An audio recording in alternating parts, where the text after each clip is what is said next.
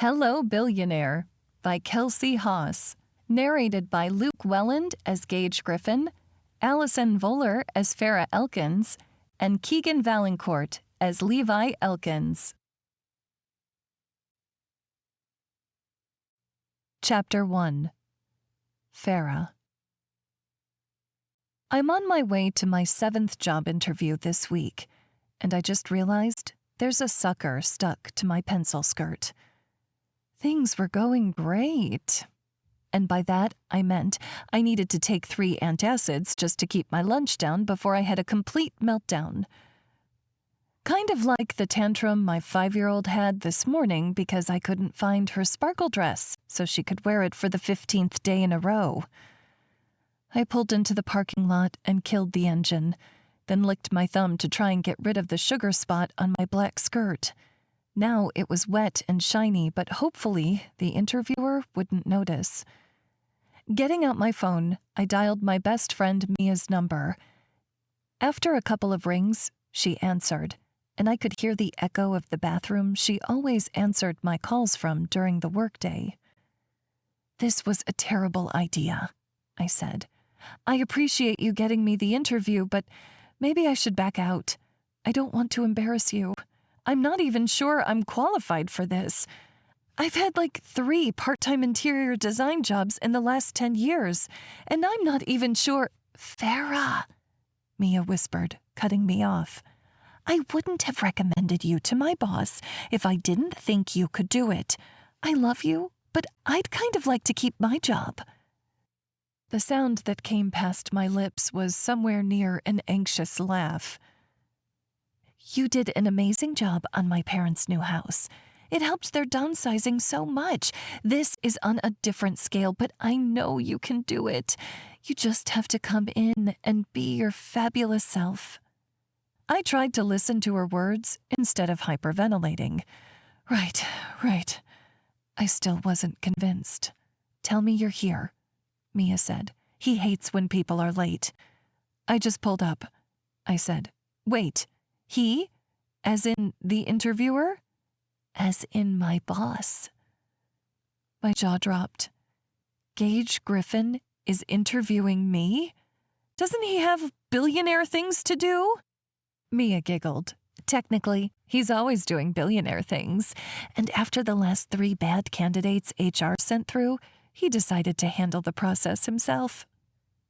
Gage Griffen, owner of Griffen Industries, the youngest billionaire in Texas, the only self-made billionaire in the country.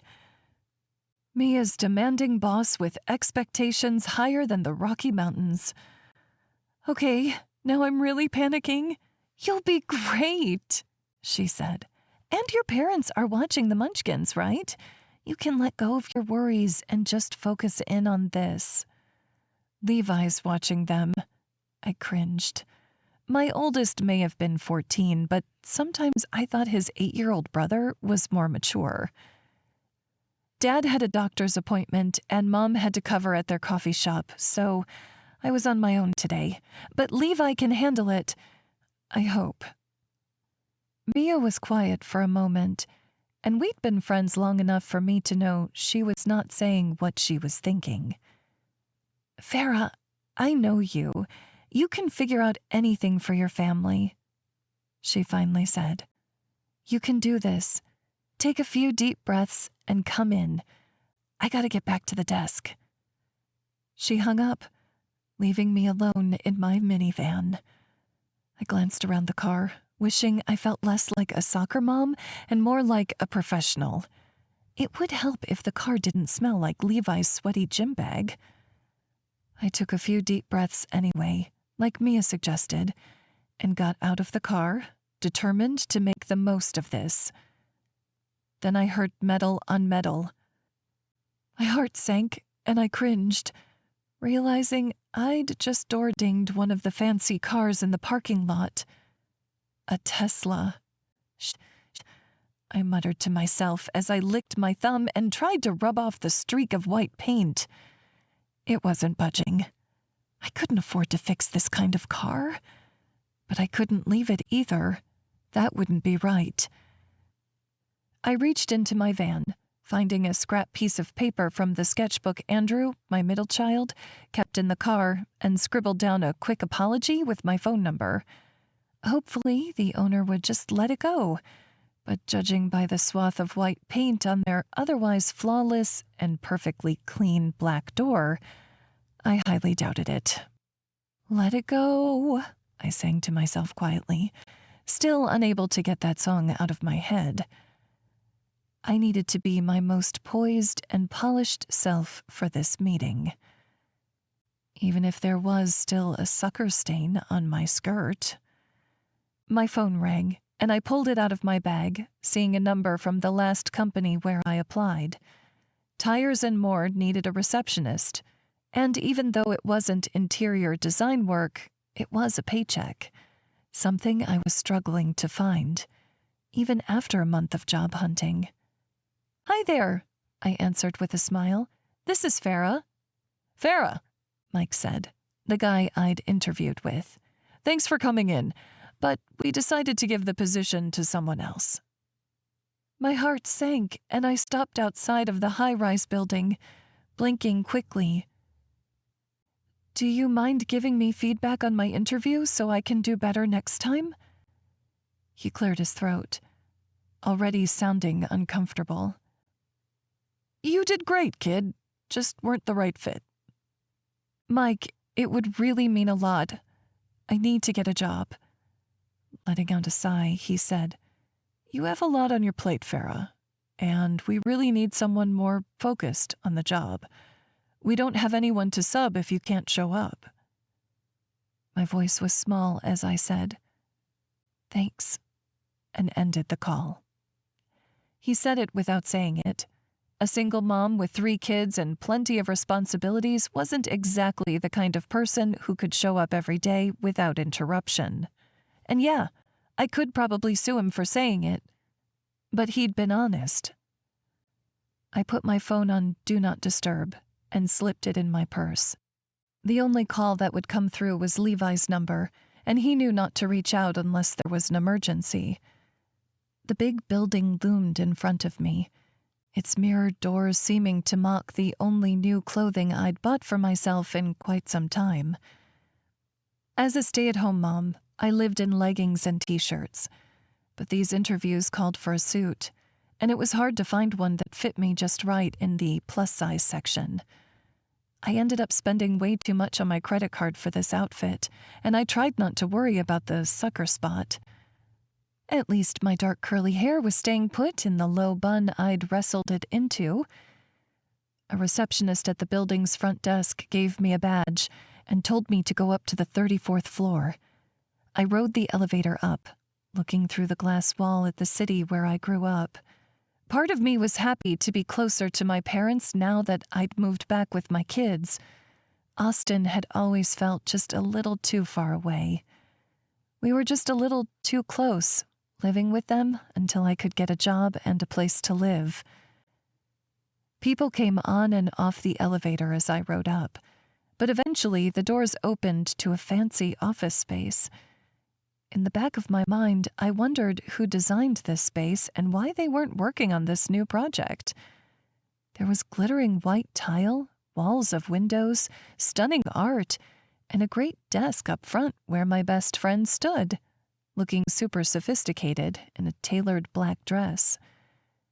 As I stepped out of the elevator, Mia looked my way, smiling wide. She was so beautiful with her bright smile framed by straight, sandy blonde hair that fell to her shoulders. "Miss Elkins?" she said, a coy smile on her lips. "Yes, Miss Baird?" She nodded from behind her desk as I approached, my sensible heels loud against the tile. "Would you like a water or a coffee?" I shook my head, doubting I could keep even a seltzer water down. "No, thank you." Giving me an encouraging smile, she said, "Mr. Griffen will be out to get you shortly. You can take a seat." "No need," a masculine voice said. I glanced in the direction the voice came from, and it took all my strength to keep standing straight. No amount of Googling could have prepared me for the man walking my way. Gage Griffen had short hair, somewhere between dark blonde and light brown. His jaw was strong, like Michelangelo himself carved Gage from stone.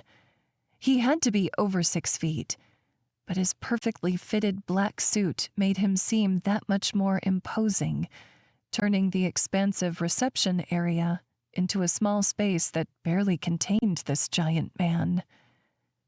His dark blue eyes were discerning, piercing, as they landed on me, and he extended his hand, all business. Gage Griffen, CEO. He didn't need to introduce himself, but I did. I felt like a nobody in his commanding presence. Farah Elkins, hopeful interior designer, I replied with a nervous laugh. He didn't smile. My hand nearly disappeared in his as we shook. I kept my grip firm, like Dad taught me way back in high school, and made eye contact, even though those blue eyes were doing strange things to my heart rate. I should have asked Mia for an empty cup to throw up in. "Come with me," he said, turning in the direction he'd come from. I sent Mia an anxious glance over my shoulder, and she gave me a subtle thumbs up. I wish I believed in myself as much as she did, especially considering I was about to ditch the heels and run out of here. But then I remembered why I was doing this. I could do anything for my kids, even interview with the man who intimidated me with only 3 words. Gage led me into an office with floor-to-ceiling windows showing the most incredible view. A gorgeous minimalistic desk faced away from the windows toward a wall of bookshelves packed with every title, leaving no room for decorations or pictures or trinkets. In fact, there were no photos on his desk, nothing on the walls to show he had a life outside of this office. Interesting. Off to the side was a glass table with modern black chairs. He gestured to one of the open chairs, and I took it, saying, "Thank you so much for having me in, Mr. Griffen." "You came highly recommended," he said, reaching for a manila envelope. "From Mia," I nodded. "We've known each other almost 15 years now." He shook his head as he flipped through the pages in the file. "From your advising professor at Upton University." I raised my eyebrows. I had been out of college for over 10 years, and even though I kept in touch with Professor Walsh online, or with the occasional text message, I hadn't listed her on my resume. He held the paper away so he could read the text.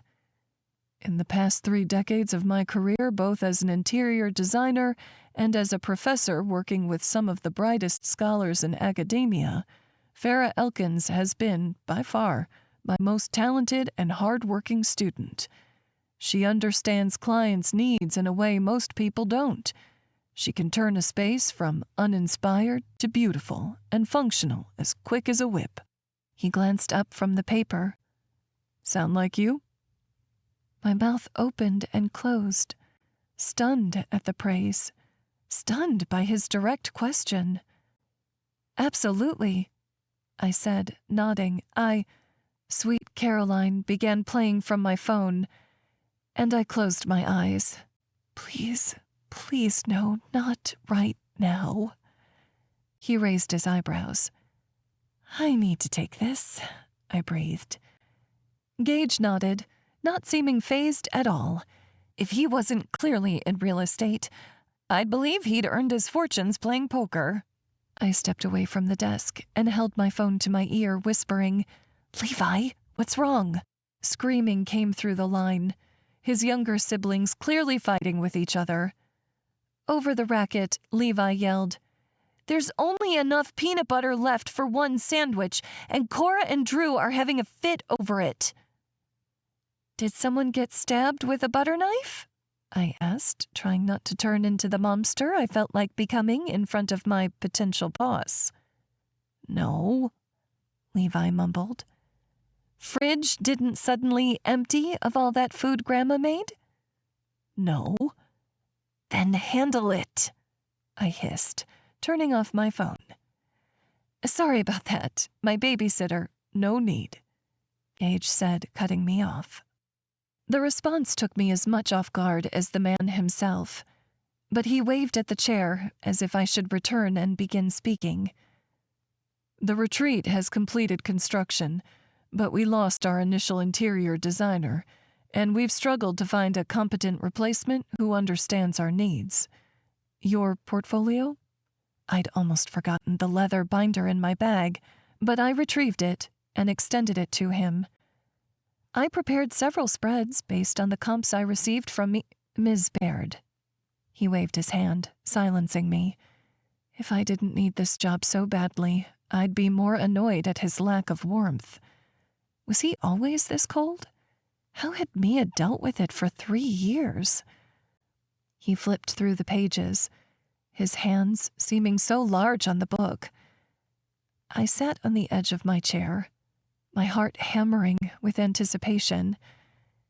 If only his face would give something away, I'd know if he hated it, if I should just leave now and give up completely. Maybe beg tires and more for another chance. "This one." He tapped at the second inspiration board I'd laid out. "This is closer to what I wanted, but it needs to be more family-friendly, less breakable items." "Family-friendly? I could do that." "Do you expect a lot of families to stay at your luxury hotel?" I asked.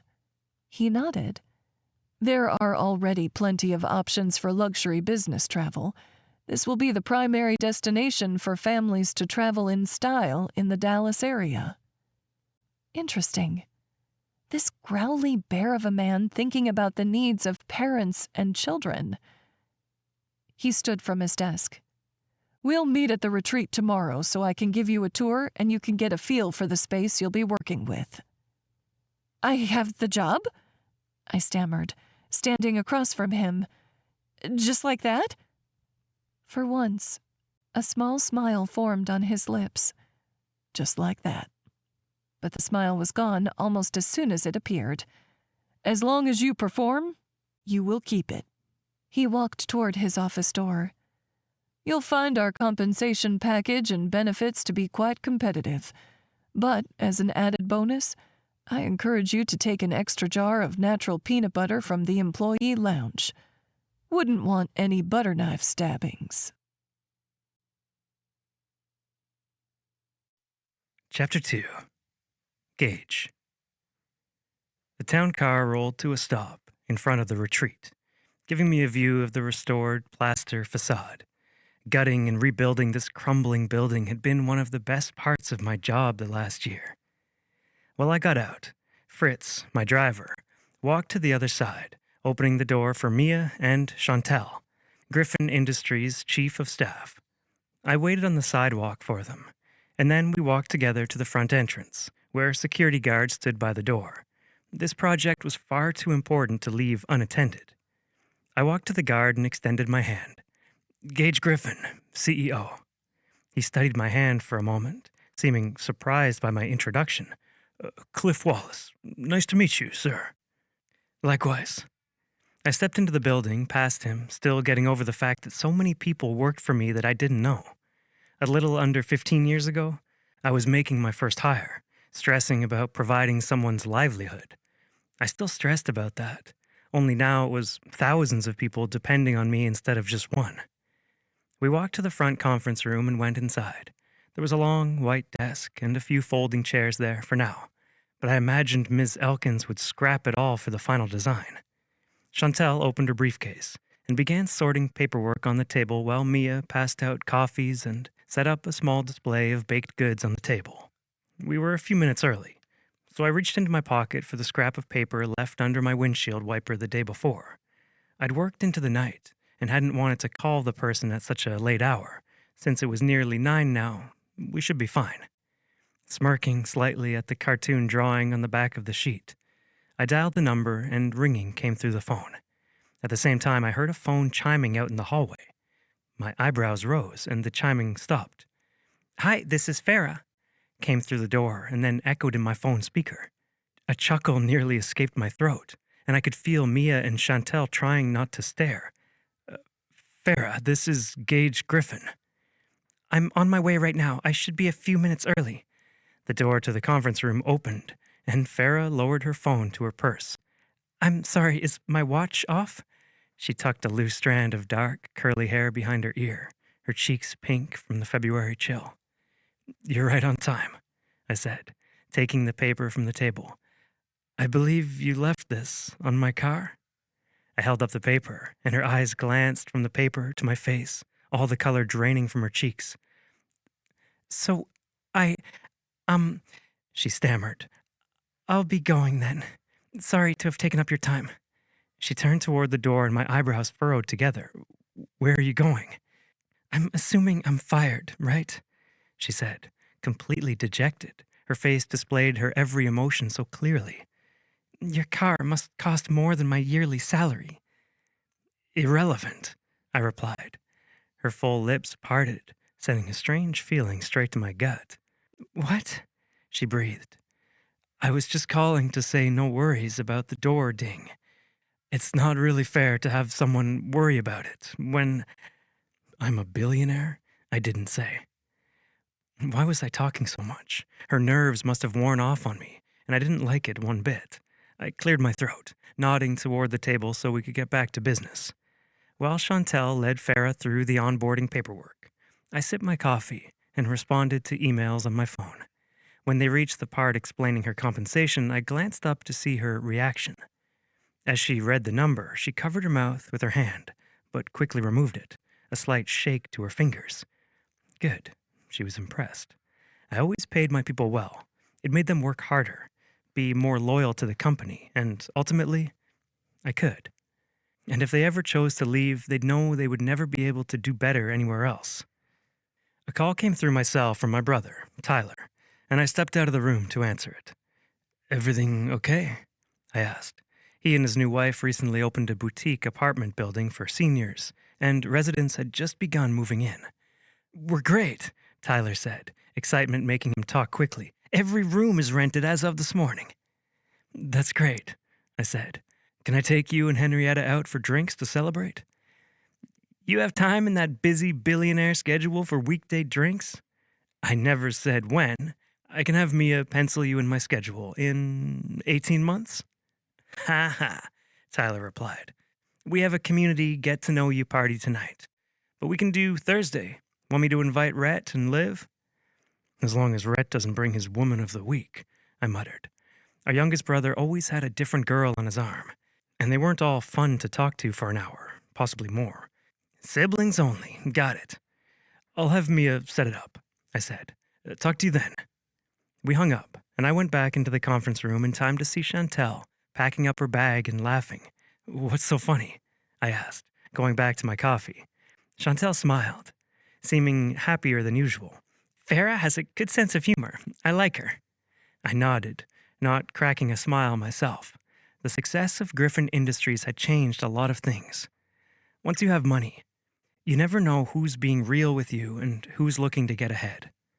Now that I had so much to lose, I needed to be more careful with my words because anything I said could be twisted and put on the news the very next day. But if my employees got along, all the better. Chantel snapped the clasps on her briefcase and then picked up a croissant from the small pile Mia provided. Mia gave Farah a smile. Want a pastry before Chantel and I get back to the office? Reaching for one, Farah said, It's better than the crusts of a Nutella strawberry sandwich. Chantel laughed again. How old are your kids? Love shined in Farah's eyes, and she said, 14, 8, and 5. 2 boys and a girl. I have one of each, Chantel said. Twins. Farah kissed 3 fingers and held them up. I had no idea what strange ritual they were doing, but Chantel did it back, laughing. Farah already had Mia and Chantel wrapped around her finger. Much better than the last interior designer who had permanent stink eye. I had to let him go because everyone hated working with him, including the suppliers who were constantly pushing back delivery dates. He barely managed to complete the pool area in 6 months. Mia confirmed my appointments for me and then said goodbye. Shooting Farah a thumbs up, she thought I didn't notice. I noticed everything, including the corner of a tag peeking from Farah's sleeve. With Chantal and Mia out of the room, it was just Farah and me, and the crisp sound of her pastry as she chewed it. "This hotel is fabulous, Mr. Griffen," she said, wiping a crumb from the corner of her full pink lips. "I can't wait to get started." "Great." I took a sip of my coffee and set it back on the table. "This will be our office for the next 3 months. Prepare a list of items you'll need to get started. Laptop, printer, etc. And send it to Mia. She'll handle the arrangements." "Wait, 3 months?" she stammered. "What's our timeline?" "We need to have the rooms designed and set up for the opening in a year, and I've been burned by enough designers to realize I need to take a more hands-on role, at least until you prove your competency." She coughed like she was choking on pastry and then gulped down her coffee. "Wait, the hotel's opening in a year?" I glanced at my watch. 11 months and 14 days, actually." Her eyes bugged out. "With all due respect, that's highly improbable. Most retailers of the caliber this hotel requests pre-orders of up to a year or more of lead time. And then there's moving all the items in, staging, working with contractors for paint, wallpaper, window treatments." I arched an eyebrow. "I hired you because I thought you could get this done. And with 3 children at home to provide for on your own, I assumed you would do whatever it took. Was I mistaken?" Her eyes searched me, shocked, nervous. We hadn't talked about her children in the interview with me, but I knew. I knew everything my private investigators could find before hiring anyone to the team. Farah Elkins, 34 years old, graduated from Upton University 4 years after having her first child, Levi Elkins. Left her husband after multiple counts of infidelity. The divorce was processed by the county a month ago. The courts awarded her full custody with guaranteed visits for the father every other weekend. Currently resides with her parents in a 3-bedroom, 2-bathroom home near Arlington, and has for the last month and a half. She was hungry for a change, and I could feel it in everything about her, from her carefully done curly hair to her returnable black-on-black outfit and sensible heels. "No, sir," she said, a determined look in her eyes. "You won't regret this." "I know." I stood from the table and said, "Let's get started." Chapter 3. Farah. "I'm quitting," I told Mia on my way to pick up Levi from baseball practice. Luckily, my parents had gotten the younger 2 from school and agreed to watch them until I got off work since Dad's coffee shop closed at 2 every day. "What? Why?" Mia asked over her car's speaker. I heard her blinker sound in the background of the call. "He wants to have the job done in 11 months." The line was quiet, and my eyes widened. "You knew, didn't you?" I demanded. "Well, Yes, I did. The last 2 designers royally screwed him over, and it's left him in a tight spot. I have 3 kids who just started at a new school. Levi's doing baseball practice after school. I'm trying to find a house. How am I supposed to do all of that while working on Mission Impossible?" Her turn signal underscored the panicked beating of my heart. "Farah, do you remember when you got pregnant with Levi?" I nodded, even though she couldn't see me. I'd been 19 at the time. Caleb and I had only been dating for a few months, and along came a baby. I was barely affording college tuition and my half of the rent while working nearly full-time waiting tables. It had been a lot to manage as a teenager, even before having a child to care for. Mia said, "No one would have blamed you if you dropped out of college, but you made it work. You found that church nursery to help with childcare at a fraction of the regular rates. You encouraged Caleb to get his insurance license and even brought Levi to class with you when you had to. You were relentless about getting your degree and providing for yourself and that baby.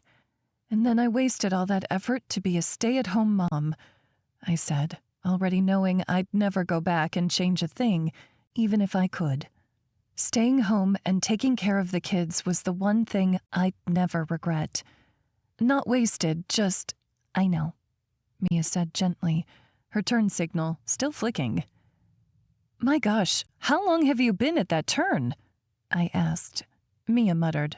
Forgot to turn it off. I adjusted my grip on the steering wheel, smiling at my friend. The point is, you're going to make it happen, because if anyone can, it's you. I wish I believed in myself as much as you do, I said. But what if I can't do it? What if I fail? Well, then you might need to move out of Dallas. What? There was no humor in her voice as she said, Everyone knows Gage Griffen. He's not vindictive, but he's honest. If they ask him why he let you go, he'll tell them the truth. I bit my lip. You really think I can do this? Absolutely, she said. And I know he's intimidating at first, but he really is a good guy. He expects the best from people, but he gives his best too. Good, because the thought of sitting in the same room with him for 3 months is freaking me out. No need to freak. I'll be in and out too, and you'll be so busy you won't even notice him. Doubtful, but I said, Thanks for the support, Mia. I know you went out on a limb to get this job for me. I don't want to disappoint you either. Never, but I gotta go. Just pulled up to my parents' place. Tell them I said hi, I said. I will. Love you. Love you too. We hung up, and even though I still had doubts, I couldn't back down. This salary was more than generous, and no one was calling me back for another job. In fact, I was getting rejections by email practically every hour because I'd been so dedicated to my job search. Unfortunately, someone my age with no job experience wasn't exactly a hot commodity. Even the fast food chain closest to my kids' school didn't want me in the kitchen. And the thought of having my own job, my own money that didn't get filtered through Caleb's budgeting system or come through child support, it was pure exhilaration. In just a few paychecks, I'd have enough to put a down payment on a decent rental, buy myself some shoes that didn't look like they came from an 80s thrift store, maybe even get some extra professional clothes so I didn't have to borrow from my mom or return after a single wear. I could get Levi that mitt he kept asking for, new art supplies for Andrew so he didn't have to keep using the dime-a-piece spiral notebooks with lined pages, a cute bedroom set for Cora in the new house. She always wanted one of those cute beds that looked like a tiny house.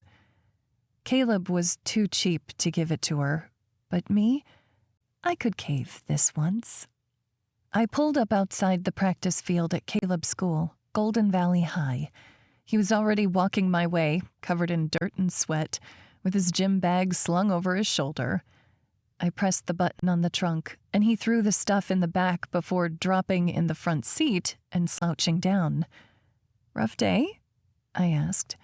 He'd been one of the best players on his club team in Austin, but the first few days of practice here had been hard on him, starting out as a freshman player on the bottom of the totem pole. Don't want to talk about it, he mumbled, pulling his cap farther over his forehead. Sometimes it was hard to believe this tall, solid, sullen teen was once my little baby, but I still wanted to kiss away the pain no matter how much he'd grown. You're just a freshman on the team. It'll take some time to get your bearings. He gave me a look. He really resembled his dad when he made that scowly face. Okay, I said, turning up the radio. On the way to my parents' house, I stopped and picked up a bottle of champagne at the liquor store and then 2 big pizzas at Slice, the local pizza shop.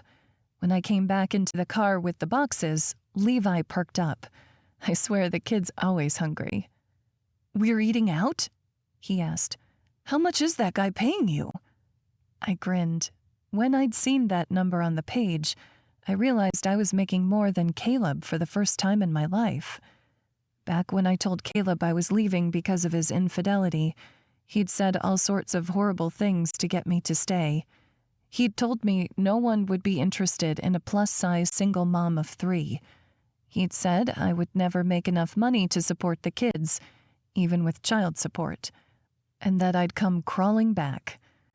He'd even stooped so low as to say the kids would hate me for making them live in poverty when their dad had such a good job. He was wrong. Enough, I said finally, putting the car in gear and driving the few blocks to my parents' house. Does that mean I can get my new mitt? Pizza today? A mitt later, I replied with a smile as I parked in my parents' driveway. Levi carried his bag and the pizzas, while I brought my purse and the champagne inside. Dad sat in his recliner, watching the evening news, while Mom colored at the table with Cora and Andrew. "Mommy," Cora said, dropping her crayons and coming to wrap her arms around me. I hoped she'd never grow out of being this happy to see me. "Hi, baby," I said. Andrew said from the table, "Gramps told me you're working for a zillionaire. Is that true?" I smiled at my dad, who winked at me. "Close. Who wants pizza?" Mom stood up, getting the boxes from Levi. "You didn't have to get pizza, Farah. I could have ordered it." I held up the champagne. I wanted to celebrate. The offer was incredible. Mom grinned, covering her mouth. "That good? Oh my gosh! But does that mean you're moving out? I'd miss my grandbabies if you did." I chuckled. "Not quite yet. Let me get a few paychecks under my belt first." I went back to the room Cora and I were sharing and changed into lounge clothes. This outfit was still clean enough that I could return it for another one. When I came back, the coloring books and crayons were already cleared off the table and the TV muted. We sat around the table, and Mom led us in a short prayer, all of us holding hands. When we were done, we dug in. Andrew picked the pepperonis off his pizza, giving them to Levi. Cora ate her pizza from the crust backward. It made me smile every time. What a goober. "How was your first day on the job, kiddo?" Dad asked, running a napkin over his thick gray mustache. Never mind the fact that I was 34, I'd always be kiddo to him. "It's going to be a lot of work, but I'm excited to get started. I might actually get a little head start after the kids are in bed." Dad nodded, looking impressed. "Great attitude. Get out there and take it by the horns." Mom's face was far too expressive, a lot like mine. "Yes, Mother?" I asked. She hated it when I called her that, and she gave me an annoyed swat. "Nothing. I just worry about you having so much on your plate." "Me too," I didn't say, but I put my arms around Cora's shoulders, squeezing her and dropping a kiss atop her head. I'll always have time for my babies. Levi gave me an annoyed look, and my teenagers. Andrew raised his arms in the air, pinning me with dark brown eyes that said, "What am I, chopped liver? And my big kids?" He nodded, seeming satisfied. But Cora said, "And princesses." I giggled. Always time for my princess. We finished the pizza, and I went about getting the kids ready for bed. It was nice having Mom around to help supervise the boys working on their homework while I made sure Cora brushed her teeth well and got her tucked into bed. She looked so sweet under the covers, even though she'd kick me throughout the night. Sometimes I thought about taking the couch so I'd get a good night's sleep, but Dad always woke up at 4 a.m. to go open the coffee shop, so that wasn't exactly a great option either. Andrew was next to go to bed. We read a chapter of his favorite book, Investigators, and then I kissed his forehead. He promptly wiped it off and said, "We talked to Dad earlier." I felt like I'd been hit with a bomb. "What?" I glanced at Levi coming into the room. He wouldn't have had time to call Caleb and let Andrew talk. "When?" Andrew said, "After school. Grandma called him for me." "She did," I said, trying not to feel betrayed. Andrew had every right to talk to his dad. "Did you have a good talk?" Andrew shrugged. "I told him about the art contest at school." "Good," I replied. "What did he say?" "He said he'd ask you to send him a picture of my painting." I nodded. Caleb hardly talked to me at all these days, and he definitely hadn't texted me today. I had this worried feeling in my gut, like he was going to let the kids down even more than he already had by breaking up our marriage.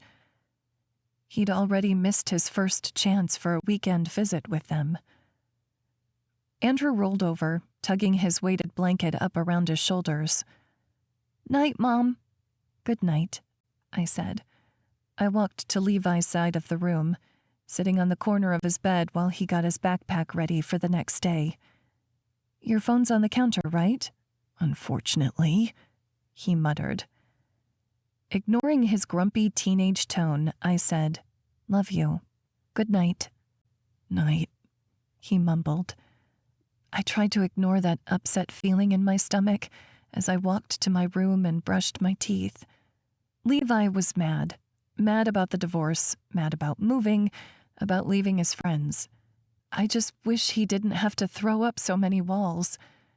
I was alone too, away from all the mom friends I had in Austin, none of whom checked on me after the divorce.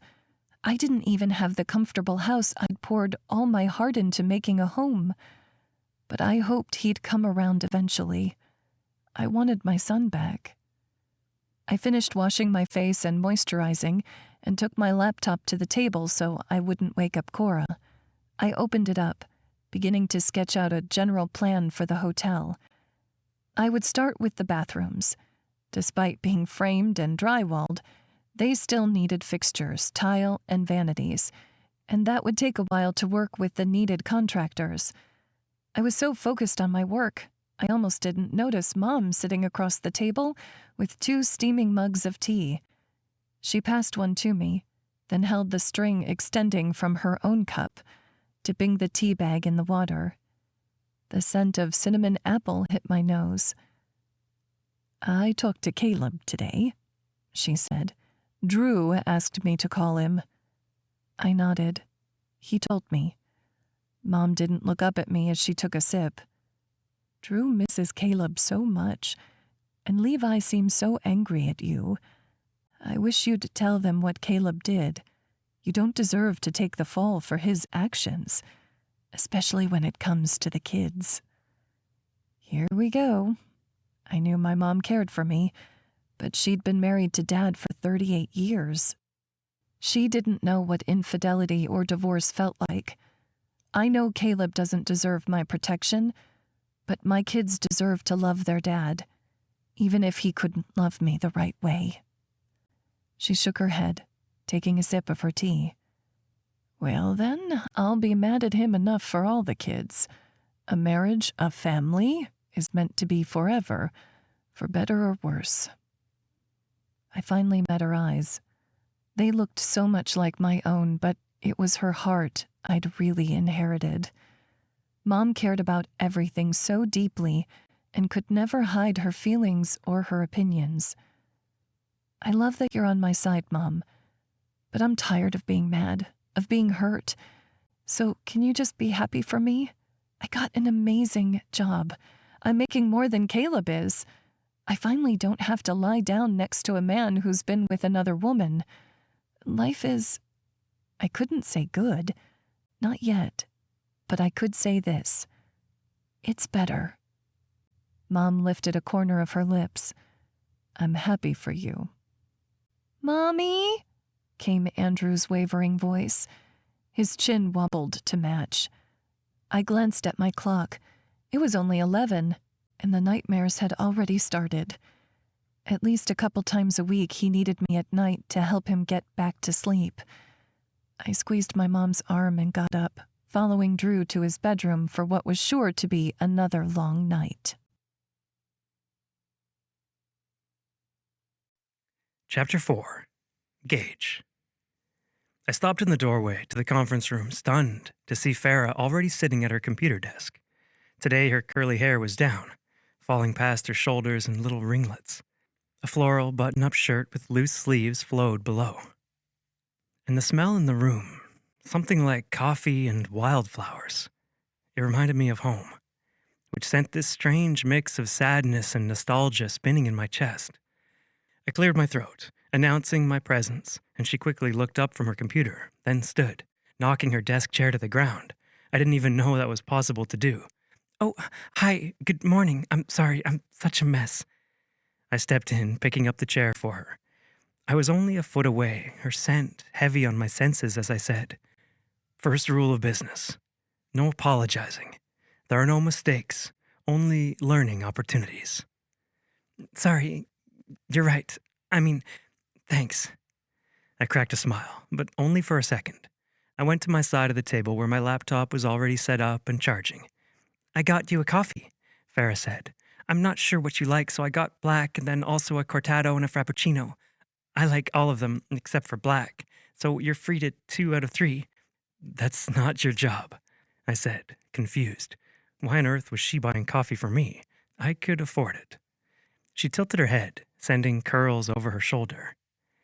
"I like doing nice things for people. Unless you're allergic to milk, then I guess the cortado isn't so kind." "I'll take the cortado," I said, uncomfortable for some reason with her thinking that I had lactose intolerance. She passed a cup my way, and I spun it in search of the logo. "Berries?" "It's my parents' coffee shop. Dad runs it. 6 to 2 every day except Sunday." I took a sip, relishing the hot liquid and its rich flavor. It's good. "I think it's the best in Texas," she gushed. "I practically grew up working there." When I didn't reply, she said, "So I have some ideas for the ensuite bathrooms I wanted to run past you." I raised my eyebrows. "Already?" She'd barely had an hour to work yesterday. "Couldn't get to sleep," she said, brushing off my question. "Come look?" I nodded, going to stand behind her. The wildflower scent was there again, and I swear it was more intoxicating than this coffee. Maybe I'd opened a berries in the hotel. She had her screen open to a digital mock-up of the bathroom layout.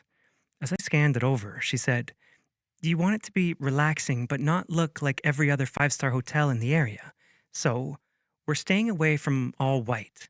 We can't do black either because with kids, every spot will show. I recommend adding some color. A soft green is very soothing, but it will also go with a lot of neutrals as well." I tracked the design, my eyes landing on the focal piece, a large marble soaking tub. "I like the tub." "They're great for kids," she said. "I always get disappointed if I'm in a hotel without a bathtub. But this is a massive level up from a basic shower tub combination." "Agreed. But marble's a porous material. How does that work?" "It's actually called cultured marble. They mix limestone and resin, but it looks and feels identical." "Interesting. Gold fixtures will blend well with the green backsplash, and shower tile shaped in half ovals will give the room some character. This gray tile job on the floor will be different enough from other hotels, but easy to clean." "Great," I said, unable to find any faults. She seemed to have thought it all through. She gave some options for flooring, and when we landed on one, she said, "I'll get to making it happen." "Good," I nodded, and went back to the computer, able to think more clearly without her distractingly good aroma around my nose. "It's like talking to my teenager," she said with a small laugh. I raised my eyebrows. "Excuse me?" She lowered her voice to mimic mine. "Good. Agreed. Great. All I can get out of him is one-word answers." I hadn't realized I'd been doing it. "My time is at a premium, Ms. Elkins." "I'm surprised you'd want to office with me then," she replied. "Surely you'd be more efficient in your own space." The little bite under her chipper words made me feel like a predator toying with my prey. "I'm here because I can't afford for you to mess this up." "You know, that's really not the best way to motivate a person, right?" She leaned forward, and it took all I had to draw my eyes away from her ample cleavage. I had to be more professional than this. She was playing with fire, and so was I. My voice was delicate, dangerous. "Is that so?" With a confident nod, she said, "If I talked to my 5-year-old like that, she'd cry in a corner." "Good thing you're a 34-year-old woman instead of a 5-year-old child." I glanced down at my computer. Conversation over. She huffed out a little sigh, then got up from her desk. "Where are you going?" I demanded. "I need to make a call and don't want to disturb you."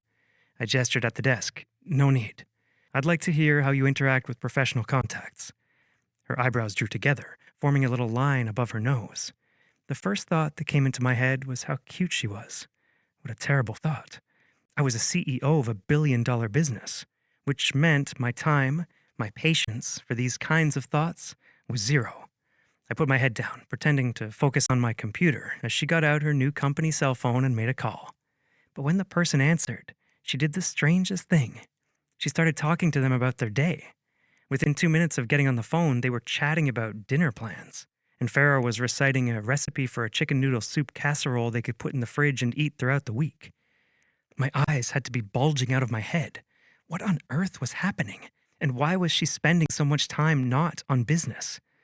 It took 10 full minutes for them to finally circle back around to flooring. I really love the natural sand flooring you have for this massive project I'm working on, but I'm wondering if you have more options on site. She nodded, humming slightly, and I could only imagine if she had a phone cord she'd be twirling it around her finger. When could you send a contractor by? Her lips pursed, puckering in a way that sent a jolt straight to my stomach. What the f was wrong with me? And what the f was wrong with her? Couldn't they have been done with this conversation by now? Time was money, and from what I could tell, she had no problem spending it like crazy. And their timeline to completion on a 20,000-foot property? She let out a sigh. Oh, come on, Mark, that's so far out, she said, a little pout in her voice. My boss is such a hard ass, and he'd never let me get away with that kind of a deadline. She winked at me, then looked down at the table, nodding. I know. I get it. I do. I just wanted you to get the commission, especially with your wife due soon. But if I have to go somewhere else, I guess I can. Man, that stinks. Her lips slowly curled into a smile. Are you sure? That would be fantastic. I'll see you here at 5. She hung up and stuck out her hand for a high five. I stared at it. What was that? That was me working magic.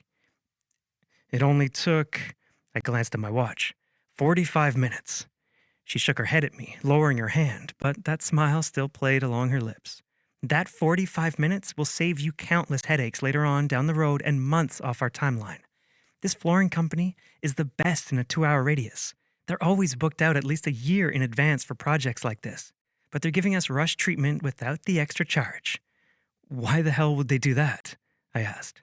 Because his wife is about to deliver, and I just gave him an amazing recipe. Plus, the commission will give them a little extra cash while she's at home not working. She shrugged like it was no big deal.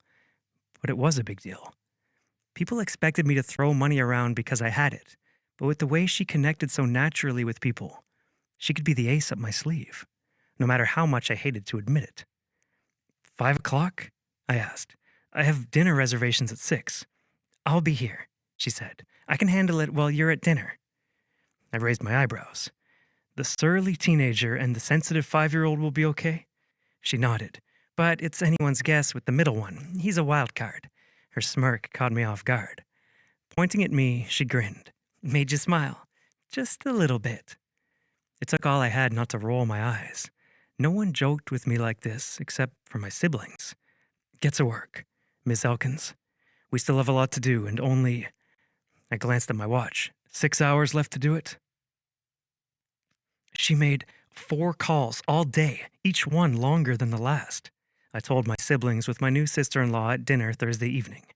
The 5 of us were at an exclusive restaurant on the west side of Dallas, halfway between my office and Cottonwood Falls, the small town where all my family lived. Paparazzi weren't allowed inside this place, and no one who ate here would dream of leaking a photo. Politicians, actors, and famous athletes alike enjoyed having a private meal from time to time. And it was nice to take my siblings here without worrying about the media showcasing them. Even though we were grown, I still felt protective over them. I was the oldest. Then there was Tyler and his wife, Henrietta. Rhett and our sister Liv. A little under 8 years separated the 4 of us. After my rant about Farah and her overly chatty demeanor, Rhett grinned, putting the results of years of braces on full display. Is she single? Liv hit his shoulder, and Tyler groaned. I gave Henrietta, Tyler's wife, an apologetic look. If she wasn't used to Rhett by now, she would be soon. She's single, I said, but she's newly separated. The ink's barely dried on the divorce paperwork. Rhett's eyes lit up. So she's single and needing a rebound. You have to get on that. Liv took a piece of ice out of her cup and threw it at him. He easily caught it, popping it in his mouth. What?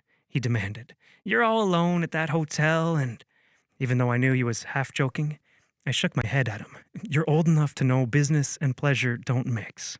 Rhett waggled his eyebrows. "So, you have been thinking about pleasure." "I think that's just you," I retorted before taking a sip from my scotch on the rocks. "And besides, even if I liked her, and she liked me, I'd rather not be sued for sexual harassment." Tyler tapped his nose. He'd always been against dating people from work. "It gets messy real fast. Ask Hen." She nodded, a slight smile on her lips. "We're lucky it ended well for us as a couple, but I know it doesn't always." They'd both lost their jobs over their relationship with each other, and it had caused a huge rift between them before they were able to make things work. Liv said, "Besides, the power differential is kind of gross. I mean, is she really able to consent if she's worried she'll lose her job if she says no?" "Bingo," I said. "So, can we talk about something else?" That woman had taken up far too many of my thoughts today, and I didn't need her consuming my evening as well. "Mom and Dad's 40th anniversary is coming up this year," Liv said, the words like a punch to the gut. "I thought maybe we could throw them a party and then send them out on that Alaskan cruise Dad's been wanting to go on." Tyler nodded. "We can have the party at the hen house in the common area." Hen leaned her cheek against Tyler's shoulder. "That would be a lot of fun. Mrs. Biker has said how she misses baking for family gatherings, and I bet she could help out with the food." Tyler kissed her temple. "So thoughtful, babe." Her smile warmed the ice in my chest. At least a little. They were so happy together. My brother deserved a love like that. Rhett said, "You know I can bring the beer." "Of course you can." Liv rolled her eyes. "As long as you don't break that cashier's heart at the liquor store in the next 6 months." Rhett winked at me. "I don't mix business and pleasure." I shook my head at him and put a few $100 bills on the table. "Dinner's on me. I'll cover the price of the cruise. Anonymously." "Gage, you and Dad can't take this feud to the grave." I tapped the spot on my bicep, a reminder of what I'd lost and the promise we siblings had made to each other. "He made it very clear he doesn't like me, and what I stand for. If that's changed, we could ask to talk."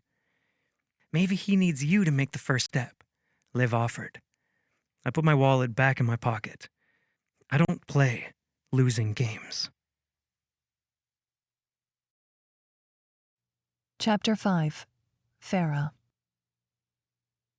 My first several days at work flew by, and when my alarm went off Friday morning, I almost felt sad it was my last day of the week. The disappointment caught me by surprise as I woke up the kids and had Cora join me in the bathroom to get ready. It made sense that I'd enjoy work. After years of being a stay-at-home mom, it felt amazing to make my own money, to succeed at something outside of packing lunches and keeping house. Even though I missed being around my kids all day and picking up Cora and Andrew from school, I was glad to have this piece of myself back. The professional drive inside me always left me feeling a little unfulfilled in my role at home, no matter how much I loved my kids. I was halfway through my makeup routine when my phone rang on the bathroom counter. Cora looked up from her spot on the counter next to me, where she was brushing her hair, and said, "You gonna get that?" I gave her a look. Where did all that sass come from? She pointed at me and grinned evilly as I picked up the phone. "Hi, this is an automated message from Golden Valley Elementary. School has been canceled today due to unexpected power outages at the main building. Classes will resume Monday as usual." "Shh," I muttered. "Mommy!" Cora hissed, waving her brush at me like it was a big finger saying no, no, no. "Shoot, I meant shoot," I corrected.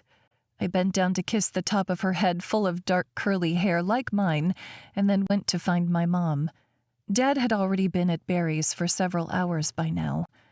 I found her in the kitchen with the boys, chastising Levi for being on the phone at the table. "Who could you possibly be texting this early?" she asked. "Dad," Levi deadpanned. Mom made an exasperated sound, and I said, "Hey, Mom, Andrew and Cora's school is closed for today." "It is?" Andrew was way too hopeful. "Oh, no," Mom said, already worrying her hands. Fair, I'm sorry, but one of the baristas called in sick, so I need to go help your dad until the shop closes. Living with my parents must have brought out my inner teenager because I wanted to stomp and cry and talk about how unfair the world was. I was thankful my parents helped out as much as they did, but working a full-time job with 3 kids in school, it was only a matter of time before something like this happened. I had only hoped this day would come after I proved how indispensable I was to Griffen Industries. But from my online search of Gage Griffen, I knew he had 3 siblings. He had to understand unexpected things popped up when you had kids. I let out a breath. We'd just have to make it work. Finish eating and grab your art kit, I told Andrew. You and Cora are coming to work with me. On the way to the hotel, I called Mia between bouts of trying not to completely panic. The second she answered, I cried, "Help! What's going on?" Mia asked. Then Cora said, "Do we get to see you today, Auntie Mia?" Andrew said, "I can draw you something, anything you want." The line was silent for a long moment. "Are you running behind?" "I wish," I said. "The kids' school is closed for the day, so I have to bring them with me. I have way too much work to call in sick, and I don't think Mr. Grumpy Pants would want me taking a 3-day weekend my first week on the job." "Can't your mom watch?" "No, and I already called 2 of her friends to beg for help." "Everyone's busy," Mia said. "Auntie Mia!" Cora scolded. Sorry, Mia said quickly. "Farah, this is not good." I bit my lip, glancing over my shoulder at the kids in the back seat. Andrew was coloring a night in his sketchbook, but Cora's eyes were on me. "Doesn't Chantel have kids?" "She also has a live-in nanny and a stay-at-home husband. I've never seen anyone bring children into the office, and Gage isn't exactly the warm, fatherly kind. I mean, there's a reason we don't have a daycare in the building." I bit my lip, worry clenching my stomach. Drew and Cora can be quiet, especially with their tablets going. He'll hardly know they're there. "I hope so," Mia said, sounding unconvinced. "Hey, Drew, I know what you can draw for me. How about a woman walking off the gangplank into shark-infested waters?" "Goodbye, Mia," I said. "Godspeed." My palms were sweating more than a glass of sweet tea on a hot summer day as we walked into the hotel. Cora pulled her hand from mine and wiped it on her pink sparkly dress, the one I had to wash every night with my dress clothes so she could wear it over and over and over again. I kept my hands on my children's shoulders as we walked past Cliff, the security guard, into the building. Once we reached the makeshift office, Gage Griffen glanced up from his computer. Icy blue eyes darting from me to my 2 children. His shoulders stiffened, and I knew the worst was coming. I just hoped he would send my kids into the echoing, empty lobby before he fired me so they didn't have to see me cry. Before he had a chance to send me packing, I hurriedly said, "They're not sick, but their school got shut down today and I have no options for childcare. Trust me, I'd let the neighbor's dog watch them if it wasn't blind." Cora gasped up at me, and I said, "Kidding," then held up my hand like I was whispering to Mr. Griffen, "Not kidding." If I wasn't mistaken, a hint of a smile shined in his eyes. "This is not going to be a regular thing, but it's going to have to work for today," I said, feigning confidence. "And trust me, I can do great work while my kids are here. I brought activities to keep them occupied and headphones for the tablets so you won't even hear their TV shows. Right, kids?" "Right," they echoed, out of sync. Gage glanced from me to the kids, and I realized I hadn't even introduced them. "Kids, this is Mr. Griffen. Mr. Griffen, this is Cora and Andrew." Cora looked up at me, confused. "I thought you told Auntie Mia his name was Mr. Grumpy Pants?" "Ground if you could swallow me up now," That would be great. Mr. Griffen leaned forward in his chair, eye level with Cora. Only my employees call me Mr. Grumpy Pants. You can call me Gage. I raised my eyebrows. Was my kid really getting to see the sweet side of Mr. Grumpy Pants Griffen? I mean, she was cute, but come on. Andrew said, Can I draw you something, Gage? Gage tapped his smooth chin. Do you know what a windmill looks like? Andrew nodded. And cows? Again, Andrew nodded. He always drew what he saw on our trips between Austin and Dallas, and that, of course, included plenty of farmland. Can you draw me a pasture with a windmill and cows around it? Gage asked. That would make my day. Make my day? Who was this man, and what had he done with Mr. Grumpy Pants? Andrew smiled. Okay. He looked around at the table. Is there another chair for me? And you know what this man did? He got up from his chair and said, Take mine. You don't have to do that, I said. We brought a blanket in the bag so they can hang on the floor.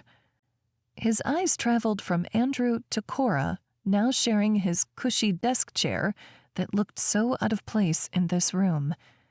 Even the folding chairs had been removed after that first meeting. Then he met my gaze. Your children deserve better than the floor, Farah. I was speechless. Thoughtless, too. Excuse me, he said, picking up his phone. I have a call to make to Auntie Mia. I had no idea what was coming as he left the office. For all I knew, he could be calling Mia to have Chantel bring over the paperwork to fire me, if paperwork was required. I'd been out of the workforce forever and had never been fired before. Unless you count that time I got caught making out with my high school boyfriend at the city pool after hours, and my boss invited me not to come back the next year. If I still had a job, I needed to get started on ironing out the details of the flooring with Griffen Industries' finance department. So I set Cora up with the iPad, letting her watch one of her favorite shows with unicorn headphones over her ears. Andrew continued drawing, lost in his art. Then I got out my computer and phone, calling Griffen Industries' finance guy, Benjamin. I kid you not, the guy works with money with a name like that. Hey, Benjamin, I said when he answered, and we got to work. He trained me over a screen share on how to submit a purchase order and told me that Mia would be bringing a company credit card with my name on it that I could use on smaller purchases. And the smaller purchases he was talking about? Anything under $10,000. The resources at my fingertips were enough to make me think I was in designer heaven. I wondered if I'd ever have another chance to design something so luxurious when this was done. I'd just gotten off the call with Benjamin when the door opened. A man in a moving company uniform came in carrying 3 beanbag chairs and a pile of folded blankets. Behind him, another mover brought in 3 extra chairs stacked together. Behind them, Mia had a massive clear tote full of toys, from Barbie dolls to action figures. And then Gage Griffen himself came in the room carrying what looked like a bright red briefcase, an easel stand, and a massive sketchbook. My jaw dropped. Presents! Cora cried, much less stunned than me. Andrew came around the table, squeezing me around my middle.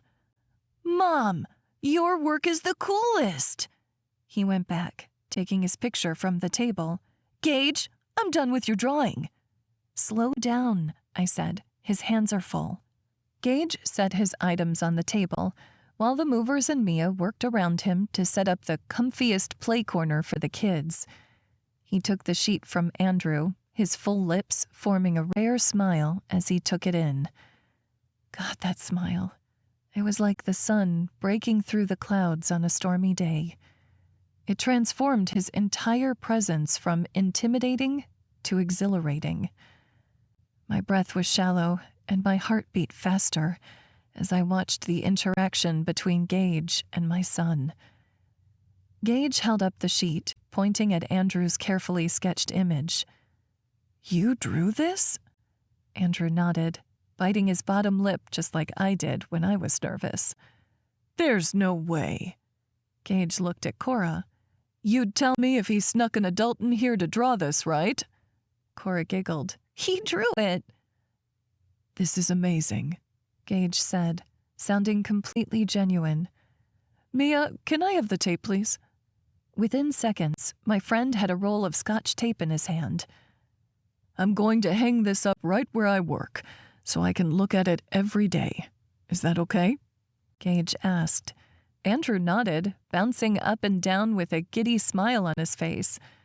My eyes burned with tears as my boss stripped off pieces of tape with his strong hands and hung the paper up on the wall, right by his side of the conference table, for everyone to see.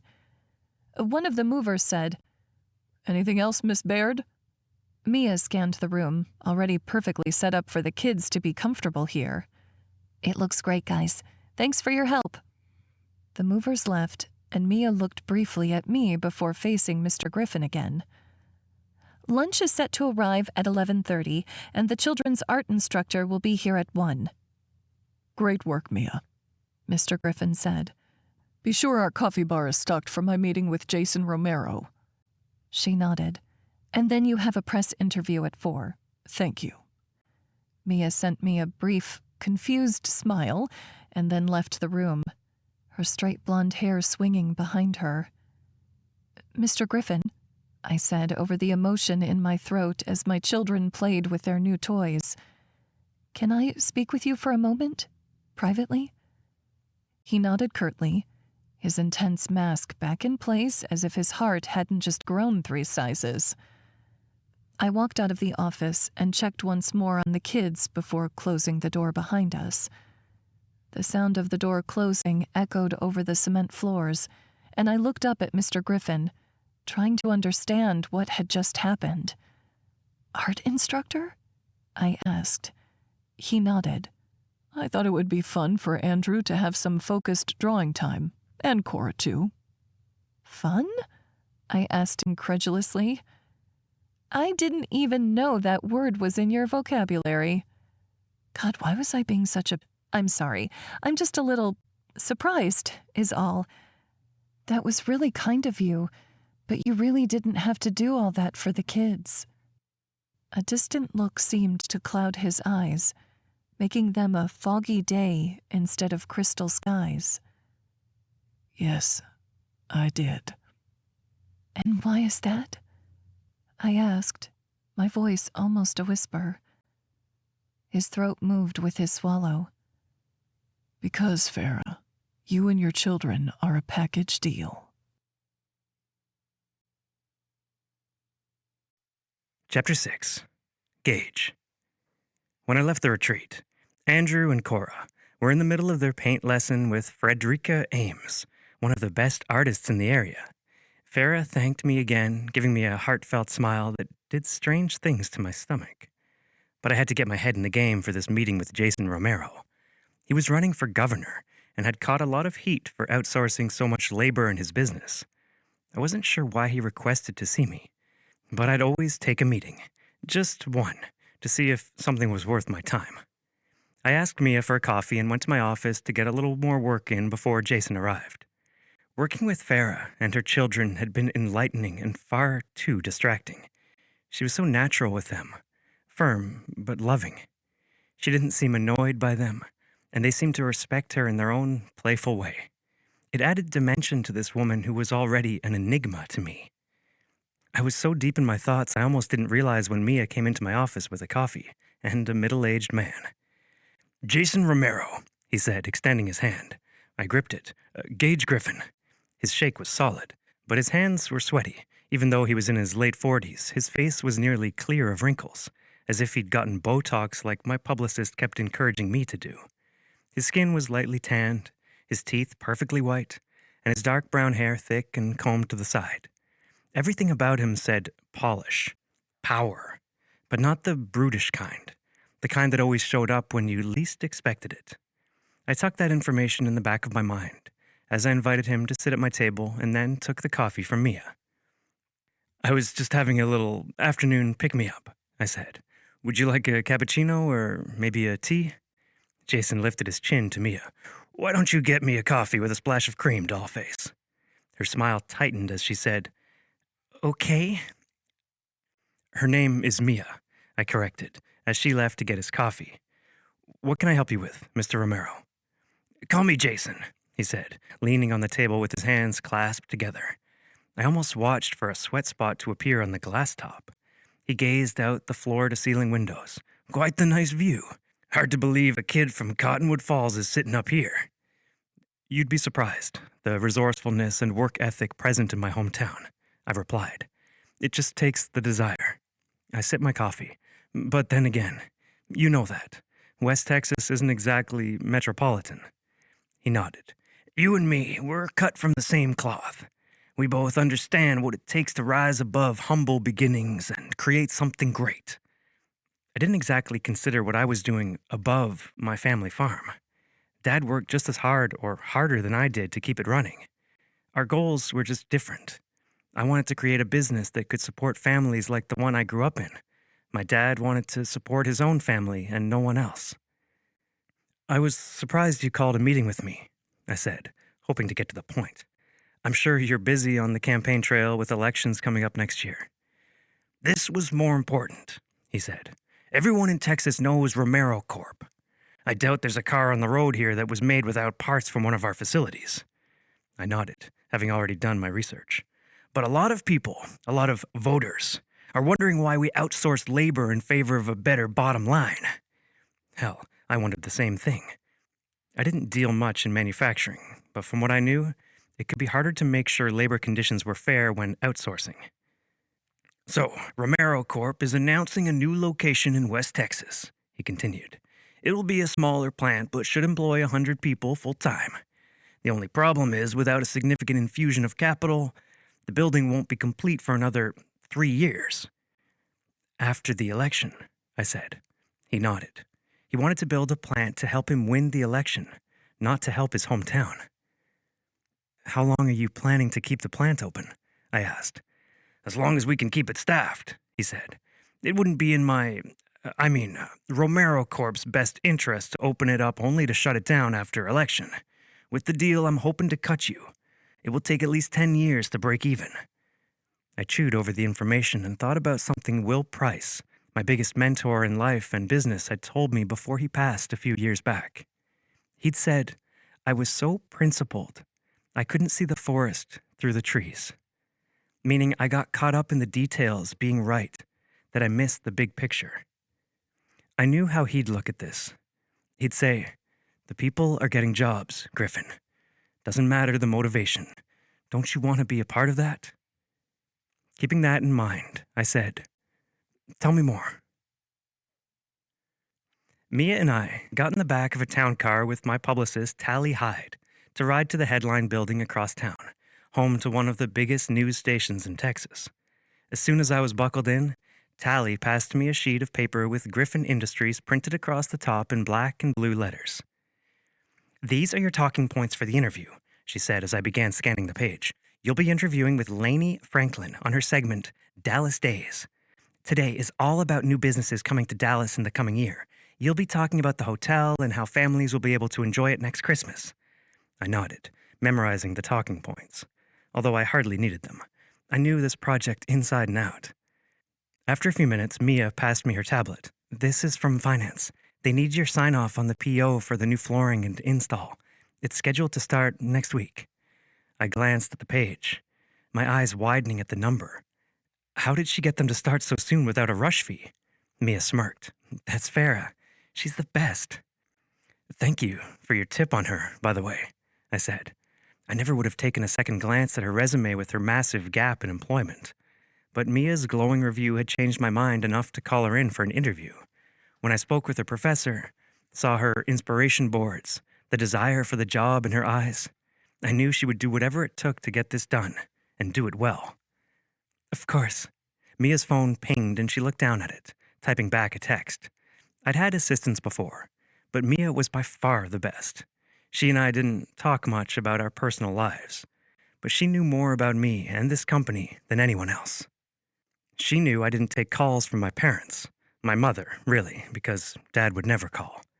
She knew I had a professional hairstylist come to the office twice a month, a doctor twice a year because I'd rather do blood work here than sit in a waiting room. She knew I preferred beef to chicken, that eggs were never to be served cold, and that, unlike my brother, Tyler, I took my coffee with plenty of cream. She knew I stayed in the office until 9 most nights, and that I had no time for a life outside of this business. And sometimes I worried that she knew too much, especially earlier today when she gave me a knowing smile as she and the movers carried in things for Andrew and Cora. But that didn't stop me from opening my mouth, because she always had knowledge in spades about this woman who intrigued me. "So, Auntie Mia," I said. A small smile grew on Mia's lips, and she glanced at me over her clear-framed glasses. "Yes, Mr. Grumpy Pants? I guess I didn't realize you and Ms. Elkins were quite so close." "We're more than friends. We're like sisters," Mia admitted. "In fact, I'm going to watch her oldest's ball game on Saturday." "What kind of ball?" I asked, actually intrigued. I kept season tickets to all the professional teams nearby. When I was younger, I played every sport Cottonwood Falls High School had to offer, which admittedly wasn't that many. "Baseball?" She said it like she wasn't quite sure. "I was told there would be a concession stand." "Ballpark popcorn is the best. Enjoy," I said as we pulled up to the headline building. The car stopped out front, and the driver let Mia out. Before getting out, I sent a text to my siblings' group chat. "Gage, want to hit some balls at Cottonwood Field this weekend?" Rhett was the first to reply. Rhett, "Only if they're yours." The sun was still coming up when I reached the city limits of Cottonwood Falls, having left Dallas at 4 the next morning to make it here on time. The high school game started at noon, so my siblings and I would get an early start and have some lunch before I headed back home. I took a sip of coffee as they drove past my old high school. Back then, I'd been a headstrong kid, bent on making the family ranch work for all of us. Now, the closest I got to a cow was if my nutritionist and personal chef included filet mignon on my plate. My chest tightened like it always did when I got closer to the place I used to call home. But I gritted my teeth and barreled through the feeling.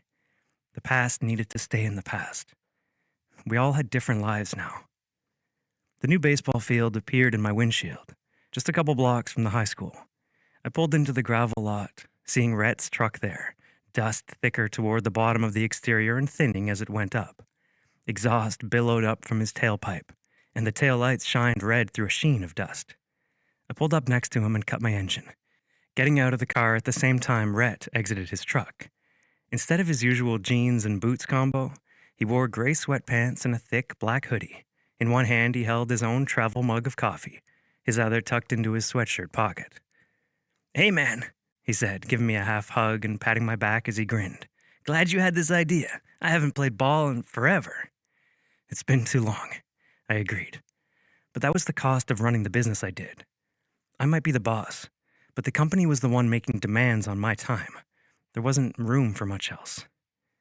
The sound of an engine approached, and we looked over to see Henrietta's red SUV driving our way, Tyler in the driver's seat. She smiled at us and waved through the windshield, her grin contagious. Just a minute later, Liv pulled up in her truck, dust billowing behind her. She was always running late, especially when she had an early morning wake-up. I remembered working cattle with her when we were younger, and our parents having to take the blankets off her bed so she'd get up. After greeting everyone, I got the bag of baseballs, extra mitts, and bats out of my trunk, and we were on the field. Liv insisted we warm up, so she, Rhett, and I formed a triangle to throw the ball around while Tyler and Hen passed back and forth with each other. Rhett called to me, "You sure you're ready for this whooping, old man?" Liv passed the ball to him. "He just looks old because you've been hanging out with 20-year-olds. Rhett threw me the ball. "Do you see the issue, Gage?" Ignoring him, I rolled the leather sphere in my hands, running my fingers over the seams.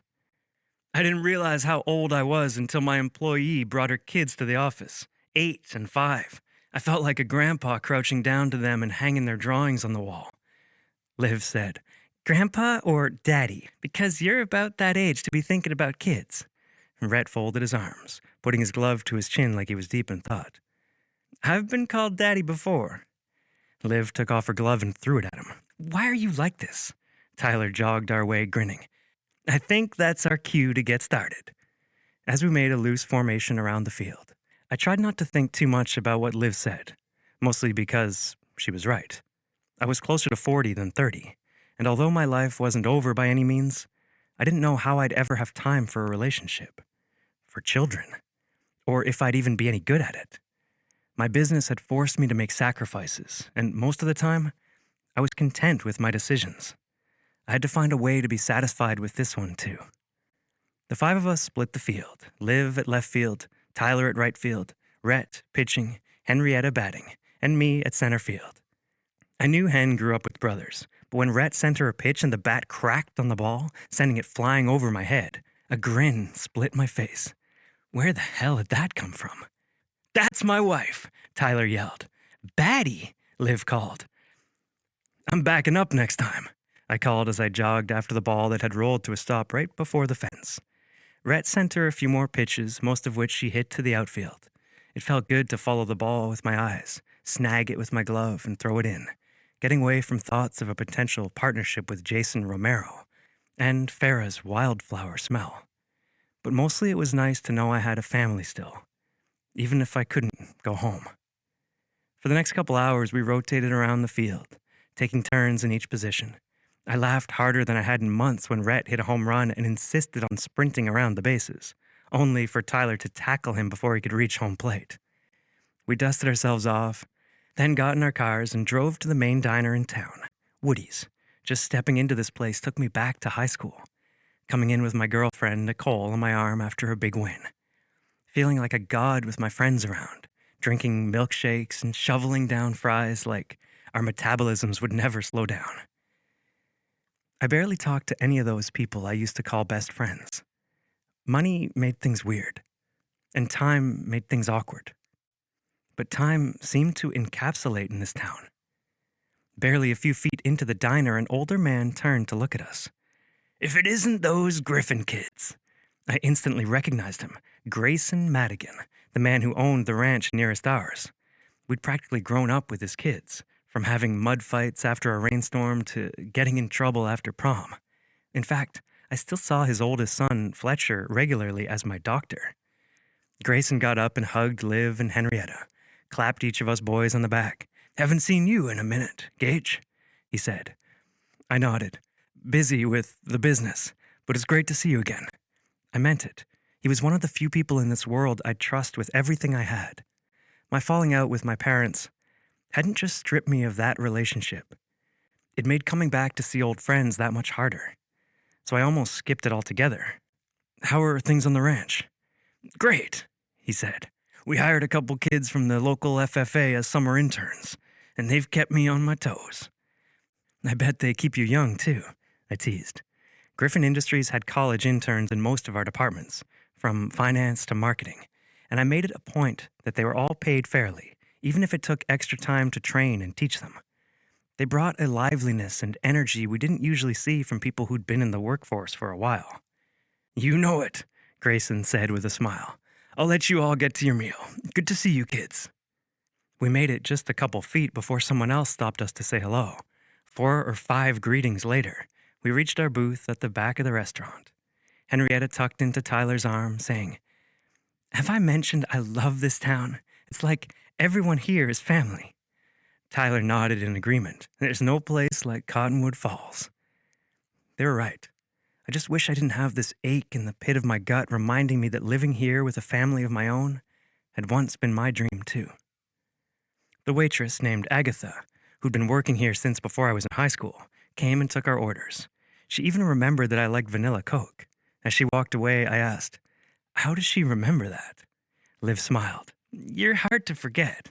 Please, I said, looking at the menu. I could order everything listed for the price of one 6-ounce steak at the place we'd been last week. I decided on a burger and fries and then waited with my siblings for our food to come out. For the millionth time, I wish they lived closer so we could do this more often.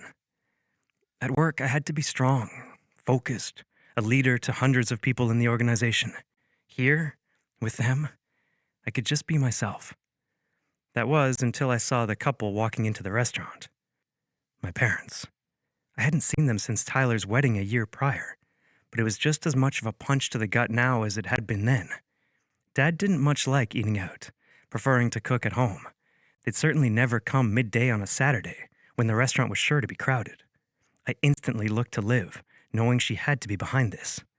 Tyler, Rhett, and Hen made a point to look anywhere else, but Liv tilted her head, pleading with her eyes. Gage, at least try. Please, it's been long enough. I shook my head, my fists clenching with anger. That's my decision, not yours. I'd woken up early on a Saturday, missed a day of work to hang out with my siblings, all to be ambushed by my parents. I got up from the table and walked down the narrow restaurant aisle between the bar and the booths, wishing there was more than one entrance. Just feet from my parents, my mom said, Gage, you're looking good today. Thank you, I said curtly. Then I looked to Dad. I wish we didn't look so much alike, but there we were, mirror images, both 6 feet 3 inches tall, both with dark blonde hair, except where Dad's was mostly gray. We both had strong jaws, blue eyes. He had a mustache where I was clean-shaven, but if I grew facial hair, we would look that much more alike. And we were both stubborn as hell, both angry, hurt, even after all these years. Anything to say, Dad? I could barely utter the last word. He looked down at the floor. Weak. Anyone knew in a negotiation, eye contact was an advantage.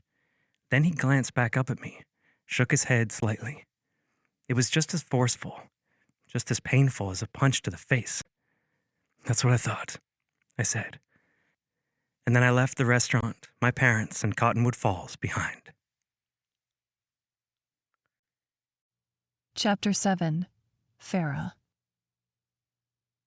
I was not ready to go into work. Not looking like this. And that number ringing on my phone, just as I was about to head into the building, that only made things worse. What the hell do you want, Caleb? I demanded, pacing several feet away from Cliff, who looked straight ahead, acting like he couldn't hear every word. I've missed some calls from you, my ex said. Stop acting like you don't know what you did.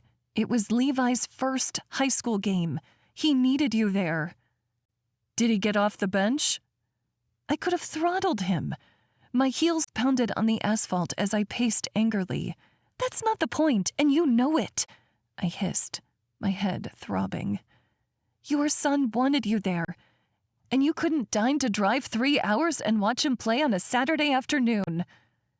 You're the one who decided to drag our children away from Austin for some godforsaken reason. Godforsaken reason? You know exactly why I moved here, and that doesn't mean you stop showing up for your kids. You know, Andrew told me he heard Levi crying in bed the night of his game. I'd had a stomachache ever since. And why the hell were you ignoring my calls all weekend? There could have been something wrong with one of the kids and you never would have known. Maybe I didn't feel like having my ex-wife grind my balls for old time's sake. God, you're such a loser. I hung up, vindicated that I had gotten away from him and stopped dealing with his utter...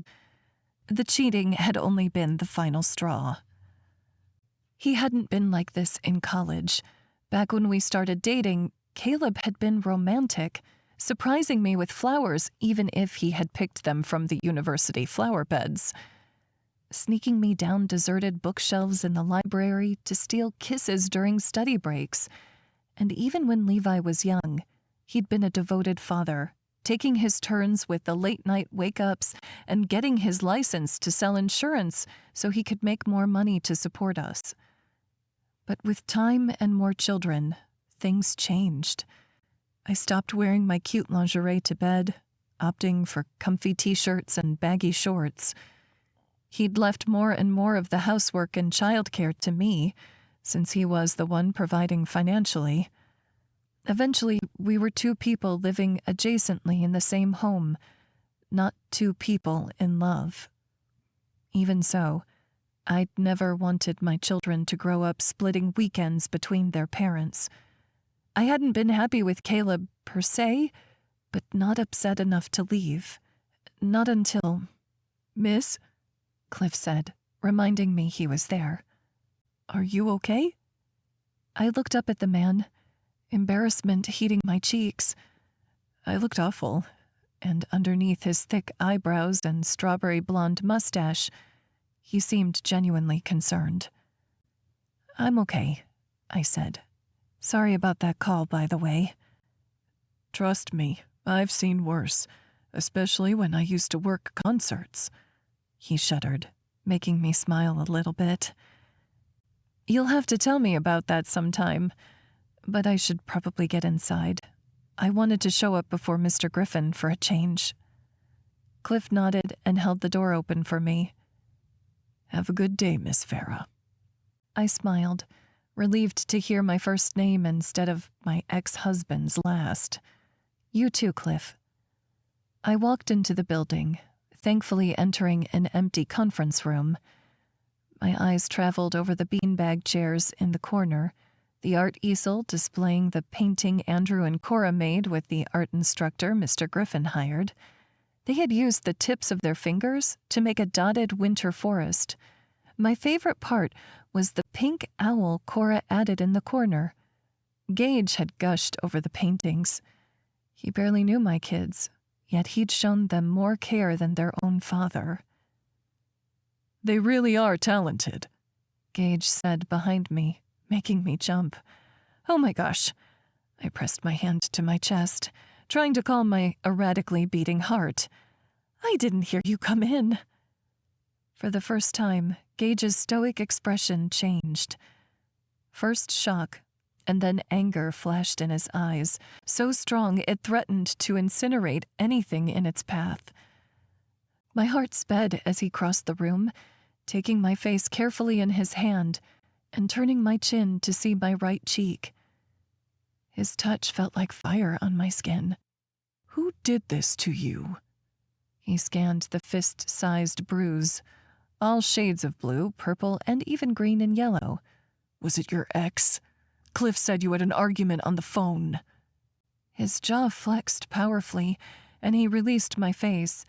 "If he so much as laid a finger on you, I swear I'll..." I pressed a hand to Gage's chest, broad and muscled under his suit. His pecs heaved with the force of his breaths, his anger. Where was this coming from? "I'm okay," I said gently.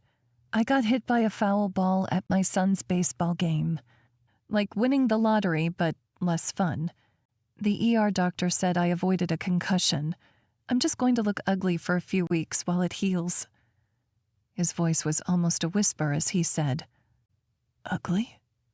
You? Those two words don't belong in the same sentence." My heart stuttered, skipped beats, not understanding this world we'd entered into. Had he said I wasn't ugly? That meant... "Thank you, Mr. Griffen." He stepped away, making my hand fall from his chest. "My apologies, Farah. I crossed a line touching you like that." He shook his head, like he was clearing a haze, too. "I'm sorry you were injured, but I'm glad you're okay." My lips parted, but my brain wouldn't work. Confused with the hot and cold and the way my name sounded with his voice, still so rough and raw. He sat down at his computer to work, and my legs carried me to my chair on their own accord as one thought went through my mind. He'd used my first name. Chapter 8. Gage.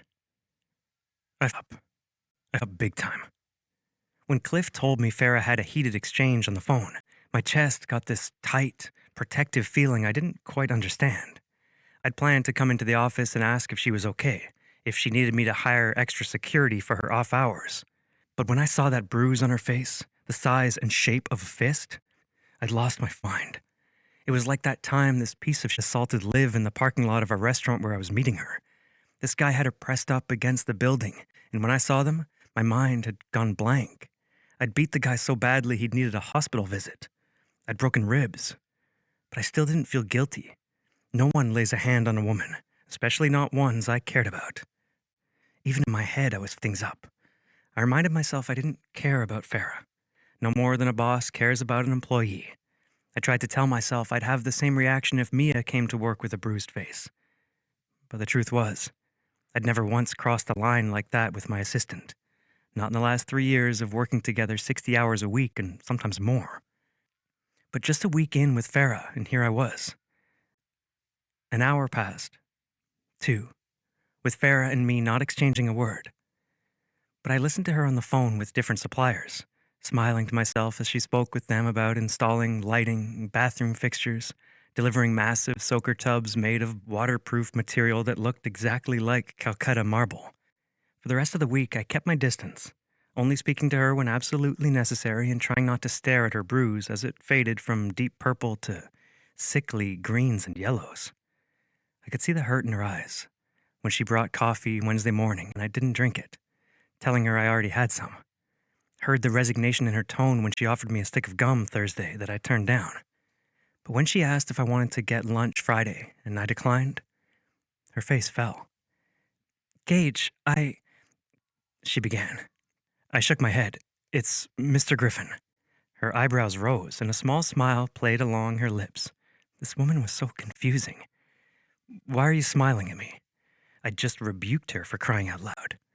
"You just reminded me of Andrew. Earlier this week, he decided he would only be referred to as Flame." A snort escaped me too soon to repress. "Flame? Any particular reason?" She lowered her voice, scrunching up the right side of her face. "Because it's like way cooler, bruh." She shook her head. "No one ever warns you that when you have boys, you'll go from mama to mommy to mom to bruh." I chuckled, despite myself. The way she spoke about her children was so infused with love and humor. It was hard not to get reeled into her world. "Unfortunately, Mr. Griffen is a little less cool than Flame, but it is more professional. Sometimes I struggled to be when Farah was around." She pouted. "But that means—" She sighed and shook her head, making her curls bounce around her chest in the most distracting way. "Never mind." "What is it?" She closed her computer and pushed it away, frowning. "It sounds childish." I raised an eyebrow, keeping eye contact. "Now I have to know." She practically squirmed in her seat. "It's just—" She let out an annoyed sigh, sounding frustrated with herself. "When you call me Ms. Elkins, all I hear is my ex-husband's name. I know this is a place of work and you're trying to run a tight ship here, but it's like the knife in my back twists every time I remember all I gave up to be Mrs. Farah Elkins." That emphatic feeling returned, hitting me straight in the gut. Emotions didn't have a place in business, but with Farah, it was hard to keep the two separate.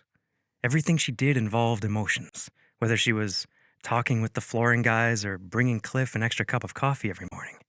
And now, when she looked at me with pain and hope and embarrassment, all blending in her deep brown eyes, I couldn't remember how to separate what I felt from what I knew. My voice was rough as I asked, "Would you prefer Flame?" She giggled. "Farah will do." I let out a sigh, knowing I'd regret this later, but I said, "I am hungry, if the offer still stands." She nodded, reaching for her purse. "My treat." The fact that this woman thought she was paying was ridiculous, but I liked her all the more for it. How giving she must be to know I could buy anything I desired, but still demand to treat me, and better yet, not take advantage of me. We walked outside, both clicking our keys at the same time. "You can't possibly think you're driving," I said. She raised her eyebrows. "What? Is a minivan not good enough for a billionaire?" I laughed. "I spent half my childhood in a minivan, with all the driving we did to sports games and appointments." Sometimes when Tyler had therapy, I would have to ride along and sit in the car with Liv and Rhett for an hour while he and Mom had sessions. A 10-year-old Dodge Caravan with light gray fabric interior, to be specific, I said, showed all the stains. She laughed, walking to the driver's side door. "Well, this should be a treat. Leather seats. It even has a built-in vacuum." We got in the car and she said, Mia told me about this lunch spot I want to try out. She typed an address into her phone and then hooked it up to a charging cord and dropped it in the cup holder. A map appeared on the dash giving directions to 214 Brews. I know the owner, I said. She shook her head as she backed out. Of course you do. Rich people always know people. Isn't that how you get to be rich? Part of it, I admitted. Caleb, my ex, he was always networking to help him sell insurance. For what company? I asked casually. If Griffin Industries did any business with them, I'd stop it immediately. Green Line Mutual? She said with a shrug. It's a smaller outfit in Austin. Noted. We were silent for a moment, but not the comfortable kind. We hadn't talked all week, and I realized I missed it. Missed her smiles. The emotion she'd draw out of me. She always made me feel slightly out of control, and I seemed to like that feeling more than I should. How was the game this weekend, aside from the stray ball? She groaned, glancing at me, then back to the road. It was awful. Levi didn't get off the bench until the last inning, and then he struck out. I sucked in a breath through my teeth. That's rough. Her hands took turns hanging onto the wheel and moving through the air as she spoke. And, of course, his dad didn't show. It was one thing to miss a game here and there when Levi saw him at home every night. But now that we live in different towns, it's 10 times worse. The knuckles of her hand on the wheel were white with the force of her hold. Levi was one of the better players on his club team back in Austin, but he was older than the other boys. This is a whole new world, and he really needs all the encouragement he can get while he gets used to those faster hits and pitches. Wheels turned in my brain, and I made a mental note for later. I played baseball in high school. I was always big for my age, but I remember it being a huge transition when I joined the high school team. I'm sure he'll get the hang of it. You, on the other hand, we might need to send you to games in bubble wrap. Her mouth formed a half-amused, half-surprised smile. Oh, really? We can't be losing our interior designer to a foul ball. The floors are looking great, by the way. The smile on her face lit up the entire vehicle. Just wait until you see what else I have planned. I found this great place out of central Kansas with the best wall treatments. Our order was big enough that they're sending a team our way in 2 weeks to apply them. It should be done by the end of the month. Pride swelled in my chest at what she'd been able to accomplish in such a short time. But I still worried we'd be delayed in the opening, costing us more money each and every day. What about the furniture? You let me handle that, she said with a twinkle in her eye. We parked and went into the restaurant, where Farah fawned over everything from the clear glass light fixtures to the rugged brick floors and rich leather booths.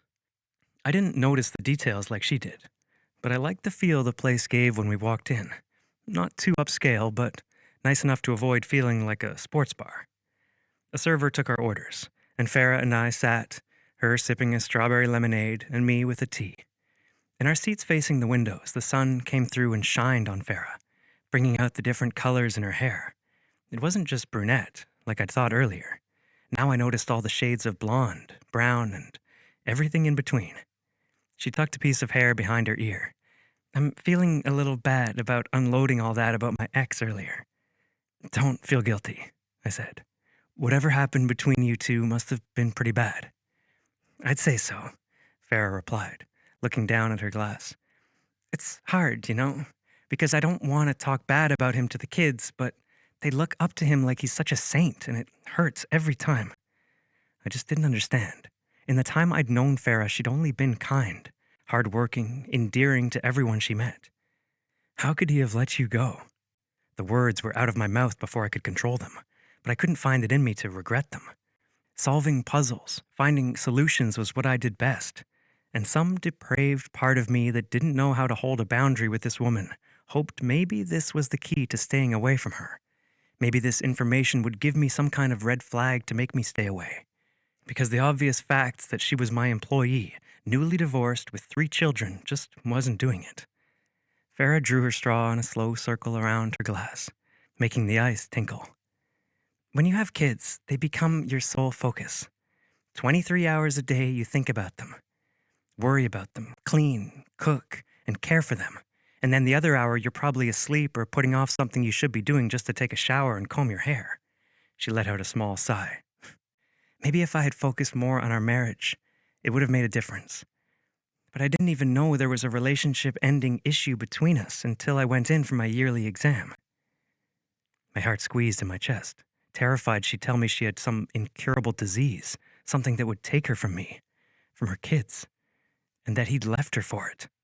But instead, she said, "My gyno said she does an STD test as a precaution for every married woman, and mine came back positive for HPV. I thought it had to be a mix-up with the tests, but when I confronted him about it, he told me everything. The cheating had been happening for years. He'd picked up moms at school events, sleep with women on business trips. He even slept with his secretary. We had that woman over at our house for dinner multiple times, and I never knew." She shook her head, blinking quickly.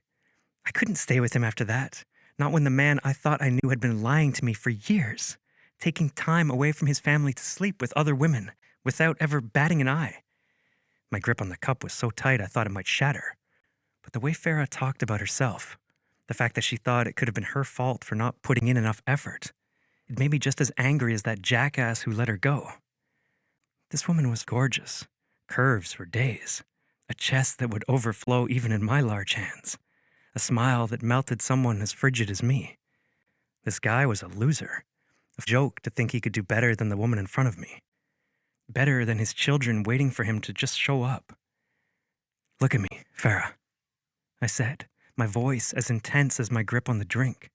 Her brown eyes collided with mine, delicate as the petals of a bluebonnet, raw as the edges of a glacier. "Don't you ever let a man tell you that you don't deserve his full attention, his loyalty, and his love. Because you do, Farah. There's not a part of you that deserved what he did." Chapter 9. Farah. I thought about what Gage said for the rest of the day. We didn't talk much as we worked, but it felt like a lighter kind of silence. Not the hard, uncomfortable cold shoulder he'd given me all week. Toward the end of the day, my phone rang, and I recognized the number from my rental application. "Oh my God," I hissed as I swiped to answer. I could feel Gage's eyes on me as I said, "Hi, this is Farah." "Farah, this is Francesca. I saw your application for the house on Pine Street and loved the note you included. Any chance you're free to tour the place this evening?" "Absolutely," I said, doing a happy dance in my chair. Gage had an amused spark in his eyes. "How does 6:30 sound?" "Sounds perfect. See you then." When I hung up, Gage said, "I didn't know your voice went that high." I rolled my eyes at him, standing to get my purse. "I'm calling Chantel so we can get something about eavesdropping added to the company handbook." He lifted his hand in a wave. "Good luck, she reports to a hard ass." "I don't think he's so bad," I said with a smile and walked out of the hotel floating on cloud 9. I grabbed Levi from baseball practice, then picked up the younger two kids up from my parents' house to go tour a rental home I hoped would be perfect for us. My stomach was still in knots from all that Gage had said earlier, and for the life of me, I couldn't get his blue eyes and his words out of my mind. Maybe he was just being nice, but it meant a lot to have a man like him say such complimentary words about me. He was good-looking, tall, fit, financially set, and clearly kind enough to lift up a plus-size mom of 3. Add the twisty feeling to my stomach to the tingle of nerves about this rental, and I could barely keep down my lunch. "Mom," Cora said from the back seat, "is this house close to a park?" "There's a park just a couple blocks away. We could walk there, or you could ride your scooter."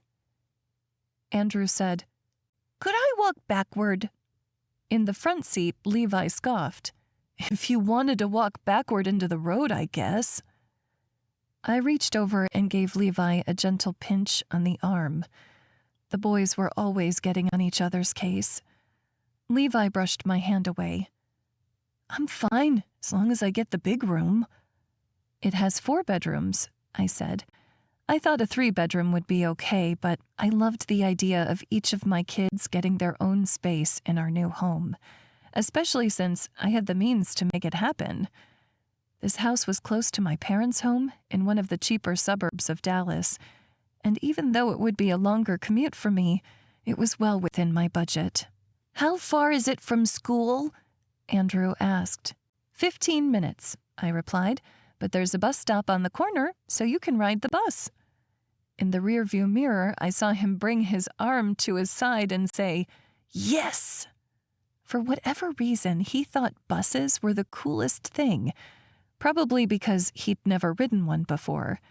The kids had gone to a private school back in Austin, meaning I was the one dropping them off and picking them up, and Mom and Dad's house was close enough to their new school for me to bring them myself. The map on my dash had me turn off the highway, and as we got closer to the neighborhood, I scanned all the houses, the streets.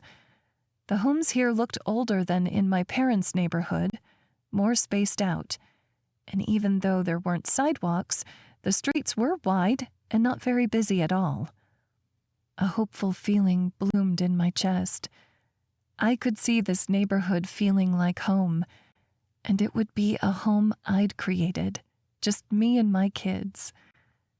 From the back seat, Andrew read off the directions. 1 minute left! Cora bounced her legs against her car seat. 1 minute! Yippee, Levi muttered. My heart sank, and I knew I had to do something to set the tone before this whole tour went off the rails. I stopped the car alongside the road, even though we weren't there yet, and reached for his hand.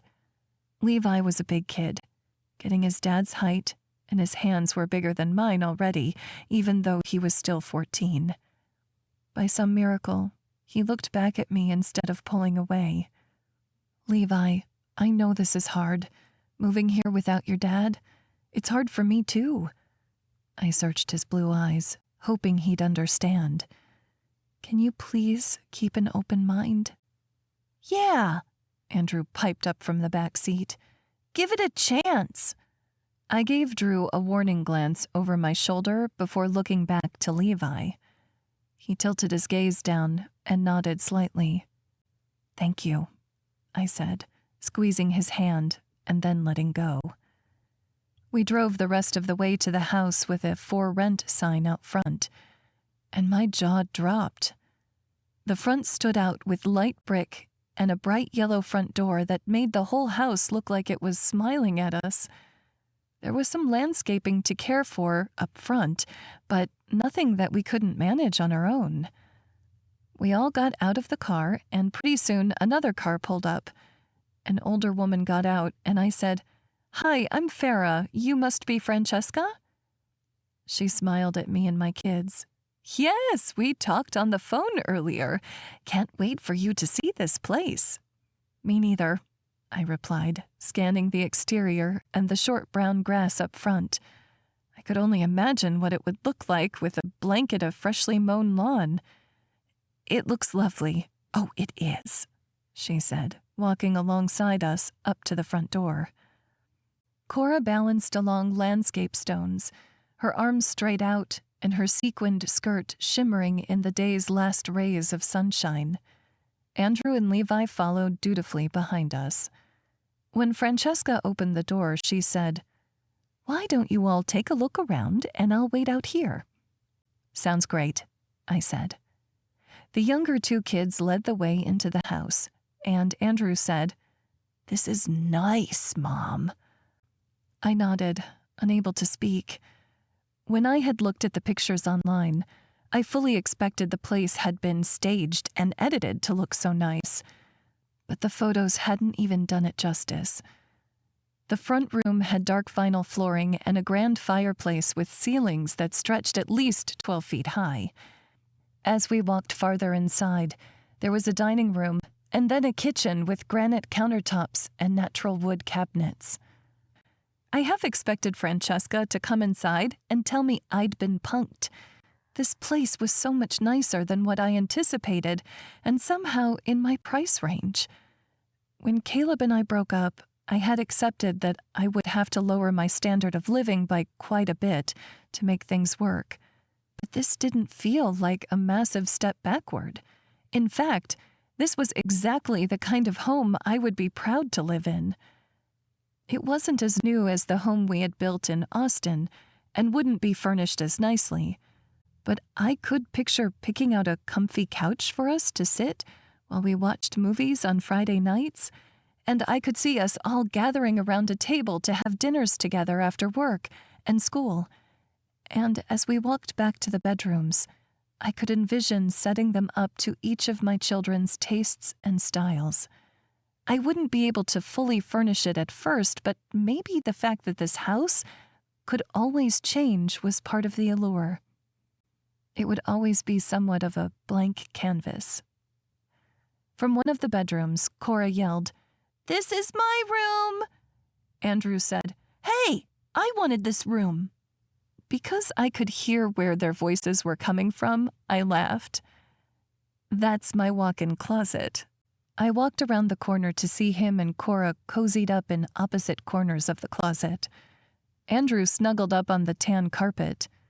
"It's so cozy," I laughed, looking from the closet and around the main bedroom. There would be room for a king-sized bed in this space, so Andrew and Cora could sleep with me if they ever got scared at night, without kicking the crap out of my back. And I would have my own bathroom, one that I wouldn't have to share with Cora or the boys. All of the kids could share the bathroom in the hallway that had double vanities. Perfect for decreasing the amount of fights over sink space in the morning.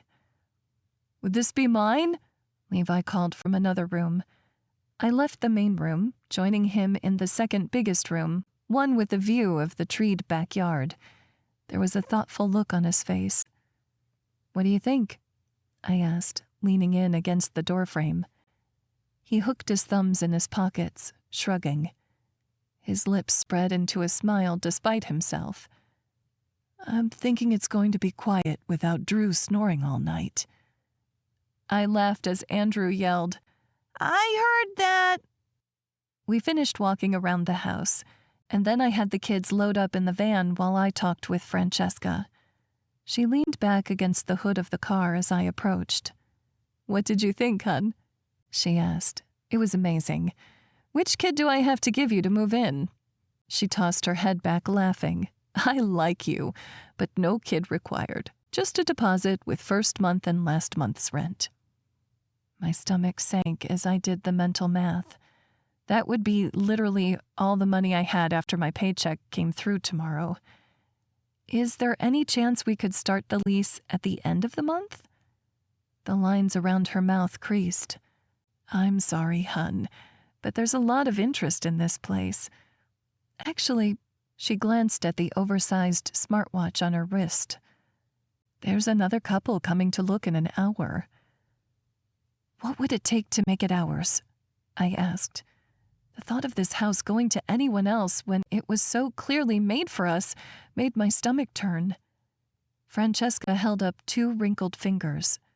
"A signed lease and a check for the deposit with first and last month's rent. As soon as the check clears, you get the keys." The thought of spending all the money I had to move into a place I couldn't furnish made my heart ache. But I knew I couldn't live with my mom and dad forever. Our stuff was already overflowing their house. And the truth was, no matter how welcoming my parents were, living with them just reminded me of all the ways I'd failed. I held up a finger to Francesca.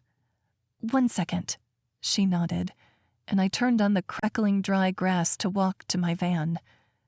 Inside, Levi had the music playing from his phone, a rap song with the words moving so fast I couldn't understand.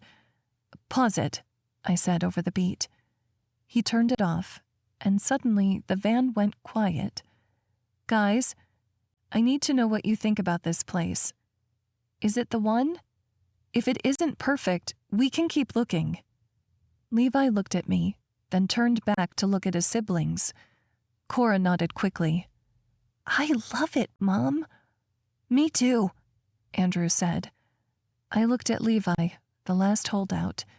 He twisted his lips to the side. "It's not getting better than this, Mom." and I knew he was right.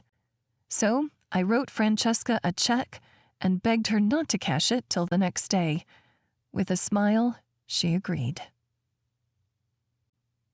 When we got home, the kids immediately told my parents all about the house. Dad gave me a hug and said, "I'm proud of you, kid." But I noticed there was something else on my mom's mind. I could tell by the way her smile didn't quite reach her eyes. When all the kids were sat down watching a movie, and Mom was washing the dishes, I went to join her. Even though the dishwasher worked, she insisted on hand washing and then using the dishwasher as a drying rack, saying that the machine didn't clean as well as she could. I stood beside her, rinsing plates after she suds them up and putting them in the dishwasher racks. After a few dishes, I asked, "Is everything okay? You seemed upset earlier when we told you about the rental." She pursed her lips together, the day's lipstick almost gone. "I'm not upset, just surprised." She met my eyes for a moment before refocusing on the washing. "I guess I hadn't expected you to find a new place so quickly." I tilted my head, confused. "What do you mean? We've been here almost 2 months already." "Well..." She set down her dish and dried her hands with a rag before facing me, resting her hip on the counter and folding her arms over her chest. "It's been nice having you here." I raised my eyebrows. "You have to be kidding. I would have been annoyed with us 6 weeks ago." She chuckled, then shook her head. "When you lived in Austin, it felt like we hardly ever got to see you because the kids had all those activities on the weekends, and then Dad had to run the shop on Saturdays. Having you all here is the first time since the kids were little that I feel like I've really gotten to know them." She wiped at her eyes. A lump formed in my throat. "We'll only be 15 minutes away," I said, reaching for her hand. "And trust me, I'm going to take advantage of you for free babysitting." She laughed. "I'm going to hold you to that." "I hope you will, because Caleb hasn't been showing up lately, and the more people the kids have to love them, the better." Mom nodded and put her arms around me, squeezing me like only a mother could. "Have I mentioned that I'm proud of you?" I let out a little breath, like my lungs couldn't hold all the emotion I felt. "No, but it means a lot." I pulled back, wiping at the corners of my eyes. From here, I could see the kids sitting in the living room with Dad, focused on the movie and their snacks. Sometimes I feel like all I'm doing is failing them, but I couldn't stay with Caleb. Mom reached up, helping me wipe my tears with the pads of her thumbs. We all make a lot of mistakes as a parent, but there's one thing you can't mess up. Kids need you to show up for them. You've been there for those 3 every day of their lives. You're an amazing mom, Farah. I put my arms around her and held her tight, only because I learned from the best. Chapter 10. Gage. After working out Saturday morning, I got in my Tesla and drove to a suburb west of Dallas, my map giving me directions to the one and only Barry's Brews. Even though the building was small and simple, there were cars filling the big parking lot and lined up at the drive-thru. From the taste Farah gave me over the last few weeks, I could see why. I waited until a car pulled out of a spot, then parked before someone else took the space. Today, I dressed in a gray Henley and jeans and a brown Roper's ball cap pulled low over my face, hoping I didn't draw too much attention like I usually did when going out in designer suits. I didn't give two about labels, but a stylist kept me stocked with clothes that would look professional and help me be reputable in the circles I ran in. No matter how much I respected handshake deals and making decisions based on logic instead of emotion, looking powerful was half my success in business meetings and negotiations. When I walked through the crowded coffee shop door, a blast of warm air greeted me. That and the buzzing of conversation inside so contrasted the cold February day. There were a mishmash of chairs around the interior, from worn leather to vintage orange tweed and plastic seats around a motley collection of wooden and metal tables. Students gathered with their computers and notes spread out. Couples shared drinks around the small electric stove in the corner, and what looked like a Bible study group sat around one of the larger tables, notebooks in front of them as they covered the material. Before I even tried another drink, I knew half the magic of this place was the feeling you got when you walked in the building.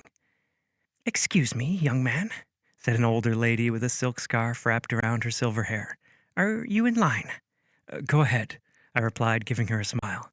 I heard a table of college girls to my right giggle and had a distinct feeling I had something to do with it. I may have been in the longest dry spell of my life, but I was not one of those guys who went for younger women. The ones I kept company with had their lives in order and were beyond petty drama. But most importantly, they didn't expect anything long-term from me. When I reached the counter, a barista with a handwritten name tag greeted me. Jenny, with a heart over the eye, had to be a teenager still. "Hi there, what can I get you?" I glanced over the menu. "I'll have an espresso, a latte, and your house drip coffee." "Absolutely."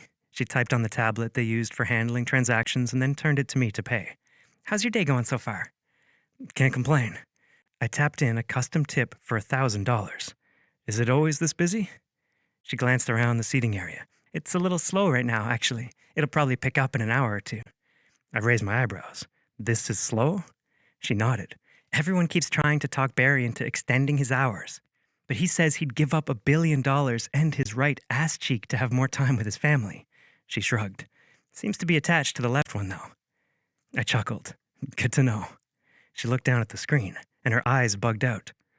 "Sir, I think you made a mistake." I glanced at the tablet. "Did I put 100 instead of 1,000? She was white as a sheet, shaking her head. "It's right. Put it towards something good." Smiling so big her cheeks had to hurt, she said, "Your coffee will be ready on that side of the counter. Have a great day." I only had to wait a few minutes before all my drinks were ready, and I balanced them in my hands, going to a two-top table and trying each of them. My business had afforded me coffee from the best beans, the highest paid baristas in resorts on almost every continent. Still hadn't made it to Antarctica. But this coffee had to rank among the best. Full-bodied and flavorful. Not too bitter, but not weak either. It was a good cup of coffee, and I knew my guests at the retreat would love it. Jenny might have said Barry wasn't interested in more work, but maybe Farah and I could convince him that opening another shop, or at least consulting on one, could be worth his while. I finished the espresso, half the drip coffee, and brought the latte with me back to my office. It was quiet when I arrived, which seemed deafening after sharing a space with Farah for this long. Something about her chatty phone calls had become soothing by some mystery. So I put on coffee shop sounds through the speakers and took advantage of the distraction-free space to get as much work done as I possibly could. Even though setting up a temporary base at the hotel was helping me make sure things were staying on track as far as the design and setup of the space, it definitely hurt my efficiency. I had a lot to do, including firing Green Line Mutual. As soon as Farah told me where her ex sold insurance, I checked with Benjamin in finance, and he said we had several properties insured by them in the Austin area. We'd soon have a different company handling that. I also needed to go over the email Jason sent with an initial proposal for our partnership. At first glance, the deal looked amazing. After the initial investment was made back, I would get 30% of the profits for an additional 5 years at no cost to me. He also guaranteed the plant would be open at least as long as it took me to earn back my investment, and the additional 5 years, so we were looking at a 10-year guarantee of more than 100 jobs in that community. That kind of thing could change a town. Bring in better talent for other jobs, more businesses to accommodate the extra people, improve public services because of the extra taxes. The list went on. Even though Jason wasn't perfect, this was exactly the kind of project Griffen Industries should be involved in. But then I realized it would just be more work for me, and I had enough on my plate with finishing up the retreat. I needed to hire a project manager, but for some reason, letting go of this project didn't appeal to me one bit.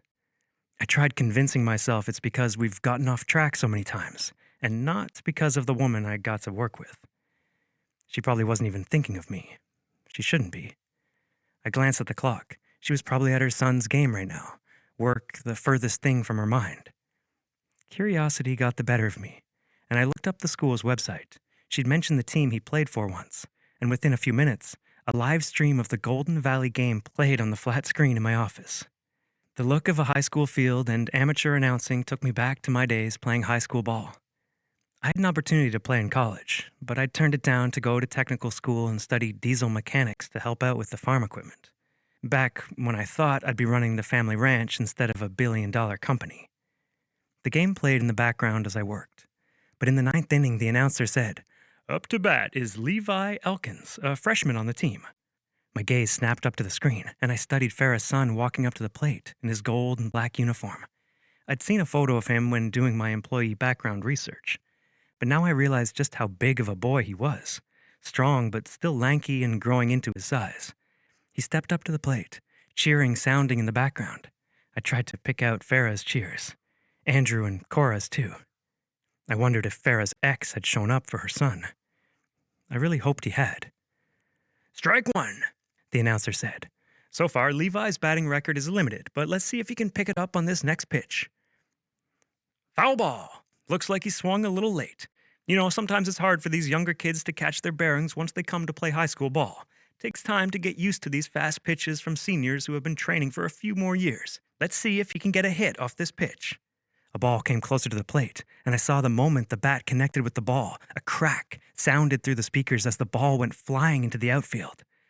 "That away!" I yelled, clapping my hands. But then the center fielder caught the hit. Levi hadn't even made it to first base.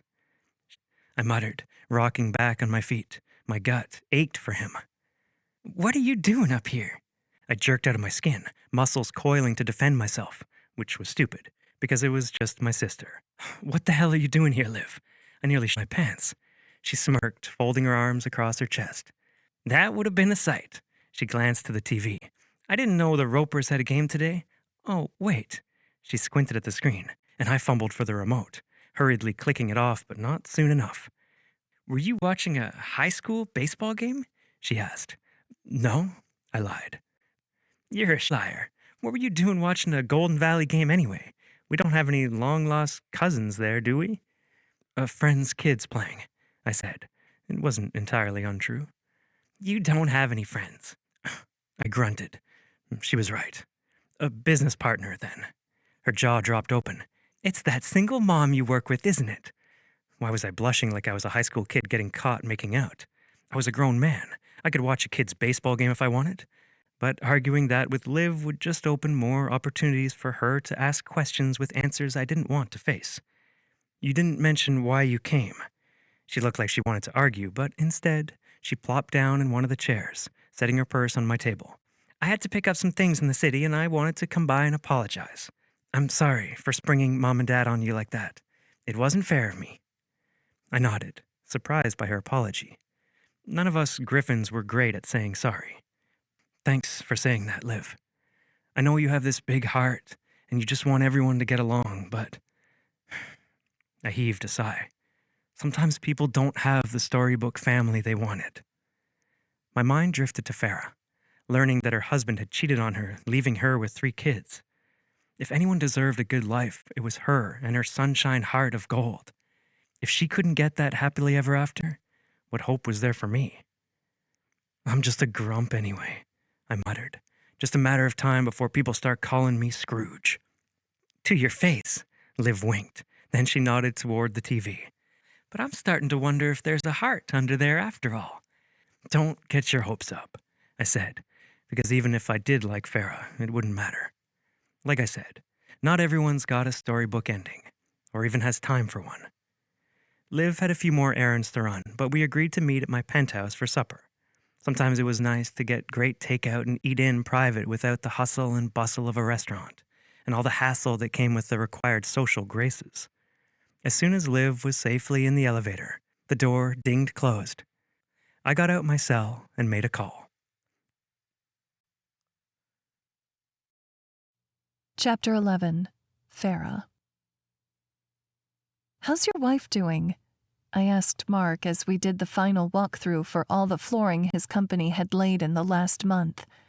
I couldn't believe I'd been on the job only 6 weeks, and this hotel was already coming together in the best possible way. The sandy oak flooring looked incredible with the off-white walls and broad windows letting in the afternoon light. "Miserable?" he said. "She's so big she can barely get up out of a chair. She heard somewhere that eating pineapple can stimulate labor, and I'm pretty sure we've had pineapple in every meal for a week." I stopped with him in the lobby's grand entrance. Poor thing. You know, my doctor said nipple stimulation is supposed to help. Mark's cheeks quickly turned red. Sorry, that's probably TMI. I chuckled awkwardly. "No worries," he cleared his throat. "The floors are guaranteed for 10 years under the commercial warranty, but our installation warranty is a year.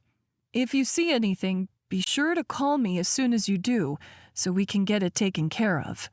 After a year, the product is free, but you'll have to cover the cost of labor for any fixes." I nodded. It looks great, and I will definitely give your business card to anyone who's looking. He put his hands together. "Thank you, Farah. Means a lot." Diapers are expensive, I teased, but the rewards you'll get from watching them grow, that's priceless. His eyes shined with anticipation as he nodded and told me goodbye. On the walk to the front door, I thanked my lucky stars that this bruise was faded enough for makeup to cover it. The last few weeks had felt so long, caking on makeup and trying to turn my head so contractors wouldn't see. When I reached the conference room where Gage was busy working, he glanced up at me, his blue eyes piercing my own. "Flooring look good?" "It's incredible. It almost looks like a hotel now. That's progress. Where are we on everything else?" Gage was all business, had been ever since that strange Friday lunch a few weeks ago. But I had to admit, I liked the sound of his voice. It was strong and masculine, commanding. Made me want to hurry up and do exactly as he asked. "I'm meeting with a local photographer next week," I said, "seeing if we can commission prints to fit the brand. Then I have a meeting with an artist to see if we can get complementary pieces to match." He nodded. "Just don't make it too touristy." I raised an eyebrow. Did this man really think he knew more about my job than I did? "Go on," he said, either oblivious or ignoring my expression. "The team from Kansas will be here in 2 weeks and stay in town for a month while they install the wall treatments in each room and behind the front desk. Bedding and all other linens have been ordered and will arrive in 2 months. All the finest on the market." Gage said, "Bedding won't matter if we don't have beds." Man, he seemed testy today. I wanted to ask him what was going on, but already knew he wouldn't answer personal questions anyway. All the bedroom furniture is ordered from a company that makes very sturdy, beautiful pieces. They will also assemble it upon arrival. It will be here after the bedding, unfortunately, but it is on the schedule, Mr. Grumpy Pants. I mean, Mr. Griffen. His lip twitched. "The bathrooms?" "Plumbers are coming tomorrow to begin installing the vanities, toilets, and shower fixtures. Not all items are here yet, but according to their schedule, everything should get here when they need it to keep going, if that makes sense. It will be like a game of Frogger with the work schedule and shipments. The soaker tubs are coming one piece at a time as they are produced. That's the only part that's iffy." The clearing of his throat resembled a growl. His eyes were icy as he said, "Iffy?" I bit my lip, looking down. "They take quite a while to make in the factory. It's located in France, and an order of 100 is quite the undertaking, even with the rush fee." He raised his eyebrows at me. "Rush fee? Is that the first one you've had?" "Apparently there are only 2 people immune to my obvious charm," I muttered, still wounded by the grumpy Frenchman on the phone. 3, if you count my ex." Gage tapped off his finger. "The French, your ex, and?" "You." I finished with a wry smile. You are one tough nut to crack, Mr. G, but I will keep working at it. With an exasperated shake of his head, he said, We can't delay the opening for a soaker tub. We won't. I've already made a deal with the vanity supplier for their soaker tubs. If everything stays on schedule, we may need 10 to 20, and they've agreed to buy back our returns at a reduced price until we get the final product in.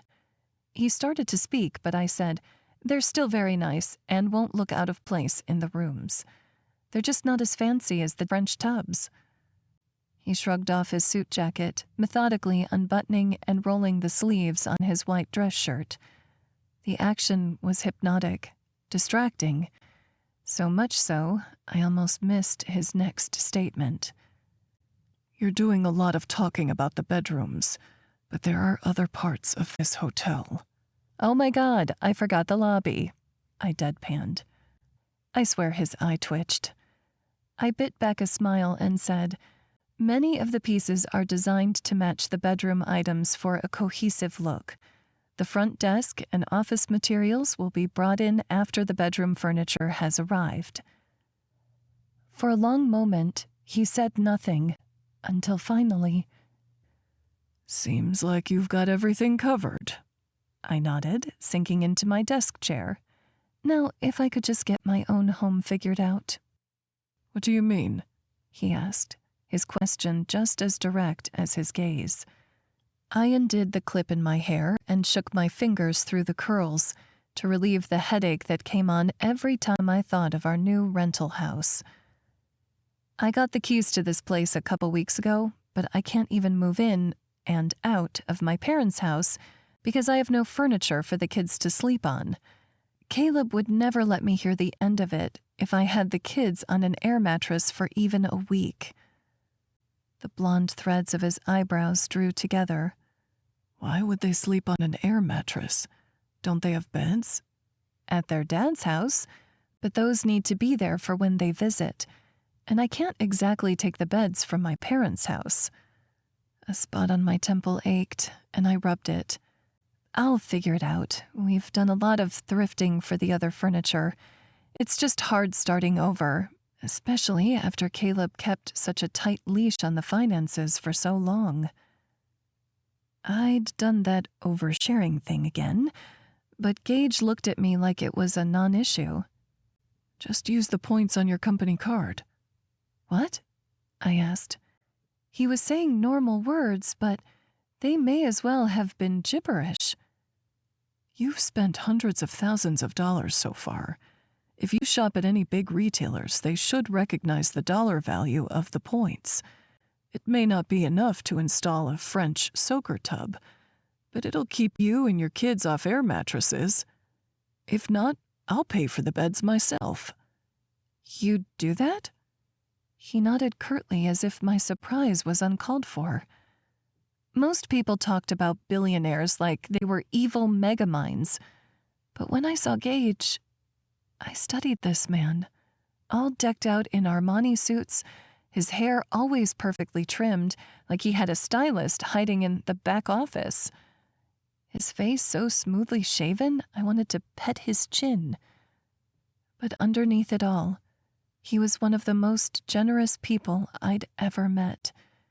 He acted like it was no big deal to stock an office for my kids, to pay for furniture to keep them comfortable, for me to use more of his money beyond the ample salary he was already paying me to take care of my family.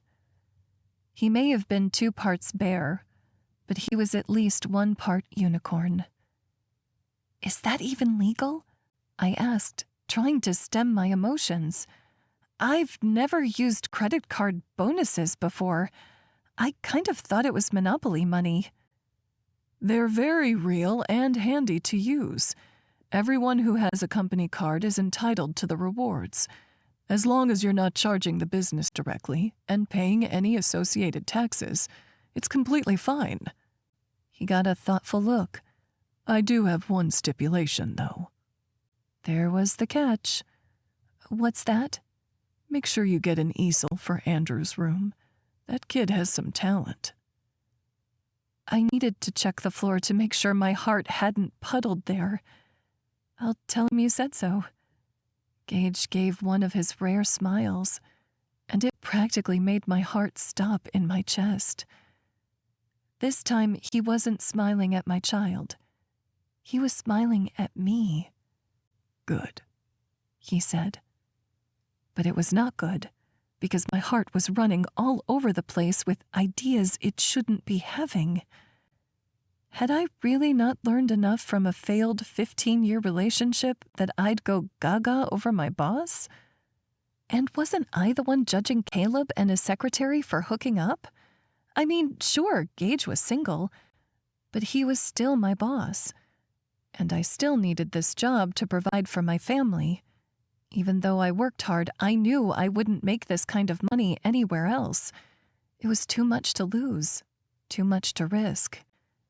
And the fact that I was working myself up over imaginary, forbidden scenarios with a man who'd yet to express even a hint of romantic interest in me, I needed to get my head checked. I excused myself from the conference room, saying I needed to measure something in the sweeping lobby entrance, but really, I just needed space for my brain to clear. It was hard in that room where I could smell his cologne, watch his muscled forearms move under his rolled sleeves, see the track of his blue eyes over his computer screen, hear the way he commanded the respect of his employees as he managed a company bigger than anything I'd ever known. Gage left for a meeting about an hour later, and for the rest of the afternoon, I searched for lighting fixtures for the guest rooms and thought about what kind of furniture I might purchase for my first home, thanks to the generosity of Griffen Industries and the man who ran it. My head felt a little clearer as I drove to pick up Levi from baseball practice, until a call from my ex came through the car speaker. "Hello?" I asked, attempting to keep the ice out of my voice. Some days his betrayal hit me harder than others. And right now, he was at the top of my list after missing 4 of Levi's games in a row. "Tell the kids to get excited. The summer trip in Cabo is on." My eyebrows raised, and I had to work extra hard to pay attention to the road. "You're still taking them to Cabo?" "Of course I am. Why would I change up our family tradition?" "I don't know, maybe because we're not together anymore?" The thought of my kids spending a week in Mexico without me hurt just as much as the idea of being away from them for the first time in months. "Are you sure you can handle that?" I asked instead. 3 kids is a lot, and you know Cora has been sleeping in bed with me for the last couple months. She might need a lot from you emotionally." "They're my kids too," he snapped, all the joy gone from his voice. His mood swing took me off guard, and I bit my tongue to hold back my venom. "I know they're your kids too," I said. "I just wish you would act like it when your son plays baseball on the weekends, or when Cora and Andrew want to video chat during the workday." "Look, I know I've been all mixed up, but I'm turning over a new leaf, I mean it." God, I hoped he was telling the truth. "I'd like that. So, Cabo?" "My travel agent already bought the tickets." I nodded slowly. "You're not going to cancel at the last minute? It would break their hearts."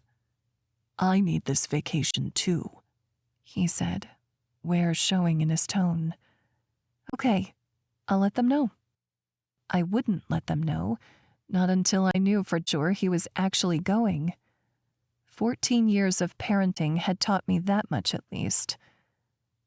With only a couple minutes left until I arrived at the practice fields, I took a few deep breaths to calm down and braced myself for Levi to be in a bad mood. Being the new guy in school and on the team wasn't easy, especially moving into town in January when your parents divorced. So I tried not to take it personally. But when I pulled up to the parking lot by the practice field, Levi jogged my way, a grin on his face, his gym bag bouncing against his side. He pulled the door open and said, "Mom, You're never going to believe who was at practice today." "Who?" I asked. "The coach for the Dallas Ropers and the shortstop." My jaw dropped. "That's your position." He nodded eagerly. "I guess they're starting some kind of outreach program at our high school and working with us to improve. My batting's already way better, and it's just been one day." I was so happy I could cry. "That's amazing, Levi. I'm so happy for you. I can't believe they decided to start it at Golden Valley and not somewhere closer to the stadium." Levi shrugged. "They said they knew someone here." Chapter 12. Gage. Mia and I sat in my office going over notes from the week and the schedule for next week. We'd done this every Friday for the 3 years that she'd worked with me. Her idea. And it had quickly become a ritual that helped us stay productive and manage my schedule better. She looked at her laptop, reading over her notes. "Dr. Fletcher is coming next week for your annual checkup. Your stylist will also be going through your wardrobe to remove out-of-season items and replenish anything that has been worn out. Do you have any requests?" "Yeah, I need some new cowboy boots." Mia raised her eyebrows. "Boots?" She knew I'd grown up on a ranch, but I think it still threw her, since she'd never seen me in that arena. "The Griffen sibling trail ride is coming up at the end of the summer. Want to be prepared." Scribbling sounds filled the air as she jotted down that note. "Your nutritionist is going to take your weight and lab results and adjust the meal plan as needed. If you have any requests for certain meals, be sure to send them my way." "Will do," I replied, taking a sip of the whiskey on my desk. Usually I didn't work and drink, but Friday afternoons called for it, especially since it had taken all my self-control to stay strictly professional with Farah when my mind and other body parts were begging me to take things further. "You have a press conference next week to announce your partnership with Jason Romero on the West Texas factory build." I poured myself another glass and topped off Mia's. I hated talking to the press, but it was necessary evil. "Our C-suite meeting is next week as well, and looking ahead, the quarterly board meeting is next month." The liquid burned on the way down, and I nodded. "Got it." She took a sip of her drink and said, "Anything else for me?" "Can you share your calendar with me again? It's harder to coordinate while we're in different locations, and I don't want to interrupt you while you're busy, if I can help it." "Very thoughtful," she replied, tapping on her trackpad. "Shared." An email pinged on my open laptop, and I clicked through to make sure I had access. The screen appeared, her calendar mostly mirroring mine with a few differences. My eyes immediately flicked to the line showing the current time. "You need to get ready for drinks and dancing with Farah," I said, my throat closing on her name. "Can't wear a pantsuit to the bar." She grinned, lifting her glass. "Thanks for pre-gaming with me, boss man." I rolled my eyes at her. "Don't call me that." Standing, she said, "Okay, Mr. Grumpy Pants. I'll see you bright and early Monday morning." "See you then," I replied, settling in to play a little catch-up while the office was quiet. But my mind kept drifting back to Mia's calendar. The location for her meetup with Farah was a bar I used to go to downtown when I was in college. It was rowdy, with a massive dance floor and a reputation for being a place to meet casual hookups. I hated the idea of Farah going there and the guys that were sure to have their eyes and maybe even their hands all over her. But that was none of my business. I was her boss, and what she did outside of business hours was none of my concern. Except I couldn't convince my racing thoughts of that.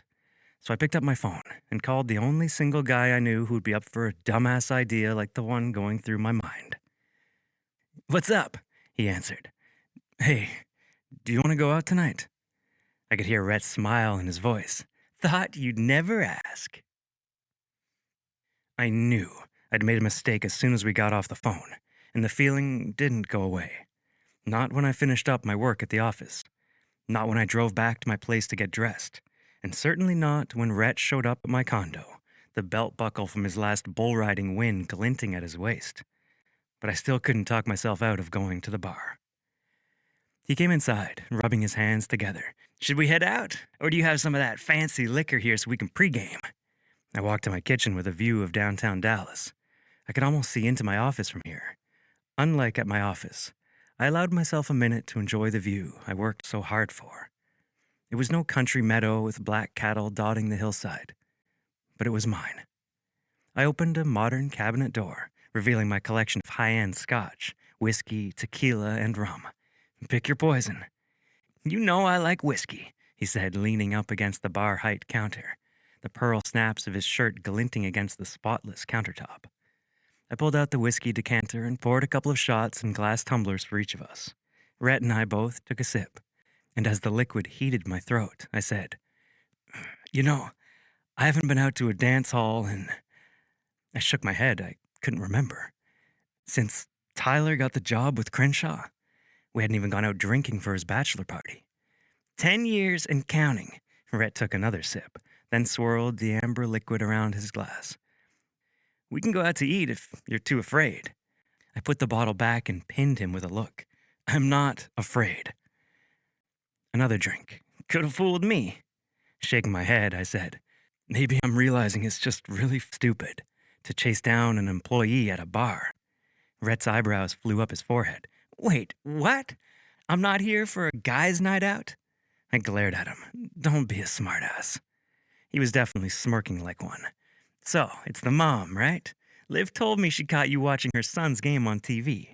I have to say, the whole digital creeping thing, not your best look. Yeah, I was definitely regretting this, and we hadn't even left the house. Creeping on her at a bar would be worse, I said. Talk me out of it. Rhett drained the rest of his glass. She doesn't own the bar. Who's to say you didn't just decide to go out like the single 36-year-old man you are? Hell, maybe I begged you to go out with me. You know I don't do well alone. He put his hands on my shoulders, steering me toward the private elevator door. And of course I would want to go out with you in your fancy car service to drive me home. They don't have Uber out in the sticks. You're keeping me safe, after all. We stepped onto the elevator and I shook my head, wishing I'd had a lot more whiskey. I'm gonna regret this, aren't I? The parts you can remember. Chapter 13. Farah. I crossed the parking lot in the only outfit I had that was remotely appropriate for drinks and dancing, but I still felt more like a dumpy mom of 3 than a woman about to hit the town with friends. Even when I went out with the other moms from school in Austin, we didn't go to places like this, ones with packed parking lots and girls walking in with less clothing than one should ever wear on a cold March night. But here I was in the only pair of skinny jeans I owned, and even these were more like leggings than denim with the amount of stretch required to fit my curvy frame. I paired them with a bright red V-neck shirt that hugged the girls then flared down past my hips. The black booties I wore were old but trusty, and my hair was doing whatever it pleased with my curls down and free. A few spritzes of perfume made me feel more human. One of the first things I'd spent money on after the divorce was a new perfume just for me. Caleb always bought me the same kind year after year, and I realized it hadn't been because he liked the scent. It was because he could buy multiple, and if he came home smelling like another woman's perfume, it would match my own. It was an act of rebellion to get something solely for myself. I decided if I ever married again, I wouldn't let a man control things like my scent or hair color. He would have to like me for me and let me make my own decisions, whether it be about my appearance or my bank account.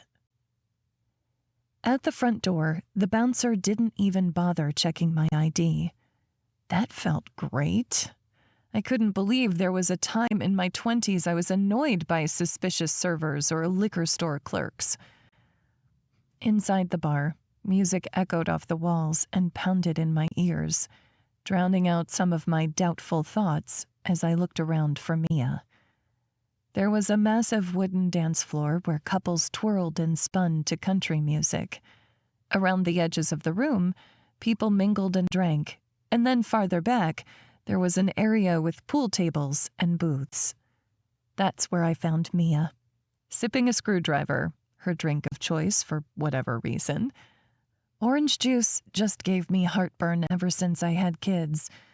But across from her, I spotted a sweating glass with what looked like my favorite, a margarita on the rocks, salt on the rim. "Hey, girl," I said, relieved to see someone familiar. She got up from the booth, giving me a hug. "Hot, hot, hot, Farah! You look amazing, too," I gushed, loving the way she filled out her jeans, tucked into pointed-toe cowboy boots with worn light brown leather. She had on an off-the-shoulder black top that contrasted her light skin and blonde hair perfectly. "How have you kept the men away?" "Just told them I was waiting on a sexy mama." She winked at me, then sat, angling her mouth over her straw for a sip. "Gosh, it's so good to be out with you again." I nodded, like I agreed. Mostly, I felt awkward, even though I loved hanging out with Mia. "Everyone here looks younger than me," I muttered. "You're 34, not 50, she said. "Besides, if you're old, I'm old, and I'm not old." I shook my head at her. Having kids makes you old. I feel like these bags under my eyes have been here for years. "You know you could try Botox," she said. "I have a great girl who could fit you in." Shaking my head, I replied, "Something about putting poison under my skin doesn't feel right. Besides, I have you to help me feel young." She grinned as she tucked straight blonde hair behind her ear. "So, how are you liking working with Gage? I feel like we've been so busy we've hardly talked." I bit my lip, worried whatever I said would give away just how much I liked working with him. "He's intense," Mia nodded. "But fair." She nodded again. "I know I've heard you tell me about him, but I just didn't realize how much it all was until I met him myself.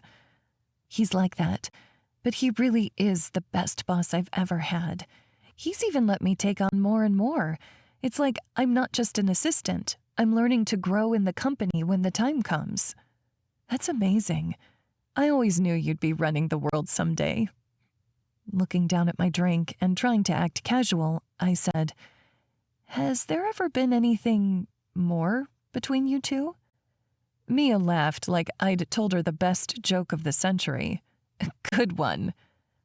My eyebrows drew together. She had to know this man was sex on a stick. "Why is that so funny?"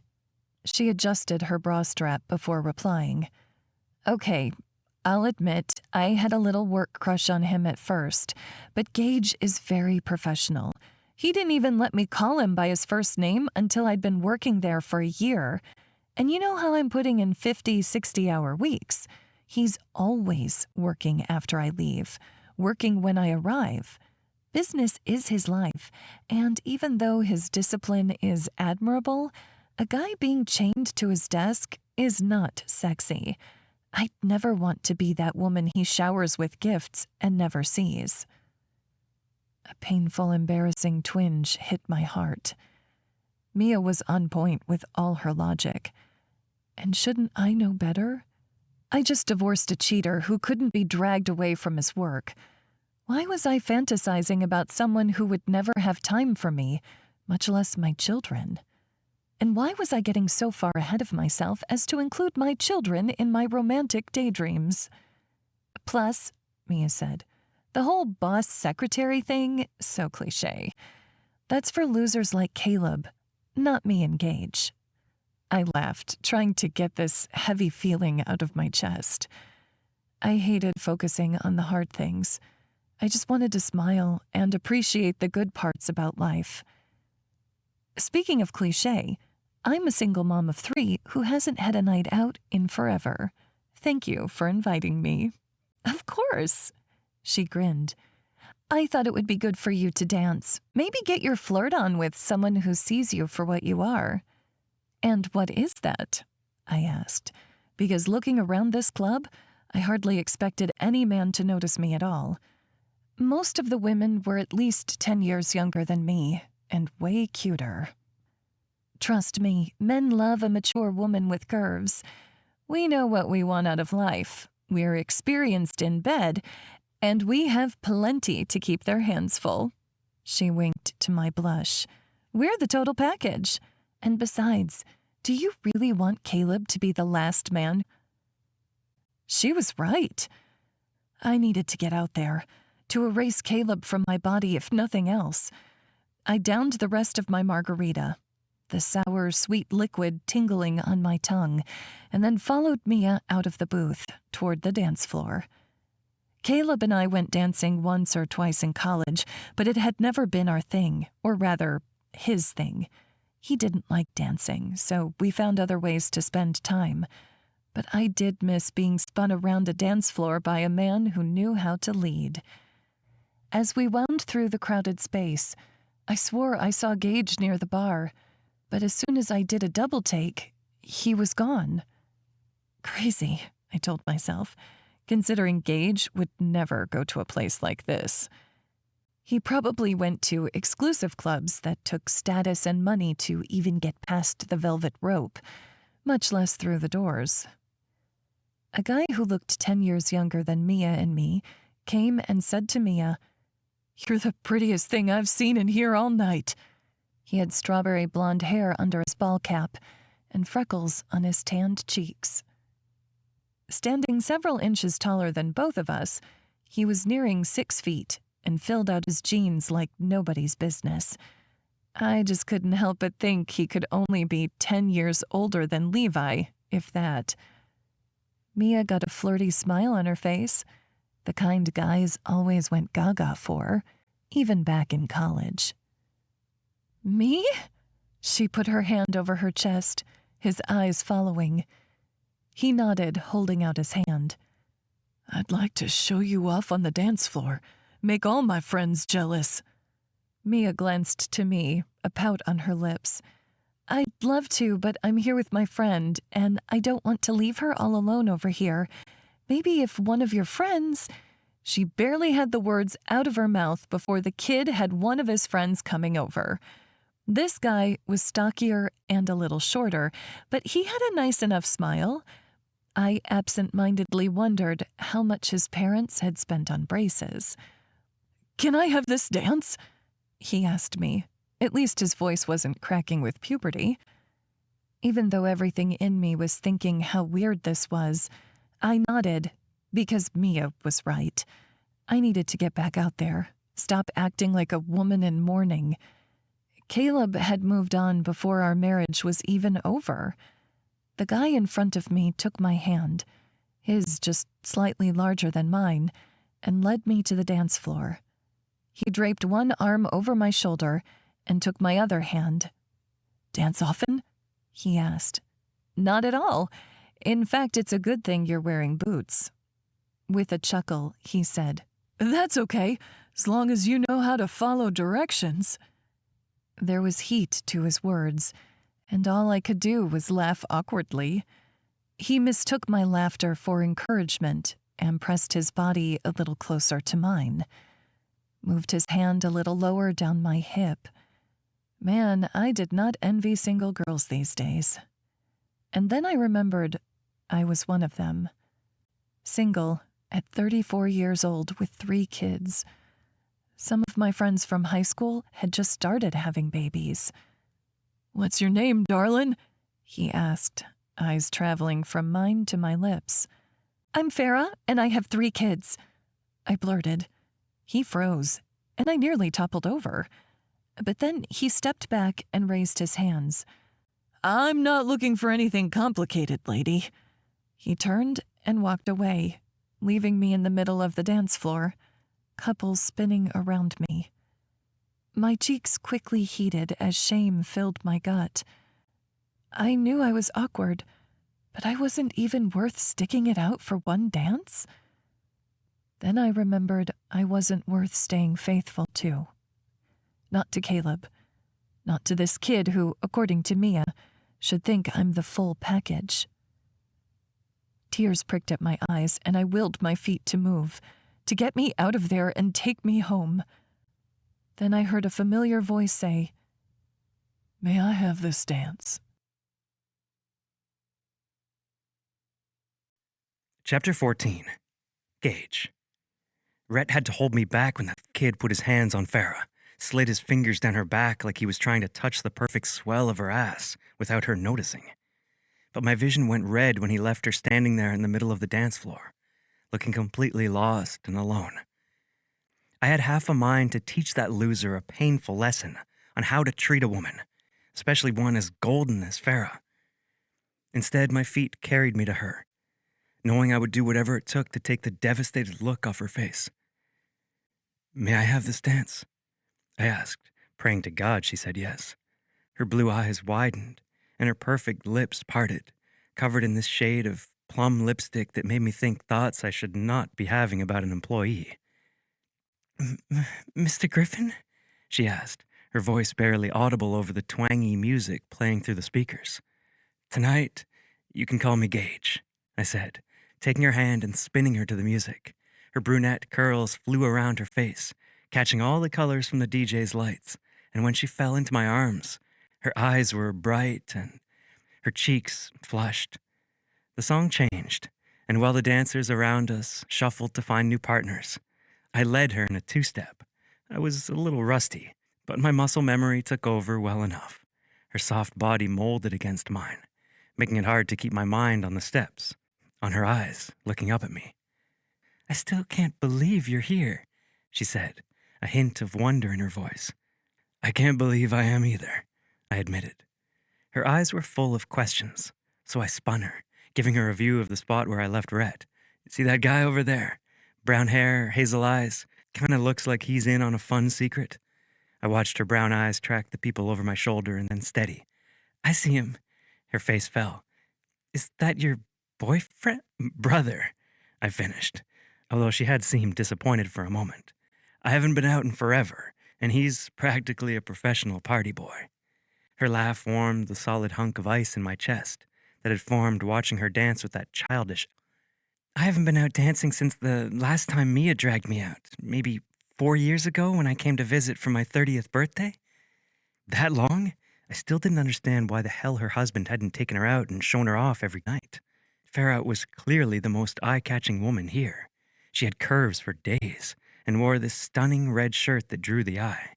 Pair that with her contagious smile, and the woman was a knockout. "Caleb wasn't much for dancing," she frowned. I hated that name on her tongue just as much as I despised her frown. Farah's lips were made for smiling, and I shouldn't think of what else. "But you seem to be a natural, Gage," she said. "Where did you learn to dance like this?" My first name sounded so good when she said it. "Lots of practice," I replied, spinning her away from me and then behind my back to my chest again. She giggled as I pulled her back to my chest. "Definitely a natural. And are those cowboy boots I see on your feet? I thought you only owned fancy Italian leather shoes." "There's a lot I don't show you in the office," I admitted, like how much I want to test the softness of your pillowy lips, or that I wonder how much of your breasts would spill over my hands. I knew the whiskey and the dance floor had helped my thoughts to go astray, but I've been so careful in the office, it was like all these thoughts were a raging river against the crumbling dam of my self-control. "Thank you, by the way," she said, smiling up at me, and I worried she was about to think I was only dancing for her to make her feel better. Instead, she added, "Levi was over the moon about the head coach of the Ropers and their shortstop coming to his practice." I gazed over her shoulder, fighting to keep my face even. Prove it was me. I hadn't done it for recognition, but the way she was smiling at me, next time I'd ask Coach Henson to bring the whole team. "You have at least 5 books in your office of the team's history." Her fingers softly grazed the back of my neck. "And the team randomly decides to use their free time at a fairly privileged suburban high school?" I stayed silent. It really did mean a lot to Levi and me. I looked into her eyes, wide and innocent, like she genuinely believed I was a good guy instead of a demanding boss. How could she live with her heart so open, expecting the best of people, after everything she'd been through? "Levi has a lot of potential. I'd hate to see it go to waste." "I know, I keep telling him that, but wait, how do you know he has potential?" She studied me. "You've never seen him play. He could be awful for all you know." I steeled myself, knowing I didn't want to lie to her. I got curious and watched the live stream of the game Saturday. Coach is a dumbass to keep him on the bench so much. Exactly, Farah agreed emphatically. How's he supposed to get better in the games without practice? It's not the same as after-school drills. I nodded. You know, I could... I shook my head. It wasn't my place. What? She asked. I let out a breath, knowing I was dancing on the line I should be avoiding. I could practice with him on a weekend, if your ex isn't helping him out. She blinked quickly as the music slowed to a close. Wow, Gage, that's... Mia came up to us, her blonde hair looking windswept, despite being indoors. Gage, I didn't expect to see you here. Did I forget something at work? There was something behind her tone, maybe skepticism, which was warranted because her calendar was the only reason I was here. But then I remembered who came with me and said, My brother wanted to go out. Can we get you two a drink? Farah and Mia exchanged glances before Mia got a salty grin. Okay, but you're buying, boss man. I snorted, as if I'd consider letting them pay. Come, sit. Within 15 minutes, Rhett and Mia had the four of us doing a round of tequila shots, and then they were on the dance floor, leaving Farah and me at the table, buzzing and completely alone. This was a recipe for disaster, a mess even Chantel's expertise in human resources couldn't clean up. Farah looked up at me, her cheeks flushed from the alcohol, the heat. I don't drink that often, and, I think I'm drunk. I laughed, the expression coming so easily with her. You've had a margarita and 2 tequila shots, and you're drunk? Hey, Her lips parted, and then she sent me a steely smile. You've been watching me, haven't you? Me? She put her arm on my arm, sending heat jolting all over my skin. Don't lie to me. That's what my ex always did, and I know you're better than that. Her words, blurred and made more honest by the liquor, did strange things to my chest, my stomach. So instead of lying, I stayed silent, telling the truth by omission. She sat back, distractingly folding her arms over her chest. You're hard to work with, you know that? I know, I require a lot from my people. She shook her head slightly, reaching for her purse. That's not why. She slipped the strap over her shoulder and then tilted her head with a small smile. I'll see you Monday, Mr. Griffen. Chapter 15. Farah. I woke up the next morning with a text from Mia. Mia, did you have a good time last night? My stomach filled with a flurry of butterfly wings. Or maybe it was a hornet's nest spinning around in there. Because dancing with Gage had made ignoring my crush that much more difficult, even with the excellent points Mia brought up against being attracted to him. Farah, I did. It was weird seeing Gage there, right? Mia, I know. I thought that man lived at the office. Farah, LOL, me too. Mia, he's a good dancer. I'll have to make him spin me around at the next charity gala we go to for work. Farah, definitely. What's on deck this weekend? Mia, taking Mom and Dad grocery shopping and then meal prepping with them for the week. You? Farah, Levi's game, moving to the new place. It'll be busy. Mia, are you sure I can't help? Farah, I think it would get too crowded with my parents being there. Come by when we're all set up, though, okay? Mia, I'll bring the wine. Farah, one of the many reasons we're friends. I put my phone aside, closing my eyes and going over the night before. I could have sworn there was more to Gage's stare than that of a boss and employee. But maybe I was so desperate from being abandoned in the middle of the dance floor that I'd imagined it. Either way, we could not pursue a relationship. Not with him as my boss, and me as his newly divorced employee with 3 children to think of. So, I threw myself into the busyness of the weekend to distract myself from the yearning building in the pit of my stomach. I took Levi to his game, dealt with Caleb not showing up, again, and then prepared us to move out of my parents' house. The "For Rent" sign had been removed from our new home, and a stack of boxes sat on the front porch. Deliveries from online stores, bringing new furniture, beds in a box, sheets, curtains, all the fixings of a home, thanks to the generosity of one Gage Griffen. But these people in the van with me? They would make this home complete, regardless of the furnishings inside. For how difficult the divorce and moving had been, starting a new life, a new job as a single mom, I couldn't imagine doing it without these precious humans at my side. My parents parked beside me in the driveway, and we all got out, checking out the place. I handed Andrew my key ring, with the key to the house separated.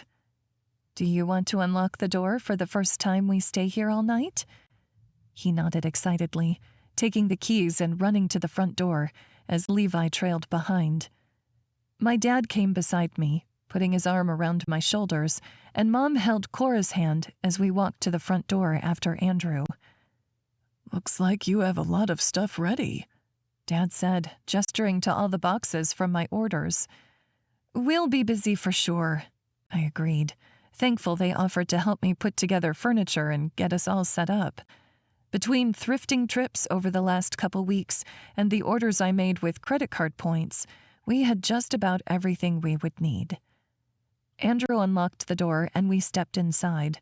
Mom gushed over the granite countertops, and Dad pointed out loose doorknobs and a slanted cabinet door he wanted to fix. We all came together in the empty living room, and I took it in, knowing this home was a blank page, a new beginning. Levi pushed up the sleeves of his long-sleeve t-shirt. "Can I set up the TV and Xbox?" "It's not a home without video games, is it?" I teased. "You can as long as you build the TV stand, too." With a determined look, he walked to the front door to get the packages he needed off the porch. Andrew said, "Can I hang up the art I made?" "Let me get you the tacky." I had a little container of sticky tacky in my purse so we wouldn't leave tons of holes in the walls. Once I handed the case to Andrew, he was off with his stack of drawings to paper our house. Once upon a time, I might have tried to make the house more aesthetic, but it was important for Andrew to make his mark, to feel like he had a real hand in making this home ours. Mom said, "Corbug, why don't you help me in the kitchen? I'll let you use the scissors on the shelf liner." Cora clapped her hands together, a little too excitedly. "Can I cut it like a heart?" Mom chuckled. "We'll see." She patted Cora's back as they walked toward the kitchen, Mom carrying a tub of cleaning supplies.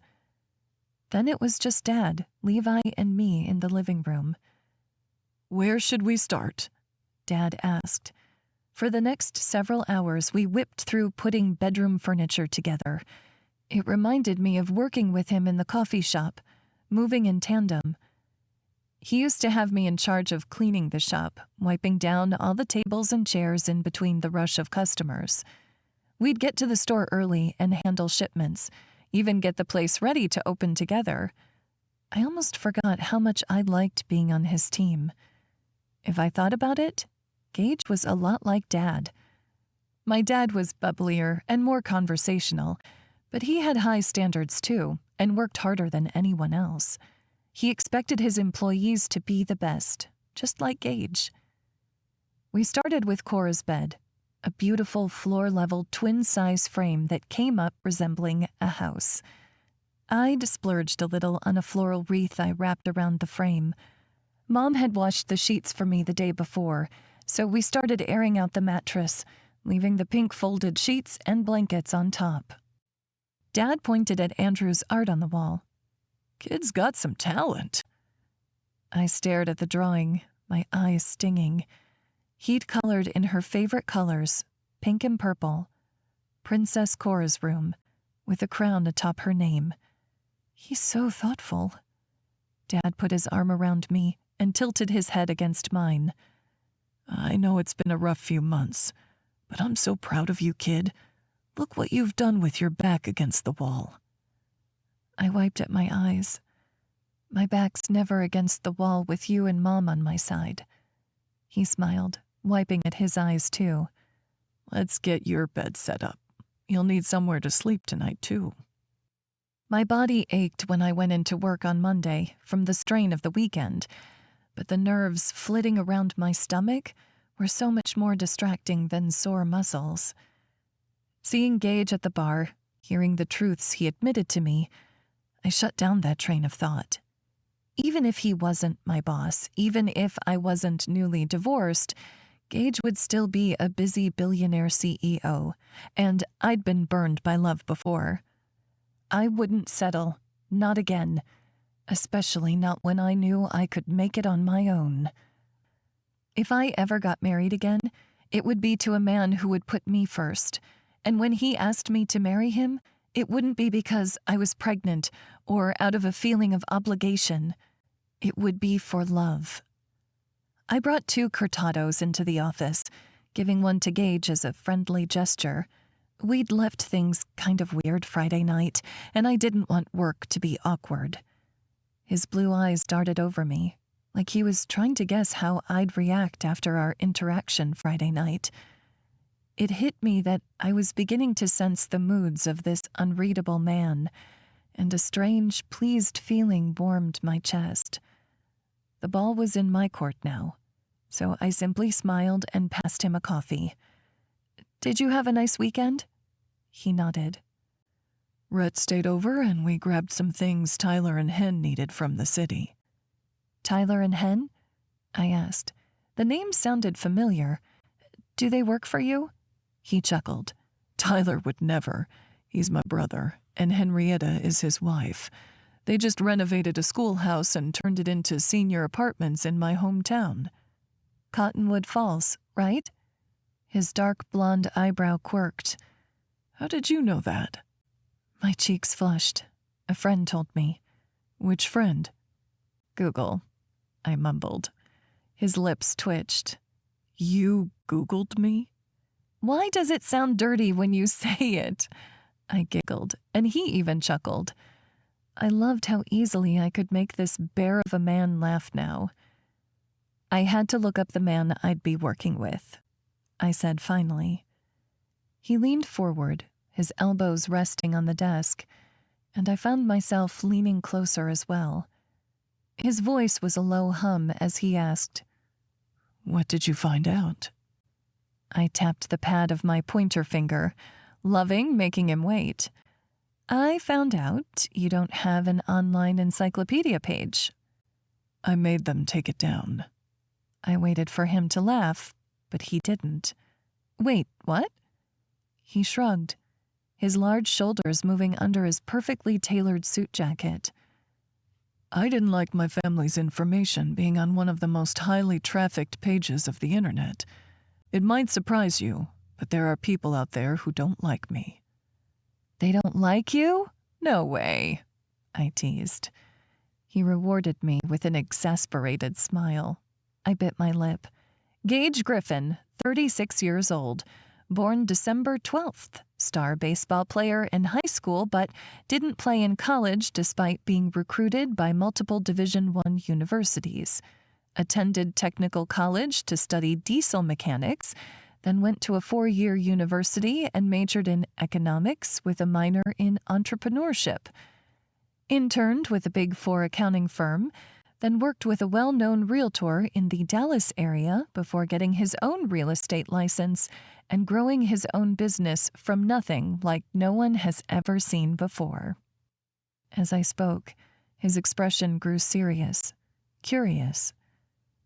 "But that didn't cover any of the things I came to know when working for you," I continued.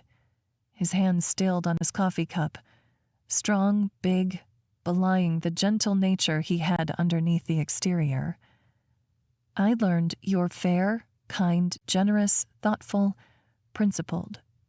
As if the spell had broken, he pulled back, sitting up straight. "I believe you have a meeting." The whiplash of his change in mood left me confused. "What? As if on cue, a knock sounded on the door. Cliff entered the room with Pascal Wilson, the best photographer in Dallas.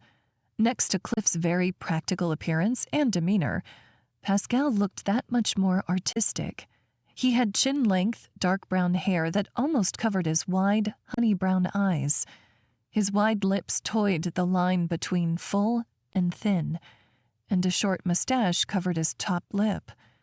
He wore an oversized navy blue sweater with jeans rolled at the hems and worn leather ankle boots. Cool was the only word I could think of for him, and I couldn't wait to get started on this project. "Pascal, it's so nice to meet you. I'm Farah." I shook his hand, noticing the tattoos at his knuckles that inked their way up his arm, under the sleeves of his sweater. "Likewise," he replied. His free hand adjusted the distressed leather messenger bag over his shoulder. "I thought I could walk you around the hotel and then show you my design plans so you can get a feel for the sort of imagery that might enhance a project like this." "Let's do it," he said. Cliff waved goodbye and walked back to the front of the hotel to resume his post. Feeling Gage's eyes on my back, I led Pascal out of the conference room and through the spacious lobby, detailing my plans for the furniture, from the warm, sturdy furnishings to the modern check-in desk and dining area. Then we walked down the hallway toward the elevator. "I'll show you my favorite room." "Looking forward to it," he replied, his voice low and soothing. We rode up the elevator, his cologne something woodsy, but not quite pine, reminding me of winter and Christmas tree shopping. At the 10th floor, we got out, walking down the hallway with beautiful hardwood floors. We'd paid extra for underlayment that would muffle all noise underfoot so we wouldn't have to install carpet, and aesthetically, it was more than worth it. "We are adding textured art pieces on the walls to absorb some sound," I said. "But other than that, your photos will be the star of the show." We reached the end of the hallway with a window overlooking the pool below and then the city sprawling around us. Since the room key system hadn't been activated yet, I opened the door and stepped into the suite. With the floors and trim installed, the space was full of promise. I walked to the bedroom, separated by a sliding door. There will be a king bed against this wall with a textured, taupe-colored wall treatment. I'm thinking we could do an abstract painting over the bed, then photos on each side as well as on this wall. We stepped into the living area, where the fold-out sofa would be.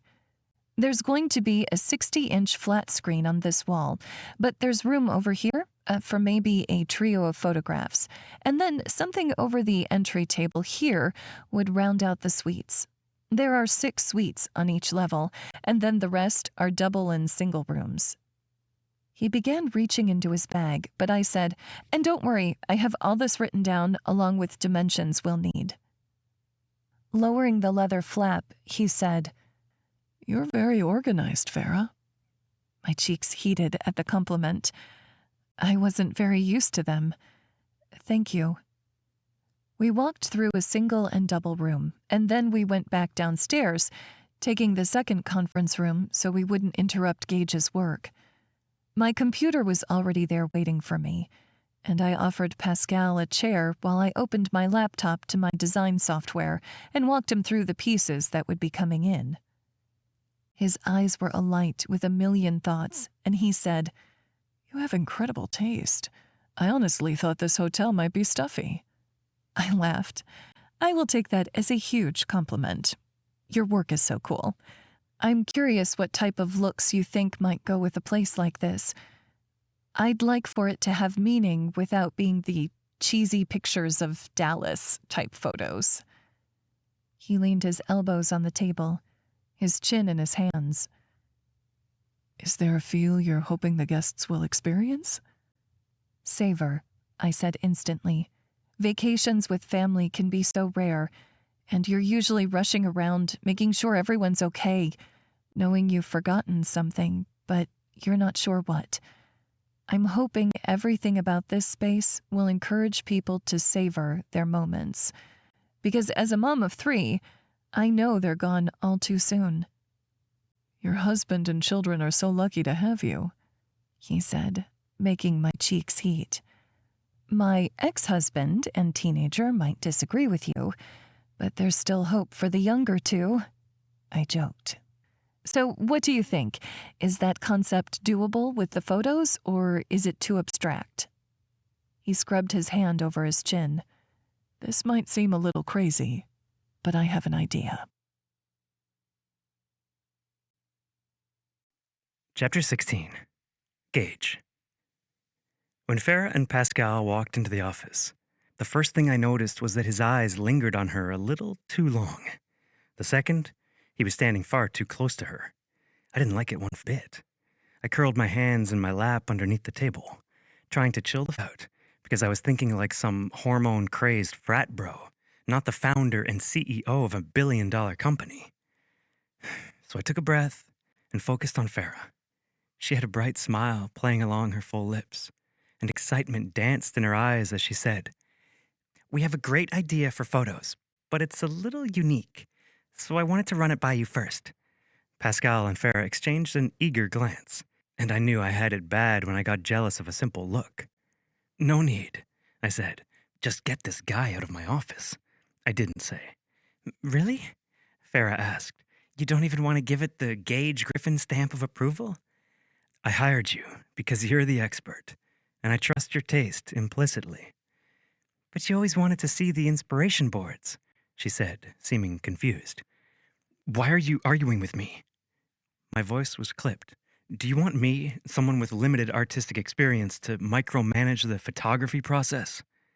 She shook her head, making her curls move over her shoulder. I wish I could push them back, reveal more of the olive skin at her neck. "But it does involve you." But I simply shook my head, locking eyes with her. "I trust you." Those beautiful brown orbs of hers practically gleamed, even under fluorescent lights. She smiled, clapping her hands happily together, and turned to Pascal. "You can pencil us in. We'll see you and your team May 30th at 2 o'clock. Pascal waved goodbye and left the conference room, and it felt suddenly smaller with only Farah and me inside.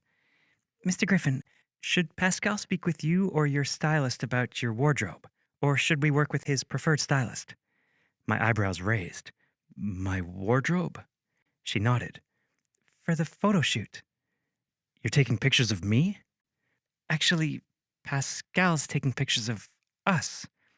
For the next hour, she explained the concept of the photo shoot, along with a preliminary shot list. She and Pascal had the idea to photograph fun and special moments a family might experience during their stay, from ordering multiple plates of room service to kicking off their shoes when they first got to the room.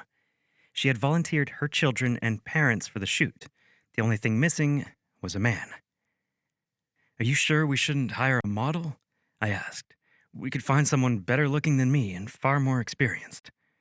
Farah's lips twitched like she was holding something back. "Pascal doesn't work with models, only with real people. I almost couldn't convince him that it was okay to have you in the shoot." "Why not?" I argued, already defensive for some reason. "I'm a real person." Her laugh made something in my stomach stir. "You don't have to use finger quotes around real person.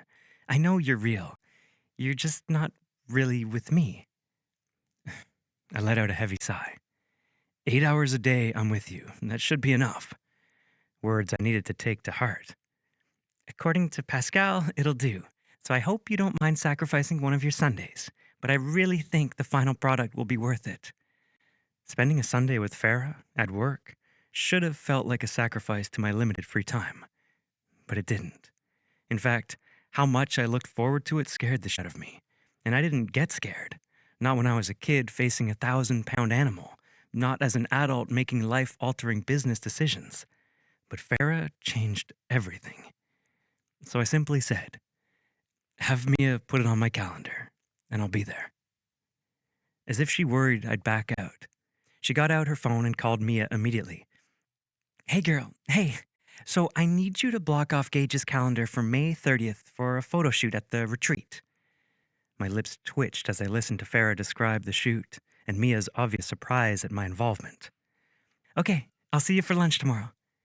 I raised my eyebrows. "You and Mia are having lunch tomorrow?"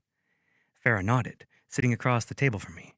"And our moms. Should be a good time." Your mom's? Why? Seeming confused by the question, she said, Because we like spending time together? I let out a sound between a chuckle and a grunt, focusing back on my computer. I needed to go over these meeting minutes from accounting and make sure I had a comprehensive brief prepared for the next C-suite meeting. Just a few taps on my keyboard later, and I could feel Farah staring at me. I glanced up, looking into her half-suspicious, half-incredulous gaze. Yes? What was that sound for? She asked, arms folded over her voluptuous chest. Don't be a pervert. Nothing, I replied lightly. She waited for my answer, and I let out a sigh. I just find people who get along with their parents an anomaly, on par with Sasquatch, kids who aren't sticky, a holiday party without discussion of politics. Her eyes widened. So basically, you're telling me, a mom of 3, that all of my children will hate me one day, so I should just give up now? Don't be absurd. You have 3. Odds are one will need money from time to time. I got the distinct feeling I was lucky to be sitting across the table because she would have whacked me by now. But believing in that is like hoping for Sasquatch, right? She said. I tapped my nose, looking back down at my screen. But then my computer shut, and I glared back up at the curly-haired culprit. What was that for? Don't take your mommy issues out on me, Griffen. I smirked at her annoyed look, which only made her more annoyed. She shook her head. You were with your brother Friday. Do neither of you talk to your parents? Rhett does. I prefer to keep my distance. There was a dull ache in my chest, and one that had been there since I was 20 years old, and hearing my dad say the harshest words he'd ever used on me. Why's that? She asked. I glanced up into her questioning brown eyes, and even though I thought she was genuinely curious and wouldn't use it against me, I kept it vague. My parents and I didn't see eye to eye. What do you mean? She asked. I feel like you're speaking in riddles. I let out a breath, wishing I had some bourbon to ease the knot forming in the back of my neck. I rubbed it out, saying, My parents have a small ranch outside of Cottonwood Falls, but it wasn't big enough to support multiple families, even though all of us kids would have loved to work on it when we grew up. When I went to college, I worked for a property manager who gave me lots of ideas on how to grow a business. But my dad didn't like them. He thought I was money hungry and heading down the wrong path. So I told him he was playing small and hurting his family. There may have been a few more words exchanged. We haven't talked since then, except for Tyler's wedding. Farah's lips parted, about to speak, but I held up my hand. Before you tell me it's a petty argument, that's not even what I'm upset about anymore. Oh, she said gently. Really? It actually felt good to get it off my chest to someone outside of my family. It's the fact that the man who raised me, my hero, the one I always looked up to, he was supposed to see the best in me, but thought so poorly of me to say those things, and even still, he loves his pride more than he loves me. More than a decade with no apology, because I wanted our ranch to be a true family operation. I felt exposed, laying it all out there for Farah to see. I expected her to tell me I was being childish, to let it go, but instead, she reached across the table, laying her hand over mine. My skin heated under hers, and I stared at the connection. The way her skin looked against mine, light olive to my red undertones. When I met her eyes, she tilted her head. He should have reached out, Gage. She bit her lip. The thought of spending a week without my kids during their summer break is killing me. I can't imagine a decade of no contact. I turned my head, holding hers in my palm. I'd only allow myself a moment, a little bit of this comfort she gave so freely. That's because you're a good mom. I cleared the emotion from my throat. Your kids are lucky to have you. Thank you. Her smile faltered before she withdrew her hand from mine, and suddenly the heat from her touch was replaced with a chill. I'll let you get back to work. Sorry for interrupting. I pinned her with a stare, because she didn't need to apologize. No, I was the one blurring this line.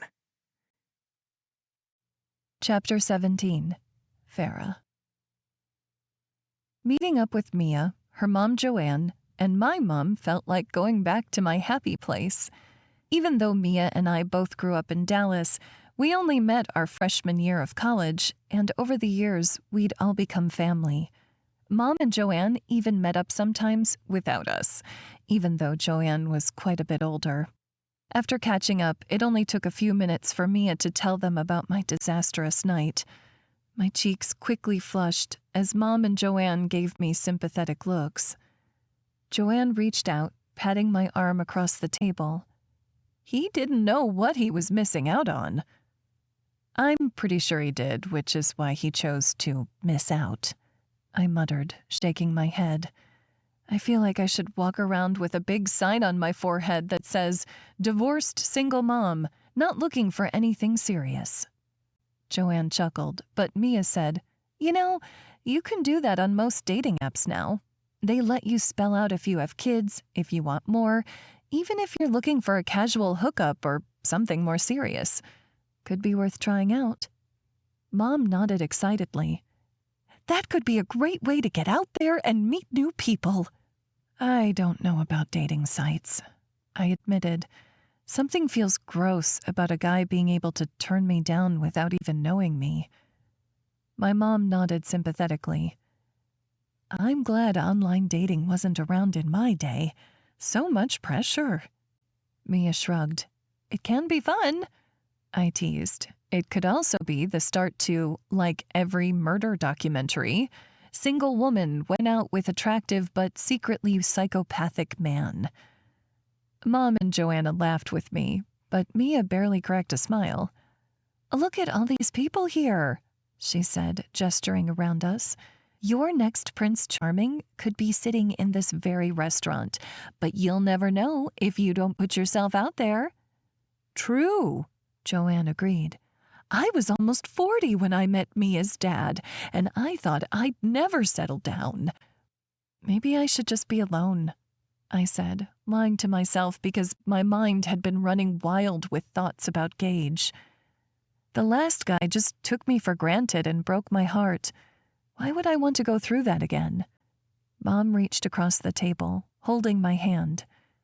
You're so young still, Farah.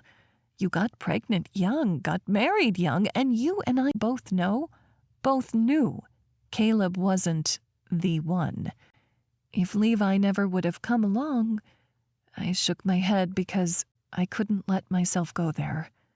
I never want to blame my children for being in a bad marriage. I loved Levi and wanted him to have a family unit. And even with my mind going crazy about a romantic future with Gage, a man I could never be with, I had to be practical. Besides, you always hear these horror stories about single moms dating, about these guys who prey on mothers with young children. I would never forgive myself if...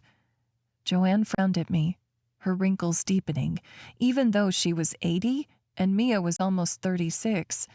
They looked so much alike, with that frown and their pale-colored hair. You'd never let that happen, Farah. My mom and Mia nodded in agreement. And these other moms did? I asked. And how can you start a relationship with a man when you're seeing him as a potential threat? Mom set her drink down, tucking a stray curl behind her ear. Don't you do the same with babysitters, though? You get them background checked, you interview them, you check their references, you spend time with them and your child to make sure you don't sense any red flags. Seems like you could do the same with a man. Mia got a wicked grin. I would happily call references for you. I rolled my eyes at both of them. Why are you so desperate to get me dating again anyway?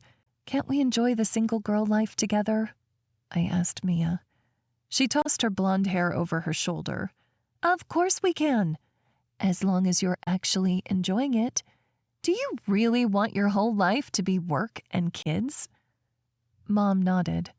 You've only had us watch the kids overnight one time since you've been back. You need to take more time to yourself. Let Dad and me help with the kids. Hear, hear, Mia agreed. I bit my lip.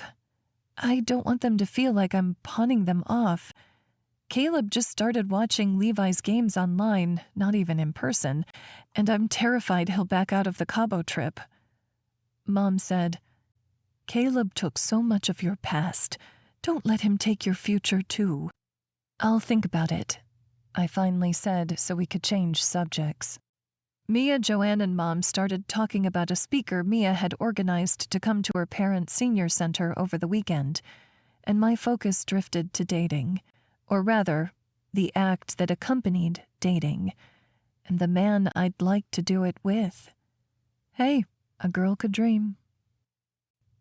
For the next few weeks, I was so focused on work and kids that there wasn't time for much else. I had to finish lining up details for the rooms to be ready, and in the meantime, I had to fully furnish 2 suites and part of the lobby for the photo shoot. Since everything was coming in on different timelines, it meant I had to search for some of the items individually. I spent lots of my workdays scouring estate sales, auctions, and thrift or antique stores for decorative items. It would be a big part of marketing for the hotel as well, telling people that many of the items were sourced secondhand to reduce waste. I missed seeing Gage sit across from me as often when I was out shopping. Missed watching the expressions he made when a vendor call went over 10 minutes. But being away from him made me enjoy the time I did get with him that much more. I swore his jawline got more chiseled every day. His cologne smelled better each time I set foot in the room, and that smile he reserved just for me, it turned me to putty every time. The space from him was good too, because I needed to remember all the reasons I couldn't be with my boss. He was a billionaire bachelor with all the resources and women in the world available to him. A plus-sized single mom of 3 wasn't exactly the best offer out there. Best not to get my hopes up for something he wouldn't be interested in. Besides, he would never fit into my world. He worked a lot, and he didn't speak with his parents. I couldn't imagine being with another man who didn't value family the same way I did. So, I worked myself to the bone and had the bedrooms ready just in time for the photo shoot. With the bed beautifully made with white sheets and the room lit with found lamps, I sent Gage a text. Farah, come to room 1212. I bit my lip, glancing around the room and imagining what Gage would think when he first saw it. My favorite part had to be the bathroom. The French company had already sent 3 bathtubs, and this one was the first to be installed. The tub looked like it had been carved from Calcutta marble and rested on sleek gray tile. Matched with the modern vanities, gold fixtures, and green tiles for the backsplash and shower, it was pure perfection. I could picture myself in here, soaking in the tub, drinking a glass of wine, and reading a book while letting all the stress of the day just roll away. The opening door sounded, and I turned away from the bathroom to see Gage coming into the room. He had his blazer off, the sleeves of his white shirt rolled to reveal a smattering of light brown hair on his strong forearms. I had an urge to put my finger above his tie knot and pull down, unbutton the top few buttons of his shirt to show his tanned chest. Maybe I should start an online dating profile just to get this man off my mind. Remind myself what dating at my age would realistically look like, because this man, he was a fantasy. Gage's eyebrows lifted as he examined the room, taking in every detail from the 4-person table set with placemat silverware and ceramic plates to the lounge area with a stylish fold-out couch and a coffee table stacked with large, hardcover photo books about Texas. I bit my lip, my breath stalling until I heard his thoughts. Farah, it's... He scrubbed his hand over the light stubble on his cheek. It's everything I hoped it would be. He crossed the room, taking in the bathroom with an incredulous smile. My heart skipped happily, my lips tugging into a smile I'd never be able to wipe off my face.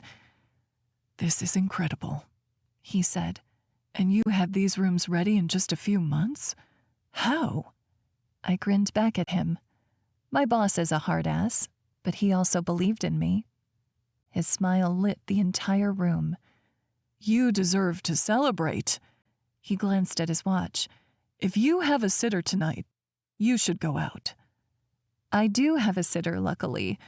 I'm going to stay and put some finishing touches on the other suite, and then we'll be ready for our photo shoot. It's still a month away, he said. I nodded, running my hand over the warm wood of the television stand. I wanted to have it ready early in case he requested changes. His finger brushed the underside of my chin, tipping my gaze up to meet his. Don't change a thing. I swallowed, his touch short-circuiting my brain. I won't. He stepped back as if composing himself and shook his head. You're incredible, Farah. And those words shot straight to my heart, giving me a feeling both terrifying and exciting. Butterflies. Chapter 18. Farah. I was on such a high that the second he left the room, I did a happy dance, falling back onto the king-sized bed with a smile on my face. I'd worked myself crazy trying to make this place everything Gage hoped it would be, and even though the rooms weren't all completed, I felt a sense of satisfaction, a sense of purpose, like this was all possible because I'd made it possible. I'd done it! I left a cheating husband, provided for 3 children, found us a home that we enjoyed immensely, and now I needed to celebrate, like Gage said, and I knew just the way. I kicked off my heels and walked to the bathroom, turning on the bathtub spigot. I slid my fingertips under the stream, feeling the water change temperature. When it heated, I plugged the tub and watched the water pool in the bottom for a moment before going to the minibar stand. For aesthetic purposes, I'd gotten an expensive bottle of champagne and put it in the ice canister. It wasn't cold, but that didn't matter. I unwrapped the gold foil over the cork and then pushed with my thumbs until a loud pop sounded and vapor fizzed from the top. Taking one of the champagne flutes, I poured myself a tall glass and took a sip, the sweet, bubbly liquid sliding over my tongue. Did it feel good to know I'd be taking a bath in a nice bathroom that didn't have any children's toys or dirty underwear littering the floor, drinking a glass of wine completely undisturbed without the risk of anyone walking in on me or asking me a favor. Walking back to the bathroom, I used one hand to unzip the side of my black pencil skirt, and I shimmied out of it. I set my glass down on the vanity countertop, then took off my silk shirt, the beige camisole I wore underneath, and the heavy-duty bra I'd had since Andrew was a baby. Then I hooked a thumb through my cotton thong and pulled it down too, doing a spin. God, it was incredible just to have a moment naked. Until I caught a glance of myself in the mirror. My breasts and stomach kept moving even after I stopped spinning, jiggling to a halt. The mirror lighting was meant to cast a flattering glow, but the mom bod wasn't the most attractive thing in the world, at least by traditional beauty standards. Caleb's voice echoed in my mind the night I told him I was leaving. Good luck finding a guy who wants a fat single mom with 3 kids. I hoped like hell the kids hadn't heard him say that. He hadn't said anything untrue. I was fat.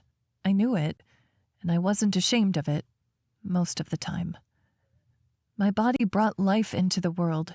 It housed my brain, my heart. It hugged my children and carried me throughout the day and was a sign of life. I never talked badly about myself in front of my kids because there was nothing to feel bad about, not for me and not for them. But looking at myself in the mirror, silvery stretch marks running up the loose skin of my stomach, dimpled thighs pressing together, arms the furthest thing from toned. It was hard not to feel self-conscious, especially because Caleb cheated on me with thin women. And even though I couldn't find anything online about Gage's love life, I assumed he had model types throwing themselves at him daily.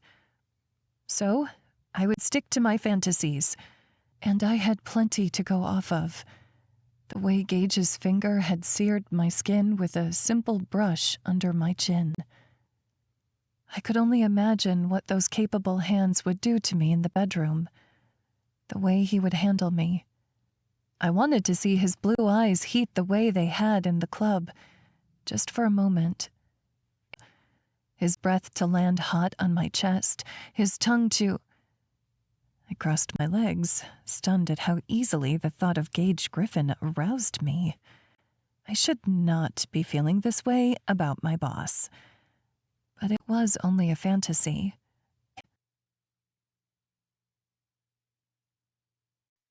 Chapter 19.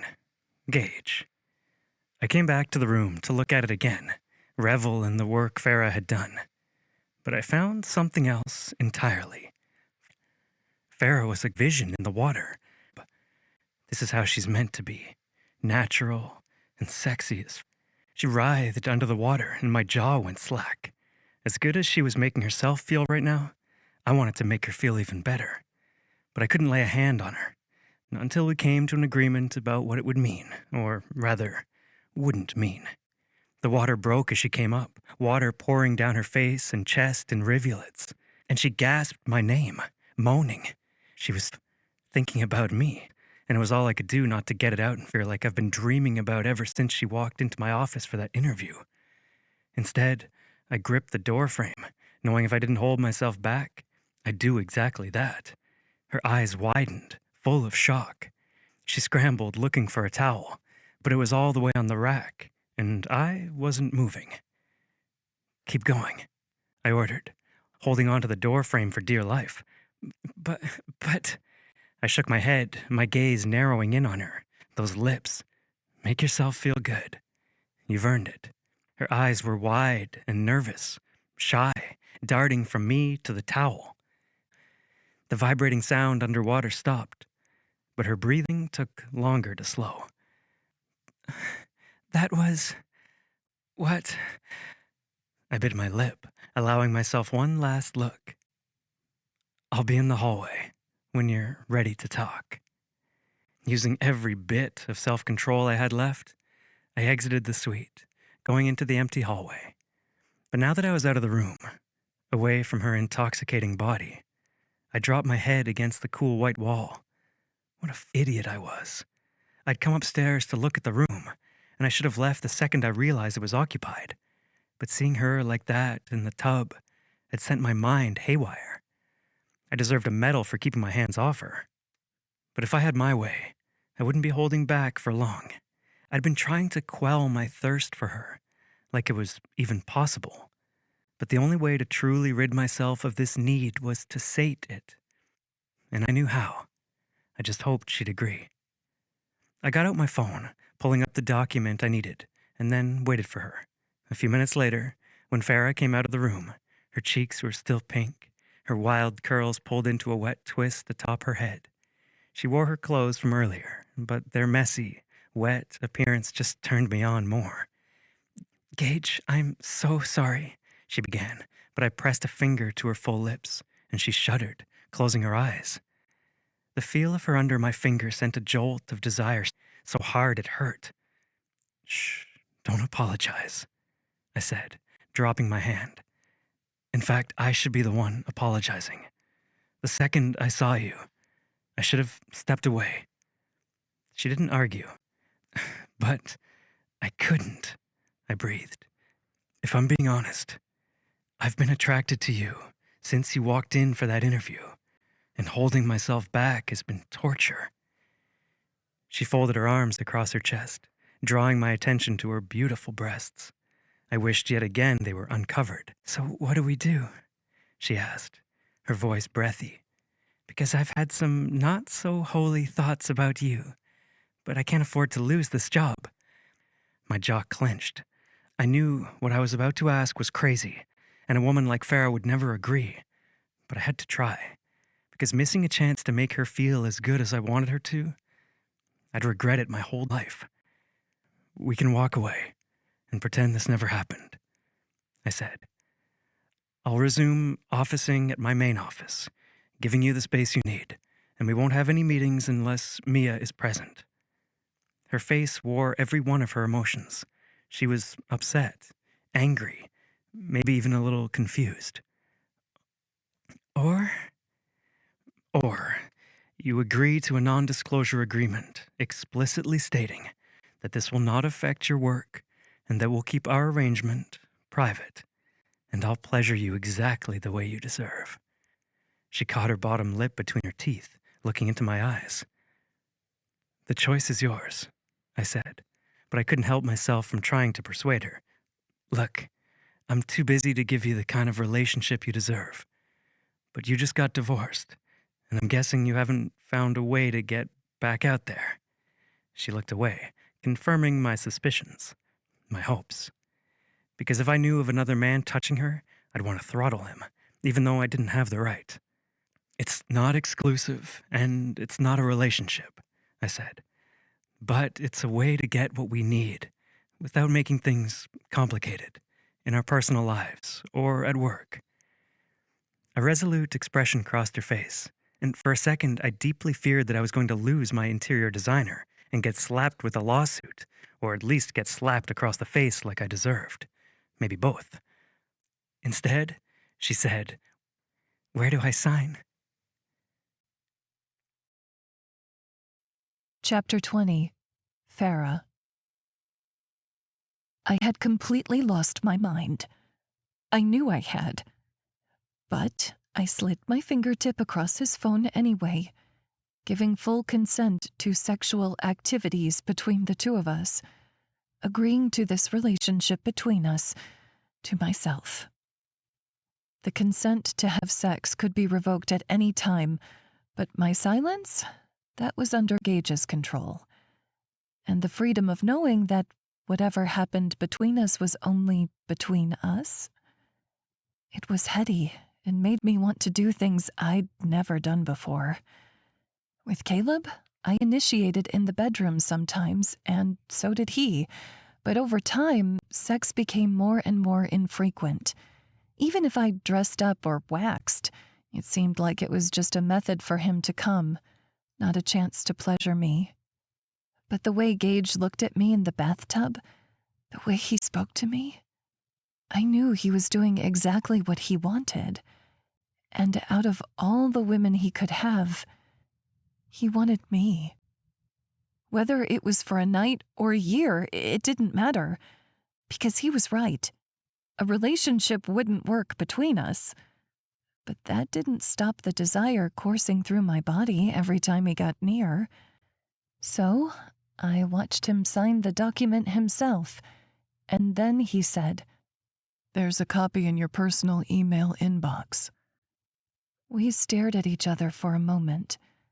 The realization of what we'd just done, what we were about to do, dawning over us. "How long do you have your sitter?" he asked. I glanced at the watch on my wrist. 1 second. Tapping at the screen, I called my mom's phone number. After a few rings, she answered, her voice filling the hallway. "Hi, honey, how's work going?" Glancing up into Gage's eyes, I said, "Something came up, and I'm going to have to work later tonight than I thought. Do you mind keeping the kids overnight?" "Of course, honey, I'll pack a bag for them and keep them at my house if that's okay." "That's totally fine," I said. "I'll pick Levi up at 10 to bring him to his game." "Perfect. I'll let the kids say goodnight while I have you on the line," Mom said. My cheeks heated for some reason.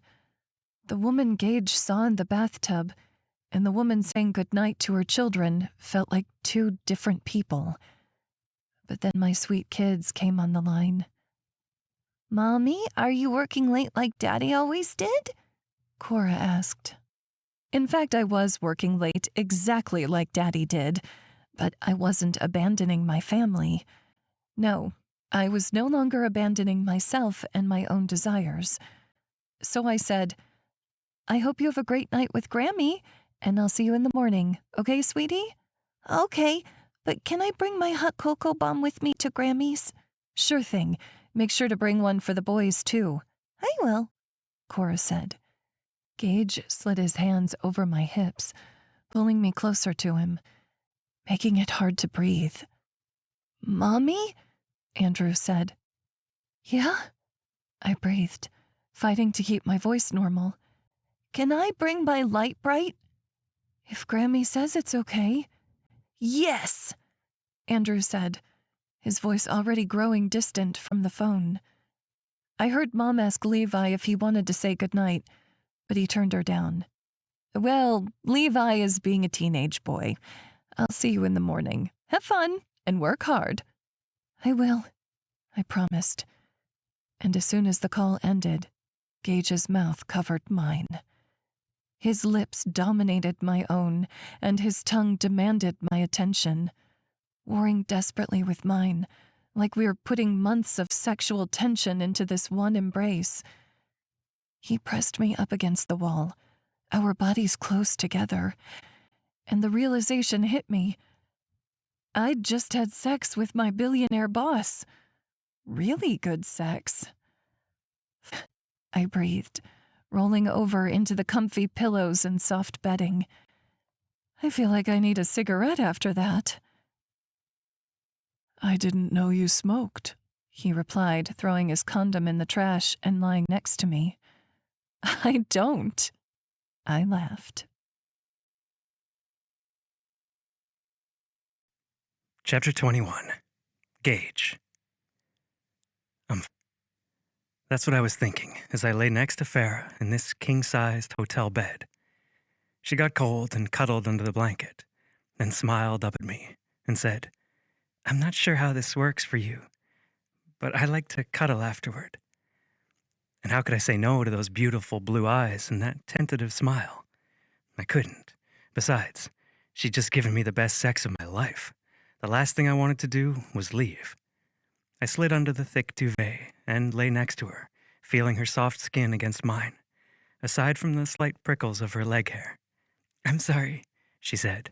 If I'd known we would be doing this, I would have shaved. How could you have known? I asked. I hadn't been expecting this any more than she had. I extended my arm for her, and she rested her head on my shoulder, like it was the most natural thing in the world. And in a way, it was. I felt comfortable in a way I'd never been before. But also electricity hummed through my veins, making me feel more alive than I had in a long time. Usually, after I slept with a woman, I had a driver take her home, and I left the hotel. I never hooked up at my place, and they never stayed the night. But with Farah, I was having a hard time even thinking about getting out of bed. She moved to her side, looking up at me as she ran her hand over my chest. Is it normally that good for you? I chuckled at her question. I knew how to have good sex, but the way this woman had cast her spell over me and made me incapable of walking away, it's never been like that. Me neither, she whispered. We were silent for a moment, and I scanned her face for a hint of regret. It would have killed me to see it, but I would have known this was a one-time thing. I'd change office spaces immediately, just to make her more comfortable. But instead, there was only curiosity in her eyes. I feel like there's so much I don't know about you. We haven't worked together that long, and I'm not open like you. Is that a joke? I snorted, a mix of confusion and laughter in an unattractive sound that would probably have her running for the hills. No, sunshine. It's not a joke. Just checking. I brushed her slightly damp hair back and kissed her temple. You make it seem so easy. You have people laughing and loving you within minutes of meeting you. I have to be more professional. You never know who you can trust when you get to my level. Most people only want what they can get from me. Most? I nodded. My siblings, I can trust them. I know because they know all my secrets and they haven't buried me yet. She giggled. I'd pay good money to hear those secrets. You wouldn't have to pay me. 2 minutes with your mouth on my, and you'd hear them all. She smiled, lowering herself under the blanket. Laughing, I hauled her back up to my chest where she was lying earlier. "Tell me about your siblings," she said. "I was an only child, and I always wished I'd had a little brother or sister. They're a pain, but I wouldn't trade them for anything." I looked down at her, trying to see what angle she was coming from. Why she wanted to get to know me when most women slept with me for the pride of knowing they bagged a billionaire. But her brown eyes were so wide and trusting, I knew I could trust her too. "I have 2 brothers and a sister. First Tyler, then Rhett, then Liv. Olivia, really, but no one ever calls her that. Rhett's the only one you met at the club, and he's pure trouble. He's a great bull rider, and women love him just about as much as he loves them." A smile played along her lips, and in the dimming light coming through the sheer curtains, it was almost magical, this bubble we were in. "Tyler has always been the responsible one. He takes things so seriously, and he was working his way up to take over a major construction company here in Dallas until..." I let out a sigh, realizing how eerily similar our stories were. Except I could never give up my business, my livelihood, for a woman. "Until what?" Farah prompted. "Until he got married and started senior living apartments." I kissed her forehead again, soothing myself as much as her. "And Liv..." I racked my brain, trying to think of a way to describe her. "She's the woman behind my one and only tattoo." She raised her eyebrows, curious. "I didn't see it on your ass." "Ha ha," I said, smiling so naturally around her. "Where is it?" Farah asked. "Can I see?" I lifted my arm that wasn't under her head, so she could see the black ink inside my bicep. She ran her fingertip over the design. "A windmill? For the farm you grew up on?" "Kind of," I said. "It's our sibling tattoo, like a promise that we'll always be there for each other." "Why a windmill?" she asked. And despite never admitting this out loud, I found myself telling her. Because no matter how much a windmill moves, it doesn't go anywhere. And I needed to know that someone would be there for me. I lowered my arm, waiting for Farah to tell me I was weak, needing a tattoo to remind me I had people who truly cared about me in my life. Instead, she reached up and pressed her lips against my jaw. "I can see why you love them so much." I nodded. I'd do anything for them. Anything except apologize to my dad for his mistakes. Her fingers drew circles around my pecs, the relaxed ridges of my abs. "You try so hard to be grumpy, but you're too good of a guy to be that convincing." A growl passed my lips, and I lifted myself, bracketing her head with my arms as I hovered over her. "You think I'm a good guy?" I expected her eyes to widen, to look away. Instead, she did something completely infuriating. She smiled. "You know what I'm thinking?" she asked. I shook my head, desperate to know. For how expressive her face was, she confused me so. "I'm thinking how fun it would be to order takeout and eat everything on the menu off of you." A defeated grin spread across my face. "I believe that can be arranged." No one was more surprised than me when I woke up the next morning with Farah's head on my shoulder. Her curls tickled my skin as she snored softly. The sound sweet and relaxing. Resting like this, her lips were still smiling slightly, like that permanently good disposition of hers wasn't even affected by sleep. This melting, full feeling spread throughout my chest as I looked at her. She would be the end of me, making me both comfortable and uncomfortable to the point of confusion. Her eyes slowly blinked open, and her lips turned into a lazy smile. "Are you staring at me?" "Maybe a little bit," I admitted. She rolled her head closer to me and planted a sleepy kiss on my lips, all ease and grace and happiness that took me completely off guard. Hooking up with someone wasn't supposed to feel like this. Satisfying, sure. Enjoyable, definitely. But contented? This was a new feeling for me. And even though the night had been fun, full of more sex and laughter than I ever expected, I knew I needed to walk away, or I'd never be able to leave. Not just this room, but this woman. I should probably go so I can get a workout in, I said. Her lips twitched at the corners like she was about to frown, but then she smiled and nodded. I should probably get going too. I need to get ready for Levi's game. We left the bed, the covers all rippled from the night before, and I walked back into the bathroom, stepping into the glass shower. The water pressure coming from the gold showerhead felt amazing, and part of me wanted to drag Farah in here and go another round. But I held back, my feet itching to run away from here and from this feeling that I had. I just wasn't the kind of guy to catch feelings. I focused on work and family and doing what needed to be done, not on relationships. Definitely not with one of my employees, and definitely not with a recently divorced mom of 3. Part of me hoped she was already gone so I wouldn't get another urge to pull her into the bed with me and beg her to stay the day.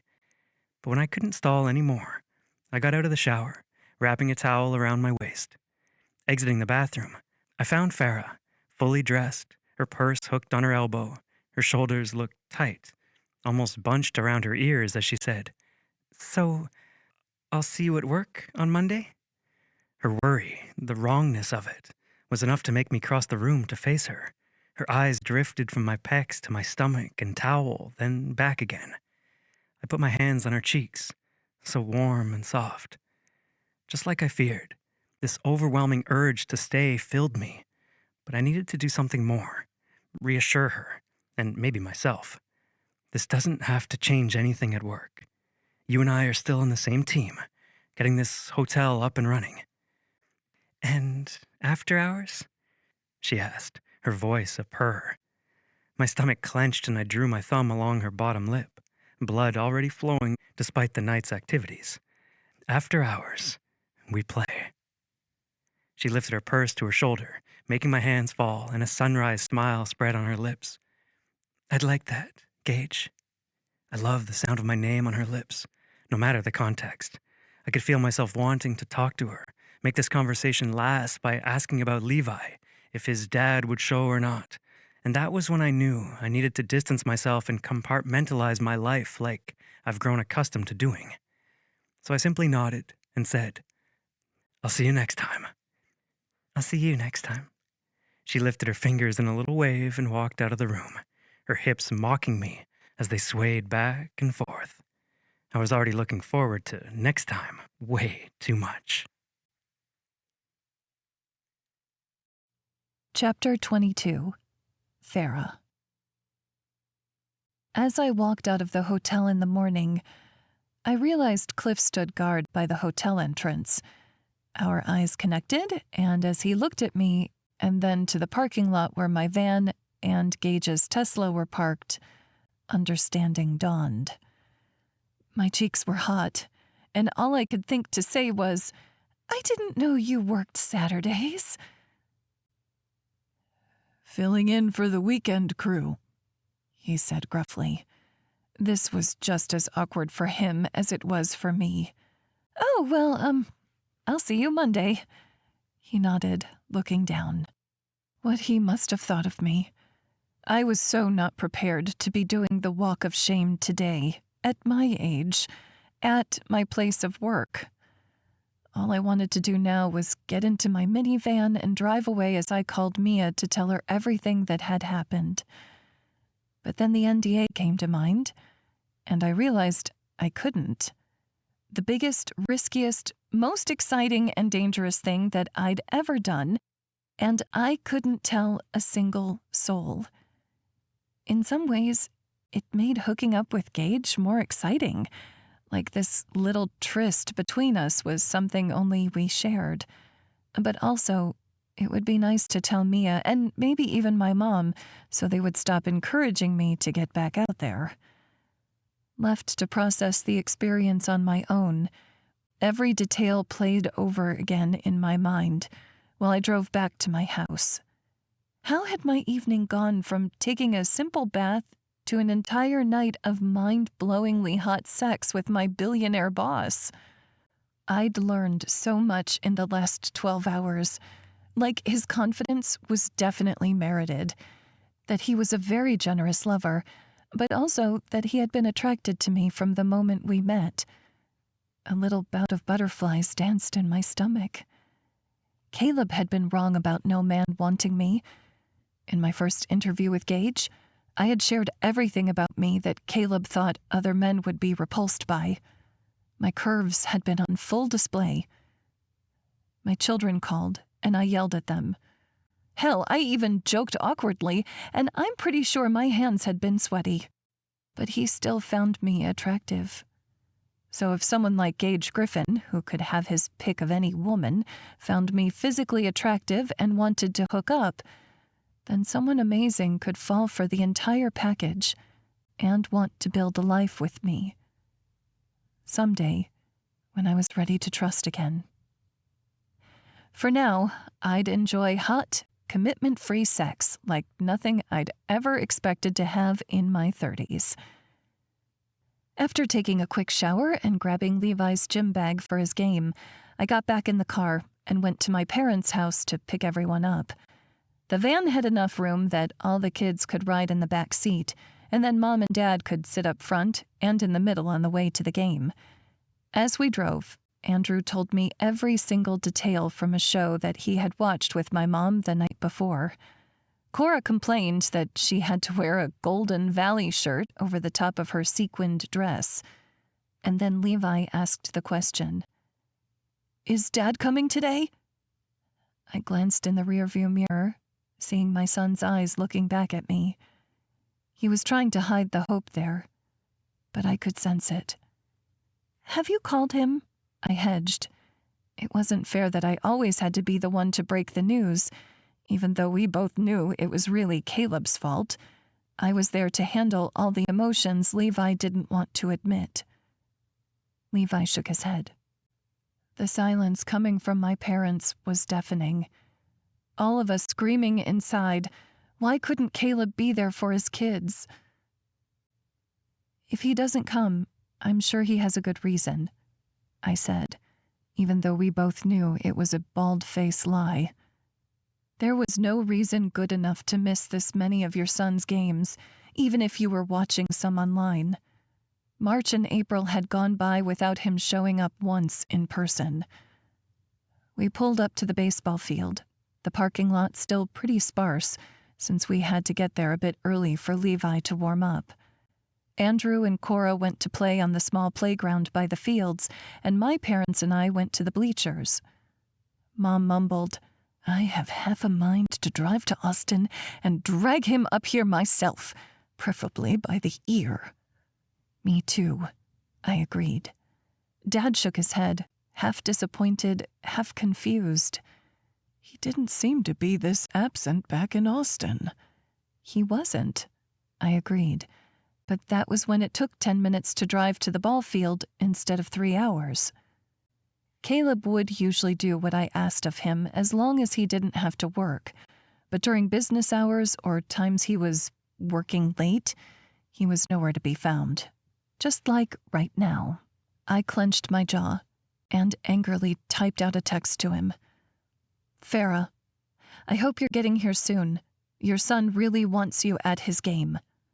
I looked at my phone for a little bit, and he didn't reply, of course. Mom said, "Levi told me last night that he's starting at shortstop today." My eyebrows rose. "No way! He didn't say anything like that to me.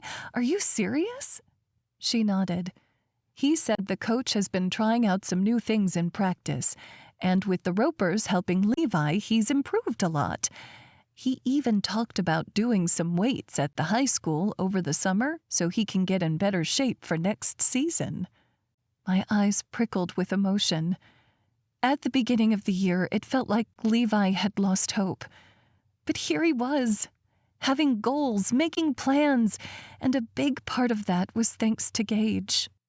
I made a mental note to have Levi write a thank you note to him after the game tonight. The younger 2 kids played while Levi and his team warmed up, and when the team jogged out to the field, I saw that my mom was right. Levi was there with the rest of the starters, full of pride and happiness. I jumped to my feet, cheering for my son. On my right, my dad whistled and Mom clapped her hands together enthusiastically. "Go, Levi!" I yelled. On my left, I heard a voice echo mine. Go, Levi! I looked over, and for the first time in months, I saw my ex. Caleb looked exactly like I remembered. Tall, thick dark hair, perfectly parted and styled. He wore a green t-shirt and dark-washed jeans, probably a pair I'd bought him, seeing as he could never shop for himself. His green eyes bored into me, and I fought the urge to punch him in the face. "What are you doing here?" I asked at the same time Cora yelled, "Daddy!" She ran up 2 rows of bleacher seats and jumped into his arms. He chuckled, hugging her back. "It's so good to see you, honey." As if he couldn't have seen her this whole time.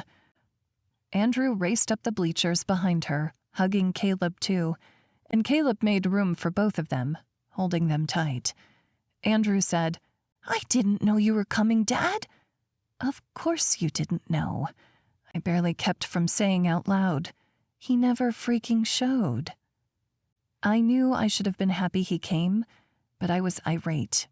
3.5 months without so much as a visit or an offer to meet halfway, and here he was, acting like he actually gave a shit. Mom touched my arm. "Why don't we get something from the concession stand? Caleb, kids, do you want anything?" "Nachos," Cora said, settling in her dad's lap. "Hot dog," Andrew added, cuddling up next to Caleb on the bleachers, even though it was 80 degrees outside and humid. "I'm good," Caleb said. Mom put her hand on my shoulder, guiding me away from the bleachers. When we got out of earshot, she said, "You looked like you were about to murder him, and there were too many witnesses around for me to let that happen, even if I wanted you to." I gave her a wry smile, and then let out a sigh as we walked over the dirt path between bleachers to the concession stand. After getting hit by a foul ball, I made sure to keep a lookout every time I heard a bat make contact. It's just hard to see him swoop in and be the hero when I'm the one handling everything. You know, Cora threw a royal temper tantrum yesterday morning because we were already running late, and the braid I put in her hair didn't look just like Elsa's. And Andrew's teacher called to tell me that he has no interest in doing his schoolwork. He just doodles. Never mind the fact that Levi barely has 2 words to rub together these days. Mom said, "I believe all of that, especially after all the struggles we had with your hair or talking too much in class. And you too had your teenage moments. Hey, I'm pretty sure I still have nightmares about getting my hair done before school." Her chuckle loosened me up a little. Kids are smarter than we think, and they know who's there for them at the end of the day. We reached the snack shack and put in orders for the kids. Just before we were about to pay, I said, "Hey, can we get some Cracker Jacks too?"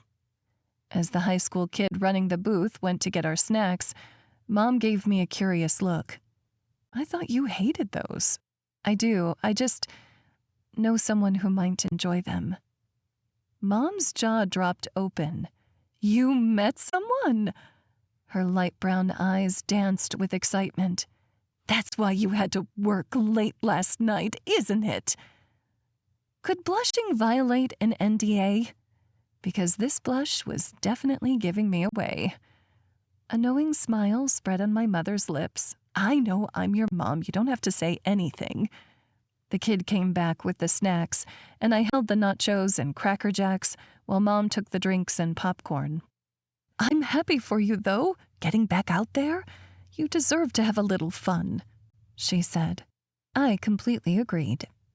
When we reached the stands, Dad scooted further from Caleb like he needed us to separate them, his arms folded over his chest, and that was saying something because my dad didn't make enemies.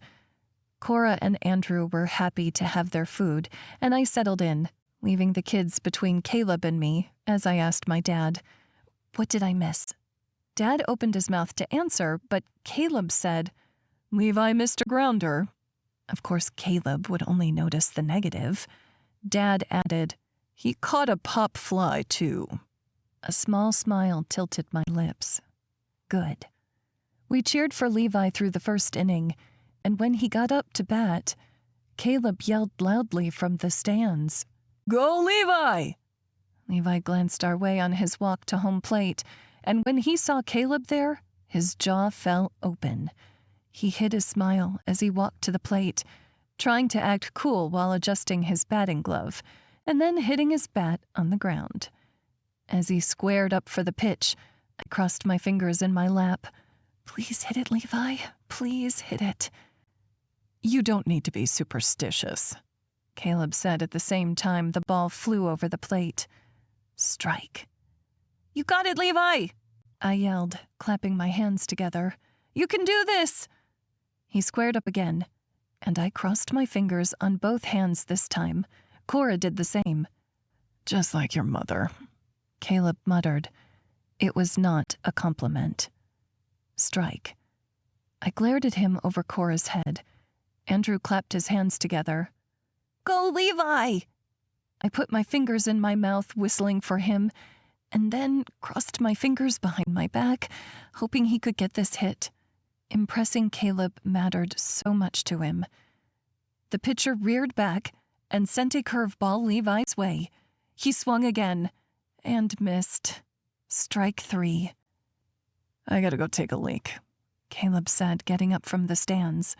When I shot him a look, he said, What? It's not like I'm missing much.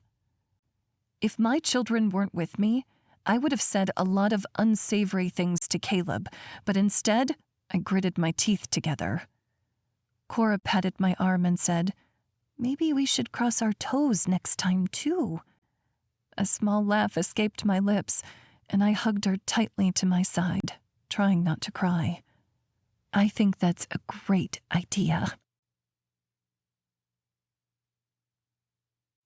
Chapter 23. Farah. We waited by the stands while Levi went to the locker room to shower and change. Cora and Andrew took turns hanging onto Caleb's hands and flipping backward, giggling as they did. People were arriving for the game after Levi's, but Levi's coach, Mr. Reynolds, approached us and said, Hey, are you Levi's cheering section? Caleb nearly dropped Andrew in his haste to shake this man's hand. Caleb Elkins, Levi's father. Coach shook his hand, saying, Haven't seen you at the games yet. Glad you could make it to this one. I was way too pleased at that comment, no matter how nicely it was delivered. I'm Farah, his mom, and these are my parents, Barry and Jenna. Coach Reynolds pointed at Dad. I knew you looked familiar. You run that coffee shop over on Maple. Dad nodded, a shy smile on his face. That's me. Despite creating a local family-run coffee shop that consistently outsold the major chains, he managed to be one of the humblest people I knew. Love your coffee, Coach said. Thanks. Tucking his clipboard under his arm, Coach said, I just wanted to tell you how great it is to have Levi on the team. I know he's new to town and only a freshman, but he's a real hard worker. I know he gets down on himself when he doesn't perform the way he'd like, but just you tell him to be patient. Keep working at it because I see a lot of potential in him, especially after the Ropers guys started working with him. Ropers? Caleb asked. Like the professional team? Coach Reynolds nodded, seeming confused. Caleb's cluelessness was a surprise to me, too, since I knew Levi and Caleb talked on the phone at least once a week. They've been helping out with practices this season, Coach explained. Caleb said, Oh, right, I guess I get confused talking about Ropers in Texas. He forced a laugh. The coach chuckled and said he'd see us at the next game, and Caleb agreed amicably, but the second coach walked away, he turned on me. Why don't you tell me about the kids, huh? Sensing the change in mood, my mom said, Cora, Andrew, why don't we go play at the park while we wait for Levi? They easily followed her, but my dad lingered, like he was holding something back. I gave Dad a slight shake of my head, and he blew out a sigh before following Mom and the kids. Why didn't I hear about a professional baseball team helping at my kids' practice? Caleb repeated. Maybe if you would call the kids more than once a week and actually act like you care, Levi would have told you. Are you kidding me? A text was all it would have taken. Of course, he was trying to pin this on me, just like always. It's not my fault that you're not participating in their lives. You hardly ever answer my calls, and I leave the door open for you to visit every weekend. And do what? He asked. Stay at a hotel? I can't afford them, especially with the child support I'm sending your way. We both know the child support is far less than the judge would have given, I said. It just barely covers groceries for them with the way Levi eats. Besides, you always told me that I spent too much money. I'm surprised you're not rolling in cash now that I'm not there. His jaw clenched, and he looked away from me. You're the one who took my kids away. You're the one who treated our family like it was nothing. Not our family, he said. Just you. He didn't have to say. I could feel angry tears building, and I was about to snap back. But then I heard Levi say, Dad, you came! He was still several feet away from us, not close enough to hear our conversation. I looked away, blinking quickly as he gave Caleb a hug. Great job, buddy, Caleb said. Could use a little work on your batting and grounders, but sounds like the ropers will help you with that. Levi's smile fell, and he rubbed the back of his neck. Yeah, they've been working with me a lot lately. Hope it pays off. Well, I want you to tell me all about it, Caleb said, reaching for Levi's gym bag. I'm going to take you and your siblings out for something to eat, and then we'll hang out at a park or catch a movie or something. Levi looked overjoyed and surprised at the same time. Are you for real? Caleb glanced at his watch and cringed. I mean, it will have to be a quick dinner so I'm not driving back too late. Half an hour should be long enough for dinner, right? Levi looked at me, frowning. Can't Dad stay with us? I winced at the thought. If I had any money left after renting the house, setting up utilities and furnishing it, I'd pay for a hotel stay myself. Come on, Mom, Levi said. You and Dad lived together for 15 years. You can't manage one night? There it was, the mom guilt. I promised I'd never be that parent making my kids worry about me and their father being in the same room together. And that started now. He can sleep on the couch, I said, forcing a smile. Levi said, I can sleep on the couch. You can take my bed, Dad. It's really nice. Levi hadn't spoken this many words in the last month, and even though I hated to have Caleb stay in my home, it felt good to have my son back. But Caleb raised his eyebrows because he knew his child support wasn't enough to pay for a really nice bed. He'd meant to starve me out. Better than the one at home? Caleb finally asked. This is home, I said. Then I called Andrew and Cora over because I really just couldn't handle this conversation anymore. Maybe it would be easier one day to be around Caleb and not be so frustrated all the time. But right now, I hated seeing the way he treated the kids like they were his last priority. It was like assaulting an open wound. And I didn't know if I just never realized how terribly he treated me, or if it had gotten worse since the divorce, or if I had put up with it for so long that it was normal. But right now, I was over his behavior. Another ballgame was starting up as the kids and my parents came over, and I moved Cora's car seat over to Caleb's truck so that they could go out. I loaded them in and told them I loved them, and then I stood by my parents and watched them drive away, my heart aching because this man, who could barely manage to call, much less show up in person the last several months, was taking the biggest parts of my heart with him. Mom put her arm around me, rubbing my shoulder. Do you want to come over and watch a movie or something? Could be good to take your mind off things. It was a tempting offer, but I shook my head. No, I have to do some chores around the house. especially before Caleb shows up and starts judging me. Dad said, "You know, you could stay at our place if you don't want to be around him. Hell, I'll pay for a hotel myself." "You've done more than enough, Dad, and the kids would never forgive me," I said, especially not now that they knew he was staying over. He nodded. "Call us if you need anything. Anytime." "I will. I love you, Dad." I gave him and Mom a hug and waved goodbye before getting in my car. I drove back to the house, and for the rest of the afternoon, I cleaned up all the messes that had piled up over the week. Now the only time laundry and dishes got done was late at night after I was already exhausted and finished helping the kids with their homework or spending time with them. I knew Andrew especially got really lonely at his new school. He had a harder time making friends than the other two. I ran a few loads of laundry and did the dishes, wiped off the counters and swept the floors, even though I knew I shouldn't care what Caleb thought anymore. I wanted him to see what a good life I had made for myself and the kids without him. I wanted him to walk in this house and see all the nice things we had and know that he had absolutely no part in it. I ate dinner by myself, and just as headlights appeared through my front window, my phone pinged with a text. "Gage, I saw Levi's team won today. Tell him good game from me." I bit my lip, smiling at the screen. "Farah, I will."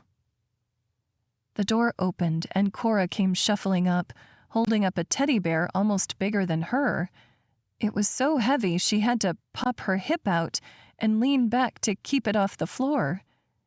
Andrew sulked behind her, holding a baseball glove and bat. Behind him, Levi and Caleb walked beside each other, Levi holding the brand new mitt I'd been saving for. "Did you guys go shopping?" I asked. Caleb nodded, and I noted the frown on Andrew's face. "I didn't know you liked baseball," I said to him. "I don't," he muttered, walking past me and going to his bedroom. Confused, I looked at Caleb for an explanation. He rolled his eyes. "Drew wanted fingernail polish, but I told him he should get something that we could do together." "And you can't do fingernail polish together?" I asked, feeling Cora and Levi's eyes on me. "Not if I don't want him to get picked on at school. You already said he's having a hard time making friends." I fought to keep my voice even, knowing our kids were listening. If the kids are picking on him for wearing fingernail polish, it's their problem, not Andrew's. He should have gotten what he wanted. He folded his arms over his chest, towering over me, where I sat at the dining room table. "Great way to welcome me to your new place. Complain at me for doing something nice for your kid." "Our kid," I corrected. "Oh, now he's mine," Caleb muttered, stepping past me to look at the kitchen. "This is a pretty big place. Rent must be sky high." Levi said, "It's not as big as the house back home, but it's comfortable." The pain in my chest just increased. Cora said, "Come see my room, Daddy. I'll put Prince Charlie by the rest of my bears." "Okay, sweetheart," Caleb said, holding her hand and letting her drag him back to her room. I followed them, wanting to keep an ear on what he said about the place. He looked around her room silently as she placed the teddy bear by the rest of her stuffed animals. He said, "This is a room fit for a princess." She spun happily, her skirt flying around her. "Let me see your room, Levi," he said.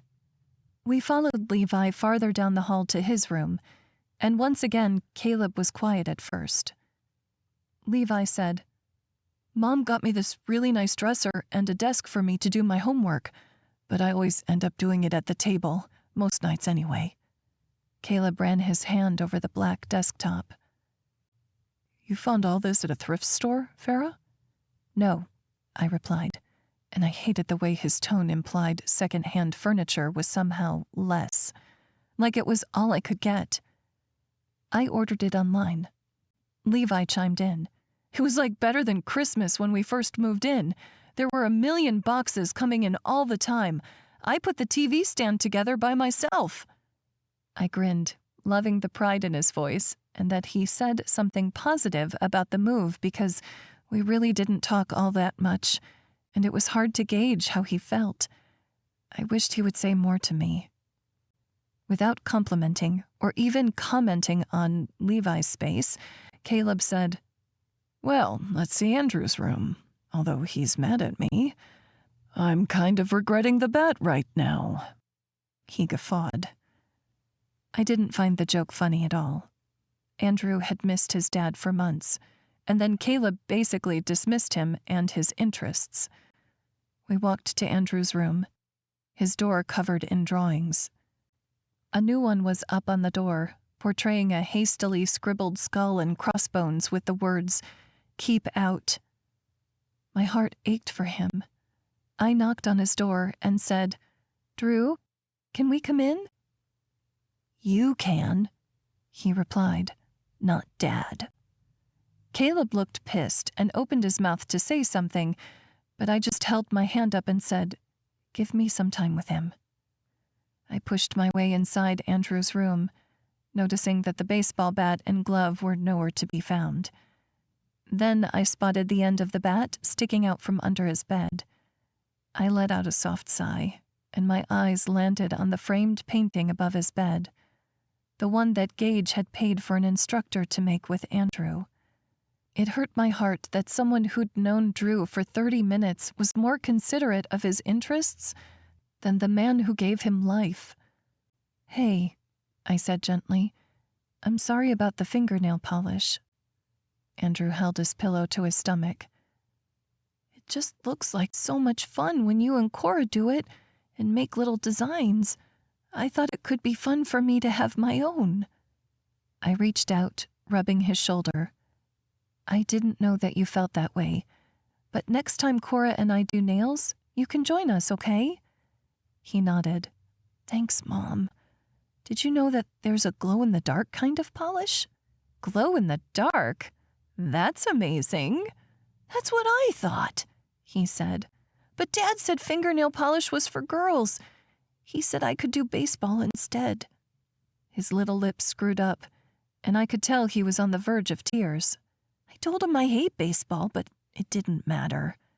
"Babe, you don't have to play baseball if you don't want to. And anyone can paint their nails, okay? It's literally just colors, not a boy thing or a girl thing." He looked up at me. "I don't have to play Little League this summer, right?" "Not if you don't want to," I said. He nodded, looking down at his bed. He'd gone for a bedspread that was designed after one of his favorite video games.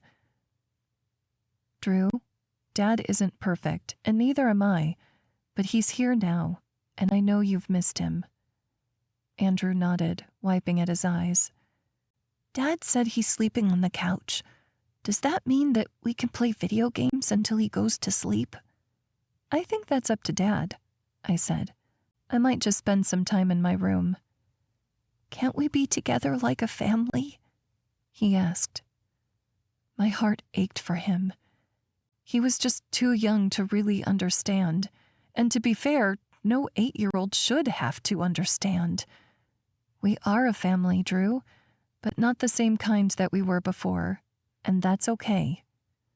His lips trembled slightly, and I pulled him into a hug. After a few minutes, he took a deep breath and said, "I'm going to ask Dad about the video games." "I think that's a great idea." He pushed himself off the bed, giving me a playful look. "Maybe our new family can play more video games." I chuckled, walking behind him. Nice try. We walked to the living room where Caleb and Levi were battling each other in a video game, while Cora played with one of her dolls on the floor. "Can I play with you?" Drew asked, sitting by Levi on the couch. "Sure, buddy," Caleb said. "You can have my controller." I folded my arms across my chest, hating the sight of Caleb in my place. It felt so wrong for him to be here, taking up space in my fresh start. but I knew it was best for the kids if he had time with them. "I'm gonna go to my room," I said, putting my thumb over my shoulder. "I figured you could put the kids to bed tonight, and I will see you all in the morning." I was about to walk away when he said, "Wait up, I want to talk to you about something." "What's up?" "Privately." He stood from the couch. I didn't want to take him to my bedroom, so we stepped onto the back patio. There wasn't much to the backyard, but we'd strung up some discounted Christmas lights and put a used picnic table out. The setup made it look so magical and happy back here. "What did you need to talk about?" I asked. His expression quickly changed from amicable to accusatory. "Griffen Industries canceled all their accounts with Greenline." I raised my eyebrows. "Okay. I know you had something to do with it." His anger had no place back here, but neither did my own. "Caleb, I don't know what you want me to do about it. I work in interior design. It's not like I have anything to do with the company's insurance decisions." Raising his eyebrows, he gestured at the house behind him.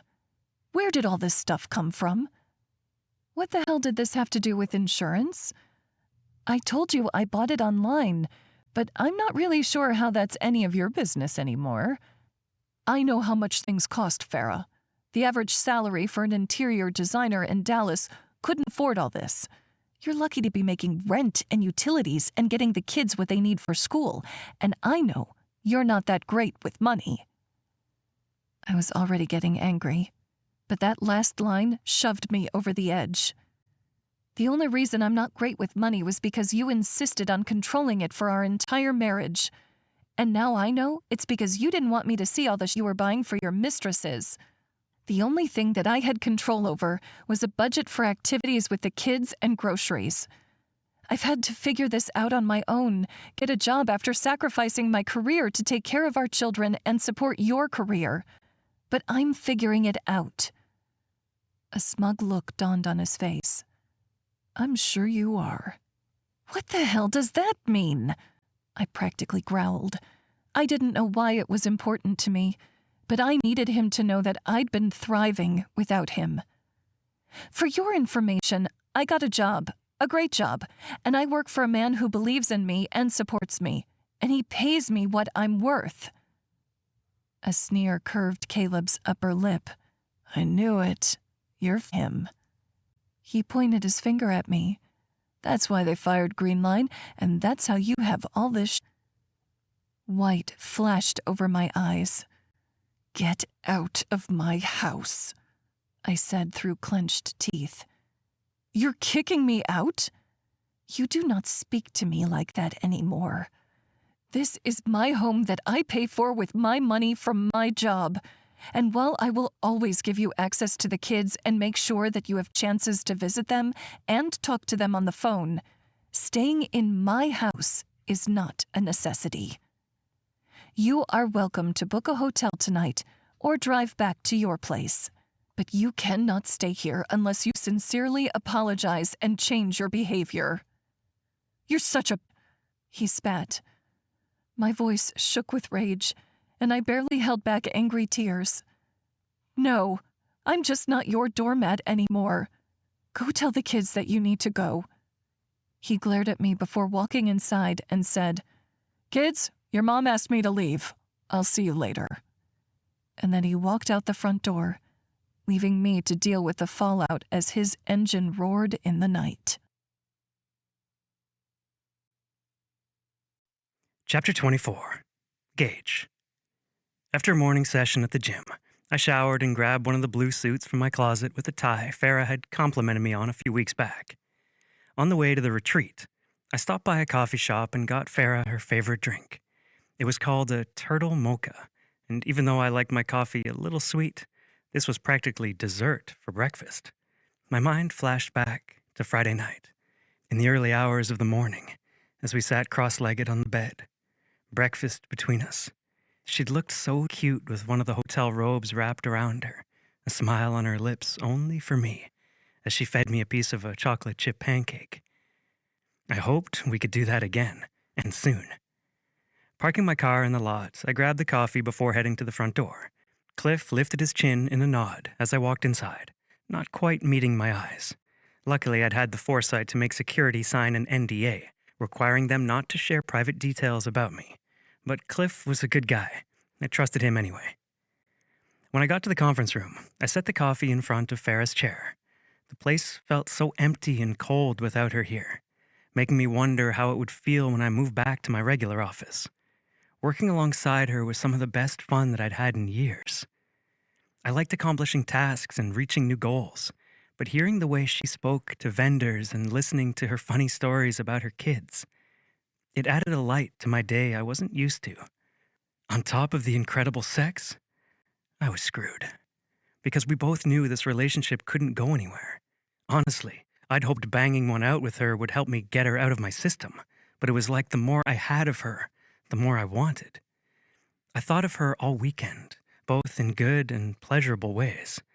But now, sitting in this office waiting for her to come in, I felt like a kid waiting for Santa on Christmas morning, excited, and as a 36-year-old man, a little bit pathetic. Her entrance to the room didn't disappoint. She'd worn a short-sleeve navy blue dress that hugged her curves and showed her cleavage. As she drew closer, I noticed little white flowers on the dress, and they reminded me of the perfume she wore. When she saw me, her face broke into a smile that brightened the entire room, and I realized I'd been right to anticipate this. "I got you dessert." Her eyes lit up. "A turtle mocha? I so needed this." She sat down, taking the cup in both her hands and drinking deeply. "Rough night?" I asked. "More like rough weekend," she replied. "Everything okay?" I asked, searching for another bruise. "You didn't get hit by another ball, did you?" She chuckled, then she sighed, shaking her head. It took another sip of the turtle mocha to steel herself before she could tell the story. Caleb decided to show up for one of Levi's games, which was great, until he decided to suggest that the only reason I have nice furniture in my house is because I'm having sex with my boss. I cringed, sucking in a breath through my teeth. "What the hell is wrong with that guy?" "He's jealous," she said, shaking her head and swirling her drink around in her cup. "He told me when I left that I'd never be able to make it on my own, and that I'd come crawling back. And maybe that's why he hasn't seen the kids, because he thought we'd be back any day. But I think seeing me in my house and doing so well solidified for him that it's really over." "So what did you do?" I asked. I hoped she'd put him in his place. She deserved to be treated better than that, and her kids needed a better example of a man. "Oh, this is where it got worse." She set her coffee down, placing her hands on the table, like she wanted to flip it. "I can take Caleb saying crappy things to me because, well, I've been dealing with it for a while. But then he walked in and told the kids that I was making him leave. And you should have seen the look on Levi's face. I'm pretty sure he's going to hate me forever. Cora was crying, asking why Daddy wouldn't come back, and Andrew threw the baseball glove and bat that Caleb got him in the garbage. So I was dealing with all the feelings." I shook my head. "All I did over the weekend was some extra work and hit the gym." She had half a smile as she picked her drink back up. "Do you know how lucky you are?" I gazed at her. She was so beautiful, even frustrated and slouched over her coffee. "You have no idea." Her eyes met mine, holding my gaze for a moment. "He did say something else." My fist clenched under the table. "Something worse?" She shifted uncomfortably in her seat. "Farah," I ordered. Meeting my eyes again, she said, "He said Griffin Industries dropped Green Line Mutual." My shoulders squared. He was still an idiot for leaving Farah, but smarter than I thought to make the connection. "We did." Her lips parted. "Why?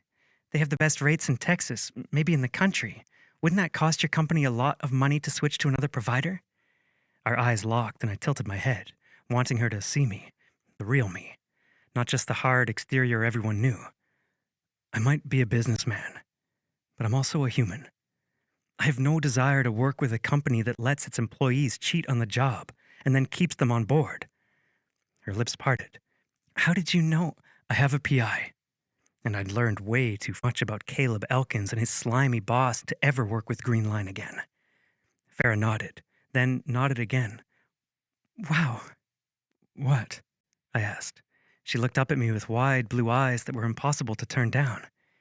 "You did that for me?"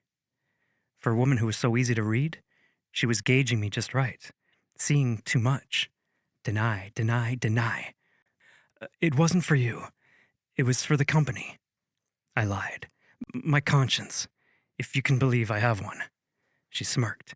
Gage Griffen did something nice for me? I knew it. She pointed at me. I reached across the table, gripping her hand, and suddenly her perfect lips parted, and it felt like all the air had left the room, replaced by a charged tension. Her throat moved deliciously as she swallowed. I can do something else for you, too, I said, my voice low. What would make you feel better? She nodded toward her coffee on the table, keeping her hand in mine. This is a good start. A start? I asked. Her full lips curled into a smirk. I'm not sure I'm allowed to do all the other things that would make me feel better. Says who? I asked. My boss? He's a real hard-ass sometimes. I think, under extenuating circumstances, he might understand. Well, in that case, she said. I let go of her hand and walked around the table until I was facing her. When I put my hands on her shoulders, sitting her in the chair, she inhaled a quick breath and held it as I pushed the rolling chair until its back stopped against the wall. I lowered myself to my knees before her, ready to worship her like the queen she was. Her brown eyes were wide in surprise, making me grin up at her. When I was done with her, that name would be the last thing on her mind. You wore a dress for this, didn't you? I asked, before kissing her thigh. She shifted her hips, her voice breathy as she said, You like dresses? I took off my blazer, dropping it on the desk, and kissed higher up her leg. Love them on you. Chapter 25. Farah.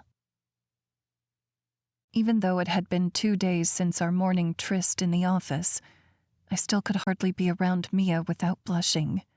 She knew me better than anyone else, and she knew Gage just as well. Which was unfortunate because I was terrible at lying, and Gage had a last-minute lunch meeting come up with Jason Romero when we were supposed to meet Pascal to go over the shot list.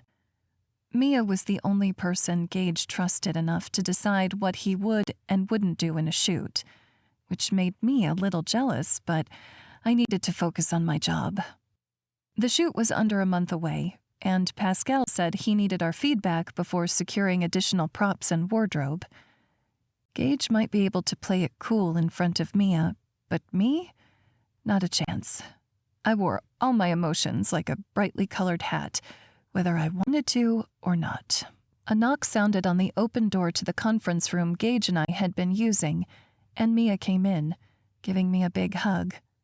I know we technically work together, but I still feel like I never see you, she said. I know, I replied. I was so excited to work with you, but I feel like I spend more time with Gage than anyone else. I instantly fought a smile because I didn't mind the time I spent with him so much anymore. Now you know what it feels like to be me, she said. God, I hope not. I chuckled awkwardly, but then I had to wonder, had he made her sign an NDA too? No, I decided. I knew Mia too well for her to be able to lie to me. When I'd asked her directly about a potential crush on Gage, she had been genuinely against the idea. If she asked me outright, I'd have no choice but to fold. She'd know instantly. How's work been going? I asked, hoping to change the subject. I just realized that I don't really know a lot of what you do every day.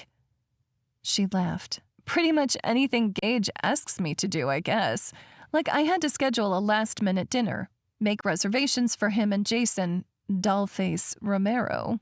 I made travel plans for him last spring when he had to speak at a congressional hearing on real estate monopolization. I'm working with the event planner to prepare for the annual 4th of July picnic for the company.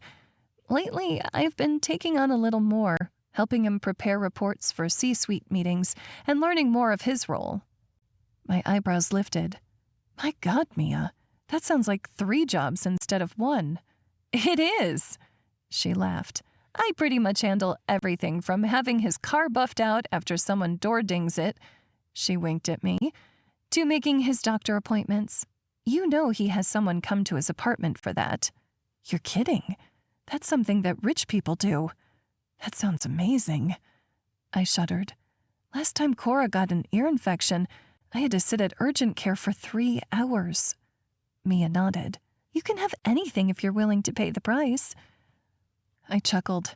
I'd have to be doing a lot more than interior design to afford that. Maybe I should be a stripper. There are people into the whole mom stretch mark thing, right? The words were out of my mouth before I realized our boss was into that. I blushed hard, then choked on my own saliva, going into a major coughing fit. Mia said, You're so off. I haven't seen you blushing like this since you started dating Caleb. Maybe when we went to that Magic Mike movie, you talked about Channing Tatum for weeks after. Her jaw dropped, and her eyes lit with excitement. Oh my gosh, you have a crush! My cheeks flamed bright red. I do not. Who is it? Mia asked excitedly. How did you even meet him? Did you try online dating finally? The sound of voices came through the open door. Another knock sounded, and I looked away from Mia to see Cliff standing next to Pascal. Have a good day, Cliff said to Pascal, then left the 3 of us alone. Mia immediately kicked me under the table, and my cheeks got even hotter. Pascal, she crooned. I'm Mia, Mr. Griffin's assistant. Farah has told me all about you. I didn't think I could get more embarrassed, but I was blushing even harder than before, and a spark of a grin hid in Pascal's dark eyes as he looked between Mia and me. I'm flattered. Pascal, it's great to see you, I said, extending my sweaty hand. Likewise. He held on to my hand a second longer than necessary, and I could feel Mia's silent squeal rightly along with the squish of moisture between our palms.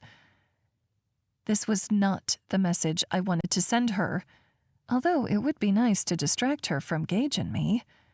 I gestured at an open chair for Pascal, across the table from Mia and me, and sat down.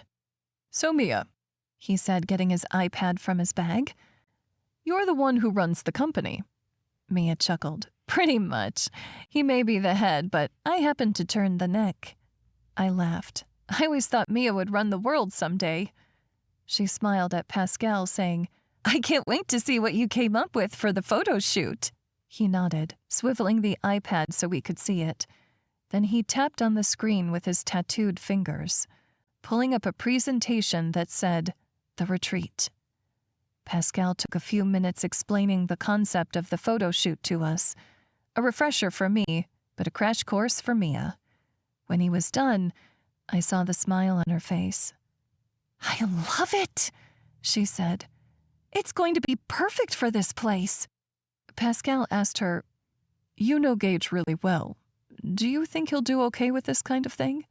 Oh, he's great in front of a camera, she said. I think the attention makes him uncomfortable, but he's really photogenic. Pascal asked, What about portraying emotions? Do you think he'll be able to do that even if he and Farah aren't in a relationship? I want it to look authentic in front of the camera. Mia smirked. This might be TMI, but he just asked me to buy women's lingerie for a woman he's seeing. I'm sure he can pretend Farah is whoever this mystery woman is. I choked again, coughing loudly as the liquid stung my windpipe. Mia patted my back, laughing. Farah's a little shy. Thank God that's what she assumed, because I felt like I was seconds away from getting busted. How many plus-size women could Gage be sleeping with? Because if Mia knew about the lingerie order, she knew what size he requested. Weren't executives and billionaires supposed to be into women with toned bodies and personal trainers who only drank green juice? Whatever the hell that was. I finally recovered and croaked out, Pascal, I'd love to see the photos. With a slight chuckle, he nodded and said, Let's get started. He swiped his finger over the screen, showing one photo after another. Pictures of toes dangling out of the bathtub or room service trays covering a bed. And I already knew, without a doubt, that this was exactly the feel Gage wanted. And to be honest, I was so excited that I would get free family pictures while I was at it. Caleb always thought that group photography was stupid and that the pictures I took on my phone were good enough. But the problem was that I was hardly ever in them. The fact that Pascal would be capturing my children and me in happy moments, even if they were posed, was something I really looked forward to. "This is incredible," Mia said. "I'm not sure how Gage will feel about putting a towel on his head, but other than that, it's great. He can inconvenience himself for a couple of hours for great art that will last years." Smiling, Pascal nodded. "I think that's a great idea." Although, Mia said, the look on her face was one she'd only worn when we were in college and trying to get into bars while underage. What was she up to? "Yeah," Pascal said. "Well, you're an artist, and Farah is an artist." Where was she going with this? Mia tapped her chin. "I'm wondering if you two could get together and talk about your shared interest. Could be a great networking opportunity for both of you." Just as I was about to tell Pascal that he didn't have to network with me, he said, "That sounds like a great idea, as long as we can add a little red wine." Mia nodded enthusiastically. "I can babysit the kids, Farah, maybe next Friday, after work?" "I'm actually free that day at 7, and my friend recently opened a wine bar," Pascal said. They both looked at me expectantly, and I hoped the smile on my face didn't look too forced. I couldn't turn down this date when it was such a good distraction away from Gage and me. "Sounds great."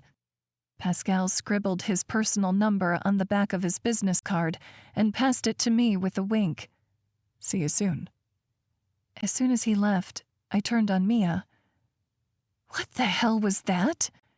She grinned smugly. "Only the world's finest wingwoman at work. I told you and our moms that I was okay being single. But you were so cute when he was on his way, all blushes and giggles, and it's not technically a date, it's a networking opportunity that could lead to something more, romantically or professionally." "Are you calling me a hooker?" I groused. "No," she laughed. "This is exactly how Gage does it. He gets contacts, meets with new people. You never know when someone you meet could be your next business partner or connect you with someone really important." "And Pascal is going to do that?" I asked, still not convinced. "I already have a job. If you stay at Griffin Industries after this project, you might be able to pass some more work his way. Or, if you are on the hunt for another position, you'll have his contact. He's worked with tons of business people who might need an interior designer." My stomach nosedived with the realization that I hadn't asked Gage what my career would look like after this project. Would I not have a job anymore? I had just assumed that he would find another place to use me, but Mia was right. I needed a plan for the future. "Fine, I'll go. But only for work purposes, nothing more." Mia smirked. "Whatever you say." Chapter 26. Gage. Around 7 on Thursday night, my phone pinged with a text message from Farah. I looked away from my office computer to my phone resting face up on the desk. "Farah, I just got a very large, very embarrassing delivery." My lips spread into a grin. "Gage, is that so?" "Farah, when you said you could order me a truckload of new underwear, I didn't think you meant a literal truckload." My smile grew even wider. Thinking of Farah walking out her front door to find the pop-up lingerie store I'd ordered for her. Since I knew intimately the brand and size she wore, I hired a company to set up the back of an unmarked box truck with a store holding all the colors and styles that brand made in her size. They were to drive to her house, knock on the door, and let her know they'd wait until she had some time to make her selections. "Gage, did you see anything you liked?" "Farah, just about everything. And the purse to carry everything in was a nice touch. until Andrew snuck into my room and came out with a thong looped over his shoulders like some kind of inappropriate Nacho Libre. I snickered at the mental image. Gage, you made me laugh. Farah, I'm glad one of us is laughing. Gage, it's a total boy thing to do. Rhett and Tyler used to put on mom's water bras and walk around squeezing each other. Actually, now that I think about it, that explains a lot about Rhett's personality. Farah, as long as Drew doesn't put this in his memoir, I think we'll be okay. Gage, but if he does write it, he has to title the chapter Commando. Farah, so not funny. Gage, you're smiling. Farah, maybe a little bit. I turned away from my desk, facing the window and the glittering view of Dallas at night. Gage, I'm sorry I was so busy this week. I miss touching you, tasting you. Farah, your schedule actually let me get some work done, although I wouldn't mind a repeat of what happened Monday morning. Gage, what about tomorrow night? Can you get a sitter last minute? Farah, I promised the kids we'd watch Inside Out. Gage, Saturday? Farah, Caleb's coming to watch Levi's game and he promised to be on his best behavior. But I think after what happened last week, it wouldn't be a good idea to go out all night with my boss, no matter how much I want to. God, I wanted to be with her again. Something about Farah was so addictive, and not just being with her in bed. When we'd spent the night together last week, it was the most I'd laughed in months, maybe even years. Gage, you're killing me. Farah, text me Saturday night after the kids are in bed. But until then, a picture came through our message thread that I'd never be able to get off my mind. Gage, have I mentioned how much you turn me on? Farah, maybe once or twice, but it's nice to hear all the same. If she liked to hear it, I'd tell her. Every day I'd tell her. Gage, you are the sexiest woman I've ever laid eyes on. Not just because of your body and the things I want to do to it, but because of how you exist in the world. 3 dots appeared on the screen, disappeared, and then appeared again. Farah, what do you mean? I'm just me. I paced in front of the window, wondering how she could not know. Her essence was exactly the thing that drew me to her. But if I laid all my cards out there, I could be giving her the wrong message. This was a strictly physical relationship, and we both needed to remember that. So I carefully typed out my words and waited for her to reply. Gage, seeing you every morning is like watching the sun rise in the sky. Farah, thank you for the smile. Good night, Gage. Gage, good night, Farah. But I scrolled back up to the photo of her. This woman kept surprising me. Knowing I wouldn't get any more work done, I shut down the computer and left my office. The entire building was quiet, save for a nighttime security guard who walked our floor. I made it down to the parking garage and then drove back to my place, taking the elevator all the way to the top floor where I lived in the penthouse. Usually I'd head to the kitchen and make myself supper, but I went to the bedroom instead. That photo of Farah had been on my mind the entire drive, and I knew I wasn't getting rid of this until I took care of it. I went to the shower. I finished rinsing off and got out of the shower, wrapping a towel around my waist. My fingers itched to text Farah, let her know how crazy she drove me. But I hooked my phone on the charger atop my dresser and changed into underwear and lounge pants. Then I went to the kitchen and started making supper for one. At times like this, I really hated that my circle was so small. I had a contact list full of people, full of potential business partners and experts on various matters, but very few people that I could really confide in. And I didn't exactly want to tell my siblings what was going on, because I already knew what they would say. They would just tell me that I was being stupid, that if I met a girl I liked, I should date her and see where it goes. That wasn't how life worked for me. When you made as much money as I did, when you had as much power as I did, people didn't want you for who you were.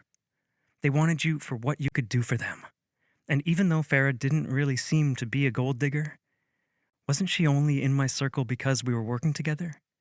If we'd met on the street, and she didn't know that I was Gage Griffen, Billionaire CEO, would she be interested? I would never know. And truthfully, neither would she.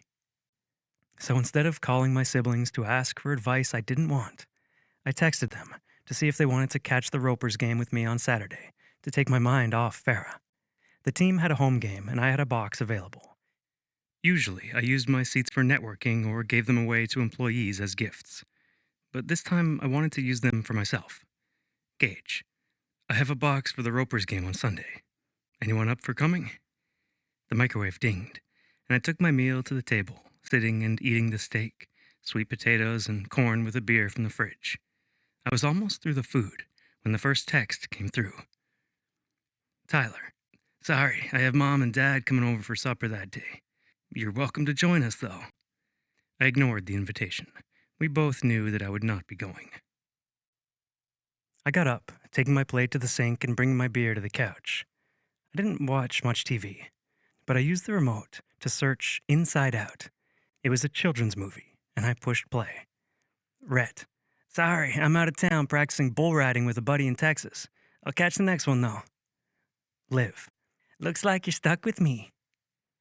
I smiled at the phone. Gage, the other two are missing out. Chapter 27, Farah. I'd never sent a photo like that in my life, but something about Gage encouraged me to explore new, exciting places. He made me feel sexy and free, especially with all my beautiful new underwear now nestled safely in my top drawer. For a split second, I'd worried he wouldn't like it, but his text response made me feel better.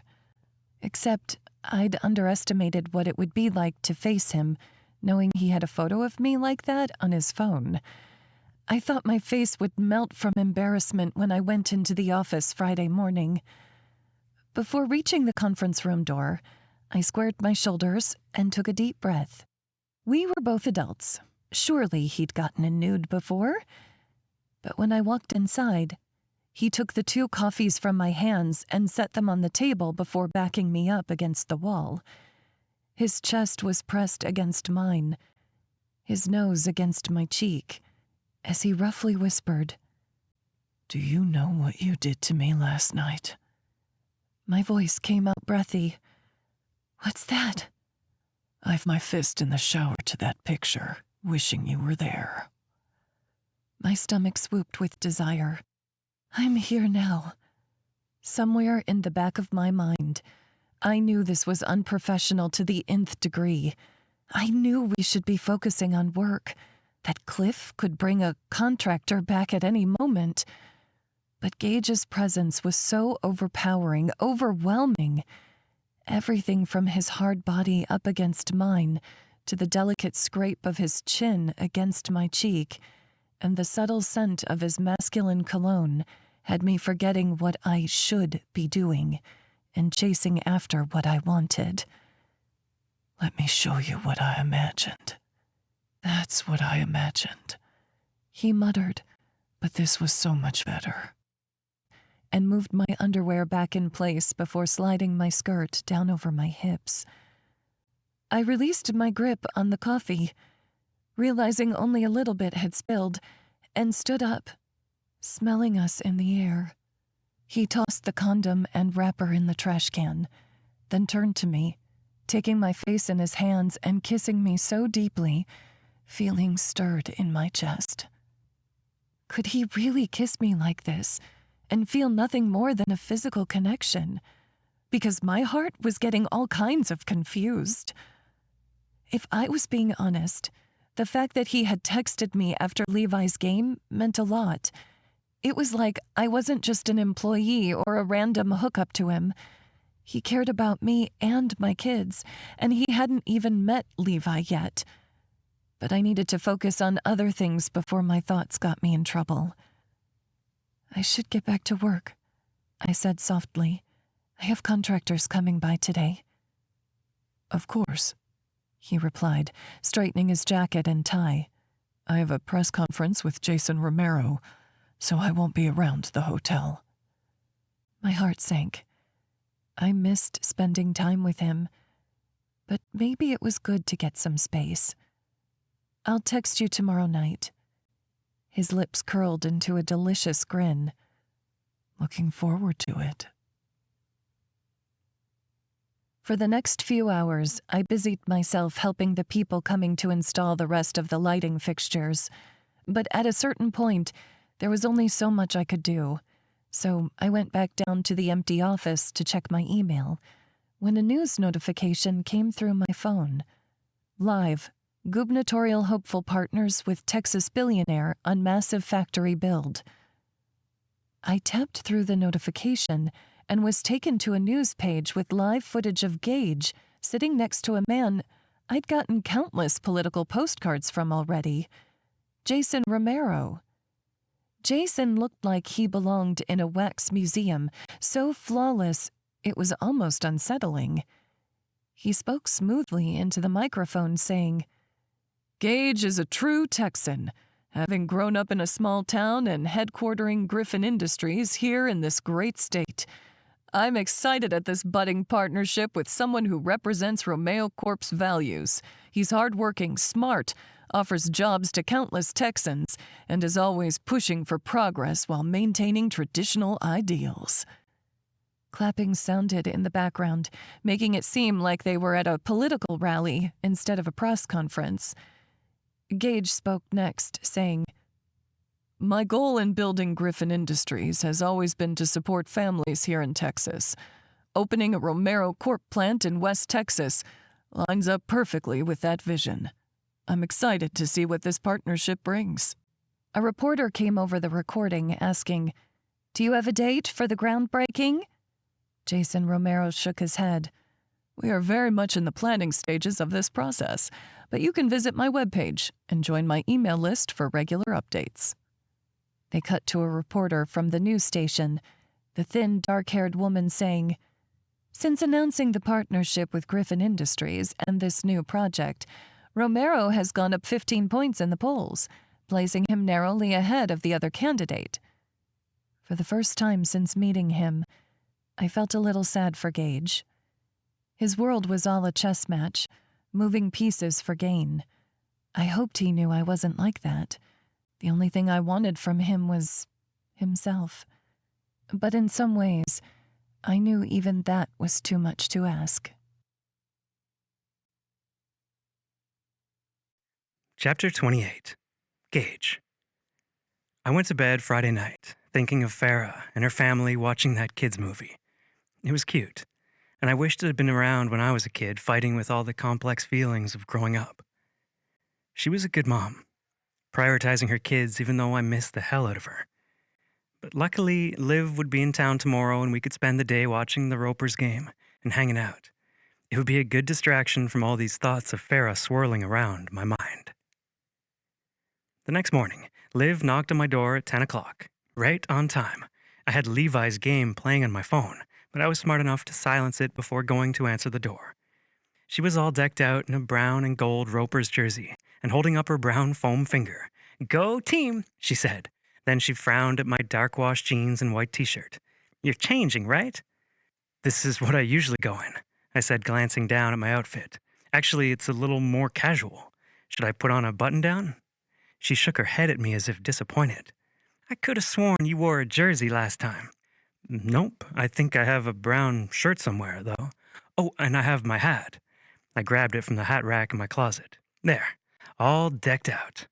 "If we're going to the baseball game, we're going to do it right." She took my arm and practically dragged me out to my car, drove to the department store closest to my house, and walked me back to the men's section. I tried to keep my Roper's ball cap down so no one could see my face, but I still caught a couple people staring. "Here," she said, holding out a jersey from an end cap. The gold was all gaudy and sparkly and didn't even have the name of a player on the back. "This shirt is fine," I groused. "I don't need to look like sparkled "I like it," she insisted. "Buy it." "Has anyone ever told you that you're bossy?" "I prefer an excellent leader," she replied, taking the shirt and me to the register. As soon as I paid, she ripped off the tag and forced me to put it over my head while still in the store. "I feel like a little kid going back to school shopping," I grumbled on the way back to my car. "You remember how we would always take off the tags and wear things out of the store as soon as Mom checked out?" She giggled. "I still do that sometimes." "Well, we can't all grow up," I replied with a smirk. She hit my arm, and I pretended to be wounded as we got back in the car. As I drove toward the stadium, I said, Distract me from how stupid I look. How's your job going? She frowned, making me worry. I know it might just be in my head, but I feel like the new supervisor is sexist against me.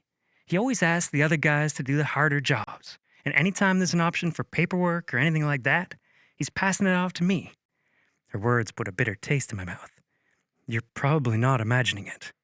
I'd come across several people like that in my business and was quick to have them shape up or ship out. You know, you could always come work for me. She raised her eyebrows. I didn't know you had an opening. I can make one. Shaking her head, she said, No, I need to stick this out and see it through. I mean, he's only been the manager for a couple months now. Maybe he's just trying to, assert authority or something like that. Maybe, I replied, focusing on the road and fighting the twinge of pain in my gut. My whole life, I dreamed of having a family business. And when my dad shoved me out of the ranch, I'd kind of hoped that Griffin Industries would eventually be it. But none of my siblings wanted to take what they considered my charity. We were all too proud for our own good. What they didn't realize was that by working with me, they'd be giving me far more than I could ever give them. Needing to change the subject, I asked, Dating anyone? She scoffed. I might be the only woman on the feedlot, but I'm pretty sure they'd be more interested in the cows. Liv, I scolded. You know how a lot of the guys are there. They want a cute little wife to come home to at the end of the day with a home-cooked meal and an ice-cold beer. They just don't like a woman in power. I rolled my eyes. That is one thing I do not miss about farm life. Some of those guys working in agriculture are really great people, but some of them still think they're back in the 1800s. Yep. She popped the P. No one outside of the feedlot? Rhett would make sure there isn't, she said. All of us were protective of Liv, but Rhett especially so, since it was just the two of them in Cottonwood Falls for a long time. Tyler used to travel a lot for work, and I stayed busy in Dallas. Surely he approves of someone, I said.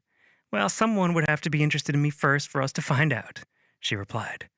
When they are interested, I'll know that they have impeccable taste. I smiled over at her, and she looked up at me with a grateful smile in return. Thanks. You know, it's kind of weird. I always thought you would be the first one to get married, but here Tyler is with a wife. Nicole was the only one I ever considered marrying, I admitted. But moving away from Cottonwood Falls had sealed our breakup all those years ago. We weren't high school sweethearts destined for forever. She nodded. But there's still time for you to be second in line. I rolled my eyes at her. Give up. With a shrug, she said, At this rate, Rhett's bound to get married one drunken night in Vegas before you or I settled down. True. I laughed. We pulled into the parking lot closest to the stadium, people already walking down the sidewalks to get to the game. I parked and got out, and we walked beside each other, me feeling ridiculous and looking like a walking merch store. I showed my ID at the VIP entrance, and we got in the elevator, riding to the top with other box seat holders. On the way to our suite, I passed a few people I knew as acquaintances and introduced them to my sister. But then we got to our own private box, and Liv got in one of the cushy armchairs and reclined. Gosh, having a rich brother does have its perks. Laughing, I sat beside her. Wait until the server comes and offers you free drinks. Her eyes widened. Oh my gosh, I completely forgot that was a thing. She grabbed her foam finger and held it up. Go Gage! A knock sounded on the suite door, and I called, Come in, expecting a server. Instead, Rex Whistler, manager of the Ropers, walked inside.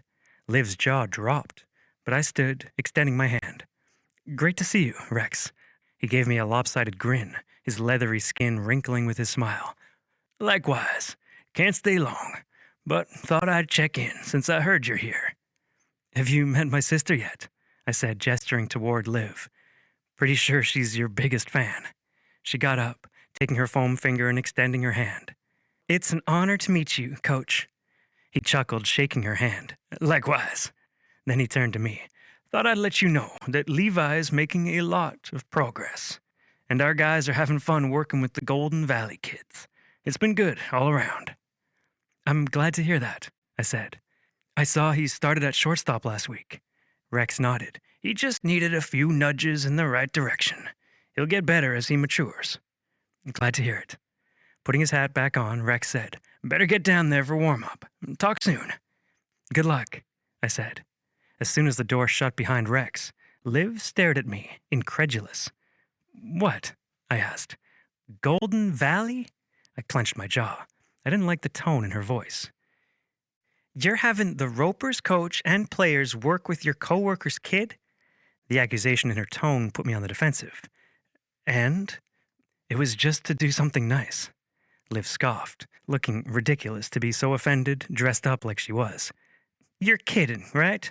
No guy gets a professional baseball team to go play with a high school team for a girl they're not into.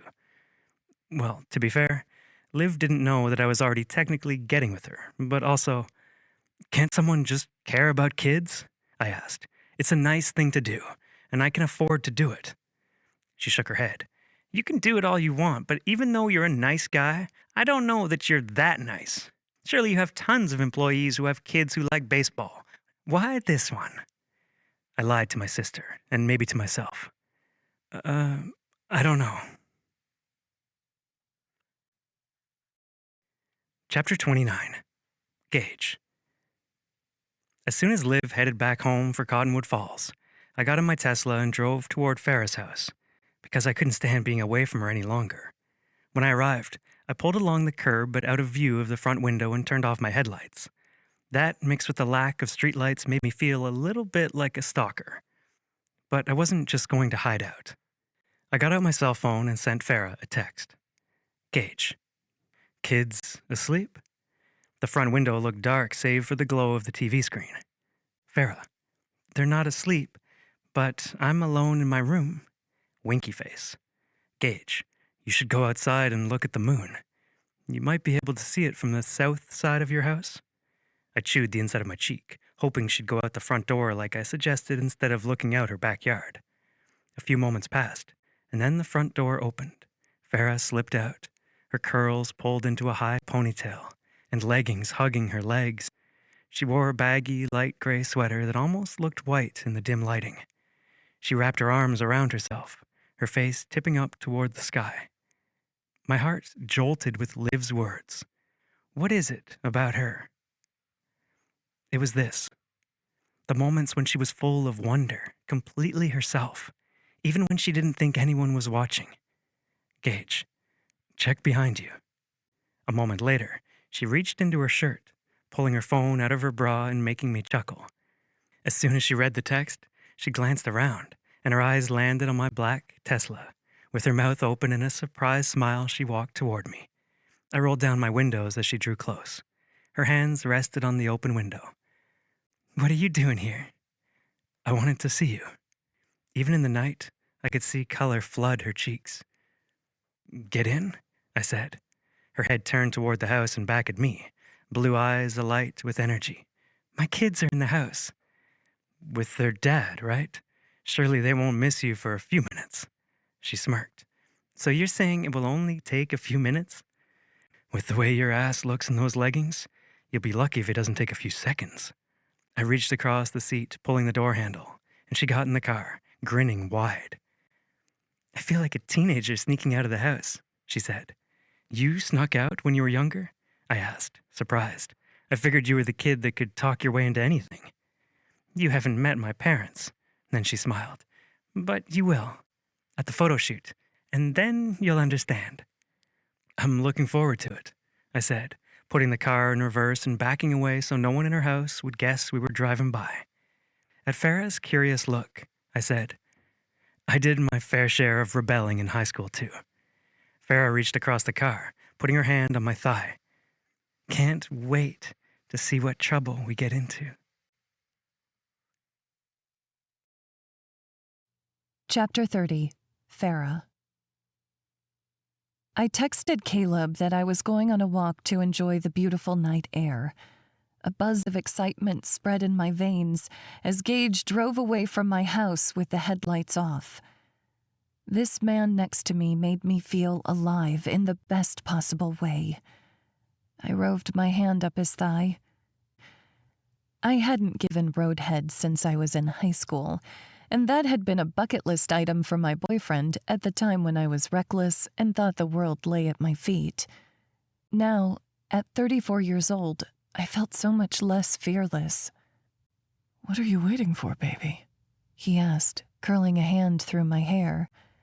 I sat back, biting my lip, and tears stung my eyes. God, could I please stop crying with my not boyfriends in my face? It had to be a huge confidence booster for him. I'm sorry. Gage pulled alongside the curb on a dark residential street. He zipped his pants back up and reached across the console, brushing my wet cheek with his thumb. Baby, what's wrong? I'm sorry, I said again. I wiped at my eyes, trying to stop these emotions, these fears from breaking loose. But being around Caleb today, hearing him mention he was dating someone, it brought all those feelings back from when I first found out I was being cheated on. Sometimes I wished Caleb would have just left me instead of cheating, so I could believe it was just me he had the issue with, not that he had found someone better. Don't apologize, he said, wiping my tears. Just tell me what I can do to fix it. But the thing was, he couldn't fix it, because I knew this thing between us would come to an end, and I didn't want it to. I liked the way I felt when I was around Gage. I liked being sexy and wild and desired, and I knew it wasn't hot to admit how scared I was. And our time was limited, and I was wasting it with these tears when we could both be making each other feel good. But I couldn't stop myself. So I lied, keeping it close to the truth. I hadn't given Caleb head since his last birthday more than a year ago. I don't even know if I'm good at giving head, and I don't want to embarrass myself in front of you more than I already have. I choked out a half sob, half laugh. Is crying or bad head worse? Chapter 31. Gage. How was she making me smile, even with these tears running down her cheeks? Instead of thinking about it, thinking how much I would miss her when she found a man who could give her more than stolen kisses, I reached across the console, placing my lips against hers, feeling her wet skin against my face. She whimpered softly, leaning into my kiss, and I put my hand at her neck, twining my fingers through the loose curls in her ponytail. Her mouth moved against mine, searching, and I met each curve of her lips with a push of my own. Our tongues slowly mingled, feeling out this moment and pushing away the tears, the insecurities, until it was just her and me. As she broke apart, her breathing ragged, I said, "You are enough, Farah. Exactly as you are." A tear slipped down my cheek. "You can't say things like that." "Why not?" I asked, my blue eyes gray in the darkness. "Because you'll make me fall for you." And because it was already too late for me, I kissed her again, hungrily. All the reasons I'd been holding back fell away as I pulled her onto my lap, and we kissed more passionately, slowly losing the layers between us. After we cleaned up, I dropped her off at her house, and as I drove away, a sinking feeling filled my stomach. This wasn't just a hookup. Not anymore. I was going to tell her how I felt, and not in a car on the side of a road. No, I'd do it the way she deserved, and I hoped like hell she wouldn't turn me away. Chapter 32. Farah. I played my good mood playlist on the way to drop the kids off at school, singing along to every song. Levi pretended to cover his ears, but he couldn't hide the smile on his face. This last weekend with Caleb coming to watch the game and then staying the night had gone so much better. He kept his mouth shut about my personal life, actually bought a rock painting kit for Andrew, complimented Levi on his game, and played well with Cora. And that late-night tryst with Gage? Well, that made things all the better. I couldn't wait to see him today. I was already hoping for another car ride with him, so I could have a second chance at giving him roadhead, without the tears this time.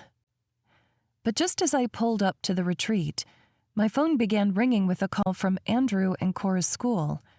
I pushed the button on the dash, answering, "This is Farah Elkins." "Ms. Elkins, this is Nurse Palmer at Golden Valley Elementary.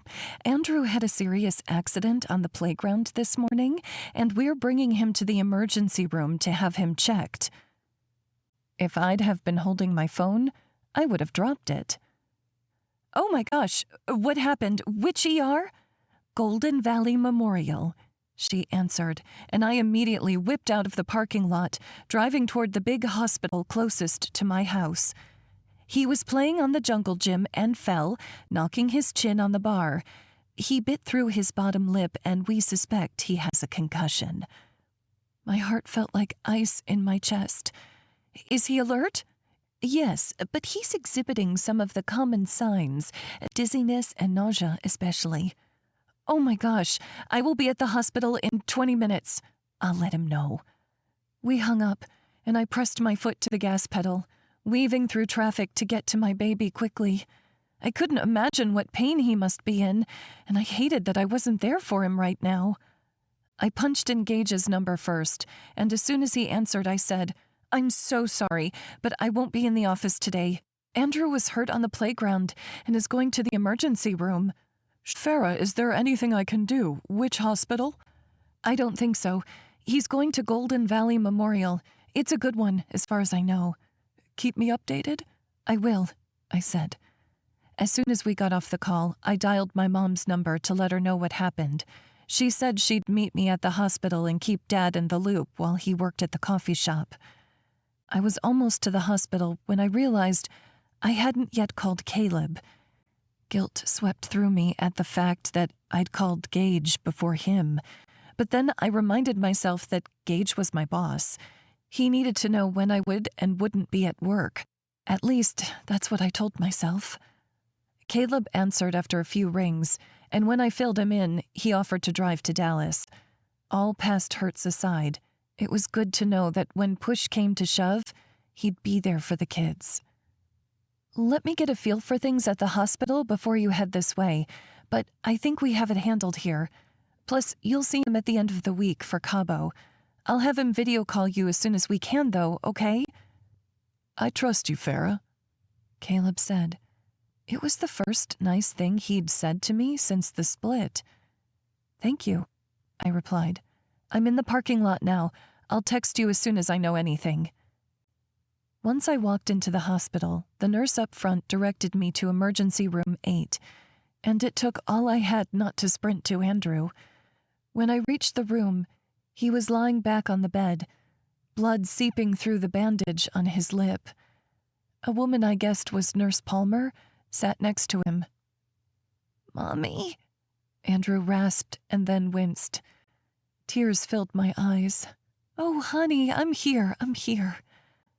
I dropped my purse in the chair and sat next to him on the bed, pulling him into my arms. The woman next to him stood. "Miss Elkins, I'm Nurse Palmer. The doctor's already been in, and they're planning to stitch his bottom lip. He thinks it will take 10 to 12 stitches. The concussion seems mild, but they'll want him to rest for the next couple days." "Absolutely," I said. "Thank you so much for staying with him." She smiled at me. "Of course." Then she squeezed Drew's hand and said, "You get to feeling better soon, okay, buddy?" He nodded his blue eyes wide.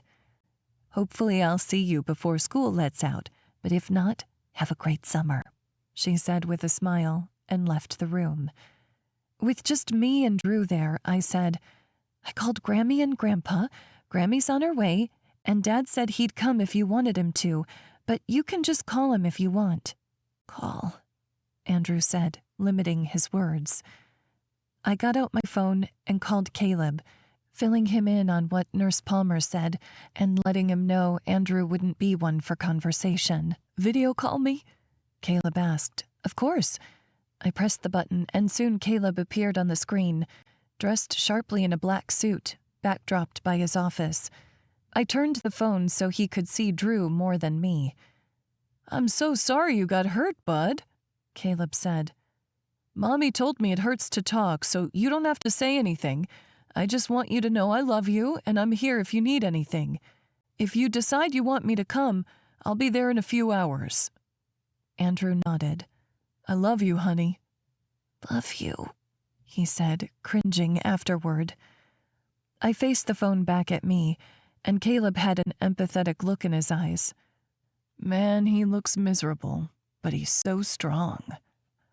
I ran my hand through Andrew's hair, the toughest. The door to the room opened, and an older woman in a white coat came in carrying a kit of some sort. "Hi, I'm the nurse working with Andrew here. You must be Mom?" I nodded. "And we have Dad on the phone." "Great. I'm going to put some numbing cream on Mr. Andrew here so he won't feel the stitches at all." I hoped she was right. Andrew, Mom, and I walked out of the hospital a few hours later with instructions to keep the stitches clean and let Andrew rest for the next couple of days. We parted ways so I could get Andrew home and Mom could grab Cora from school. Seeing my baby get stitched up was hard on my heart, and I was ready to cry myself. I just wanted a sign, something to tell me things were looking up. And then when we got back to my place, I saw it. A dandelion in the yard. I bit my lip, smiling at it, and then walked Andrew inside, leading him to his room and helping him get comfortable. I went to the kitchen to make lunch and got out my phone to call Gage. "Hey, is everything okay with Andrew?" he asked. "He's doing well. I can't believe how brave he was when they stitched his lip. The doctor says we need to do at least a day with no screens and dim lighting, so I'm trying to figure out what we can do besides just draw. He should be good to go back to school on Thursday, though, just in time for his last day." "That's good," he said. I leaned my hips back against the kitchen counter, breathing a sigh of relief. I feel like the universe sent me a sign. "With his injury?" Gage asked. "No, with a dandelion. I was feeling really sorry for Andrew and sorry for myself when I walked up to the yard and saw one there." "So what's the sign?" Gage asked. "That your landlord needs to spray the yard?" "No," I laughed. "Dandelions have always been a good sign for me." "What do you mean?" I moved from the counter, looking in the fridge for the ingredients to make homemade mac and cheese, Andrew's favorite. When I was a young mom and staying at home with Levi, I was having a hard time.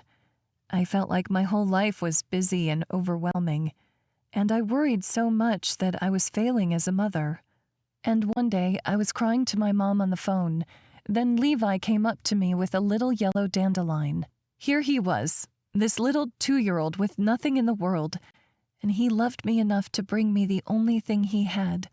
He saw it and thought of me, and I thought, maybe I'm not so bad at being a mom, because this little boy has a heart as golden as that flower.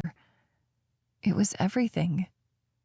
I smiled at the memory filling a pot with water to boil. Eventually they saw how happy it made me, and every day I would have a bouquet of dandelions by supper time. I'd always set them in my best vase on the table, and they'd be so proud of what they brought me. It made everyone so happy, and it seems like every time I hit my breaking point, one of the kids brings me a dandelion. So, to me, dandelions aren't a weed. They're a sign of love, that everything is going to be okay. I shifted my phone to my other ear. I know that probably sounds silly. "It's not silly at all," Gage said. "It's you." Chapter 33. Gage. Farah came into the office Thursday morning with 2 cups from Barry's. "Cortado for you," she said, handing me one drink and then a folded piece of paper. "And a thank you card from Andrew. The 3D printing pen was an amazing gift for him. It helped so much since we had to limit screen time." I rubbed the back of my neck. It was nothing, really. "How's he holding up?" She sank into her chair across from me, rubbing her temples. "He's back at school today, with strict instructions to stay off that jungle gym. Let's hope he can stay uninjured the last 2 days of school." I chuckled. "You're handling it well." "It's been a hell of a week. All the kids are going on a trip to Cabo with their dad next week. So I had to buy all the kids swimsuits, not to mention do laundry. Wait, your kids are going to be out of town next week? She smirked. That's all you heard out of that, huh? I heard I'm getting you all to myself. Part of me wanted to put off telling her how I felt so that I could have the week with her. If things went bad when I confessed my feelings, I knew we wouldn't go back to having this casual relationship anymore. But I also knew if I didn't tell her, I'd end up blurting it out at the worst possible time. And Farah didn't deserve that. She deserved romance, candles, flowers, the whole 9 yards. When can I see you outside of work? I asked. Friday night? Her features fell with disappointment. I have a thing Friday night, and I have to bring the kids to Austin on Saturday. I can come over when I get back that night? I didn't want to wait, but I nodded. And pack a bag, because there's no way I'm letting you leave. Her eyes flamed with a mix of excitement and desire, and it took all I had not to bend her over this desk and give her a preview of what was coming. You know, she said, I've never been to your place before. What if it's just a smelly bachelor pad? She teased. Maybe you should stay with me. I snorted. Your house is great, but mine is the furthest thing from a bachelor pad. You'll see. She chewed her lip, worry in her eyes. She wore all of her emotions like the pages of a book. What are you worried about? I asked, reaching across the table for her hand. She ran her thumb over mine. I just don't want to be another girl you hide at your place. My heart stuttered in my chest. Did that mean she was starting to feel the same way about me? The hope I felt was dangerous. I've never brought a woman over. Her eyes widened. You're kidding. No. Lying? Not a chance. Celibate? She had a playful smile on her lips. But I wasn't joking. I leaned forward, making sure she had a clear view of my face, of just how serious I was. I don't bring women to my home. Ever. We stay at a hotel or at her place. You are the first, Farah. The only. The last. I was too close to giving it all away, so I straightened. I have a lunch meeting I need to prepare for, but I'll certainly be looking forward to Saturday. She smiled, tentatively. Same here. By some miracle, I made it through the week without blurting out the way I felt. So when Mia and I met at 4 on Friday, I poured us both a glass of scotch and passed one to her, lifting my glass. She eyed me skeptically before clinking her glass to mine. We haven't toasted since you partnered with Peterson's on the condo building in Port Aransas. First order of business, I said. I need you to have a florist deliver 24 bouquets of yellow dandelions to my place, Saturday morning. Dandelions, like the weed? Mia seemed unconvinced. I thought Farah was the only one who liked those. If I'd been mid-sip, I would have spat it out. Steeling myself, I said, out of 7 billion people, there's sure to be more than one, right? Mia arched her eyebrow. A truckload of lingerie, and now you're buying weeds in bulk? You must be serious about this, girl. I couldn't help the smile that formed on my lips. I felt young, light, for the first time in a long time. Possibly. I think you'll like her. Mia's eyes practically bugged out of her head. I've been working with you for 3 years and you've never once been this smitten. One-time dates to functions, sure, but an actual girlfriend with over-the-top gifts? Who is this magical unicorn of a woman? I chuckled and took a sip of my scotch. You'll find out, if everything goes well, Saturday. Mia shimmied her shoulders excitedly. Romance must be in the air. Farah's got a date with Pascal tonight. I felt like I'd been punched in the gut, the face, the nuts. Actually, Mia continued, I forgot to mention, I'm babysitting for Farah at 6, so I need to be out of here by 5:30. I downed some scotch, trying to settle the irrational emotions going through my mind. I knew that I liked Farah. And I also knew I told her we would not have a relationship. So of course a beautiful woman like her would get asked on a date. And I should let her go, right? Stop being selfish so she could have a relationship with someone who didn't have a billion-dollar company to run. But then again, I'd never been the kind to lie down and give up on what I wanted. and I wanted Farah to be mine. Only mine. Chapter 34. Farah. I finished changing out of my work clothes into a comfortable black cotton dress, adding a necklace and earrings to match. Cora watched me from the stool in the bathroom. "Can I put lipstick on you?" I chuckled. "Only if I can put some on you." She smiled big. "Deal." I reached into my makeup bag, pulling out my favorite shade of plum, and passed it to her. "Be careful, though. It can stain." I held my breath as she brought the lipstick to my mouth, tracing the pattern of my lips. When she was done, she stepped back, squinting at me and admiring her work. "So pretty, Mommy." I chanced a look in the mirror. She actually hadn't done a bad job. I rubbed my lips together and used my finger to wipe at the corners. Then I took the color and drew it over Cora's mouth. With it done, I capped the lipstick and made a kissy face at her. She blew a kiss back. "We're pretty, right, Mama?" "So pretty," I agreed, picking up my phone to take a picture of the two of us in the mirror. The doorbell rang, so we finished our impromptu photo shoot and walked together to the living room, where Levi and Andrew were playing video games. "Thanks for answering the door, guys," I said, and of course they ignored me, completely absorbed in their game. Cora came with me to the door, and when I swung it open, she jumped into Mia's arms. "Auntie Mia!" she cried. Mia picked her up, spinning her around. "Cora, show me the new digs!" Cora led Mia on a tour of the house, and then Mia asked Cora to go pick out her favorite stuffed animals for a tea party. As Cora ran off, Mia said, "Are you excited for the date?" I glanced to the boys, glad they hadn't heard, and back to Mia. "It's a networking event." I still hadn't talked to the kids about me dating someday, although my feelings for Gage made me think I might be ready sooner rather than later. The kids didn't know that their dad cheated on me, so in their eyes, this divorce was confusing. Me dating another man? I worried it would just upset them more. "Right?" Mia winked.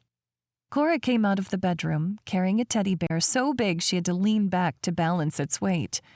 Mia giggled, taking the bear from her. "You go have fun, Far, and we'll see you when you get home. No curfews."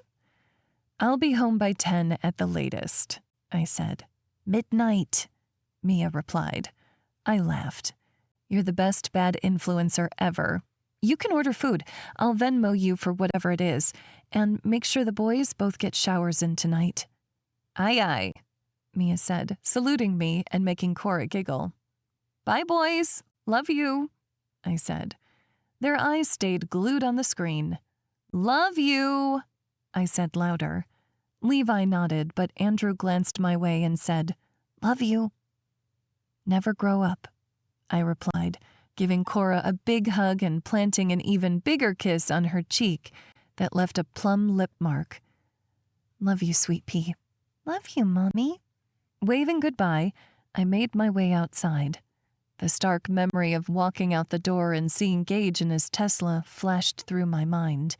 He'd looked so sexy in his t-shirt and jeans, peeking at me through the rolled-down window. What I wouldn't give to be spending this evening with him instead of Pascal. But Mia was right.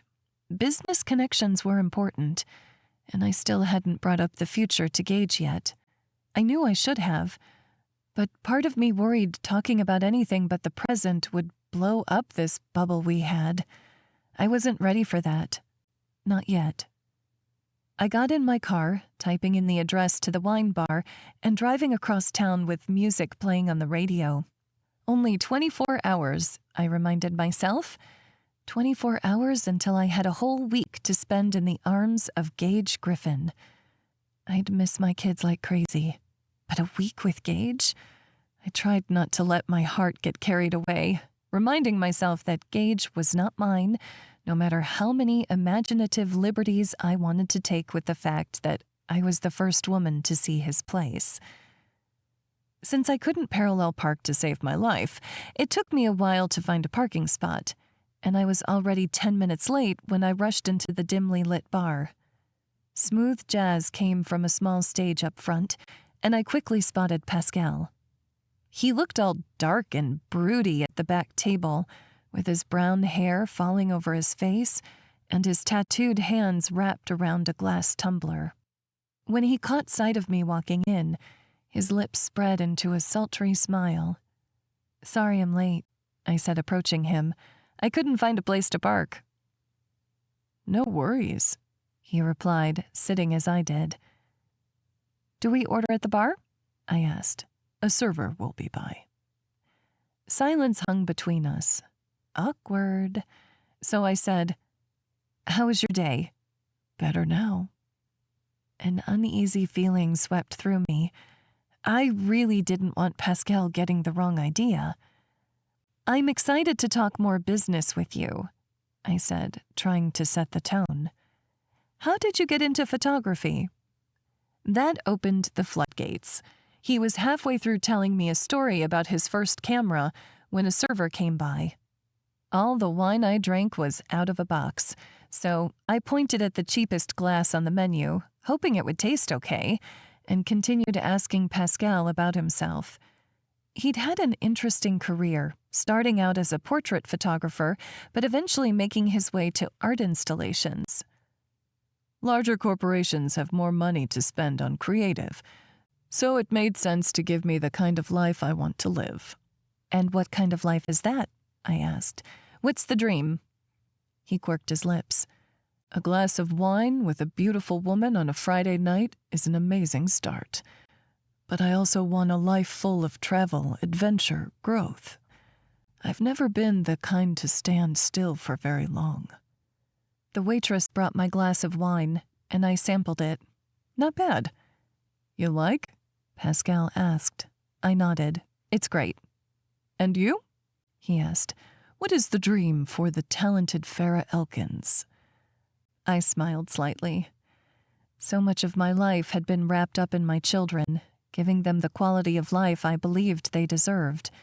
Space to explore their interests, but mostly a mom at home who would always have their backs, just like my mom had done for me.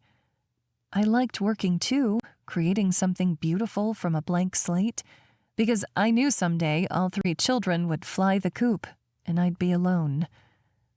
The feeling hit me like a ton of bricks to the chest as I met Pascal's curious gaze. "I want to live a life full of love." "The best way to receive is to give," he said. But I wasn't so sure that was true, because I'd given to Caleb. I'd given more than I could even put into words.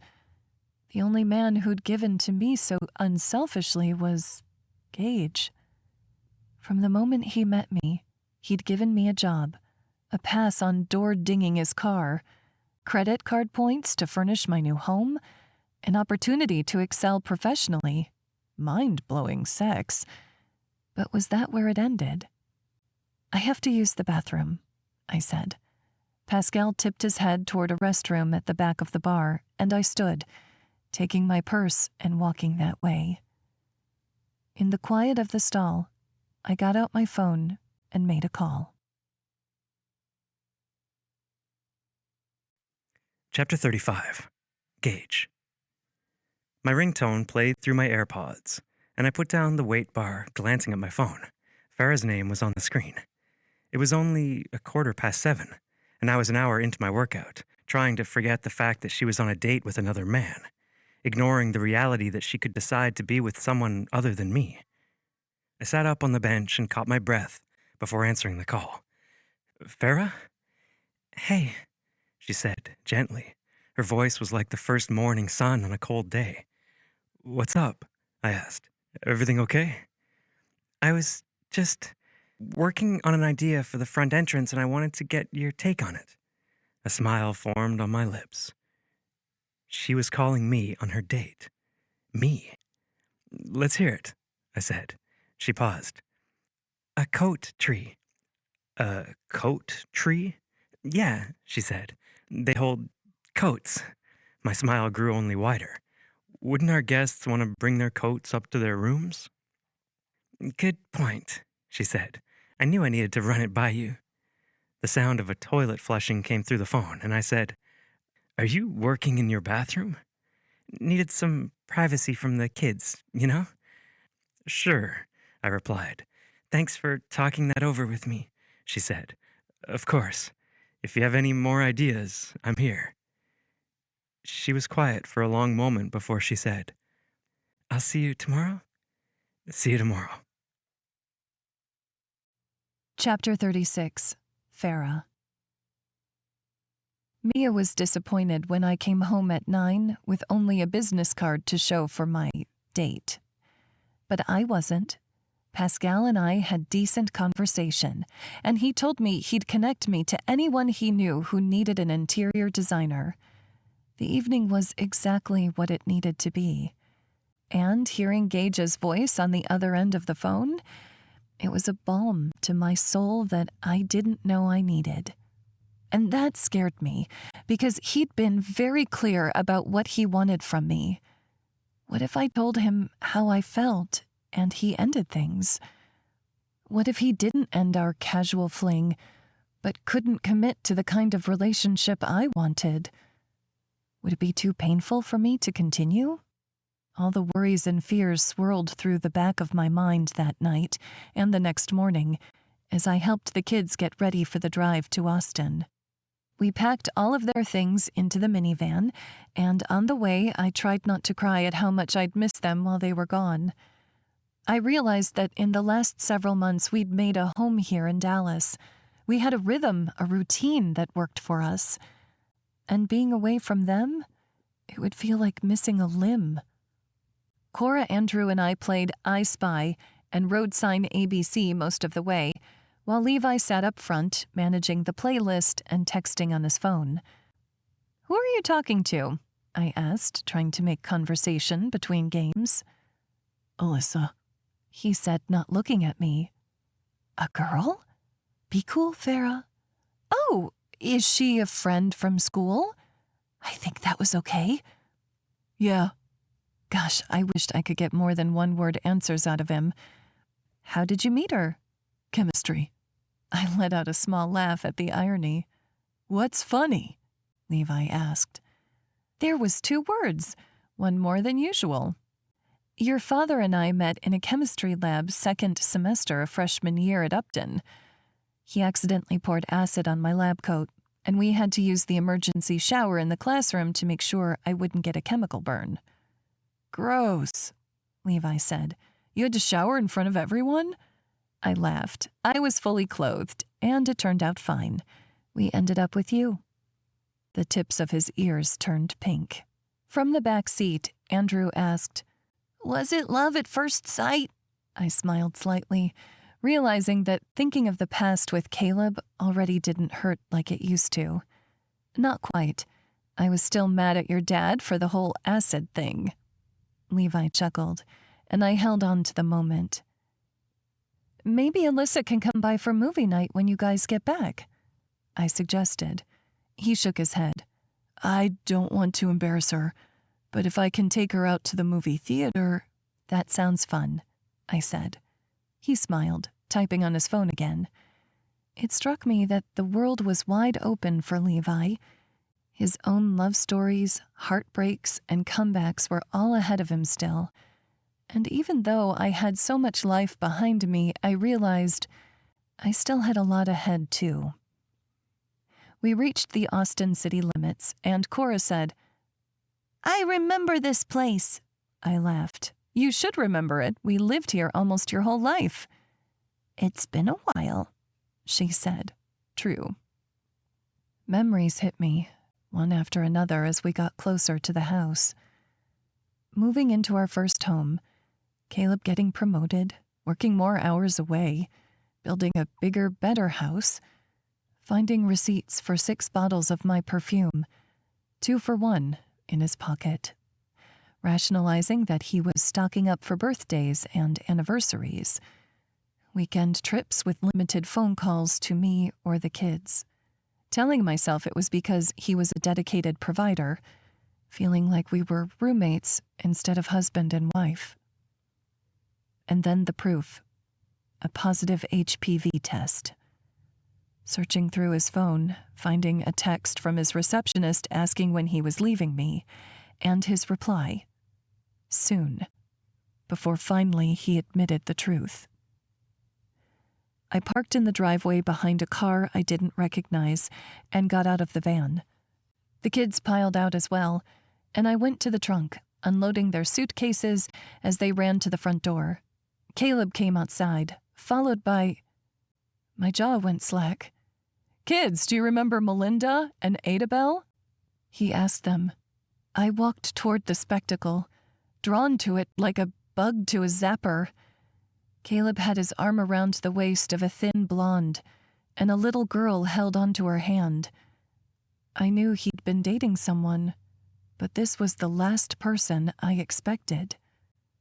Melinda was a single mom from the kids' old school, and Adabel had been Cora's best friend. Now I knew why she hadn't called me after the split. Cora ran to Adabel, squealing and wrapping her in a hug. "I missed you!" Melinda smiled at Andrew and Levi, not making eye contact with me at all. Levi's shoulders were stiff, his jaw tight.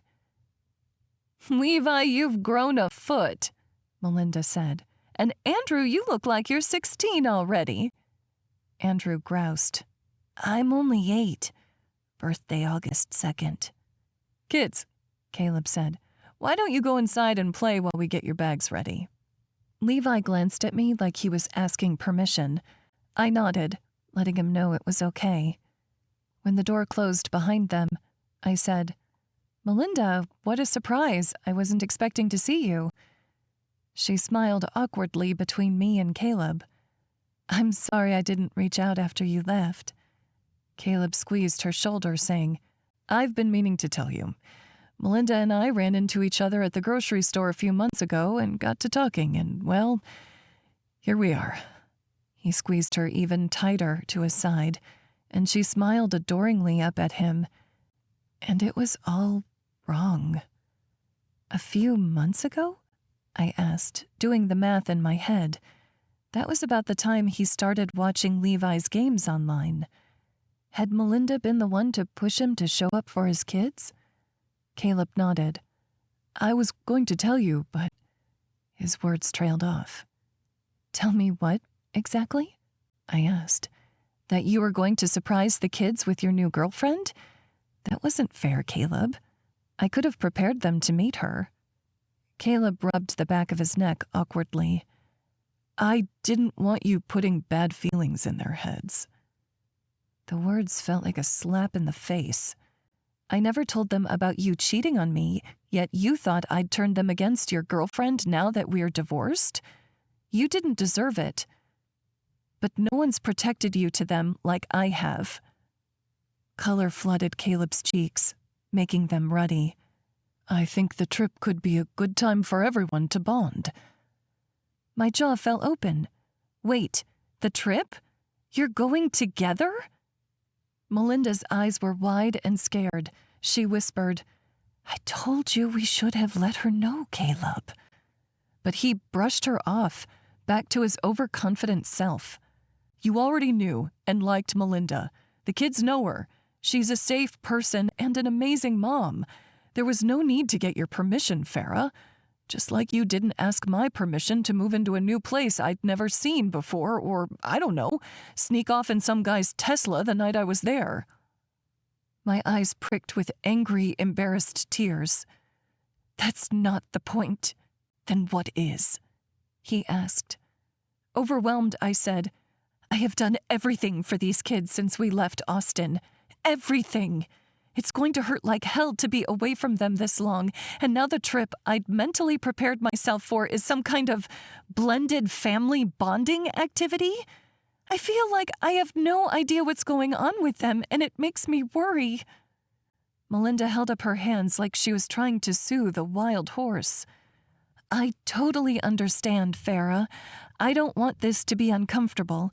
In fact, I hope we'll eventually be able to co-parent the kids successfully." "Co-parent?" I asked. Then I noticed it. The giant rock shining on Melinda's ring finger. I sat down in the middle of the lawn, unable to stand anymore, and tried to take deep breaths. "Oh my God!" Melinda came to my side.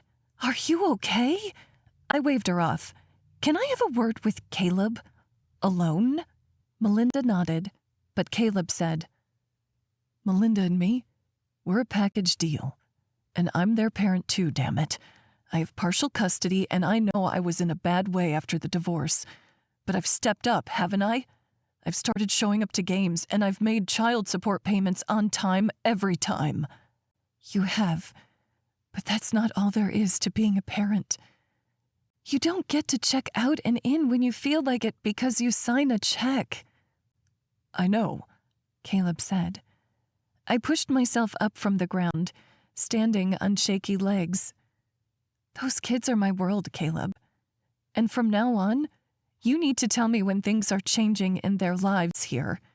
Both of you." I pinned Melinda with a stare. "Do you understand?" Caleb nodded. So did she. "I don't like it," I said. "I know," Caleb replied. "You don't have to." I walked past him and Melinda into the home Caleb and I used to share. But most of the decorations I'd slaved over were gone, replaced with Melinda's touch. Even the accent walls I'd painted were now covered with a bland grayish. It was like he'd completely erased me, erased my voice.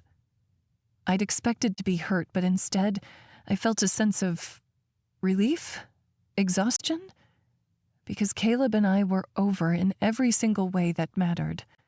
But these kids, they would always tie us together. They would always be ours, not just mine. All the kids were in the living room, and when I reached them, I said, "Adabelle, can you go get your mommy?" She nodded, running toward the front door. "Kids, follow me." We walked to the back room. It used to be a playroom, but now it looked more like a home office. I closed the door behind us and faced all of them.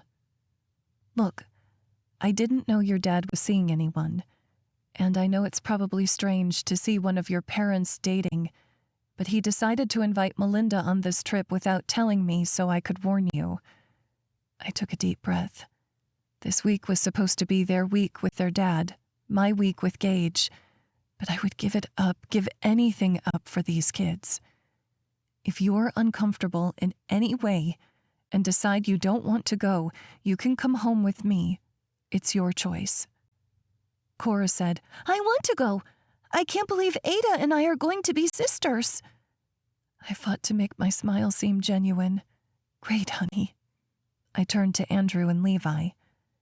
Levi's jaw worked angrily, but Andrew faced the ground. His little voice wobbled as he said, "I wanted to go boogie boarding." "You can still go," I said, rubbing his shoulder. "It won't hurt my feelings at all. I want you to have a fun week, however you decide to have it." Andrew nodded. "I want to go, if Levi wants to go." All of us looked at Levi, and he said in a rough voice, "Can we talk alone?" I nodded and said, "You two can wait outside." Both Andrew and Cora hesitated. 3, 2, Cora groaned and Andrew pouted, but they both walked to the door. When they left, I looked at Levi and said, "I'm here, babe. What's up?" Levi said, "What the language?" I said, but honestly, I was thinking the same thing. "Seriously," he jerked his arm toward the door. "You're here making it work as a single mom, taking care of us, and he's shacking up with some hoe from the PTA?" It was the most words I'd heard from him in months, and it made my heart ache. "She's not a hoe." He shook his head. "I know he was cheating on you." My eyes widened. I'd worked so hard to keep it from the kids, not wanting them to see their dad as a villain. "How did you find out?" I heard Dad on the phone with his secretary one night. He tried to pretend it was a work call, and I believed him, but now—" His voice broke. "How could he do that to you?" Suddenly, Levi wasn't a teen on the verge of becoming a man. He was my little boy again who thought a plastic sword could protect us from the world's evils. He hadn't known that the people who hurt you most are rarely faceless strangers, but the ones you trust with all your heart. I pulled him into my arms just like I had when he'd scraped his knee. "People make mistakes," was all I could say, "and we have to decide what we'll tolerate. Cheating was one mistake I couldn't deal with." He nodded, sniffing as he pulled back. "I'm so mad at him." "It's okay to be angry," I said. He nodded, looking toward the ground. "And I mean it. You don't have to go if you don't want to. It can be a Mom and Levi week if you want." Levi shook his head. "Andrew said he won't go if I don't go, and he's going to be torn up if he can't do that sand art he saw on YouTube." "It's nice of you to think of him, but I'm sure we can find a lake with a sandy shore near home." Levi let out a mix between a growl and a groan. "I don't want to miss Cabo because Dad's an idiot." I snorted out a laugh. "That beach is just calling your name, huh?" He gave me a sheepish smile that quickly fell. "It's just weird. Like, how could he move on so fast? And why does he want us to act like we're some big happy family with Melinda and Adabel when our family went to Cabo last year?" I know it's hard to understand, but our marriage was over for a long time before the divorce. "That's not the greatest love story," Levi said. "It's not." I held him close, wishing he wasn't too tall for me to kiss the top of his head. "The greatest love story of my life will always be you and your siblings." He looked at me a moment, tears in his eyes before saying, "I love you, Mom." My heart melted, and I hugged him tight before letting him go. "You know I like this, Levi. The one who says more than a syllable at a time." "Don't get used to it," he said, but he was smiling slightly as he did. Saying goodbye to the kids, knowing Melinda was going on the trip with them instead of me, made me want to pull my hair out. And of the 3-hour drive back to Dallas, I spent the first hour crying. Not because Caleb had moved on, but because the reality of divorce settled in even deeper. This was the kids' week with their dad. He was in charge.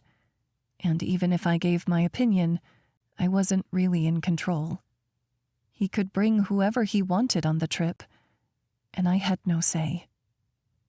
The second hour I called my mom and cried some more, and the third hour I tried to calm down enough to see Gage. I just wanted to get this horrible morning off my mind and distract myself with amazing sex with my boss. In the parking garage of his apartment building, I freshened up my makeup, unable to completely hide how hard this day had been. Then I got out of the car, holding my travel bag, and walked to the elevator.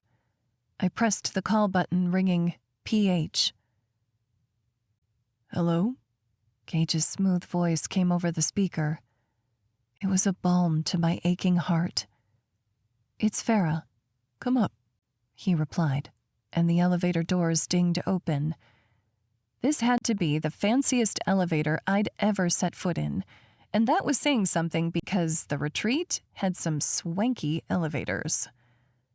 But when the numbers climbed all the way to the top and the door slid open, my jaw dropped.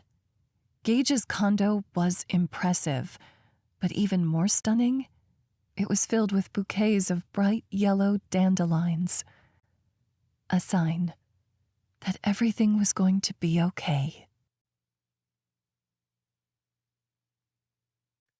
Chapter 37. Gage. Farah's hands covered her mouth, and she immediately began sobbing. I strode across the apartment to her, taking her in my arms. "What's wrong? Had I messed up somehow? Did something happen?" She held on to me, crying into my chest, and I couldn't believe how natural it was to stroke her hair, and kissed the top of her head. "I'm sorry," she cried. "I just had a rough morning, and it's all a little overwhelming." "Sit with me," I said, pulling her toward the sofa. She cuddled in under my arm, resting her cheek on my chest. "Tell me what happened," I said, brushing back her hair. She used the heels of her hands to wipe at her eyes, leaving black mascara streaks behind. "It was hard enough dropping the kids off and knowing I'd be without them for a week. But when we got there," her voice broke, "Caleb surprised us all with his new fiancée and future stepdaughter and said they were all going on the trip together. It's not that I'm jealous, it's that I had no idea he was even seeing anyone. I didn't even have a chance to warn the kids." "What the I uttered, speaking the first thing that came to mind. "Exactly," she said, gesticulating. "What the Shouldn't I be notified about something like that before I pull up and see her standing on the front lawn with a rock the size of Rhode Island on her finger?" "Was it the same woman from before?" I asked, a protective instinct taking over. "Or was she a total stranger going on vacation with your kids?" "We used to have play dates together," Farah said bitterly, "so at least I know she's safe. But still." I nodded. "I wouldn't be comfortable with that either, if I had kids." I pulled her tighter into my hold. "I'm sorry. That was a really thing of your ex to do." She nodded, sniffling. "And I was so worried about how the week would go for us, since the kids and I have never been apart this long, and wondering if I did the right thing. And then I walked in here and saw this." She gestured at all the flowers. "It was like a sign from the universe that the kids are taken care of, that everything is going to be okay." I took her hands in mine and hoped like hell the dandelions were a positive sign for me, too. "That was thoughtful of you to get them for me," she said. "I can't believe you even remembered me rambling on about them." "I remember everything you say," I replied. It might not be the sexiest thing to admit, but it was true. "Farah, I never considered myself a relationship guy. I thought I would be a brother and an uncle and a business owner, and that would be it. But then I met you." Her breath grew shallow. "What are you saying?" I shifted so I could hold both her hands against my chest and look her in the eye. "I'm saying, I want something real with you, Farah." Another tear slid down her cheek, and she slipped a hand from mine to wipe it away. "I thought you said—" "I know what I said, and I was a dumbass. Ever since you walked through the doors for that interview, I knew there was something about you. I couldn't get you out of my head, and the more I got to know you, I couldn't get you out of my heart. I know you said you weren't looking for a relationship, and you still have to raise your children with your ex. But I can't go on pretending like this doesn't matter to me, because it does. I want this to be something real, something more." Her chest caught with her breath. A million emotions played across her eyes. "I signed an NDA, Gage." Reaching into my pocket, I retrieved the release my lawyer worked up yesterday and handed it to her. "You have a copy in your inbox. If we're doing this, it's out loud." Her eyes darted across the document on my screen, tears slowly building along her lower lashes. "Is this for real?" I nodded, feeling like I was standing on the edge of a cliff, rocks tumbling beneath my feet. Would she pull me back, or would she let me fall? "You're so busy with work," she said. I nodded, but I usually only work until 8 or 9, and I take most Sundays off. "And I have kids. I've met 2 of them," I replied, a small smile on my lips. "They're equally as endearing as you are." She stood up, pacing across my living room, looking beautiful and troubled amongst all the yellow flowers. "And I'm crying half the time we're supposed to be hooking up." I chuckled. I think I'm getting used to it. Fighting a smile, she shook her head at me. "I'm a mom, Gage." "We've established that." "But I need you to understand it means my kids are my life. They come first, and I'm not going to start a serious relationship, with someone who isn't all in, who doesn't understand that my kids and me are a package deal." I stood, crossing the room and taking her face in my hands. "Farah, I'm all in, with you and your children. How can I prove it to you? You're saying everything I want, but my chest felt tight. I felt so close to falling, hitting the bottom. She looked up at me with big doe eyes. You're saying everything I want, but I promised myself that when I dated for real again, I wouldn't settle. Caleb only married me because of Levi, and I don't regret my kids at all, but if I do it again, I promised myself that my man would put me first. He'd spend evenings with me, weekends. He'd encourage me in reaching my goals, support and love my children as if they were his own. He'd have a family that loved me and my kids equally, didn't look down on me for my previous marriage. And if we ever got married, it wouldn't be out of obligation, but because I was the one he wanted by his side forever. She barely paused long enough to take a breath. And I know it's a lot to think about before we've even gone on a real date, but it's what I need, Gage. And if you can't give that to me long term, just tell me now before I get more invested than I already am. Her words did strange things to my heart. You're invested? She let out a mix between a laugh and a cry. Of course I am. How could someone not fall for you, Gage?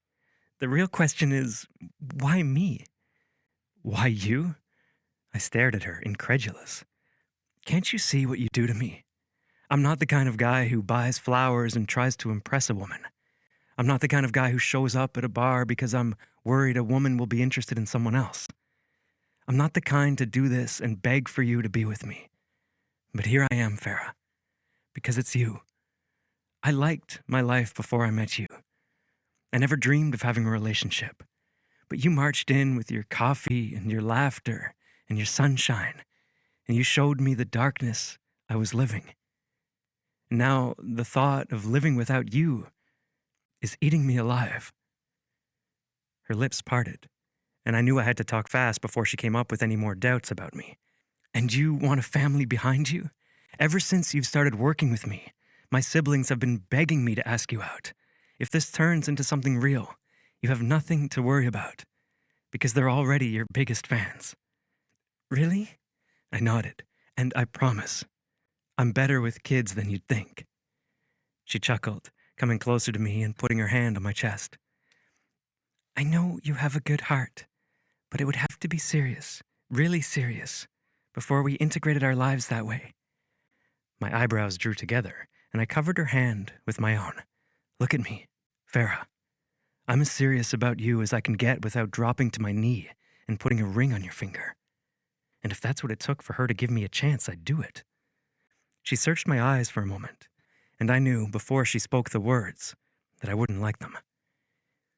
If you want to take this to the next level with me, involve my children, you need to make amends with your parents. And I need to meet them. My heart stalled in my chest. It's been years, Farah. Too much water has gone under that burning bridge. Tears spilled down her cheeks. I promised myself I wouldn't settle, Gage. Don't make me choose. Please, she added in a whisper. There we were. All our truths, our desires laid bare. And Farah was asking me the one thing I wasn't ready to do. Not right now. I will. But will you give me some time? I asked, taking her smiling lips between her teeth. She nodded. My smile had never been this big. I almost didn't believe how lucky I was. I bent, taking her lips with mine and kissing her deeply. Excitement mixed with apprehension whirred through my veins, because even though I'd gotten the girl of my dreams, I had to face my nightmares. Chapter 38. Farah. Even if nothing came of our relationship, this would stand up as one of the best weekends of my life. Gage and I spent all of Saturday in bed, kissing, hugging, making each other feel good, talking about our families, our lives, getting to know each other, every piece of information an exciting discovery. But on Sunday morning, I learned one of my favorite parts of Gage's apartment. His shower. There was so much room in here. The water pressure was incredible, and you could even make water and steam come from different directions aside from the rainfall shower head. Plus, he had fresh eucalyptus hanging from a hook, making the whole place smell like a spa. If I didn't have a job, kids, a hot man waiting for me, I might never leave. But eventually, I got that hot, sweaty feeling you get after too long in a shower and stepped out into the steamy room, reaching for Gage's terry cloth robe. The man may have kept his decorations sparse, but he did not skimp on luxury items. This thing was softer than a baby kitten. Smiling to myself, I walked out of the bathroom to his bedroom, trying to decide if it was worth it to change into fresh clothes or if I should just slip under the covers and wait for him to come back from working out and continue what we started earlier this morning. I heard the elevator ping, and then the doors slide open. "Did you order takeout?" I called, because I am starving. Footsteps sounded over the wood floors, and he came into the room carrying a box wrapped with a ribbon, a sly smile on his lips. "What is this?" I asked. Setting the box on the bed, he replied, "Your outfit for tonight." I raised my eyebrows. "You bought me more lingerie? Okay, now I know I've died and gone to heaven." With a shake of his head, he said, "We're eating dinner at the Skylight Lounge, and my siblings are coming to meet you." My jaw dropped, and I wrapped the robe more tightly around me. "I'm meeting your siblings already?" He reached out, cupping my face with his hand.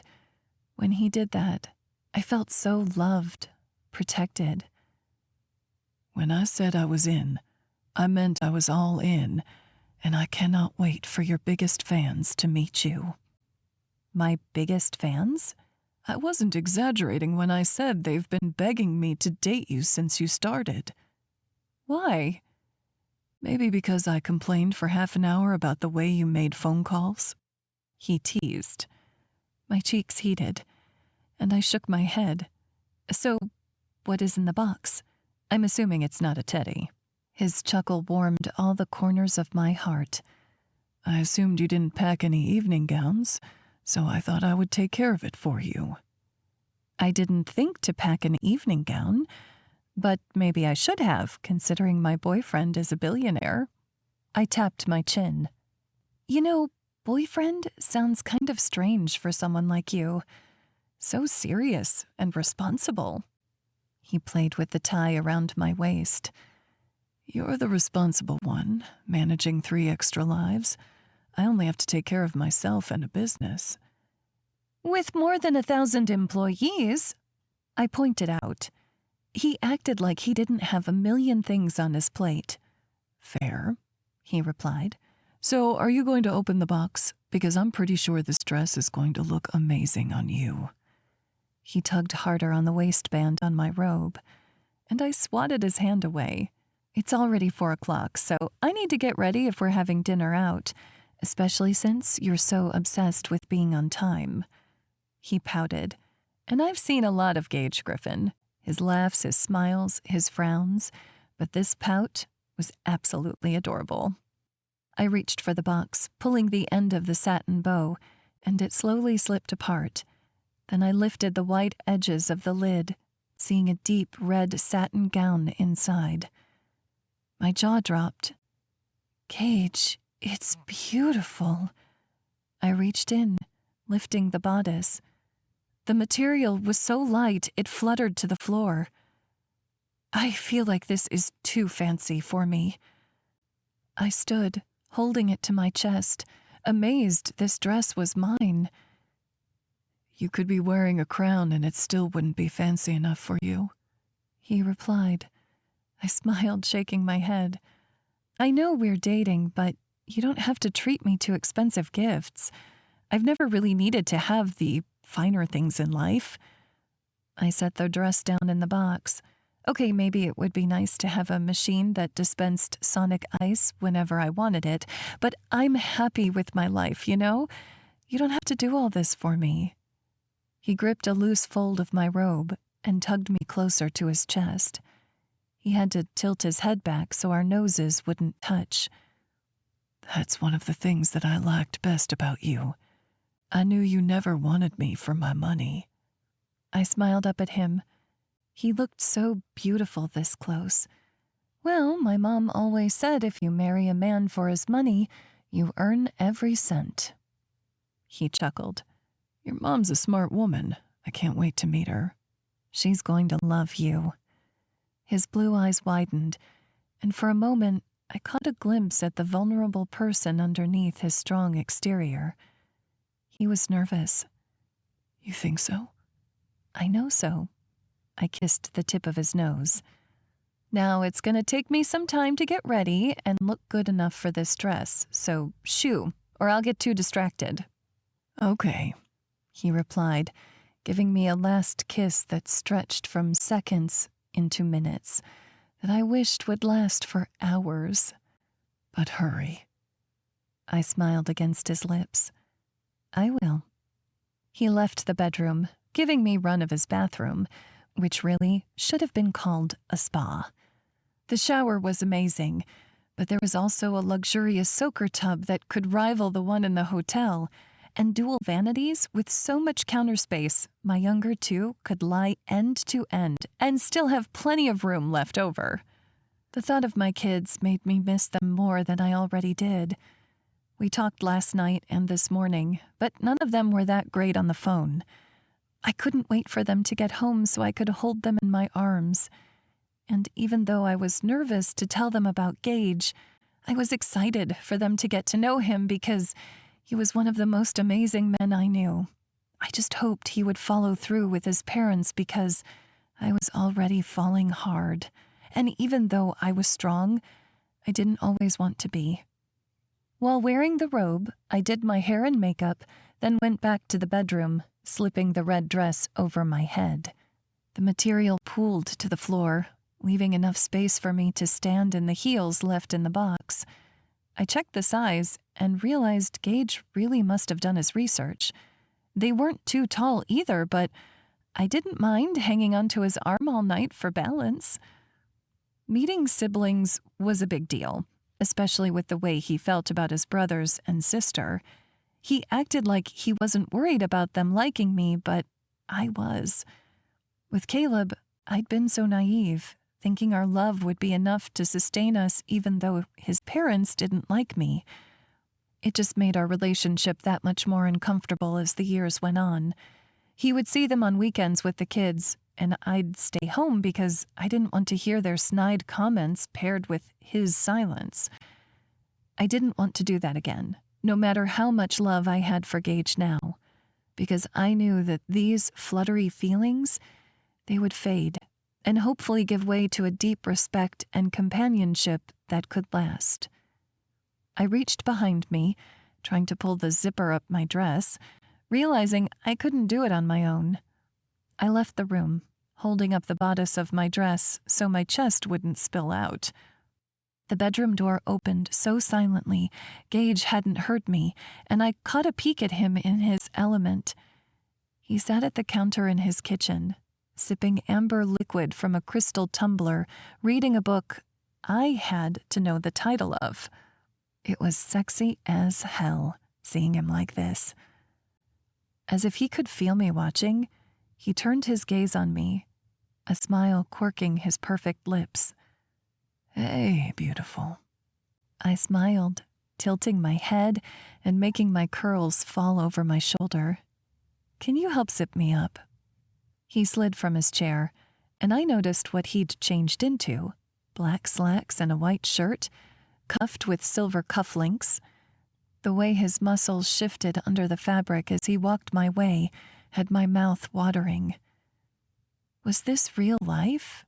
Because his body, his soul, it was straight out of a fantasy. Are you checking me out? He asked, his voice husky. Do a spin, I ordered. With a small smile, he turned slowly, and I reached out, slapping his ass.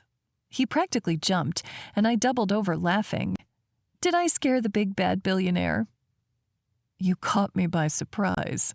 He laughed out, his eyes lighting with mirth. No one spanked my ass since I was 8 years old. Maybe we should fix that. I winked. Turn around, he replied, swirling his finger, still smiling. I moved my hair over my shoulder so it wouldn't get caught in the zipper, and his knuckles slid over my skin as he slowly lifted the zipper up my back. My breath came more quickly, shallowing, as I imagined him taking the dress off me later tonight. I could feel his chest pressing against me as he stepped closer and lowered his lips to my ear. You look sexy as hell in this dress. Then he slapped my ass, and I chased him all the way to the elevator in 3-inch heels. Chapter 39. Gage. I was never riding in anything but a limo with Farah ever again. Her eyes lit up the instant she saw it waiting for us in the parking garage, and she thanked the driver profusely for opening her door. Inside, she sat down, running her hands over the leather seats. Her eyes lit up like a child with full run of a candy store. I know I said I don't like fancy things, but I'm in love with this, she said. Look. She lay out flat on the seat, stretching head to toe with space to spare. There's so much room, she said, sitting back up. Her eyes widened as her gaze landed on the wine fridge up front.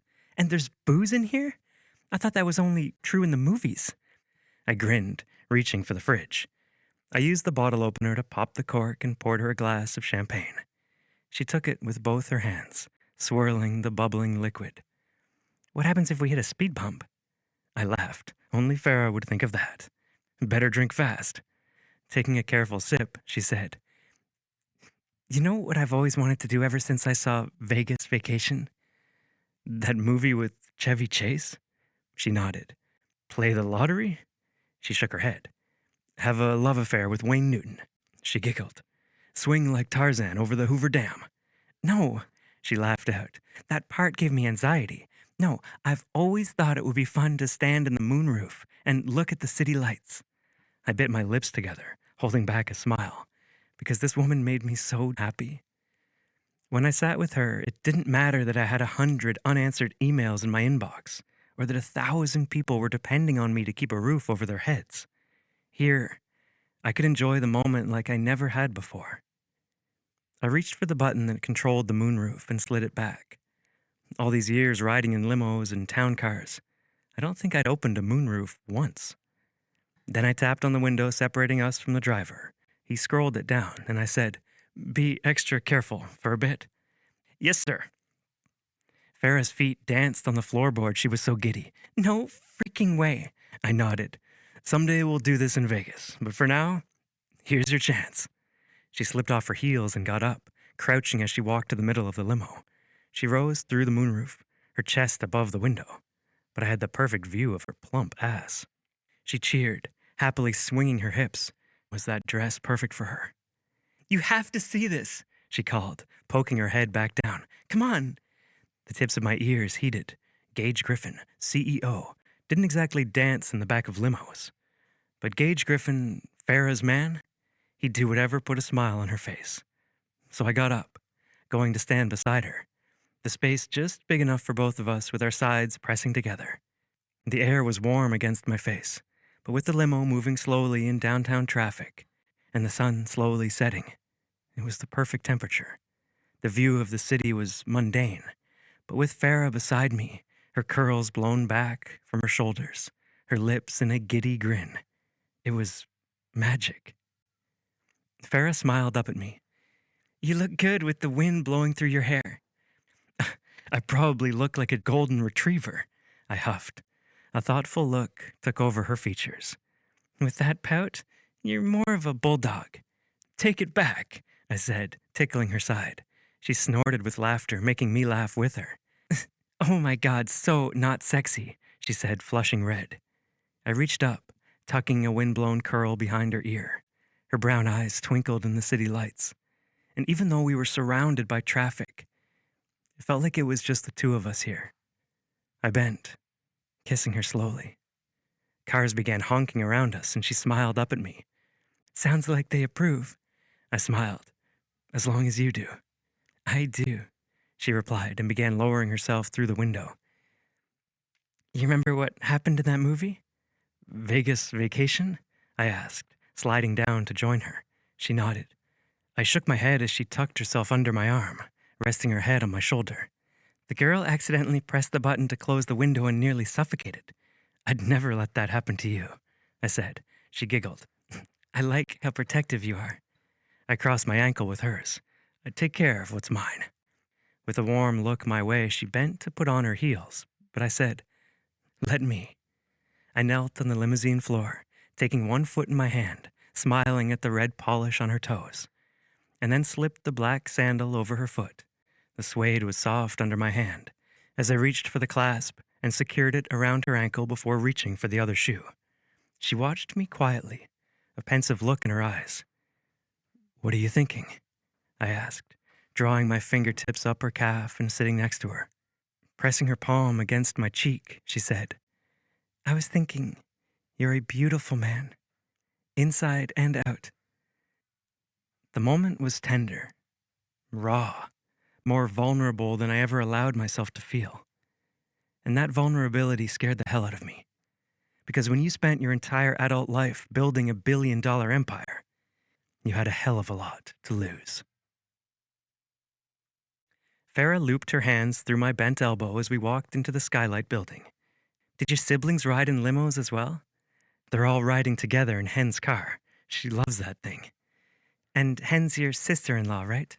I nodded, flattered that she'd listened. Usually people just cared what I said when they could make money off it. She's married to Tyler, moved here from California last year. Wow, that's amazing, she said as we crossed the lobby.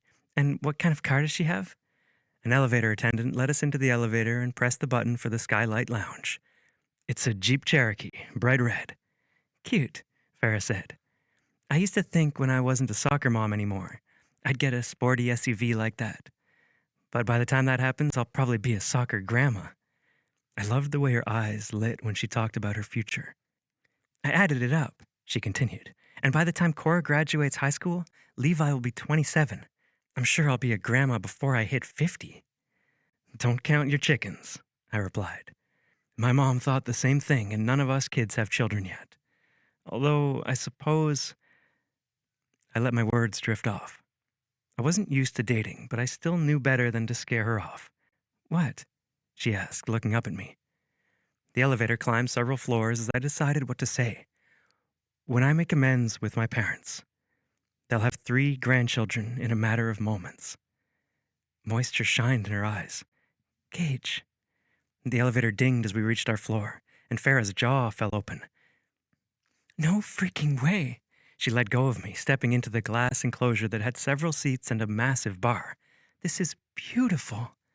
Wait until you see outside, I replied.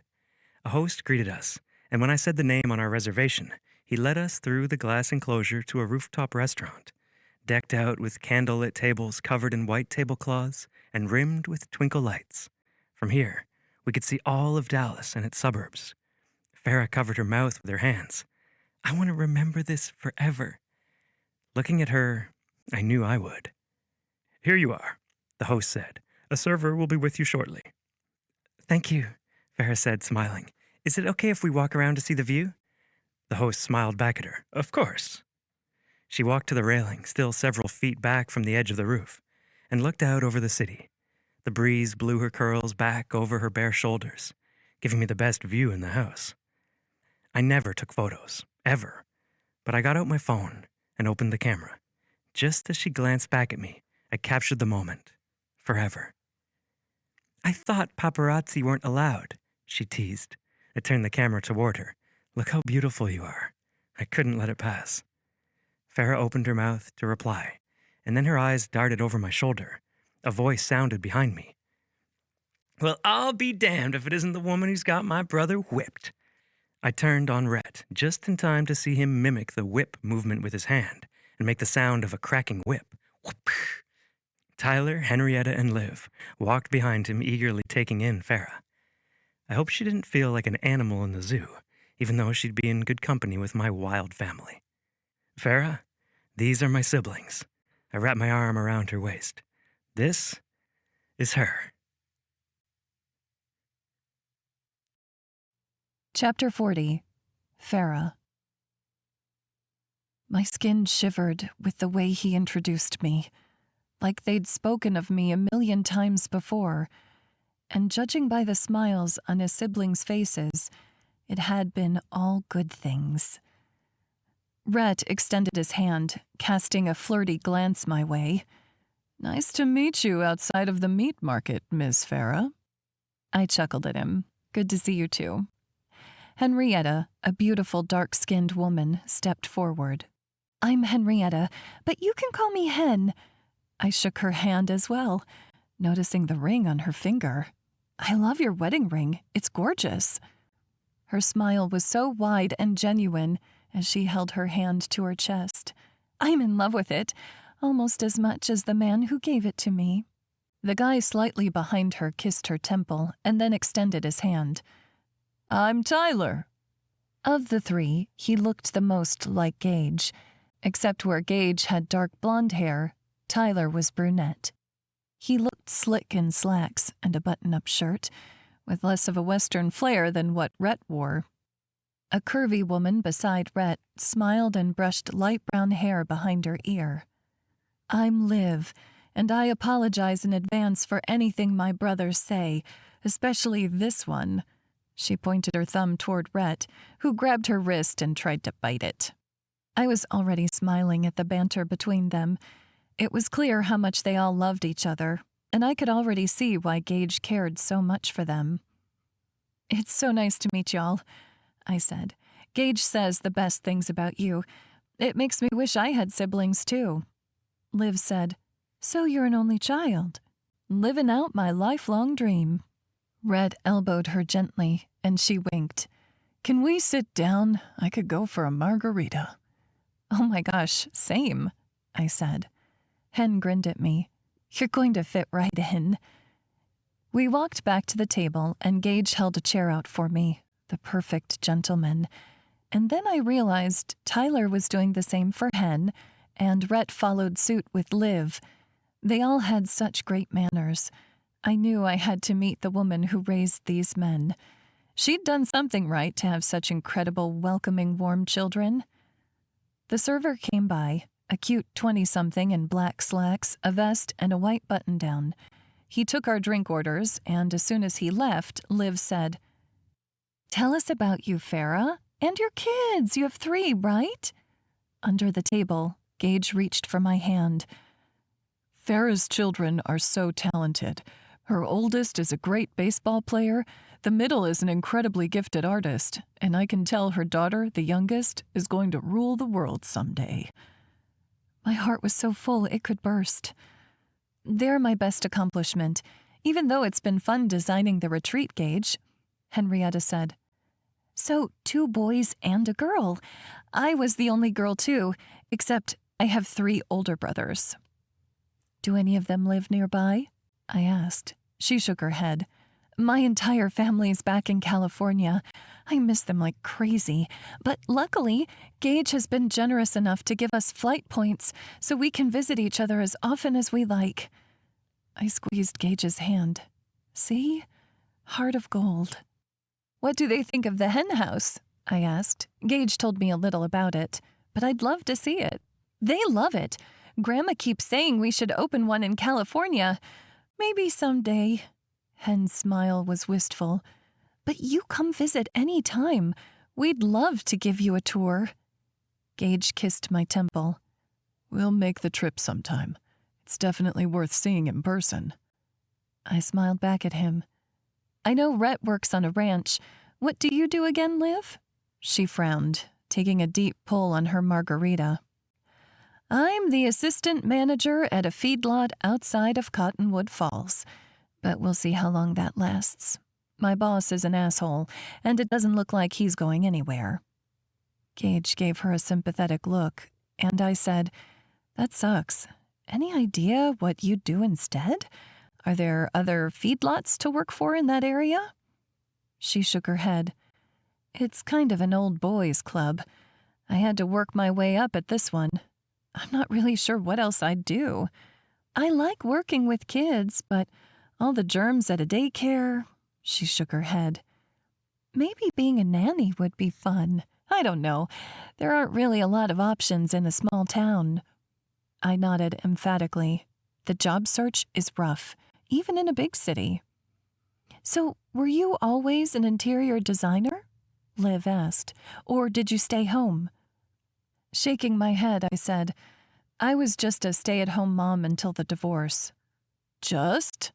Rhett said, shaking his head. Our mom stayed home with us until we were all in school.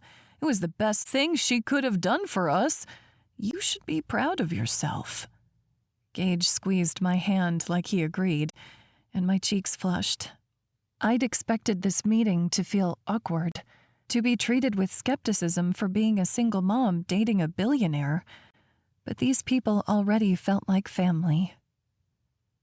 The 6 of us stayed at the Skylight Lounge for hours, talking and getting to know each other, and when I got back in the limo with Gage, I was so overcome with emotion.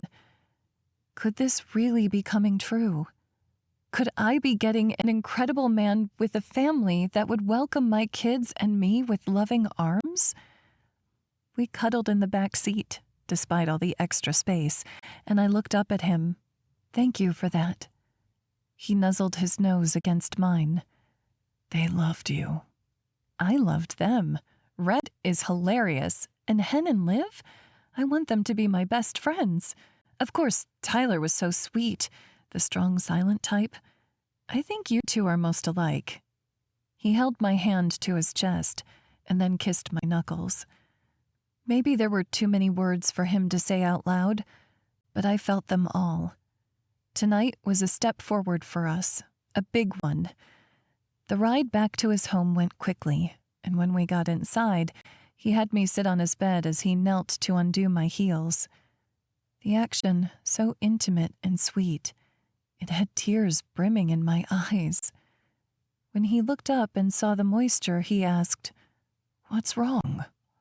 I wiped away the tears, taking his face in my hands, and kissed him, pulling him back onto the bed until he was over me. He kissed me back, slowly gliding his tongue along my lips and deepening our embrace. When we pulled apart, he looked at me, a question in his dark blue eyes. I'm in love with you, I said. I know it's too soon and I should be practical, but tonight, it was perfect. You are perfect. And you don't need to worry about saying it back, but... He silenced me with a kiss, and when he pulled back, he said, I love you too, Farah, with everything I have. I pulled him to me again, kissing him deeply, needing to be closer to him than these clothes would allow.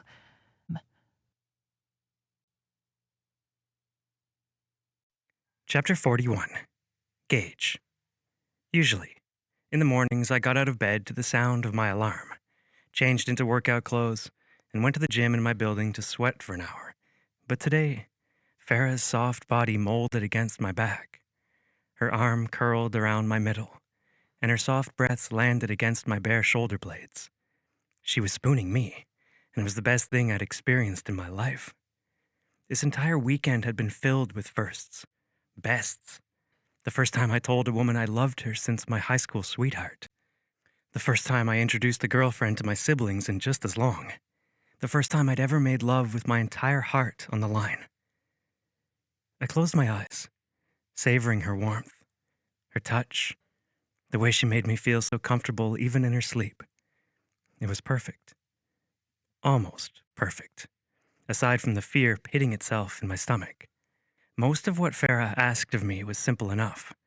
I could find a way to be needed less at work, promote someone or 3 to help with my work. Hell, I could go public, sell a majority of my shares, and be set for life. It would be hard to let it go, but I could do it.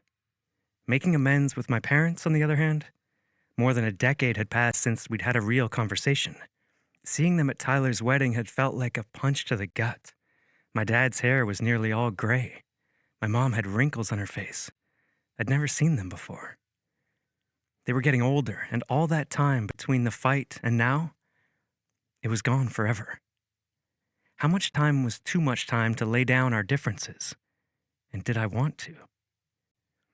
What did Dad think of me now, the owner of a billion-dollar company, when he'd called me selfish just for my desire to expand the ranch enough to support a few families? If he'd thought I was greedy then, he must think me the devil incarnate now. And facing that, getting confirmation of the thing I feared the most, it scared me more than I like to admit. I tried to run my business in an ethical way, to give my time and money when I could. But he didn't see that. He probably wouldn't care to understand. And my mom, the woman who raised me and loved me, she chose him, listened to him speak those words about me, and said nothing. Farah shifted behind me, and I rolled over, looking into her sleepy eyes, a touch of a smile on her lips. "Good morning, handsome," she mumbled. I kissed the tip of her nose. "How did you sleep?" "So well. You'll be lucky to get me out of your bed in time for work." She closed her eyes, snuggling into my chest. "I could stay in this bed all day, but we have a meeting with HR at 7. Her eyes flew open, searching mine. "What? Am I fired?" I chuckled. "No. We just need to come clean about our relationship before it hits newsstands at 8. Give PR a chance to handle it." She nodded, then she sat up. "Oh my God, I need to tell Mia." "Mia?" I asked. Then I remembered they were friends before all this. Farah treated everyone like her best friend. "You can call her while I take a shower?" She nodded, sitting up with her back against the cushioned headboard. I leaned in and pressed a kiss to her lips. "It's going to be okay." With a slight smile, she said, "I can handle a meeting with HR and Mia and the whole world, as long as my kids are okay with you." "Same here," I replied. I took my phone off the nightstand and walked to the bathroom. With the door closed, I sent Liv a text. "Gage, when should I talk to Mom and Dad?" She didn't reply right away, so I got in the shower, barely hearing Farah's murmurs over the water pressure. When I finished washing up and got out, there was a message from Liv. Liv, shocked emoji. Liv, is this Farah? Liv, is this a prank? Gage, no. It's time. Liv, it was time 10 years ago. What changed? Gage, Farah. Liv, I like her. Gage, me too. I set my phone down and brushed my teeth, then walked out of the bathroom, a towel wrapped around my waist. Farah looked up at me, fire in her eyes. "Oh my God, I didn't realize I had that fantasy, but that was hot." I looked around, confused. "What are you talking about?" "You, in that towel," she grinned. "Do a spin." Laughing, I turned away from her, undoing the towel in front and holding it out to hide my private parts. When I spun to face her, I moved the towel again to keep me modest. "Griffen, if you weren't already insanely rich, I'd say you could make a good living giving stripteases."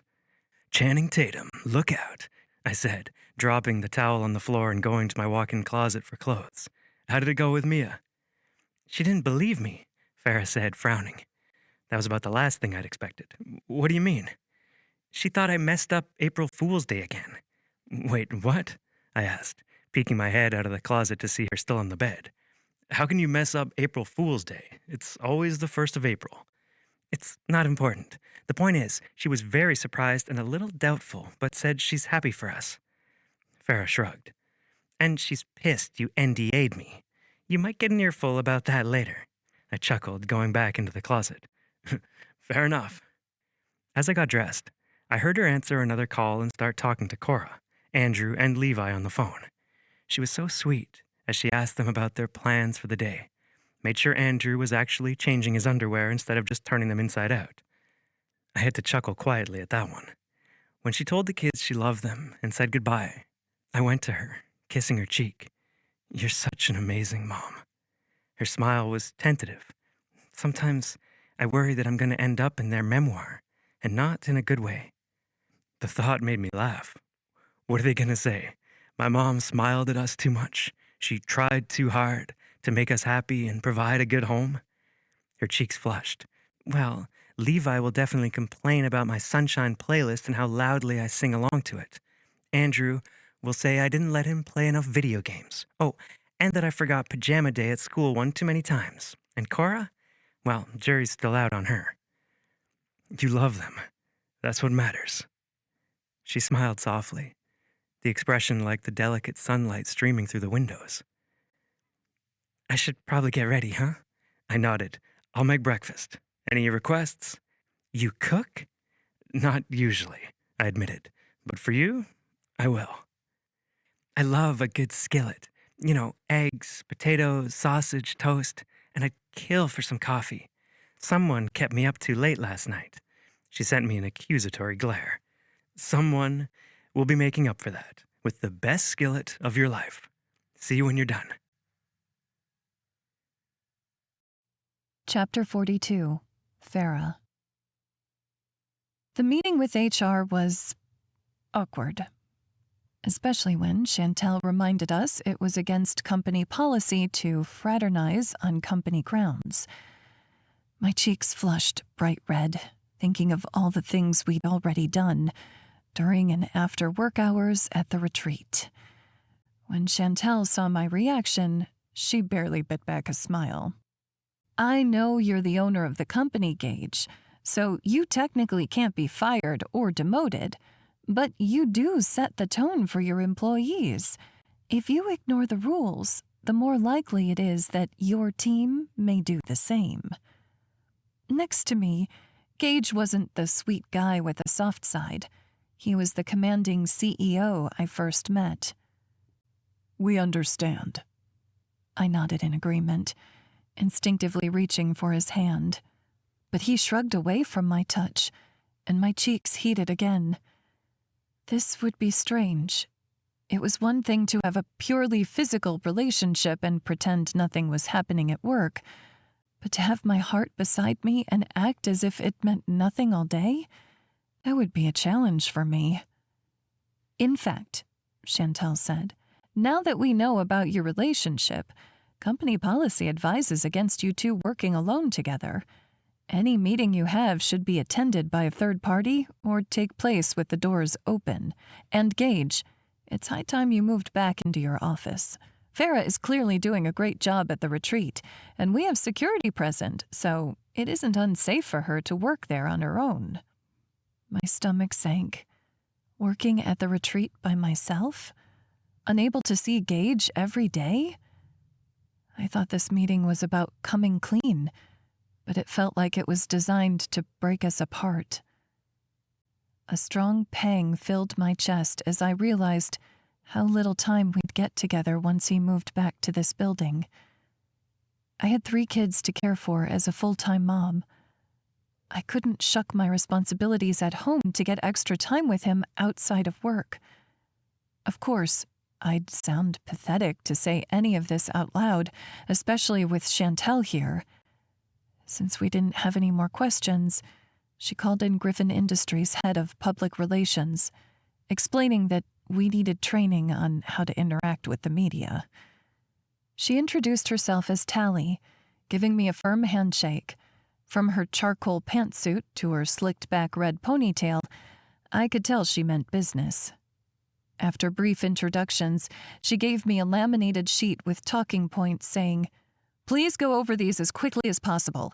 Paparazzi got shots of you two eating dinner with Gage's family last night, and it's very clear you're romantically involved. With Gage's celebrity status, it's likely you'll be confronted by reporters sooner rather than later. Remember, you can always say, 'no comment.'" I looked over the list, reading the lines she wanted me to have ready. Gage and I met during work and quickly realized we admired each other. Our relationship is completely separate from the business, and business always comes first. I can't say this, I said, gesturing to the list. What would my children think if they heard me saying we come second to his job? Tally tapped her chin. We should probably bring your kids in for a press briefing as well. We won't be bringing my children in for anything. I nearly growled. They're not a part of this. They absolutely are, she said. It won't be long before reporters have pictures of your entire family on social media or interview your ex about you. Have you checked your social media yet today? You've gained 50,000 followers in the last half hour. She looked at Gage. You really should have consulted me before starting a relationship.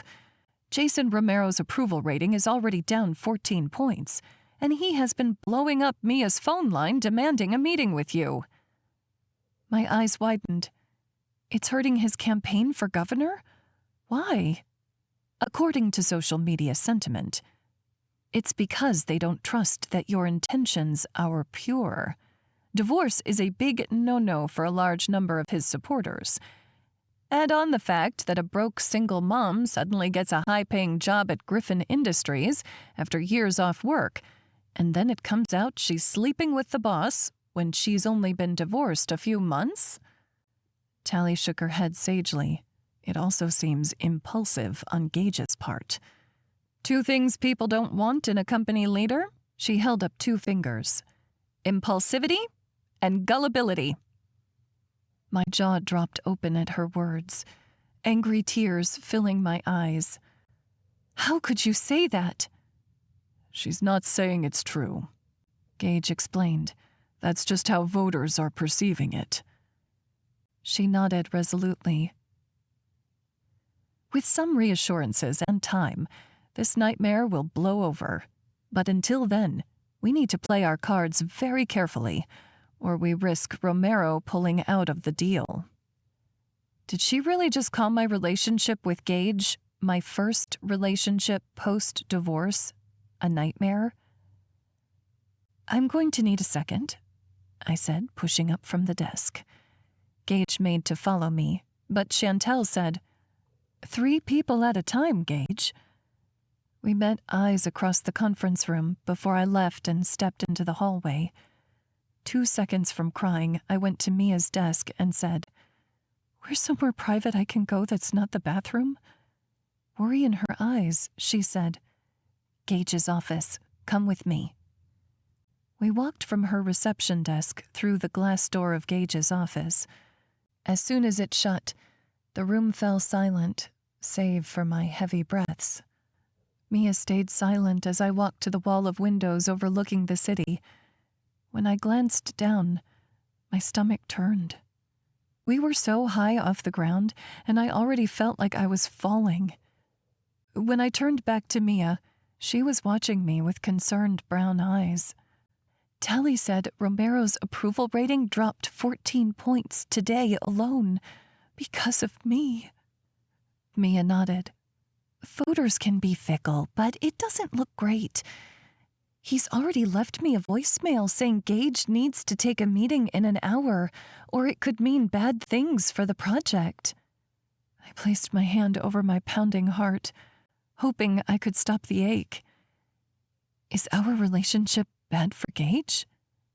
Mia tilted her head.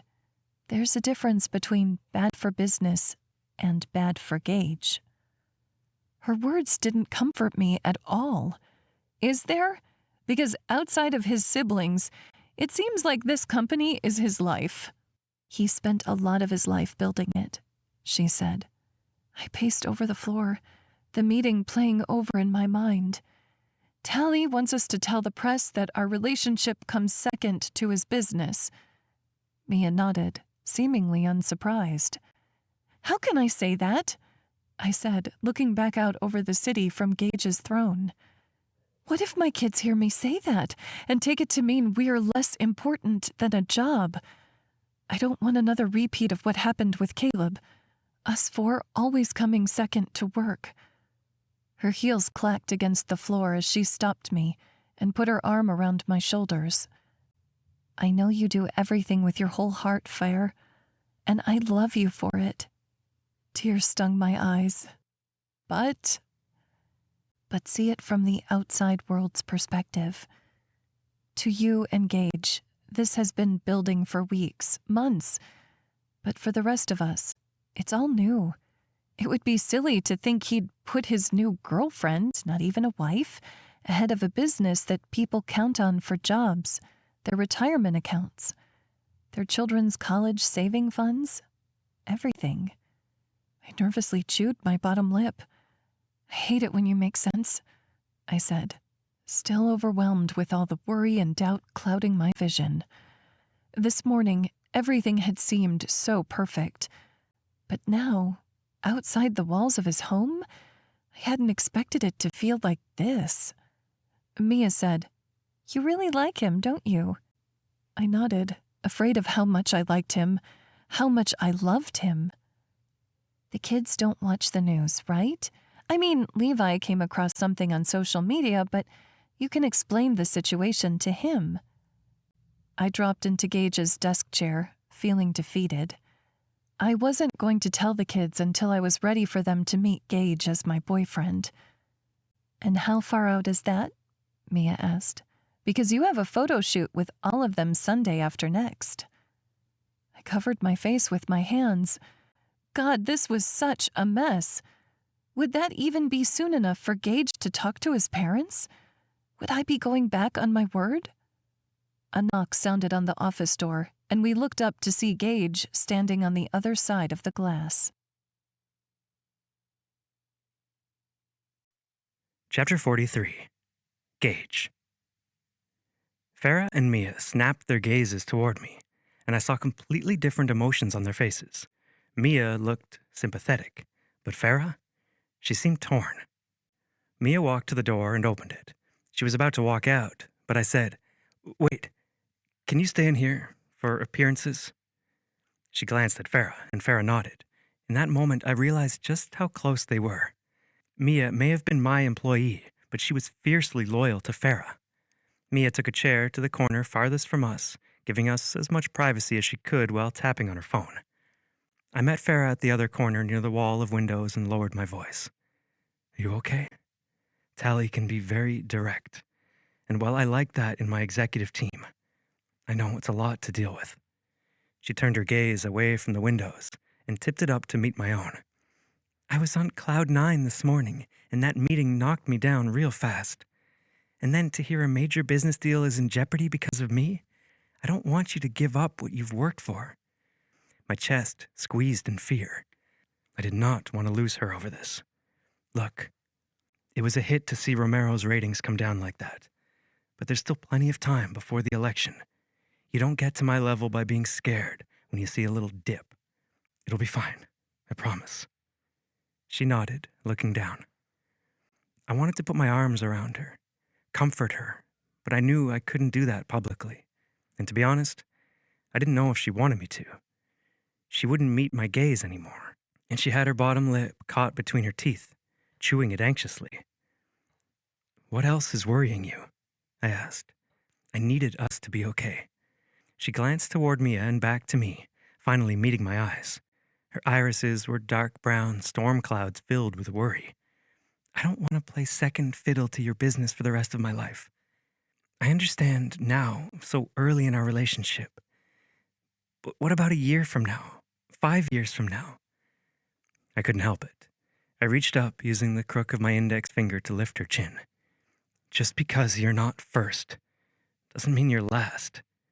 Emotions warred on her face, so many there fighting for dominance.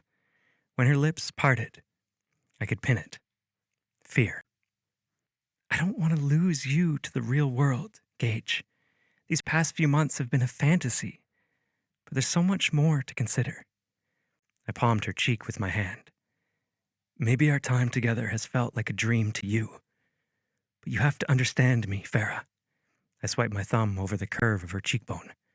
"This has been the realest thing I've ever felt." A soft cooing sound came from the corner, and Farah and I both glanced toward Mia, remembering she was there. "Sorry," she said quickly. "Sorry, that was just really sweet. Go back to pretending I'm not here." I chuckled softly while Farah looked up at me, more color in her cheeks than before. "Are you sure you can do this?" she asked. "Make my kids and me a priority and take care of your business?" "Believe it or not, I'm more worried about talking to my parents." She cracked a smile. "Thank you for doing that for me. For us. I wouldn't have it any other way." I dropped my hands, stepping back before more people saw us than probably already had. I'll go back to the conference room to talk with Tally. She wants us to do a press conference this afternoon and then an interview with the local cable show. But if you don't want to do it, I'll tell her I'll handle it on my own. Farah bit her bottom lip again, and it took all I had not to reach up and free it before capturing her mouth with my own. "Do you think it will help your business?" she asked. I nodded. Tally wouldn't be asking us to do it if it wouldn't help. She took a deep breath. "Okay, I'll do it." And then her phone began ringing. She drew the device from her purse and we both stared at the name on the screen. Levi. From across the room, Mia asked, "Who is it?" Farah took a deep breath, swiping her phone to answer. Chapter 44, Levi. I was walking down the beach with my stomach full of breakfast and warm sun hitting my skin, but the last thing I felt was happy. Actually, I was pissed. The last few days with Mom and Melinda had been super awkward. They were all over each other. Dad constantly held her hand or she sat in his lap. And the kissing? God, it was gross seeing my dad make out with this woman. It felt like a betrayal to Mom, being here and seeing all of that. And supporting this new relationship felt like betrayal to Melinda too. Alyssa told me one time at lunch that once someone cheated, they usually did it again. Did Melinda know what she was getting into with my dad? How would Annabelle handle another divorce? It was really freaking hard on my siblings and me. My mom too. Mom seemed lonely, just going to work and coming home and maybe hanging out with Mia sometimes. But when Alyssa sent me the picture from Dallas's main gossip blog with a giant picture of my mom sitting with her boss and his siblings at a romantic restaurant, her hand on his thigh, I felt like everyone had been lying to me all along. The headline read, "Single Mom Bangs Her Billionaire Boss." The betrayal of it all made me want to punch something. How long had this been going on? I dialed her number, needing to hear the truth, for once. "Hey, Levi, how's the beach life?" she asked. She sounded happy. Was it because of him? "Mom, are you dating your boss?" The line went silent for a moment, leaving me alone with the sound of the beach and all the happy people around me. I checked the phone to make sure she hadn't hung up, but seconds just kept ticking past. Finally, she said, "Yes, I'm dating him. His name is Gage Griffen." I froze where I stood. The packed beach sand suddenly felt like sinking sand instead. "When were you going to tell us? When you got engaged and he moved in? Oh, wait, he's rich, so you'll probably lug us all to his mega mansion, huh?" Anger kept spiraling in my chest, flaring out like a wounded animal. I'd been so furious on her behalf that Dad moved on, and here she was dating some rich guy. "Honey, I hear you're upset and probably even feeling a little betrayed, but I need you to take a deep breath." Tears pricked at my eyes, but I ran my forearm over them and took a breath. "Now what? Another lie?" "The truth," she said. "I am dating Gage, and yes, I have real feelings for him, but I didn't want to introduce you to him until I was sure he was someone who would stick around." My fists balled at my sides. "So, 2 surprise engagements in a year from my divorced parents. Great." "There is no engagement," she said. "We are dating, like 2 single adults are allowed to do, and you will meet him soon. But only as my boyfriend, nothing else. He won't be moving in with us. We won't be moving out. But he may come over for dinner from time to time or come cheer you on with me at a summer game." My legs felt shaky as the anger faded into another feeling I didn't want to deal with. Fear. My dad had already left us, clearly cared for Melinda and Annabelle more than us. Who would we have left if Mom got all wrapped up in this new guy? I took a few steps away from the packed wet sand and sat on the softer beach, drawing my legs in. Resting my elbows on my knees, I held the phone to my ear. "So you're dating," I said, hiding the shake I felt in my chest. I am, she replied. But Levi, you have to know that you and your siblings will always come first. Remember what I said to you at your dad's house? My throat got tight. You and your siblings are the loves of my life, she repeated. I wiped at my eyes again, trying to rid myself of salt water that belonged in the sea. This family vacation is totally language, she said with a half-hearted chuckle. But I know. I didn't want you to find out about Gage this way. Were you going to tell me at all? I was, when I knew he was someone worth bringing around. I blew a soft laugh through my nose. You sound like a hard-ass. But when it comes to my kids, I'm as protective as a mama bear. And speaking of my cubs, are you okay? I know it's a lot of information all at once. A small grumble filled my throat. Can you just promise me you won't be making out all the time in front of me? Dad and Melinda are worse than kids my age. Ew. I know, I replied. Gage and I will keep it PG. I promise, she said. I nodded, feeling wrung out and hung to dry. How did you find out about Gage? She asked.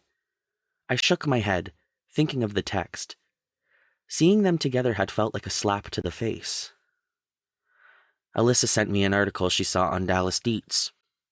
Mom let out a sigh, and she sounded so much like herself it hurt. I missed her. But I was 14. I wasn't supposed to miss my parents, or admit it at least. You promised you'll always be there for us? I gritted out. You won't ship us off to Dad's when you move in with Gage?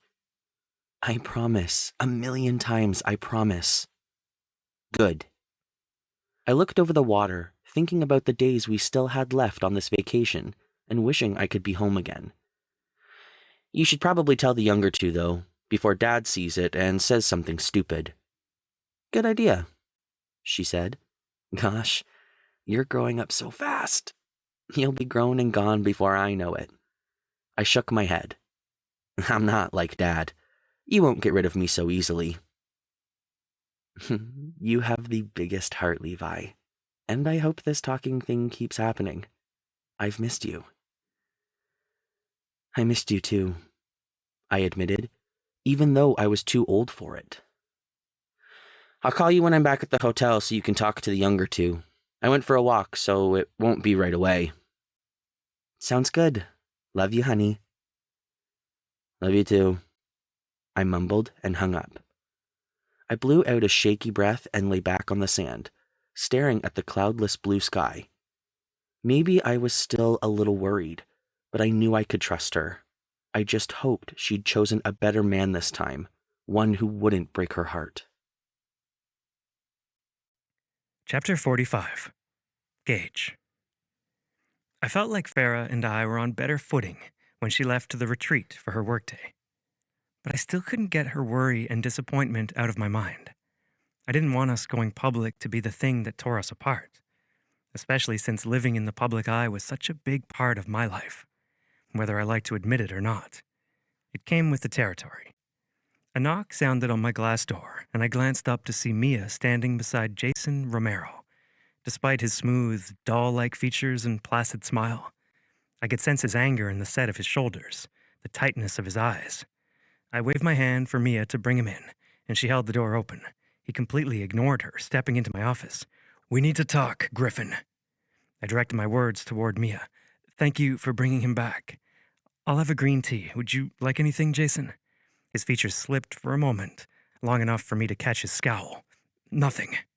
Very well, I replied, sitting back in a chair at my conference table, giving off the appearance that everything was fine and dandy. What brings you in today? He yanked out the chair opposite and sat down, leaning forward. The act probably intimidated other people, but not me. You know very well why I'm here. You and the broad you're banging brought down my approval rating 14 points, he hissed.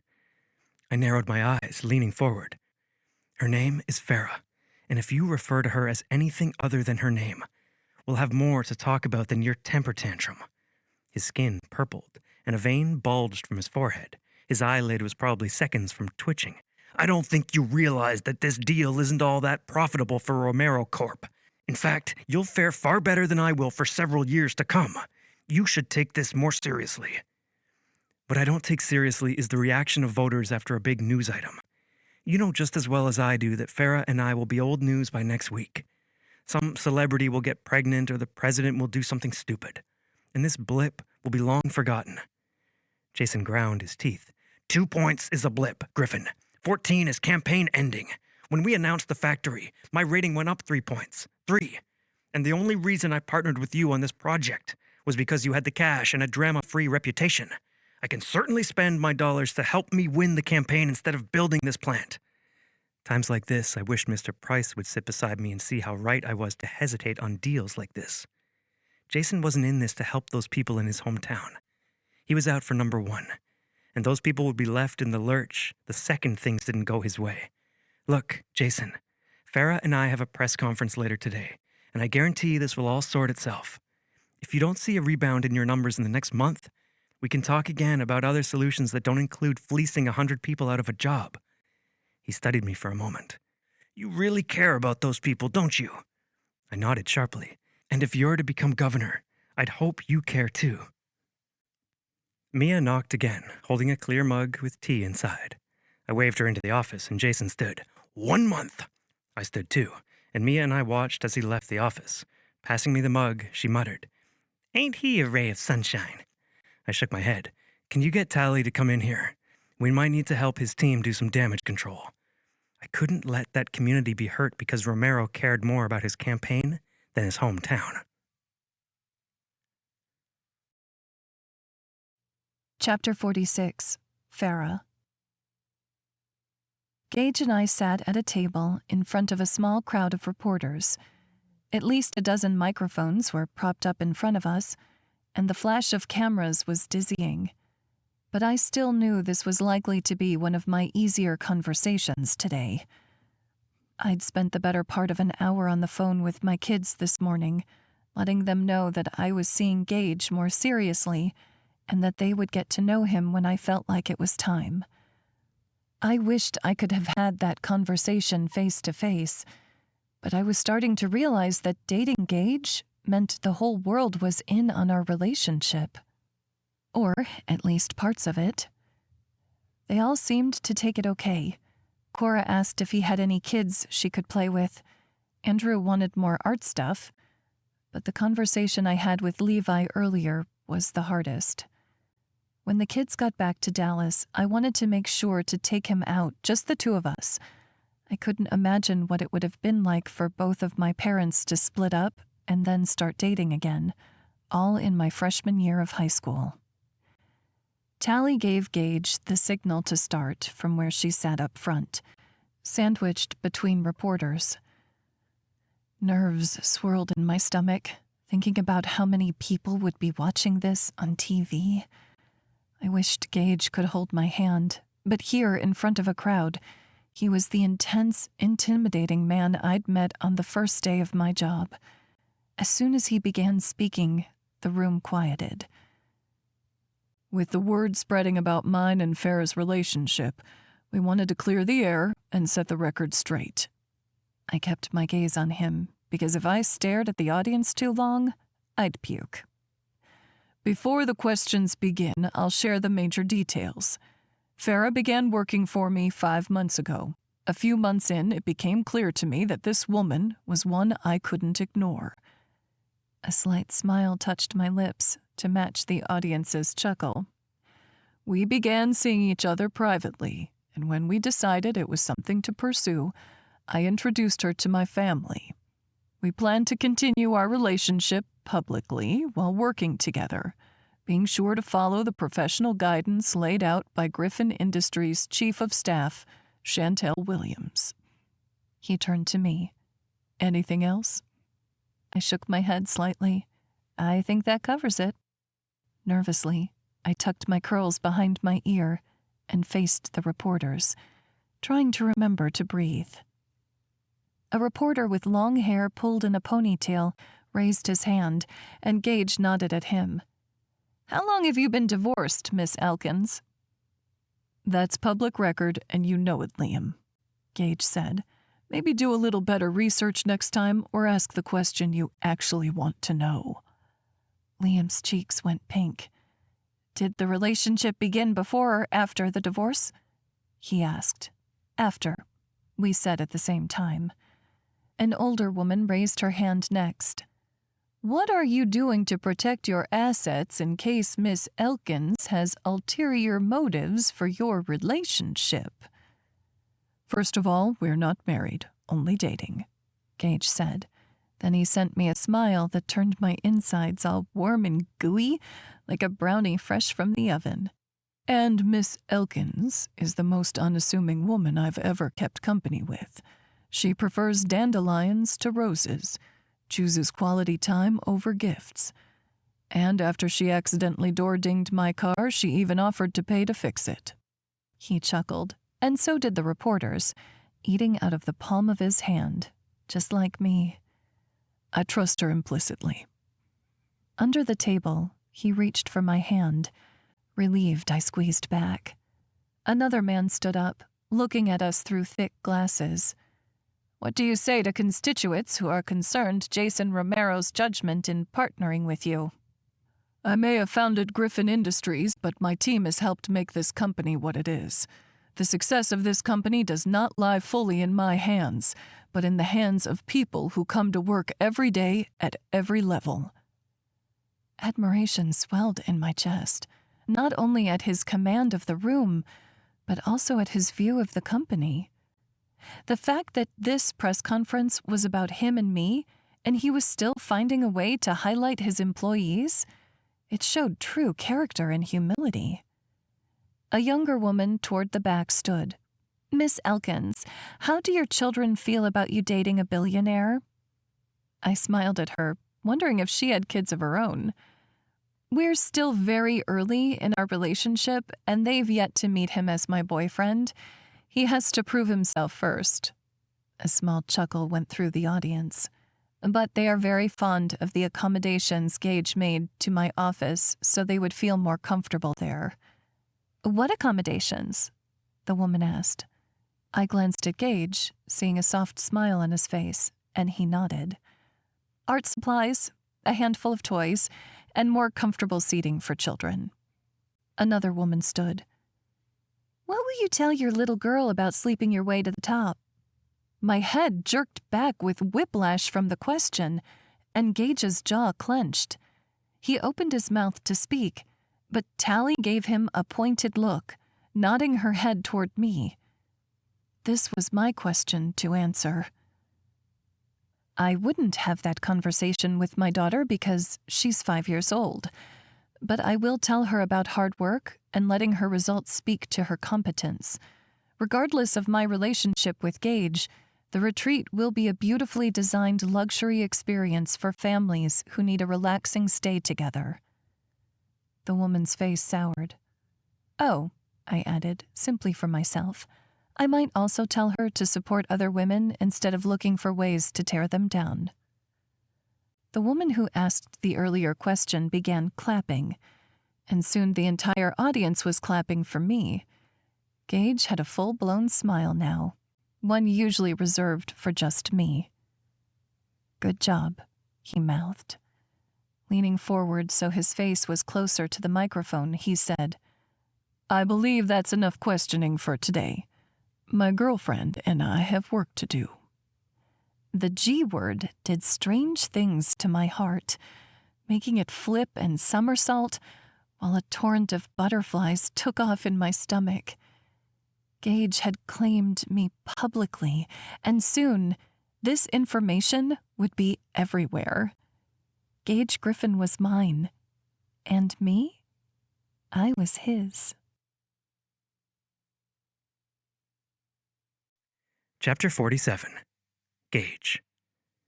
I rolled over in my bed and faced the empty side I already considered, Farah's. Not having her pressed up against my back as I woke made my gut ache in a way I didn't like. How had I gone every day of my life waking up alone? How had a week made me need her so much? How did one morning make me miss her beyond belief? Farah had picked her kids up from Austin yesterday, which meant she was busy all day catching up with them, plus doing a mound of sandy laundry, according to her. I offered her the use of my cleaning service, but she quickly declined, saying she found the sound of running laundry to be soothing. Reaching for my phone, I picked it up and sent her a text. Gage, I miss you. Farah, it's been one day. Gage, one day too many. Farah, I miss you too. Maybe I can ask my parents to watch the kids an evening next week, so we can have a date.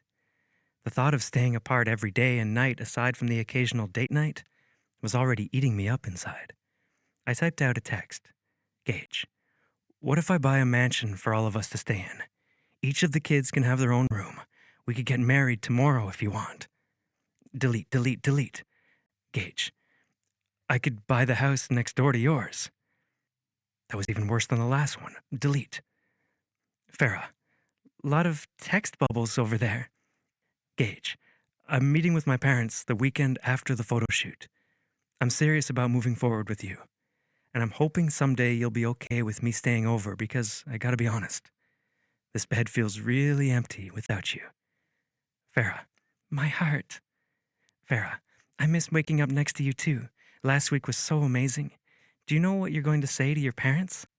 Gage, maybe you can help me workshop it? Farah, okay, tell me what you have so far. Gage takes a deep breath. I got nothing. Farah, LOL, just tell them the truth. If you tell them how you feel and it goes nowhere, at least you'll know you tried. Gage, it's hard to sort it all out. It sucked building this company without my parents ever saying, I'm proud of you, which feels pathetic to admit, but it's true. Farah, it's not pathetic. It means the world when my parents say they're proud of me. Gage, here's the thing, though. It's been more than 10 years since the fight. Not once did my dad reach out to me. And I know I didn't reach out to him either, but he's the parent, damn it. Shouldn't he be the one? Farah, as a mom, I have to let you know we're all still human. Sometimes it takes us a while to figure things out. Gage, I just hope I can. For us. Farah, I hope you can too, but for you. You're so strong, but I can see the weight this puts on you. I know your relationship will never be like it was before, but maybe things will feel a little lighter than they did when you weren't talking. I was stubborn enough to carry this battle to the grave, but making amends was important to Farah. And if I was being honest with myself, I wanted a relationship with my parents, for me. They weren't getting younger, and neither would I. How could I go to their funeral someday knowing I'd let pride and anger and hurt keep me from having a relationship with them?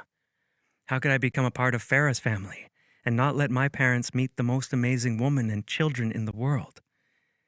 Before the fallout, I loved my parents so much I was willing to work in a family business with them. That love hadn't just disappeared, for me at least. Gage, thank you for pushing me. A lot of people let me have my way, but you make me better. I need that in my life. Farah, I hope you'll do the same for me. Gage, can't fix perfect. Smiley face. Farah, just wait until you spend more time with me. You'll definitely see my dark side. Gage, the sun doesn't have a dark side. Farah, maybe, but sometimes I leave clothes in the washer so long they mold. Facepalm emoji. I had to buy Levi a whole new jersey one time because it had these little mildew spots all over the white and it wouldn't wash out. Gage, I'm sure he forgave you. Farah, oh, and sometimes I sneak the last ice cream bar while the kids are at school so they can't ask me for it. And then when they see it's gone, I blame one of the kids. Cringe emoji. Gage, now you know what it's like to have siblings. Farah, one time I even hid my candy bars in an empty frozen peas bag. Every bite tasted like shame. Gage, you're going to hell for that one. Farah, I know I am. Farah, Levi has a meeting for his summer baseball league this morning. Better get up and get ready for the day before I win the worst mom ever award. Gage, you're a great mom. And I'll see you later. Gage, oh, and can you send his summer game schedule to Mia to put in my calendar? I'd love to go to some games. If that's okay with you, and him, of course. Farah, we'll see how Levi feels about it after meeting you at the shoot next weekend. but thank you for asking. It means a lot. Gage, of course. Have a great day, sunshine. Farah, you too. Heart. I clicked my phone shut, smiling to myself. I could see a life with her, giving her everything she wanted and more. Because Farah didn't want for much. The only thing standing in the way was my relationship with my parents. And if I was being honest, that fear shook me to the core. In the last decade, I'd met with presidents, actors, musicians, other world leaders. But it was still my mom and dad who challenged my confidence the most. Chapter 48. Farah. Having my kids back was like having a part of myself returned. But waking up every day without Gage next to me, without seeing his blue eyes on me first thing, and feeling his warm lips against my forehead as he called me beautiful in his scratchy morning voice, I missed that too. I hated feeling like I had to choose him or my kids, and I wished he would hurry up and make amends with his parents, because this waiting, it was eating me alive. And I could tell this feud was eating away at him too. If they made amends, they could rebuild their relationship. And if it didn't go well, he'd at least have the closure he'd need to move on. But I couldn't wallow or forget my standards because it wasn't just about me. I had 3 children depending on me, looking to me for an example of how to love and how to be loved in return. Luckily, it seemed like they all had a good time in Cabo. Andrew brought back several bottles of sand art that he'd made while he was there. Cora had a new favorite dress. Of course, she'd bought it with Melinda, which put a sour, jealous taste in my mouth. But seeing her twirl in the brightly colored, beachy patterned dress made me smile every time. Raising my kids, watching those bliss-filled moments, it felt like encountering all the best parts of myself. The joy, the wonder, the beauty of life. That was the one thing I missed about being married to their dad. Every now and then, when we were both home and doing something with the kids, they'd do something cute, and Caleb and I would meet eyes, sharing a smile, like saying, "Can you believe these humans? They are so cool, and maybe a little weird, but also beautiful." But there were hard moments too, and plenty of worries. Levi seemed different after the trip. Older. Maybe even a little jaded. Not refreshed or rejuvenated like the other 2. On Wednesday, I asked him if we could go shopping before his baseball practice. His club team practiced later in the evenings because it was getting so darn hot during the day. And since he had a date with Alyssa on Saturday, and I thought it would be nice to get him something new to wear, especially since my finances had been leaner than usual the last 6 months. We dropped Cora and Andrew off with Mom, then stopped by the coffee shop to get drinks. With my latte and his sweet tea in hand, we walked into the mall, heading toward the store where we usually got his clothes. "Are you excited for your date?" I asked as we flipped through a rack of button-down shirts. Levi shrugged, back to his quiet self. "You haven't talked much since you got back from Cabo. Did everything go okay the last few days you were there?" Levi picked up a black and gray shirt, folding it over his arm. "Dad got weird after he saw your interview with Gage on the news." "Weird?" I asked, holding up a blue and black shirt. He shook his head at the shirt. "I think he was a little jealous. I overheard him and Melinda fighting that night." My chest got tight. Caleb and I had always tried to save our arguments for after our kids were asleep, and I didn't know how he and Melinda fought. "Were they loud?" "No, they thought we were all asleep, but the casita had like an open concept thing, and I was sleeping in the living room, so I heard them whispering in their room." He picked up a red and brown plaid shirt that I never would have thought to choose for him. "She just didn't know why he was so upset, and he told her you two have history, but that he'd never—" His words trailed off, and he avoided my gaze, focusing extra hard on the shirts. "It's okay, Levi," I said. "You're not going to hurt my feelings." "He said he'd never want to be with you again, and that he was only ever with you because of me." Levi's gaze clouded over. I'd lied, because that did hurt. Caleb had written off our entire history and made Levi question himself in one fell swoop. It was a double punch to the gut, once for me and once for my child, who, despite trying to be strong, still looked so hurt. I crossed the rack, putting my hands on his shoulders. Luckily, the mall was a dead zone this time of day, so we were the only customers, and there weren't any store employees to be seen. "Levi, you may have been a surprise, but you were always wanted." I ducked my head so he'd have to look me in the eyes. "There's not a part of me, not even the nail on my pinky finger or a single gray hair on my head, that regrets you. Do you understand?" He sniffed, nodding, and looked back at the clothes. "Do you think it's too hot for long sleeves?" I chuckled slightly. Change in subject. Noted. "Maybe. I think there are some cool t-shirts over there, or maybe we could get some shorts to go with the long-sleeve shirt and wear it kind of open?" "Long sleeves and shorts?"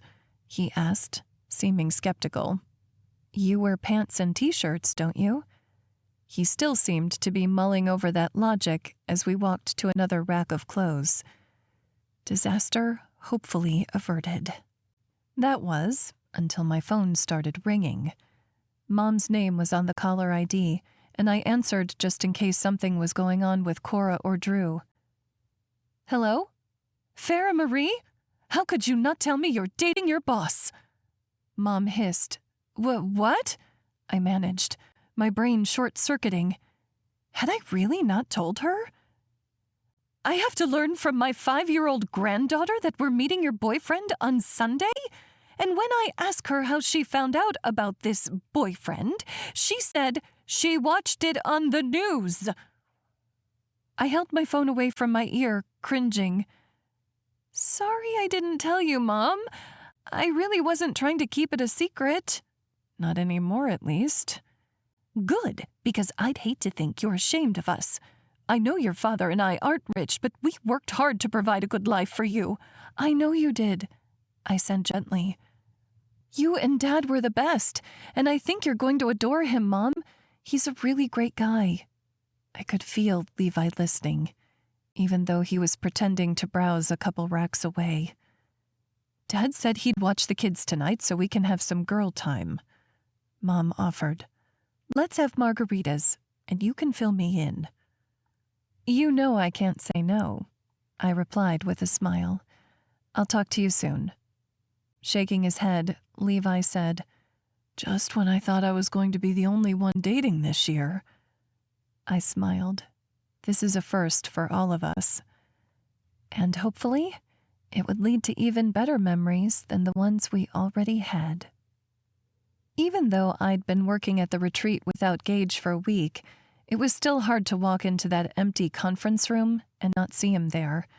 He'd even brought Andrew's and Cora's paintings with him, so the walls were bare again. The place seemed to echo it was so empty, and I was half tempted to pick up the younger two from Mom's house or ask Dad to drop off Levi after his shift at the coffee shop so I could have someone around. But I busied myself, making calls and directing the furniture installers in the building. Our orders were beginning to come in, and it struck me that I'd never spoken with Gage about what was coming after my job, despite my worries. I picked up the phone, dialing his number. He answered almost instantly. "Hello?" "Hey," I said, my voice quiet but still bouncing off the walls. "How are you?" "It's quiet here," I answered. He was silent for a moment. "It's way too quiet here. I never thought I'd get used to constantly hearing you yammer with vendors. But here we are." I giggled. "I do not yammer, I converse." "Potato, potato." I shook my head, smiling to myself. That tight feeling in my chest was already easing up. I am getting a lot more work done without the distractions, he replied, innuendo in his tone. If I had a phone cord, I'd be twirling it around my finger. I happen to miss the distractions. Is that so? His voice was husky, and I could tell he was turned on. Getting up, I went to the conference room door, shutting and locking it. Then I moved my computer by the door, playing music just in case. What is that? He asked. Mood music, I replied, a wink in my tone. Are you alone? He groaned. I have glass walls, Farah. Go to the bathroom, I suggested. Or better yet, do it under your desk. It will be our little secret. His voice came out a whisper. If HR knew what we just did, I'd be fired. I laughed. Maybe you'd get away with a spanking. Chapter 49. Gage. Up until the photo shoot Sunday, Farah was busier than I'd seen her, which was saying something, considering the breakneck pace at which we needed to get this hotel ready for opening day. It had been hard, staying professional, especially when I found out she was just as good on the phone as she was in person. I would never see my desk the same way again, and I'd never missed her more. But the day of the photo shoot, I had to put those sensual feelings aside, because I'd be meeting her children and her parents for the first time. Not as her boss, but as her boyfriend. It wasn't something I took lightly, and I knew she didn't either. On the way to the hotel, I got out my phone and called Liv. She was so good with children, and I needed help making a good first impression. "Hello, lover boy," she answered on the fourth ring. "Don't call me that," she chuckled. "Did you call to grump at me?" Letting out a sigh, I said, "I'm meeting Farah's kids today. I mean, I've met Cora and Andrew once, but not as her boyfriend. And I've never met her oldest before. What if—" I didn't finish the words, because Gage Griffen, CEO, didn't get nervous or doubt himself. But Gage Griffen, the guy who'd thought he'd be single forever and was now head over heels for a single mom, yeah, he was freaking the out. "What if what?" Liv prompted. "What if it doesn't go well?" She stayed quiet for a moment, and I grunted. "The hesitation isn't giving me tons of confidence, Liv." Chuckling, she said, "You know, after Nicole, I expected you to take a break from dating. But when 5 years passed, and then 10, I just kind of thought you would stay single forever. I knew you'd make a great uncle, but I never expected you to look at someone the way you looked at Farah that night." My chest constricted. I didn't know how I looked at Farah, but I sure knew how I felt about her. None of it will matter if I can't get along with her kids. I know, and I understand that you're worried, but you're a good guy, Gage. It might be awkward at first, but you'll stick around and make it work, because that's what you do. Don't forget who you are. Thanks for reminding me. I leaned my head against the window for a moment as I drove closer to the hotel. You know, times like these, I'm really glad Mom disappointed me by having a little sister. "Only took you 28 years to come around, but I knew you would eventually," she teased. "I'm actually about to go to a babysitting job, so I'll talk to you later." "Sounds good." We hung up, and a few minutes later, I reached the parking lot of the retreat. There were more cars than had been there since construction finished, and my chest instantly loosened when I saw Farah's van. Now there was blue paint on the back window saying, "Go Titans." The O in Go was designed like a baseball. That must have been the mascot for Levi's summer team. The sight brought a slight smile to my lips, and I allowed myself to imagine what life would be like going all in with Farah and her family. I pictured myself as a baseball dad, watching all Levi's games on Saturdays, taking everyone out for dinner afterward to celebrate his hard work. I imagined sitting with Cora and Andrew in the stands, explaining the game to them while Farah cheered the loudest of everyone there. I already knew she was that kind of mom, the kind who loved her kids so loudly they never questioned where she stood. I imagined wrapping my arm around her waist, cheering and kissing her after Levi scored a home run. And by the time I walked into the building, I was smiling as if my imaginations were real instead of a preemptive fantasy. A flurry of activity greeted me in the main lobby. The entire main floor was set up for the photo shoot with racks of clothing, bins full of props, and fully assembled lighting equipment, along with a dozen people from Farah's family and the photographer's employees. Cora yelled, "Mr. Gage!" and sprinted up to me, slamming into my legs and hugging me tight. I chuckled, taken off guard. "It's good to see you too, Princess Cora." Already some of my nerves had eased. Andrew came running next, holding up a piece of paper. "I drew this for you. It's your hotel pool with a dragon in it. Mom said you'd let us go swimming there when it's done." I ruffled his curls and said, "You can come swimming anytime you want. Hopefully without the dragon." He pumped his arm, saying, "Yes, I knew you weren't that grumpy." Farah's cheeks already glowed pink as she walked toward me with her parents and her oldest son, Levi. He had her dark hair with natural golden highlights, but his short, messy cut revealed straight hair instead of curls like the other two kids. When they reached me, I realized he was just a few inches shorter than me, nearly 6 feet tall as a freshman. "You must be Levi," I said, extending my hand. He shook it, his grip big and clumsy like most teenagers. He still had growing to do, and with his size, I could already see him going places in baseball, if that was what he wanted. "Thank you, sir, for getting the Ropers coach to help with practice," he said. "I've already gotten a starting spot on my summer team." "I'm happy to help," I replied. "And you can call me Gage." Farah smiled between the two of us, then said, "Gage, I'd like you to meet my parents, too." The older woman on her other side looked just like her, short and curvy, with salt and pepper curls and a contagious smile. The man wasn't much taller, but he wore a happy expression with kind blue eyes and weather-worn skin. "I'm Barry, and this is my wife, Jenna." His shake was solid, and I realized I instantly liked him. "It's nice to meet the man who's helped my daughter so much, professionally speaking," he said. "She's always talking about how much she loves her job. I guess now I know why." A fresh wave of color overtook Farah's cheeks. "Dad?" I could feel the tips of my ears heating too. It had been a long time since that had happened.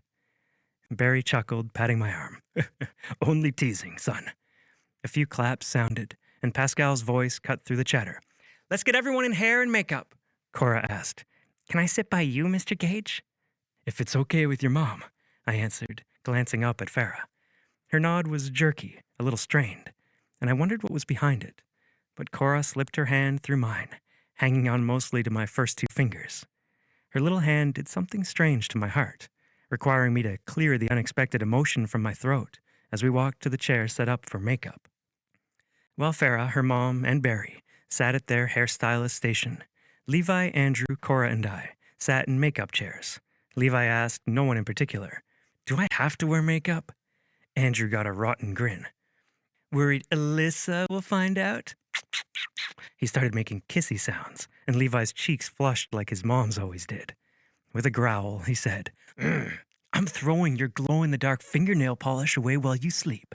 The color drained from Andrew's face. "You wouldn't dare."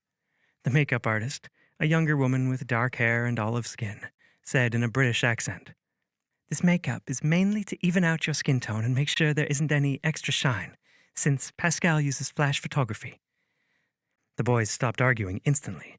As the makeup artist got started on Levi, Cora flipped her hair over her shoulder, looking at me and whispering loudly, "They always fight like this.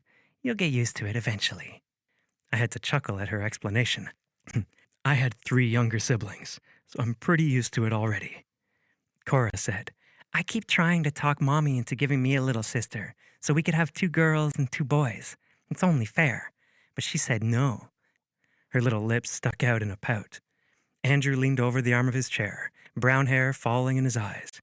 "You know, Cora, babies are a pain. When you were born, you just cried all the time, and poop came out the back of your diapers a lot." After sticking her tongue out at him, Cora faced me again and said, "Mommy told me you grew up on a farm. Can I ride your horses someday?" An unexpected twinge hit my chest. Hadn't I always dreamed of raising my own family on the ranch? Teaching them all the things I learned growing up? Now I was so far removed from that lifestyle. Maybe if my parents and I made amends. "That sounds fun, doesn't it?" I asked. She nodded quickly. "When I was a kid, we used to ride horses to a creek near our house. then tie them on a tree branch and go swimming in the stream. I love swimming, Andrew said. Can I come too? That would make me awfully happy, I answered honestly. When the makeup artist moved on to Andrew, Levi got up from his chair and walked back to his mom and grandparents. I wished I knew what to say to him to get to know him, but maybe that chance would come with time. While Andrew got his face done, he asked the woman, her name was Mira, all kinds of questions about doing makeup, especially for special effects. It was fascinating, watching the curiosity light his eyes, seeing how he made Mira smile in a way she probably wouldn't if she were just working with adults. I glanced over my shoulder and caught Farah looking our way. I gestured at Andrew, mouthing, "He's so cool." She tilted her head with a smile I couldn't quite read. I hoped it was good.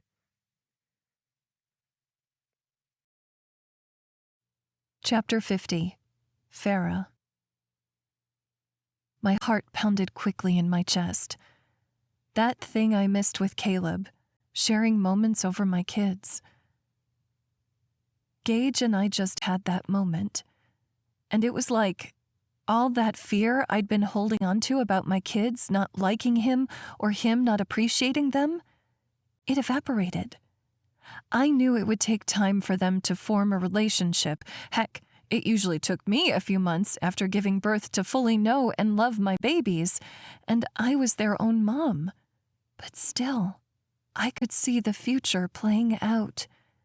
And now, instead of being afraid that it wouldn't work out, I worried it would work out too well and that, if the day came, saying goodbye to Gage would tear me apart. Mom bumped my arm, whispering, "Seems like Cora's really taken a shine to him." Her hairstylist, a man named Pierre, reminded Mom to sit still. A smile played along my lips as I looked from Mom to Cora. She was using a makeup brush to help Mira apply powder to Gage's face. He's good with them, which is surprising because he doesn't have any nieces or nephews. Mom tapped her lips thoughtfully. Some people have a natural way with children. True, I replied. You were always great with kids. I remember you coming to school events and having a whole crowd around you. She chuckled. I always felt like that guy from Despicable Me, followed by all the minions. The visual made me laugh. You are way more attractive than Gru, Mom. Some days, she laughed. Pierre finished touching up Mom's curls and then moved on to me. How do you feel about straightening it today? He asked me. It will hold up better in the photo shoot, especially when we have the towel wrapped around your hair. That's fine, I replied. I usually wore my hair naturally or in a bun because taking the time to straighten or curl it just wasn't practical with 3 kids. But now that Cora was getting older and starting to do more on her own, it might be good to play around with new styles. When we were all done with hair and makeup, Pascal clapped again and yelled loudly, "Let's have the happy couple go up to the large suite first." Happy couple? Mom nudged me toward Gage, and I realized Pascal was talking about us. Gage looked over at me, his lips pressing together and a muscle twitching in his jaw. As we walked to the elevator while Pascal and his team gathered props, I whispered, "What's wrong?" "Your hair." His voice was clipped. I reached up, touching the smooth strands. "Do you like it?" His fingers played along the bottom edge of my hair, twisting a lock. "It's pretty, don't get me wrong. It just doesn't look like you." The elevator doors pinged open, and we stepped in together. Gage punched the button for the top floor, his eyes barely leaving me. Isn't it fun to pretend to be someone else sometimes? With his heated, almost angry gaze on me, the elevator felt tight, and I already sensed warmth creeping up my neck. He crossed the inches between us and pressed me against the elevator wall, his lips grazing my skin. He nipped and kissed his way down to my shoulder, drawing my blouse to the side so he could access more skin. God, he was already turning me on. We don't have enough time, I whispered, my voice breathy. He moaned against my shoulder, nipping it, and then worked his way back up. Then don't be so irresistible. I gripped onto his shoulders, wishing the elevator would freeze and leave us trapped here long enough to finish what we'd started. It had been a week without physical sex, and I wanted him so badly. But then the elevator dinged, breaking the spell, and we walked to the suite. Pushing through the door and going to the bathroom so I could put my hair back in place before Pascal and his assistants arrived. The mirror instantly showed my flushed cheeks, but then I noticed a spot hiding under the edge of my blouse. "Gage Griffen!" I hissed, turning to push his shoulder. "You—" He smirked. "I suppose I am technically a—" I fought back a smile, still angry with him. "I'm serious." "What?" he asked, looking half amused and half confused. I pulled my shirt aside, showing him the mark he'd left on my skin. "You gave me a hickey." "And?" He was far too casual about this. "And I'm a mother. I'm 34 years old. I'm far too old to be getting love bites." Gage took my arms in his hands, drawing me back against the wall like he had in the elevator. Except this time, he didn't kiss me.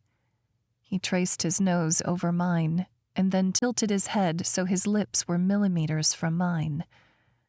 I wanted him to kiss me so badly. This was torture. "You're a mom 24 hours a day, Farah, but these stolen moments where it's just you and me, you're mine." I was ready to melt into a puddle, but the door to the suite opened, and I about jumped out of my skin. Gage only straightened his shirt and assumed a stoic look. One day I would learn how he stayed so calm and collected, but today was not that day.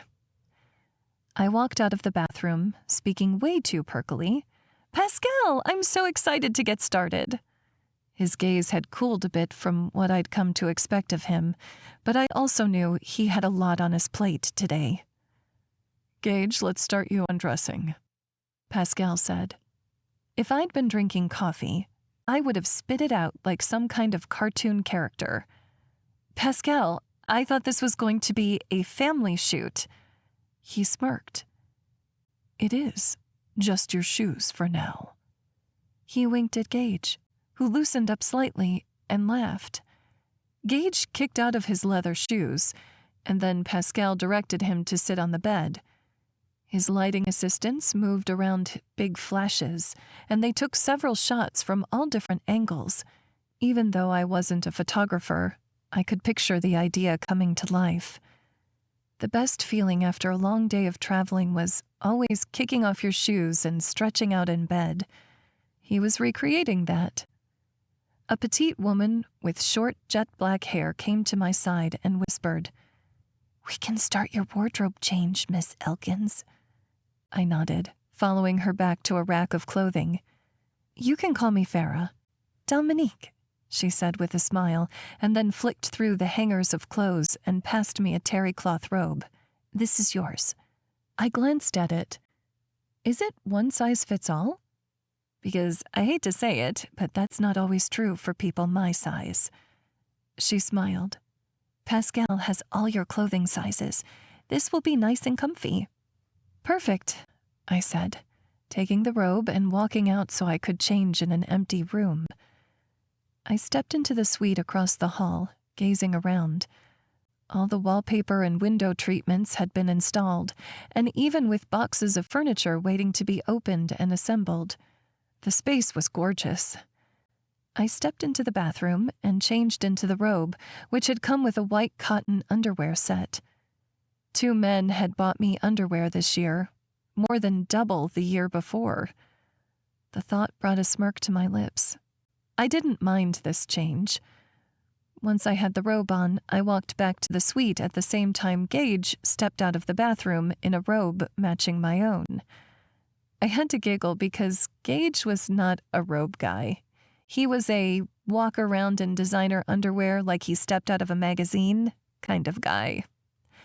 But with him aiming that incredible smile back at me, I thought he could fit more than one label. He could be the powerful CEO and the kind-hearted boyfriend, the model-esque man, and the guy I could laugh with. And I liked every single version. Chapter 51. Gage. After the photo shoot, we all went to Farah's place for pizza. I'd only been there once before. And then I'd only been on the outside at night. In the daytime, the house looked that much more her. Dandelions in the yard and all. Cora and Andrew ran ahead, and Levi followed them with his grandparents. Farah and I walked behind them, and I put my arm around her back, curling my fingers at her waist. I'm excited to see your place. Apprehension filled her eyes. It's nothing fancy. I reached out, tipping her chin up briefly. It's you. That's what I like, remember? She nodded, smiling slightly as we walked slowly over the sidewalk. The photo shoot was fun today, don't you think? I'm never going to forget you and Cora sitting at that corner table in your robes with towels on your heads, eating chocolate strawberries. It was adorable. Leaning her head against my shoulder, she said, "It was the best. Pascal made the whole event so fun for the kids. I was worried they'd get restless." "They did great," I agreed. "You've done a wonderful job with them, Farah." She smiled up at me before reaching the open door. "This is our home." We stepped into a space that instantly felt like her. I could see her touch now in the pictures hanging of her kids, the way she'd spotlighted Andrew's art, giving it a home on almost every wall. Her living room couch was large, cozy, perfect for the hours they surely spent together there. But it was simple, too. There weren't any overstated pieces or intrusive designs. Perfectly Farah and her sweet little family. My condo might have had all the luxuries a person could possess, but being in this space made me feel richer than I ever had before. The boys sat down to play video games while Cora pulled her grandma along to her room to look for toys. Farah and her dad sat at the table while Farah typed on her phone to order pizza, and I joined them. "I've been enjoying the coffee Farah brings from Barry's," I told her dad. He clasped his hands on the table, a slight smile playing on his lips. "I heard you've been by the shop. Now I know why you were so interested," he teased, nodding toward Farah. "Dad," she said, setting her phone down. "Wait," she looked at me. "You went to Barry's?" I nodded. "We actually need a coffee shop in the hotel. I've been weighing my options, but you've got something special going on there at Barry's. Any chance you'd be interested in opening a second location?" Farah covered her mouth. "Oh my gosh, Dad, that's an amazing opportunity." Barry shook his head. "That's a big honor, Gage. But I'm going to have to turn it down." My eyebrows drew together, confused by his immediate refusal. "You don't want to hear the offer first?" I knew it would be well worth his while. Barry simply shook his head. Farah reached across the table, putting her hand atop her father's forearm. "Are you sure, Dad? That could be a great source of extra income for you and Mom." Barry patted her hand. "You and Gage are still young, with lots of energy, but someday you'll understand where I'm coming from. The only thing you can't buy in this life is time. And I'm happy for the time I have to spend with Jenna and you and the kids. Taking on another project might make me more money. But what's it worth if I can't make it to Levi's games or hang out with the kids after school? I don't need a bigger house or more cash sitting in the bank. I have all I need right here." The words hit me one after another. He hadn't meant them harshly, but I understood. The only thing I'd ever needed my time for was my business. How could I balance growing my business and serving my employees, while also taking part in a life with Farah? Would late evenings and weekends be enough? I pushed the thought to the back of my mind. "If you want to connect me with your supplier, maybe we could do a proudly serves Barry's coffee label, like the chain that shall not be named." Barry tapped his temple. "Now you're thinking, son." Hearing someone call me son did strange things in my chest, and I took a deep breath, trying not to give away how much his kindness meant to me. "Barry's really is a special place, though. How did you set such a great company culture? Lead by example. Care about people. And you'll attract the right kind of team. Farah nodded. The shop has always been a fun place to hang out. It used to be open until 6 at night instead of 2 in the afternoon, and I'd go there after school to do homework and hang out before I got old enough to work there. It was like a second home. Now Levi is working there too over the summer. That's a great legacy, I said. Family business like the one I'd always wanted. The doorbell rang, and Farah said, "That must be the pizza. Can you go tell Mom and Cora to come to the table?"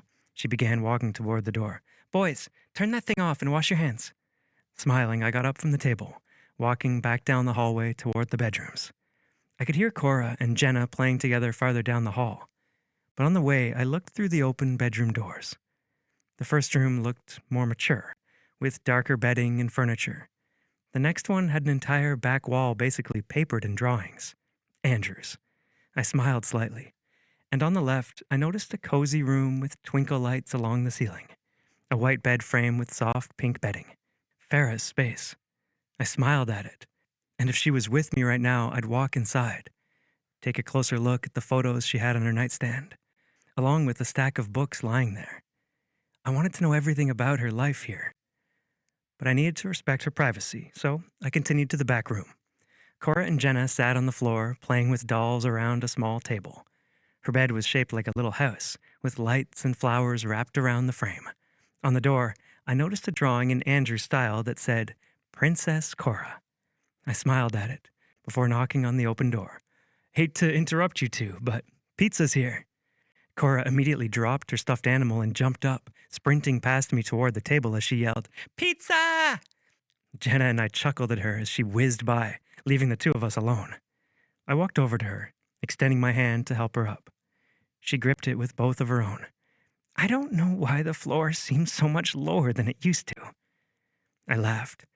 "Looks like you two had fun in here." She glanced down at all the stuffed animals and dolls scattered on the floor. "It's a mess. That's how you know you had a good time." I chuckled, walking with her back to the table, where everyone was sitting with paper towels for plates.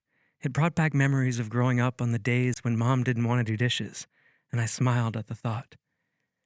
There were good memories of my childhood. I found myself hoping that someday I could make good memories with my parents again. "Can Gage sit by me?" Andrew asked. Cora whined. "I wanted him to sit by me." Farah gave them an exasperated look. "You know he can sit by both of you, right? That is, if he wants to." "Of course," I said, as they played musical chairs. I grabbed a couple slices of pepperoni, then sat between them. The first bite of pizza had my mouth watering. It was so good.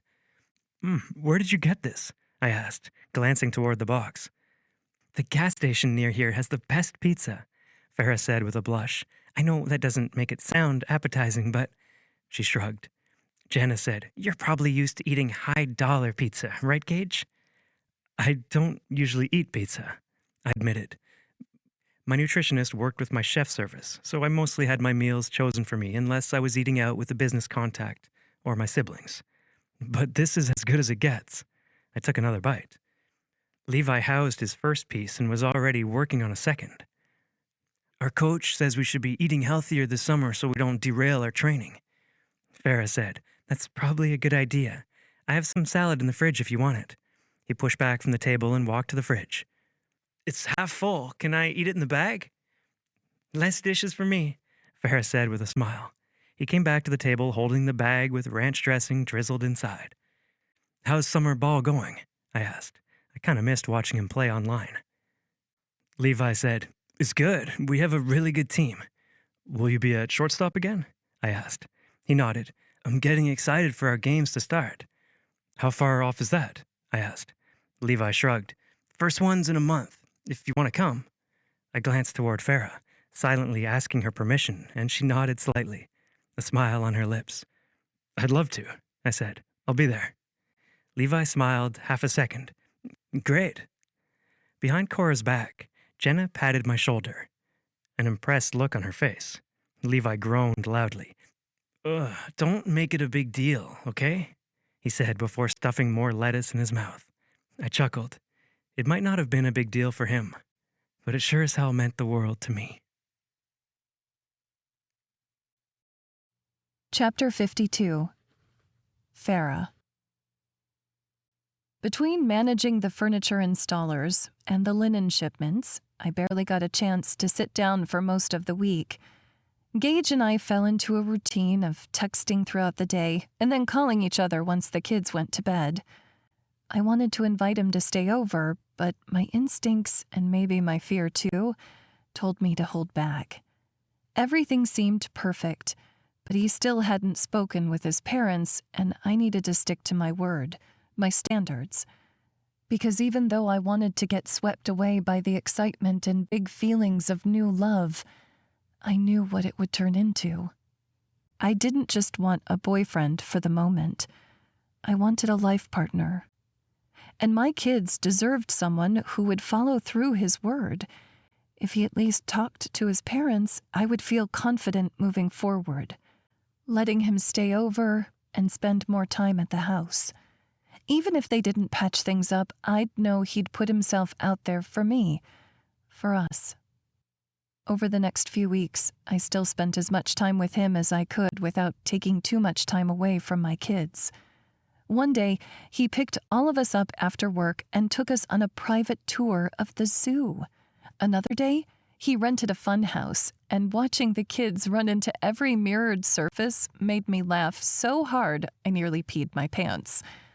All those moments on top of flower deliveries to my house, the occasional lunch order to the retreat so I'd have something good to eat on the long days of work.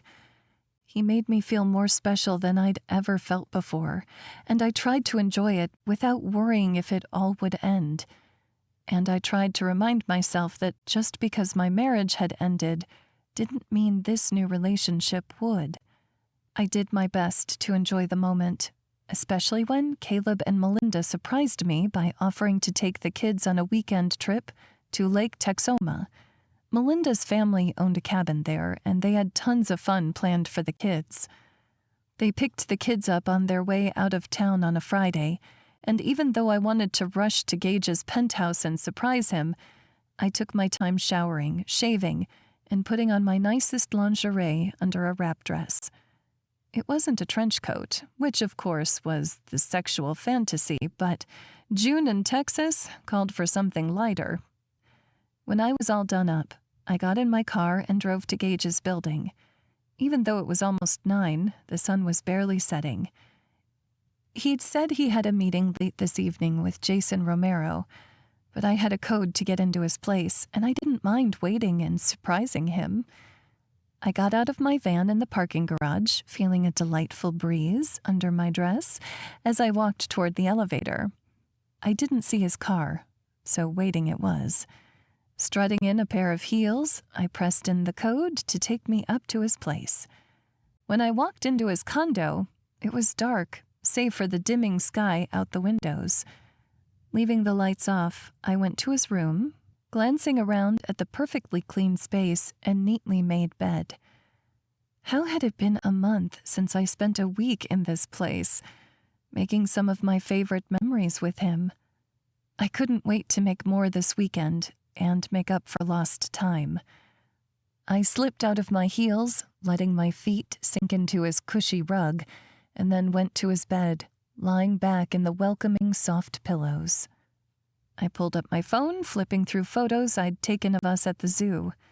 There were so many fun ones, from Gage holding Andrew on his shoulders to Cora riding an elephant. Even Levi had smiled when they let us feed the giraffes and we saw their long tongues reach out and wrap around the romaine leaves. When I heard the elevator ding, announcing someone had entered from the ground floor, I hurried off the bed, slipping back into my heels. Then I slowly untied the knot of my dress, putting my arms around my waist. The elevator dinged again, the doors opening, and I called, "In here." "Farah?" Gage called, sounding surprised. He walked to the bedroom door. "Thought I would come and surprise you," I said, pulling my dress open and showing him everything underneath. A heated look filled his eyes, and he scrubbed his hand over his chin. "Farah." I grinned. "You like?" "Like? I'm obsessed. He crossed the room, gaze smoldering on me before he took my mouth with his own.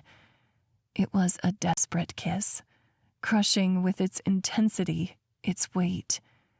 So different from the fun and playful kisses or slow and savory ones we'd shared in the past. This one carried a different type of need, one I couldn't identify. And when we were done, he stayed silent, tossing the condom in the trash and putting on his underwear before sitting on the edge of the bed, instead of sliding in under the covers with me. My throat felt tight, because this wasn't the Gage I knew. There was no smile in his eyes, no kind words or adoration on his lips. "Is everything okay?" I asked, sitting next to him, placing my hand over his beating heart and looking for some sign that if things weren't okay, then they would be eventually. He shook his head slightly, dread filling my stomach. "What happened? I know the soap dish shipment fell through, if that's it, but I'll be able to find a replacement in time." He kissed my forehead, silent for a long moment. "It's not about the retreat." "Then what?" I asked, feeling so much more naked than before. "Because you're scaring me." He turned his gaze on me, blue eyes dark, and then looked away again without a word. I almost felt dizzy with worry. Was this it? The part where he got what he wanted and then left? Was he giving up on making amends with his parents, or did he just not want me anymore? What? I wanted to voice all my fears aloud, but I stayed silent, watching him as he put on his stony exterior, the one that didn't let me see past the walls he erected around himself.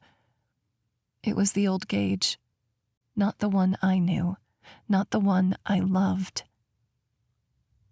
"My meeting with Jason didn't go as expected," he finally said.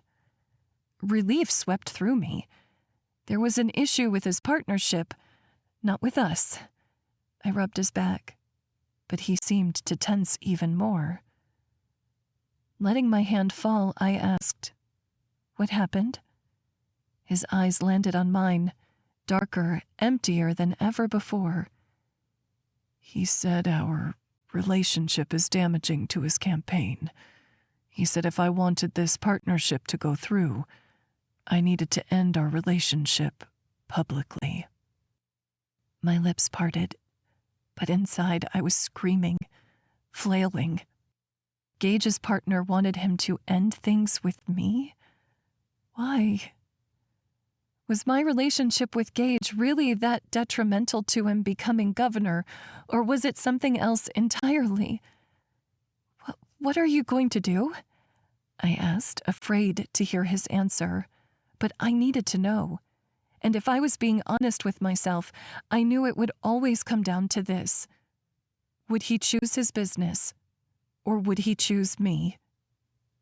"I can't let this deal fall through," he said. "People are counting on me. The new jobs this project was going to bring to West Texas. Do you know how many families there were praying for something like this?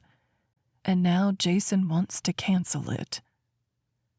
"But what about our family?" I wanted to ask. "What about the 3 children who love to spend time with you? What about me?" But I couldn't ask those questions because Gage still hadn't spoken with his parents. It had been weeks since I'd asked him to, and still nothing. That should have been answer enough. I got up, putting on my wrap dress to cover myself. "So that's it," I said, hating the quiver in my voice. "It's over." He reached for my hands. "I don't want it to be. He said the only way we could prove to the public that our relationship wouldn't affect the business was if we got married." His eyes searched mine. "We could go to Vegas and do it this weekend, Farah. We'd have to move in together because It would look worse to the press if we didn't, but I can stay in a separate room until you feel comfortable. Please, Farah, it's the only way for us to be together in public. I'll do this in secret until the plant is built if I have to, but I really don't want to." With each word, the acidic taste in the back of my throat grew even stronger. This was all wrong. I pulled my hands away from his, pacing in his bedroom. "What are you doing, Farah?" He stood, putting on his boxers, and walked around the bed to face me. "You don't want to break up either. I know you don't. Let's just get married. We both know that's where this was going anyway." My lips parted as I shook my head in shock, in anger. "How dare you ask me to marry you?" His shoulders squared, his brows drawing together the only hint at his emotions. "You don't want to be with me?" I stared at this man. This beautiful man standing in his boxers like a model fit to be carved into a statue. Only an hour ago, I would have said he was exactly what I wanted. But now I knew better. I was married for 14 years to a man who stayed with me for a child he didn't plan on having. Angry tears stung my eyes. The fact that you thought I would ever want you to marry me to keep a business deal? I shook my head. It's demeaning, and most of all, it's cruel. "It's not only for the deal, Farah. I love you, but I don't want to be with you in secret," he said. "I thought this would work for both of us, a way for us to stay together." It's not a way for us to stay together. It's a way for you to choose your business over us, over me and my family. Painting it any other way is only hurting us both. "That's not what I'm doing, Farah. I want to be with you." "So you would have proposed to me this weekend if Jason hadn't said anything?" Gage stayed silent. I shook my head at him. "You don't understand. My dad turned down a deal with a literal billionaire because it would take away his time with his family. But you wouldn't stand up for me to a man who would judge a single mother?" Gage opened his mouth to speak, but if I didn't get the words out now, I'd never be able to speak them, never be able to walk away. When I left Caleb, I promised myself I would never settle ever again. If I accept your proposal, I'd be showing my daughter that marriage is a business transaction. I'd show my sons that women are pawns to be used for financial or political gain. I'd show them that the men in their lives are there out of obligation rather than love and commitment. And the fact that you'd offer that only proves to me that you are not the man I thought you were. I shook my head at him, getting my purse and walking to the elevator door. I jammed my finger on the button, praying I could get inside before the floodgates opened and I fell apart. "Farah, don't do this," Gage whispered. "I didn't want this." I stepped inside and pushed the button for the parking garage. "No, but you chose it." Chapter 53. Gage. 12 years ago. At Wednesday night dinner, I put the sale page for the land neighboring our family farm on the table in front of Dad. Even though I went to tech school in Dallas, 2 hours away, I still came home Wednesday nights to spend time with my family.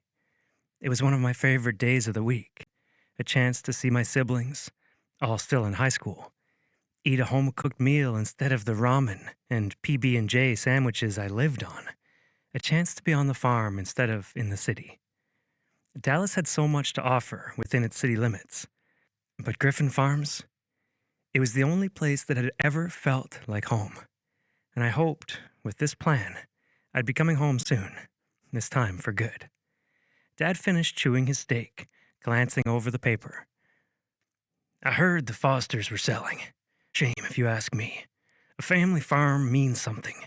You can't just give up on it when you hit tough times. My hands were shaking with anticipation, with nerves. I'd gone over this plan at least a dozen times with my real estate mentor I worked for in Dallas. Since I started working for him a couple years ago, he taught me so much about growing real estate holdings, managing rental properties, and so much more. All while I helped him fix up the properties he owned and managed. Tyler said, "Connor told me they're moving to the city as it sells." Dad swore under his breath. "That's just what those kids need. They get into enough trouble as it is." Mom frowned. "They won't even finish the school year?" "Not according to Connor," Tyler said. Liv looked devastated. "Connor was supposed to take me to prom. I hope no one buys their place before then." "I hope we do," I said. All eyes turned on me, but even Rhett didn't seem amused. They all stared at me like I'd grown a second head. Mom spoke first. "What do you mean, Gage?" "I've been talking with Mr. Price and his banker, and they've taught me a lot about real estate and funding for new business ventures. The Foster's farm is over 1,000 acres. We could expand the feedlot and take in cattle from neighboring ranches, and we could use the extra ground to run more cattle. They even have some dryland farm ground we could use to grow extra feed to accommodate the increased herd size." I realized I hadn't breathed that entire time and took a quick breath. "And with that many cattle and that much land, we could support at least 2 families, maybe 3 if we manage it properly. Nicole and I won't need much when we're first married. It'll give us time to grow the operation, settle in. And by the time Liv's done with school in a few years, we could purchase more land, grow even bigger, and make this family farm something real, something that could sustain us across generations." Liv had a small smile on her lips, and Tyler was nodding thoughtfully. But Mom was watching Dad, and so was I. His lips were a straight line under his mustache, unimpressed, uninspired. "Those are big dreams, Gage. But big dreams take money. This banker I was talking to said he could easily get an equity loan to cover the cost of a down payment for the Foster's land, since our land's been paid off since before Grandpa passed it to you and Mom. And the Fosters already have a house built there, so it wouldn't cost any extra to keep me on full time, aside from utilities and food." Dad stayed silent for a second, and then chuckled. "Send you to the city, and all of a sudden, you come back with these crazy ideas." Everyone around us averted their eyes from me, and shame filled my chest. "It's not a crazy idea, Dad." I pulled out the manila folder with the business plan I'd pored over with Mr. Price. I knew my dad well enough to know he'd take at least a little convincing. I worked up a business plan, and I think within 2 years we'd be breaking even. Years 4 and 5, we'd see greater returns than you've made in the last 5 years combined. Imagine what you and Mom could do with all that money, Dad. Maybe you could finally take Mom on that cruise she's been wanting to go on." "We don't need any more money," he snapped, ripping the folder, my plan, in half. "And we sure as shit don't gamble land that generations of Griffins have broken their backs over so that we could have it now. You know how Great-Grandpa Griffen bought this land?" I nodded, exasperated with having heard the story a million times before. "He moved here from Missouri and worked for years to save up the money. Bought 80 acres at a time. Great-Grandma didn't even get an engagement ring until she was on her deathbed. I know. But Dad, they took a risk. They invested their time and money and sweat into this farm because they believed in what it could be. Why are you so determined to keep it small when it could be so much more?" Dad stood up from his chair, putting his hands on the table and glaring across it at me. "I don't want some 20-year-old kid who's been hanging out with a money-hungry vulture telling me how I should run this business. I thought I'd raised you with morals, with respect for traditions, hell, some humility. But 2 years away and this is what happens? You think you know everything." "I know that you could be making more money than the pittance you're living on," I snapped. Dad sneered. "You're just as greedy as he is." His words cut deep, and I glared at the man who raised me, my chest heaving with anger, with shame, especially with all my siblings and Mom watching, saying nothing. "Mr. Price is not greedy. He's given me a job, paid me more than what's fair, and he provides housing to dozens of families." "Oh, well, lining his pockets and thinking of number one." "And who are you thinking about?" I demanded. "This is supposed to be a family farm. But how the hell am I supposed to come back here and raise a family on it when you're barely making enough money to keep a roof over your head?" His face was turning red. "You ungrateful little Your mother and I busted our asses to give you a good life. You always had food. You always had a place to sleep at night. You traveled all over the state to play baseball. Tell me what you wanted for, and I'll show you an entitled little brat. I ground my teeth together, biting back venom. What am I supposed to do, Dad? Work as a hired hand for some other farm for the rest of my life, barely getting by? You know it doesn't have to be that way, Dad. The fact that you said that proves you're just as money hungry as he is, always looking out for how things can get better for number one. And that greed, it has no place here. I shook my head, fighting the tears pricking at my eyes and the anger pooling in my throat. Then I guess there's no place for me here. Is that it? Dad stayed silent, glaring at me across the table. Not with this attitude. There it was. The truth. He didn't want anything to do with me or my crazy dreams. He didn't want me to try and make this place better. He didn't want me. I stormed away from the patio table where we were eating, and the sound of a chair scraping over cement echoed behind me. Gage! Mom called out, but Dad snapped, Let him go! Then he raised his voice so I was sure to hear him. Have fun chasing your money. See how far that gets you. Phew. I bellowed back. I got in my truck and slammed it into gear, peeling away from my home, away from my family. And my mom, she let me go. My dad, he never called. And me, I never stopped trying to prove him wrong. But the problem was, even now, all these years later, I still worried he had been right. Chapter 54, Mia. On Monday morning, Farah called my private cell. Her voice was raw as she said, Hey, I'm not feeling well. I'm going to have to call in. I'm not sure how this works since I haven't taken a day off since the big office move, but someone's going to need to let the furniture guys in and make sure they actually take their trash out today. How was she focusing on work if she felt half as bad as she sounded? What do you have? I asked, leaning over my desk. You sound like Gage walked past my desk, keeping his gaze straight ahead and going into his office. Loverboy just walked into work, by the way, I said. Did he ask you to call me about this? He seems pretty hands-on with the retreat, although we both know why. I teased. She made a sniffling sound. I figured you'd be handling the details anyway. Will you let him know? I'm just going to hole up today and hope I feel better. Sure thing.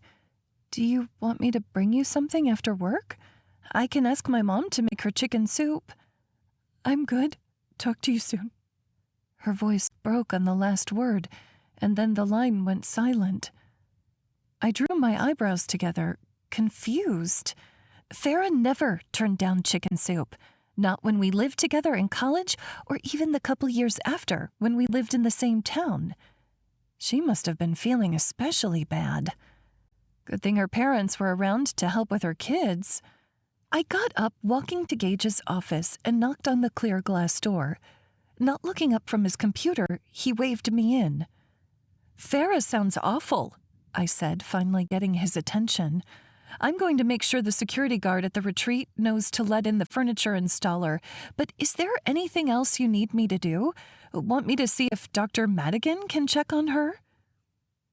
You think she needs a doctor? He asked, seeming taken aback. Don't tell me you're one of those tough-it-out kind of guys. There's nothing wrong with taking medicine when you're sick. He shook his head sharply. Tell him we'll double our regular rate. He can see her if necessary, or do a video visit, and we'll cover the medication for whatever she's sick with, and make sure she gets meals and hydration around the clock. I stared at him, confused. You don't know what she has. Aren't you two constantly texting each other? I'm busy today, he said curtly, and that was my sign to go. But now I noticed the dark circles under his eyes.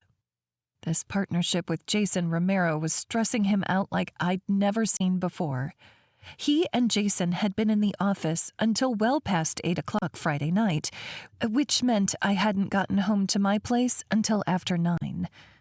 Not that I saw much of my apartment, always going between work and checking in on my parents where they lived in assisted living. But still, I'd like to see the place I paid out the nose for from time to time. I returned to my desk and glanced back toward Gage's office, seeing him holding his phone to his ear, pacing back and forth in front of the window. He grimaced and then put his phone forcefully down on the table. His lips formed a string of swear words. That call must have been bad. I hadn't seen him wound this tightly in months. Maybe he was just really worried about Farah. I sat down at my desk again, running through my usual list of tasks and then having Gage's meal service deliver meals to Farah's place on a regular schedule for the next few days. Then I added a bouquet of dandelions for good measure, from me and Gage. But a couple hours into the workday, my personal phone rang again, and Farah's mom's number came up on the screen. "Hey, Jenna, everything okay with Farah?" I hoped Farah hadn't needed a hospital visit, but I'd never heard her that sick before either. "I'm not sure," Jenna said, her voice full of worry. "I saw on the news that Gage and Farah separated, and when I call Farah's phone, she's not answering. I have the kids, and it's not like her to screen calls when I'm watching them, even if she's at work."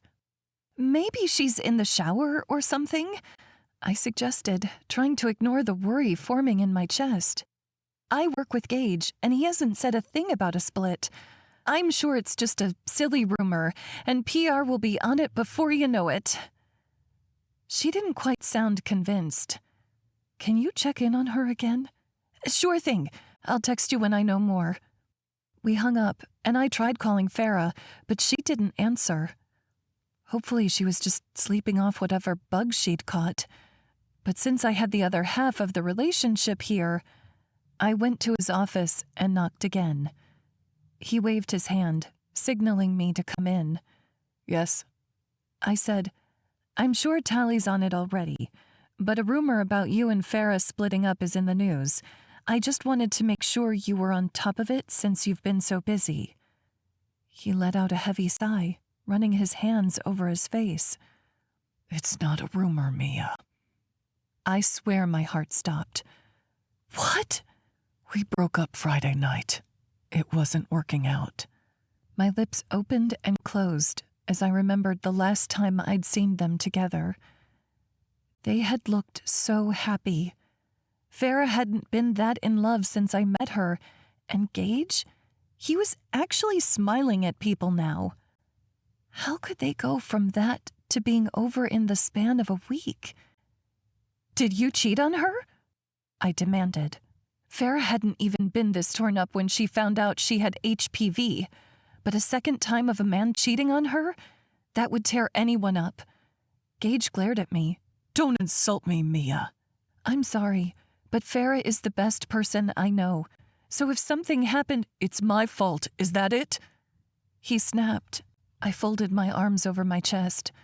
Silence the only answer he needed.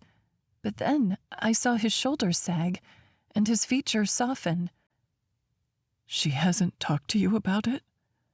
I shook my head. I really thought she was sick when she called this morning. "She could be. She hasn't answered any of my calls or texts, but I suspect the real reason for her radio silence is that she wants nothing to do with me."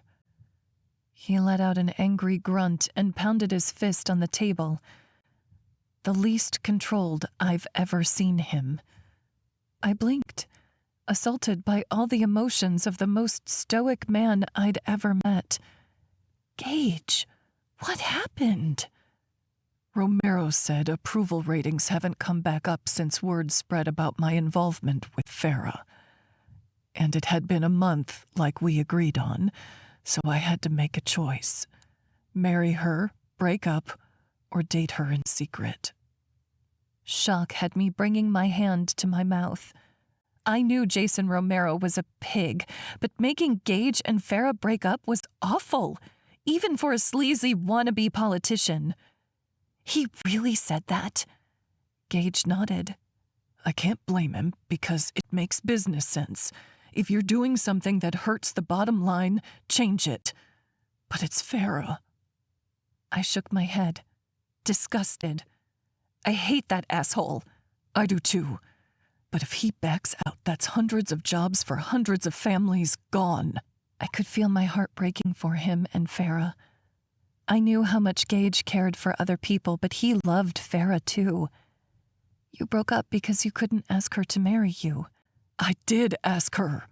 He loosened his tie, leaning back in his chair like a man defeated. And it was a big mistake. I nodded, already understanding.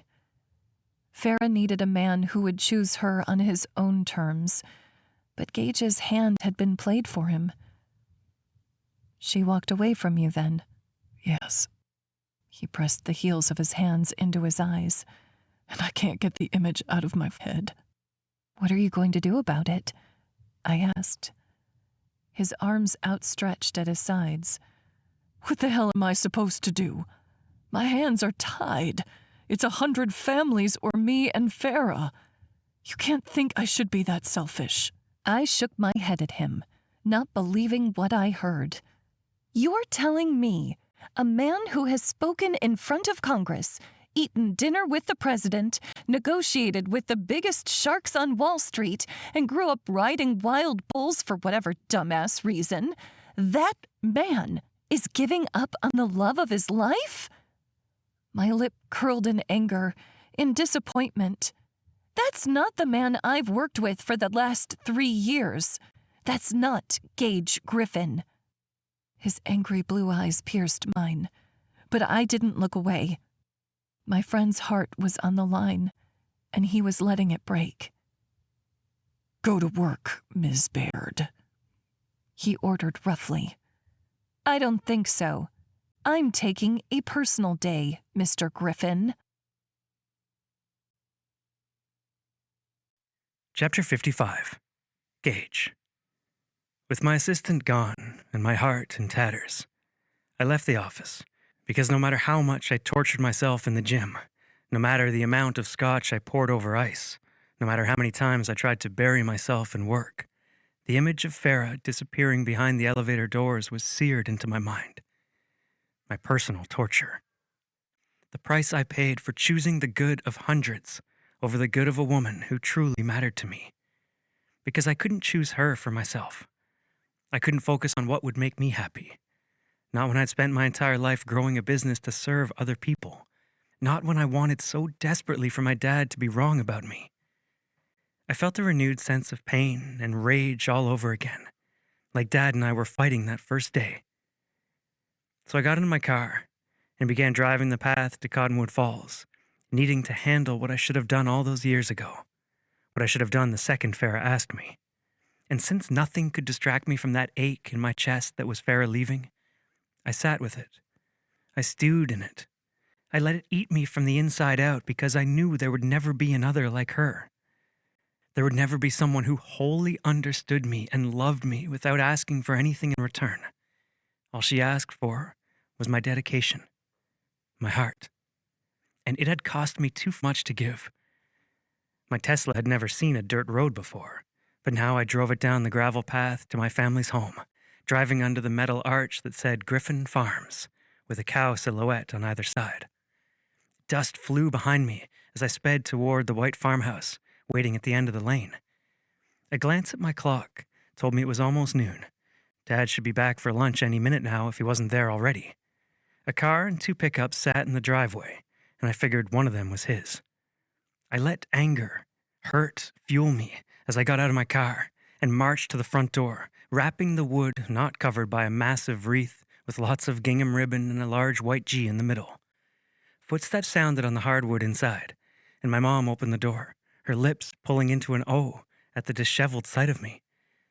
"Gage, what are you doing here? Come in." I walked past her, saying, "Where's Dad?" "At the table. Why?" "We need to talk," I replied, stepping through the living room. They still had the same couches, same layout from when I'd been there more than a decade ago. Some things didn't change, but I had. When I made it to the kitchen, Dad was getting up from the table, asking, "Who is it?" Then he laid eyes on me. His jaw tensed as he took me in, reading me just like I was reading him. "Well, this is a surprise," he said. Mom just made lunch. We have some extra if you want it. What the hell was going on? And why was he offering me food? That's not why I came. My anger was already fading, being replaced by pain, guilt, regret. Then why did you come? He asked. There were new wrinkles around his eyes, more salt and pepper in his mustache than ever before. But there was also a kindness I'd forgotten existed since he'd caused me so much hurt all those years ago. My girlfriend and I just broke up, I said. The single mom? He asked. My eyebrows knitted together. How did you know? He glanced toward my mom coming into the room, and I turned my head just in time to see her say, We still keep up with you as much as we can. We miss you. We? I demanded, looking at Dad. He looked down, away. Mom's voice came loudly. Jack, we've talked about this. When I looked at my mom, I saw angry tears in her eyes. Dad gritted his teeth. So what? I'm supposed to admit I was wrong, and it'll all go away?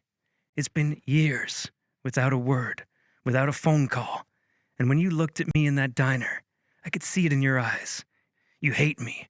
You want nothing to do with me. You raised me, and then you wrote me off the second I disagreed with you. What was I going to do? Beg my dad to love me? I choked on my words, hating how weak I felt saying them. I was a billionaire, had a thriving company. Shouldn't I be past this by now? He shook his head, his voice gruff. Of course I love you. But when Easter came and you didn't show up, then Thanksgiving came and you didn't show up, and then Christmas. Months turned into years, turned into a whole decade. I thought you'd made your choice. You were done with me. I shook my head. You never called me either. Mom's the one who's been having Liv sneak me zucchini bread for years. Of course, she missed you, Dad said. Hell, I missed you. His words wrenched my already broken heart around in my chest. Why haven't you called if you miss me? I asked, not believing it. I tried to call you at your office a couple years ago, and your assistant told me I wasn't on the approved list. He shook his head. I could have tried harder, but I figured you seemed to be doing well. Why would I mess that up for you? My heart was holding on to all the hurt, all the anger, but it was fading despite my efforts. Why would you miss someone who, in your mind, only cares about money? Dad ran his fingers through mostly gray hair. The top half of his head was pale where he wore his hat. We know that isn't true, Gage. Anonymous donor rebuilds the baseball field in Cottonwood Falls with state-of-the-art equipment. Another anonymous donor makes sure the school has brand new textbooks every 3 years. Not hard to guess who has that kind of money.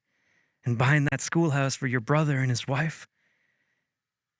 At my surprised look, he nodded. Tyler told us. Not to mention your mom saves every press release about you, and they're all good. Donating to small-town farmers and ranchers, investing in infrastructure abroad. You've done it all. You proved that you were the one guided by your heart, Gage Griffen. And I was the one guided by fear. My legs felt weak, and I sat at the table. The same table where I'd done homework and eaten breakfast, lunch, and dinner for so many years. But I wasn't the same idealistic kid who used to sit here and dream about a life on the ranch with the girl I loved in a house full of babies. I was a guy who'd given up on the love of my life to play hardball with a politician who cared more about his bottom line than doing the right thing. I'm not sure that's true, I said. Mom sat next to me, laying a comforting hand on my arm that almost brought me to tears. What happened with Farah? She asked. We never met her, but you two looked so happy in all the photos. I had to swallow down the painful ball of emotion in my throat to speak. I stood up. You know, she wanted me to come and make up with you guys when I told her about the fight. She said she wanted a whole family to be behind her and her kids. Mom laid her hand over her heart. She did? I nodded. Dad cleared his throat. When we saw that interview with you and her on the news, your mother told me in no short order it was time for me to put my pride behind me and make amends with you. The thought of me dying without ever knowing my grandkids, without telling my son that I'm proud of him. His voice broke up. Then he looked at me with murky hazel eyes. I promise I won't make that mistake again. We're here for you, Gage, and whoever you choose to love. I love her, and it wasn't a choice, I said. Falling for Farah was just as inevitable as a raindrop falling from the sky. And I love her kids. I haven't known them very long at all, but it's this feeling like I want to experience life through their eyes. Mom and Dad exchanged a glance. Dad said, Gage, if I've learned anything while we've been apart, it's that hanging on to being right is the worst thing you can do. I may have gotten to stand by my opinion, but I missed the chance to stand by my son. Moisture pooled along my bottom lashes, and I wiped it aside. This whole time, I've been waiting for you to reach out, Dad. My assistants never told me you tried to call, and that's on me. But you could have gotten my number from my siblings, too. I thought... I had to clear my throat to speak. I thought you hated me. Dad shook his head, putting his hand on my back. I never hated you. I was mad at you for showing my own shortcomings. There was a 20-year-old kid with the guts and the brains to do what I couldn't. And after a while, when you didn't come by, I figured you were better off without your old man stomping on your dreams. My voice broke. I just wanted you to be proud of me. He put his hands on both of my shoulders. I've never been prouder of you than I am right now. You're twice the man I could ever hope to be. Chapter 56. Farah. Knocking sounded on the front door, but I ignored it. Whoever it was could call and leave a message like my mom had been doing all morning, or come back later. I was too busy trying to cry it out in my bed before I had to pick up my kids tonight. I didn't want them to see how devastated I was, even after I had the whole weekend to grieve. This breakup was tearing me apart even more than the divorce had. Leaving Caleb had felt like an inevitability. Even before I found out about the cheating, I'd sensed him pulling away, becoming less invested in me. There were the forgotten birthdays, the months that passed without flowers or even a date.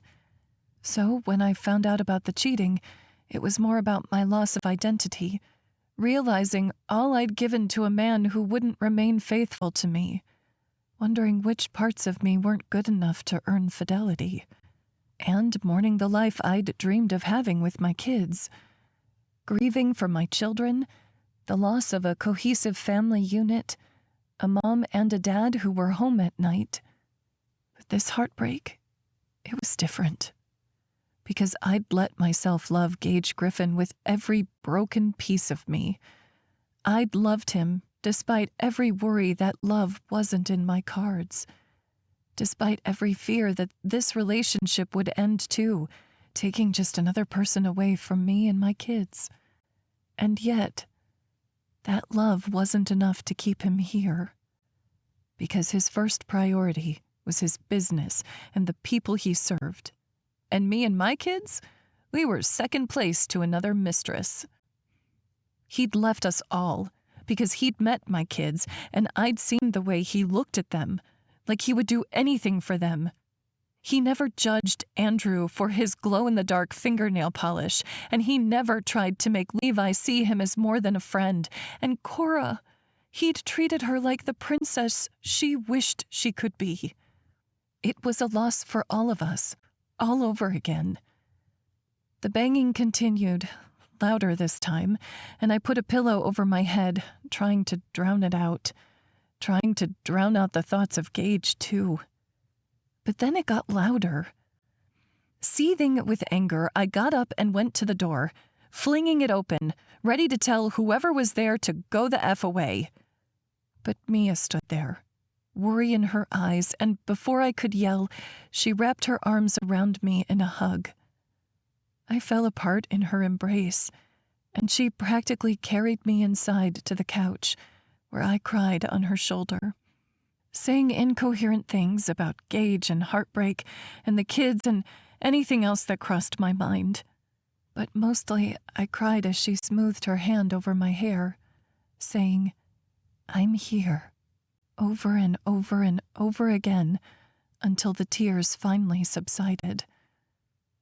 My phone went off with yet another message, and I pulled it out of my pocket.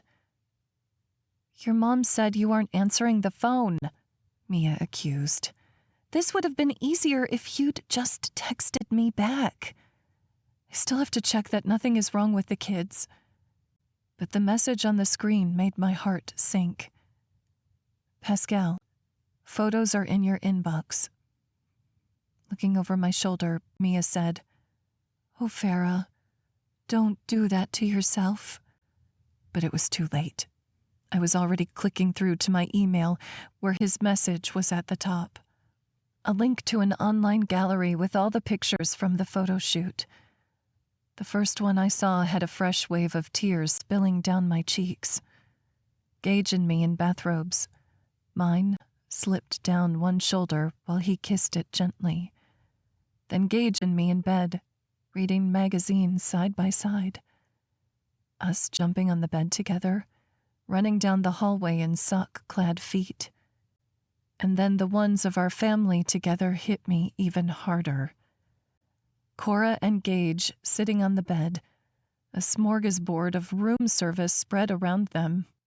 Gage and Levi giving each other a look while Andrew and Cora danced together. My mom reaching up and patting Gage's cheek while he smiled down at her. Pascal hadn't just snapped stock photos for the sake of filling a frame. He'd captured a love story. And now that it was over, it only broke my heart more. Chapter 57, Levi. I worked at the coffee shop with Grandpa all day, which meant my phone had to be in the employee cubbies under the counter. Gramps was a great boss, but a little old-fashioned. No phones allowed at work. The days usually went by pretty fast, though, which was good because not texting Alyssa, even for 8 hours, seemed like such a long time. After work, I always laid out on the couch and texted her till Mom and the younger two got home a few hours later. But today, when we finished cleaning up the shop and locking it up, Grandpa didn't take me to my house. He brought me back to his. "Did you need to pick something up before we go to my house?" I asked him in his car. It was the same one he'd had since I was a kid, an Oldsmobile with leather seats. I could still see the dark gray gum stain Andrew left in the middle seat when he was 4 and promised he was big enough to have bubblegum in the car. "I'm taking you to practice tonight," he said. My eyebrows drew together. We'd gotten in late last night from Lake Texoma, and I hadn't spoken much with Mom. She cried a little more than normal, saying it was because she'd missed us. I figured she'd want to hound me with questions before practice at least. "Did she have to work late?" I asked. Grandpa was quiet a second too long, and my stomach sank. "Well, did she lose her job?" "No, it's nothing like that." "What is it?" I asked, trying not to get frustrated. I felt like I had a right to know. But then my phone went off with a text, and I stared at the screen. "Alyssa, Dallas Dietz said your mom and Gage broke up. Sad face. Is she okay?" I looked from the phone to Grandpa. "Mom and Gage broke up?" He cringed as he nodded. "I don't know too much about the how or why of it all, but seems like she's taking it pretty hard." My hand clenched around my phone. So that was it. Gage could go from taking us all to the zoo last weekend like we were one big happy family to getting rid of us all? How had he fooled everyone into thinking he cared for us when it was all going to end without so much as a word to any of us kids? Andrew thought of Gage like he was a god, and Cora loved him too. They would be so broken up, and here was yet another guy in my life, promising to show up to my baseball games without any intention of following through. By the time we got to Grandma and Gramps' house, I was seething mad. "I'm taking a walk," I said. He studied me for a moment over the top of the car, then nodded. "Just remember the toothpaste rule." "Yeah, I know. Can't put it back in the tube once it's out." I really didn't want a lecture right now, but luckily, that was enough for Grandpa. He lifted his hand in a wave as he walked to the house. I turned and paced down the narrow sidewalk, the late June sun beating on my back, already making me sweat. It was so freaking hot and only pissing me off more. I jabbed my finger at my phone, dialing Gage's number. He'd given it to me a couple of weeks ago, in case I ever needed anything. After a few rings, he picked up. "Levi, how are you? I guess you're not coming to my baseball game anymore," were the first words out of my mouth. And in that moment, I realized just how tight that feeling in my chest was, just how close I was to tears. And I really hated to cry, especially in public, even if everyone was inside their air-conditioned houses. Gage was silent for a long moment as sweat beaded at the spot where my phone touched my cheek. "I'm sorry." "That's it?" I demanded. "What the hell happened?" "It's complicated." I pulled my phone away from my face, glaring at it. "Adults always say things are complicated when they're not. Do you love my mom?" "More than anything." "Then it's simple. Because I know she loves you. Stop being a jackass and make it right." I clicked my phone off and walked back to the house, my anger subsiding and being replaced by a tiny spark of hope. If he loved her, there was still a chance. Chapter 58. Gage. Sometimes it takes a 14-year-old kid to help you pull your head out of your ass. At least, it did for me. I wasn't going to be another guy in this life missing his baseball games. And the way Levi spoke, the way he fought for what he wanted, who's to say he wouldn't go on to change the world in a big way with a little bit of guidance? Maybe I'd been looking at this the wrong way. Maybe my love for Farah, maybe it could change the world and create a ripple effect. One where I could feel good about the work I did and live the life I wanted to live, with Farah by my side. Maybe he was right. It could really be that simple. I called Jason Romero in for another meeting the next day. Mia's smile was as fake as it got as she walked him to my office. As soon as his back was turned, she scowled at me. I still wasn't forgiven. But if I had it my way, all would be righted soon. There were just some things I needed to handle first. Jason Romero wore a sharp black suit with a white shirt and red tie. He clasped my hand and said, "Approval ratings are already up 5%, and we expect to see that climb even more this week." "That's what I called you in about," I said. "Our partnership is dissolved, effective immediately." He chuckled. "Good one, Griffen. I'm serious." I slid a manila envelope across the table. I'd called legal and PR after talking with Levi the night before and paid them handsomely to stay up preparing this for my meeting today. This is a written document stating my separation from all dealings with Romero Corp., along with a press release we'll be issuing tonight. Jason's face flooded with color as he flipped through the pages, stating in not-so-fine print that Griffen Industries would be investing in another company that would bring even more jobs to West Texas, without Romero Corp's involvement. They were, of course, welcome to continue with the plant. We both knew he didn't have the capital for it to make a difference before elections. Taking satisfaction in his reddening face, I said, "Thanks for coming in, but now it's time for you to leave." His mouth opened and closed as he sputtered.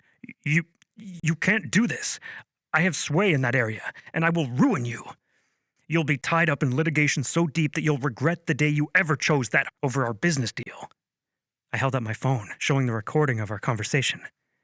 "I'm sure your constituency would love to hear about your multiple attacks on a single mom of 3.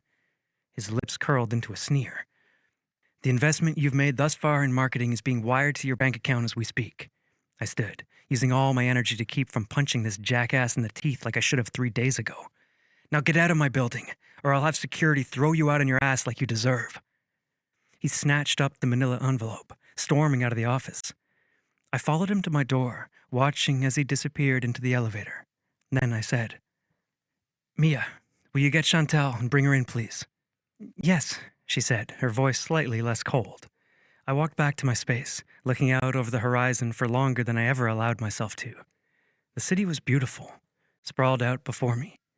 I imagined how many hands it had taken to build the roads piling atop each other like strings of spaghetti. How many people had worked to construct the high-rises and homes. So many people working together to create something amazing. I'd spent more than a decade of my life turned away from this window, focusing on my company. Now it was time to turn around and face the beauty I'd missed all these years. The glass door opened, and I turned to see Chantal and Mia walking in the office together. "Take a seat," I said, gesturing at the table where Jason had sat moments ago. Mia and Chantal did as I asked, and Mia said, "If you're going to fire me, I'd prefer you do it quickly."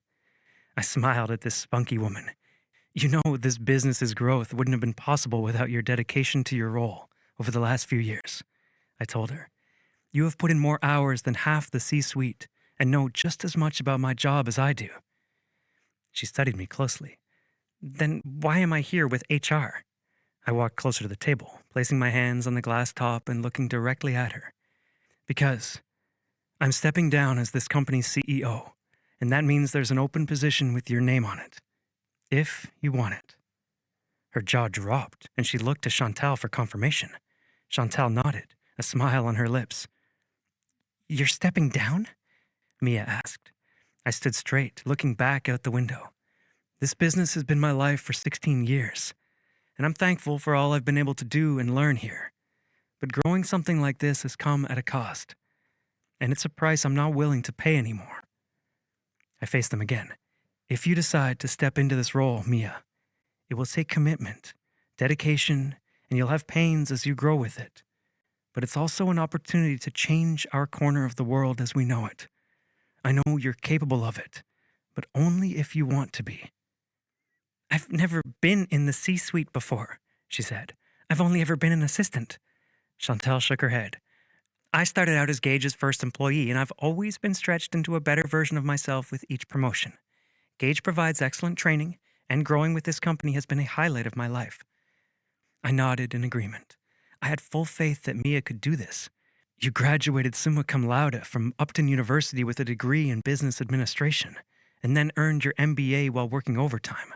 You have the education, and you know this business better than anyone else." "What will you do?" she asked. "I'll train you for the next 6 months, if you accept the position, and then I'll stay on as a consulting board member, but I won't be working long hours anymore." Chantal passed Mia a manila envelope with details of the position, including her starting salary to be bumped up when she completed training. She flipped the folder open and covered her mouth at the final page. "This is real?" "As real as it gets," I replied. "If you need to sleep on it, I understand."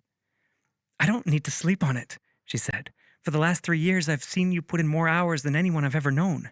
I've watched you make decisions that cost you money to better the lives of others.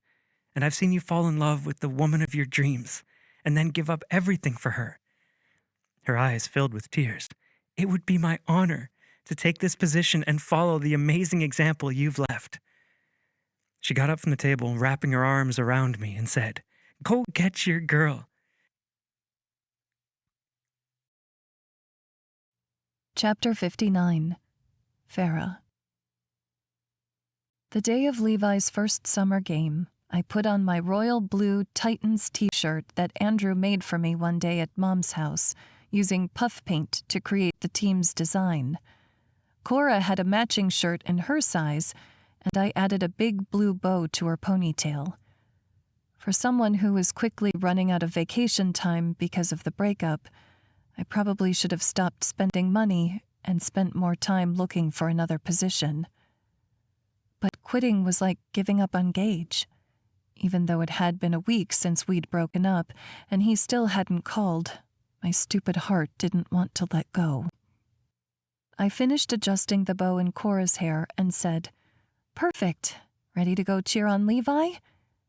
She nodded with a smile and linked her hand with mine as we walked out of the bathroom to the living room, where Andrew and Levi were already dressed and laying on their stomachs playing video games. "Time to go, guys," I said.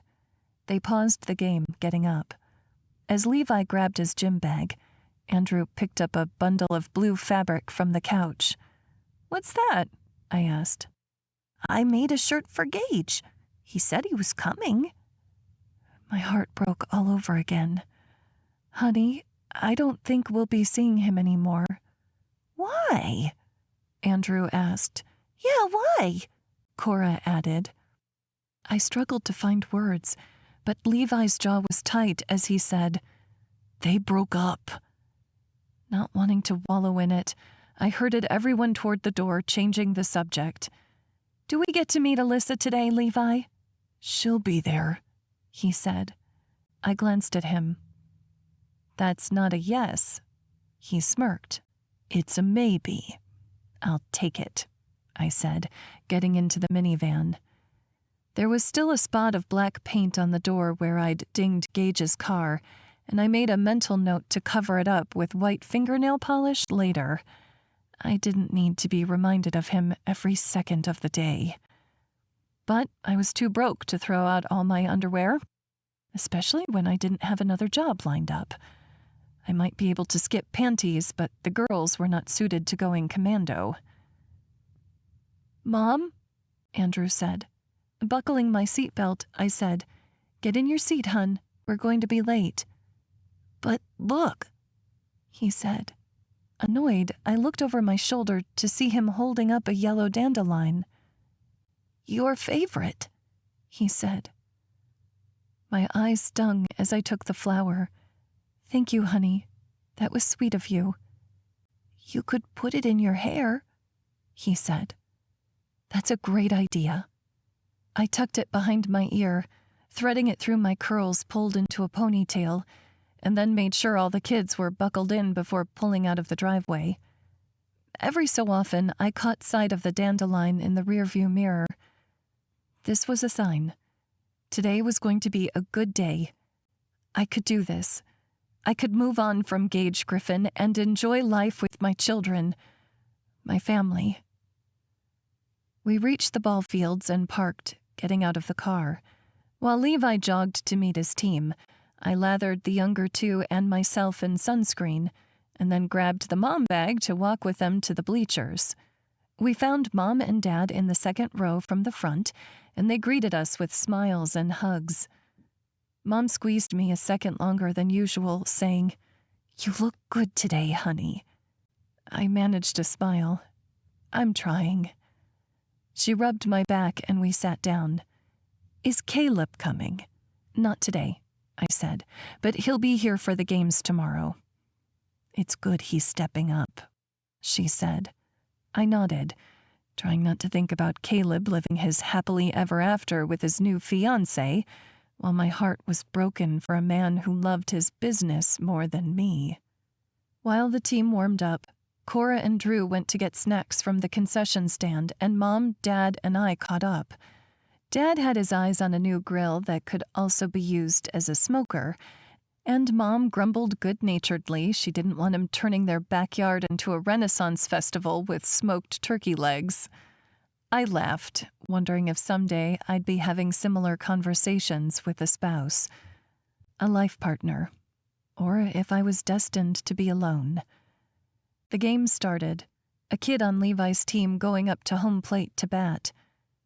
"Hey," Mom said, "did you ever get those photos back? I was thinking it would be fun to hang one over the mantel." "Oh, yeah, I forgot to show them to you," I said, getting out my phone and going to the folder, trying not to fall apart at the sight of Gage and me happy together. "Oh my God, it's him," Mom said. I nodded, fighting tears. "He looks good in the pictures, huh?" "No, look." I tracked her gaze, seeing Gage getting out of his car by the field.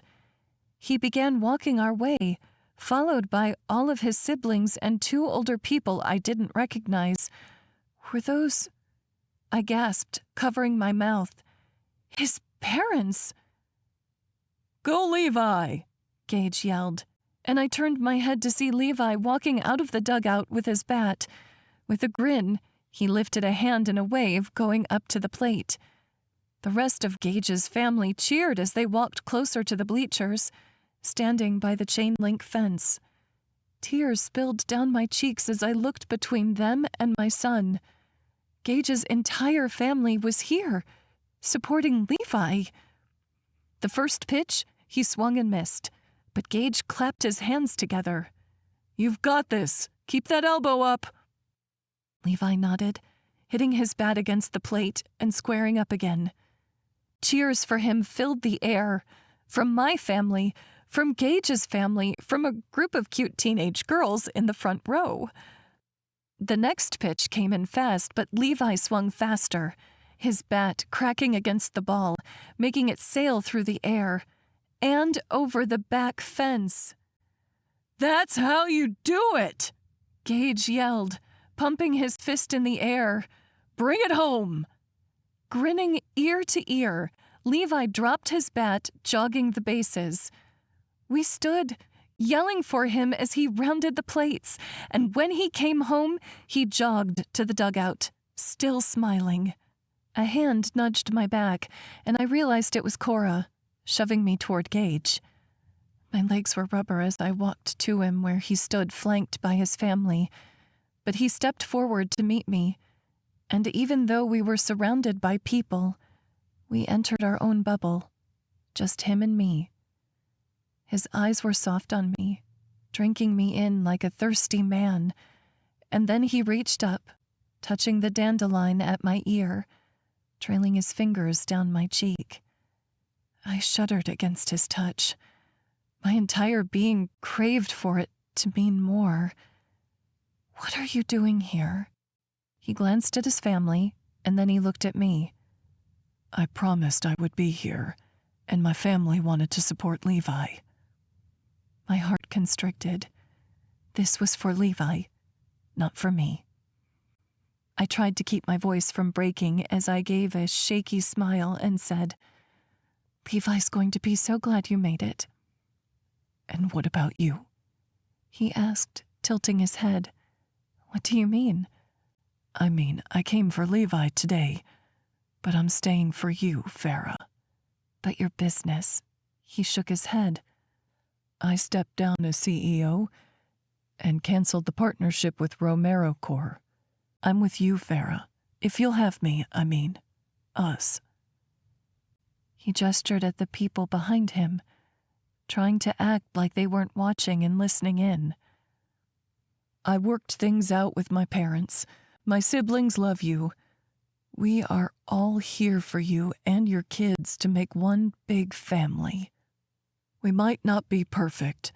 We might hold on to our pride and say things when we're angry or scared. We might make bad choices at first and have to learn from them. But we're here. I'm here. And I love you, Farah. God, I love you and your kids more than I've loved anything in my life. So please, forgive me for being a dumbass and taking longer than I should have to realize that you are the most important thing to me. You, Farah, come first." From behind me, Andrew yelled, "Give him the shirt, Mom!"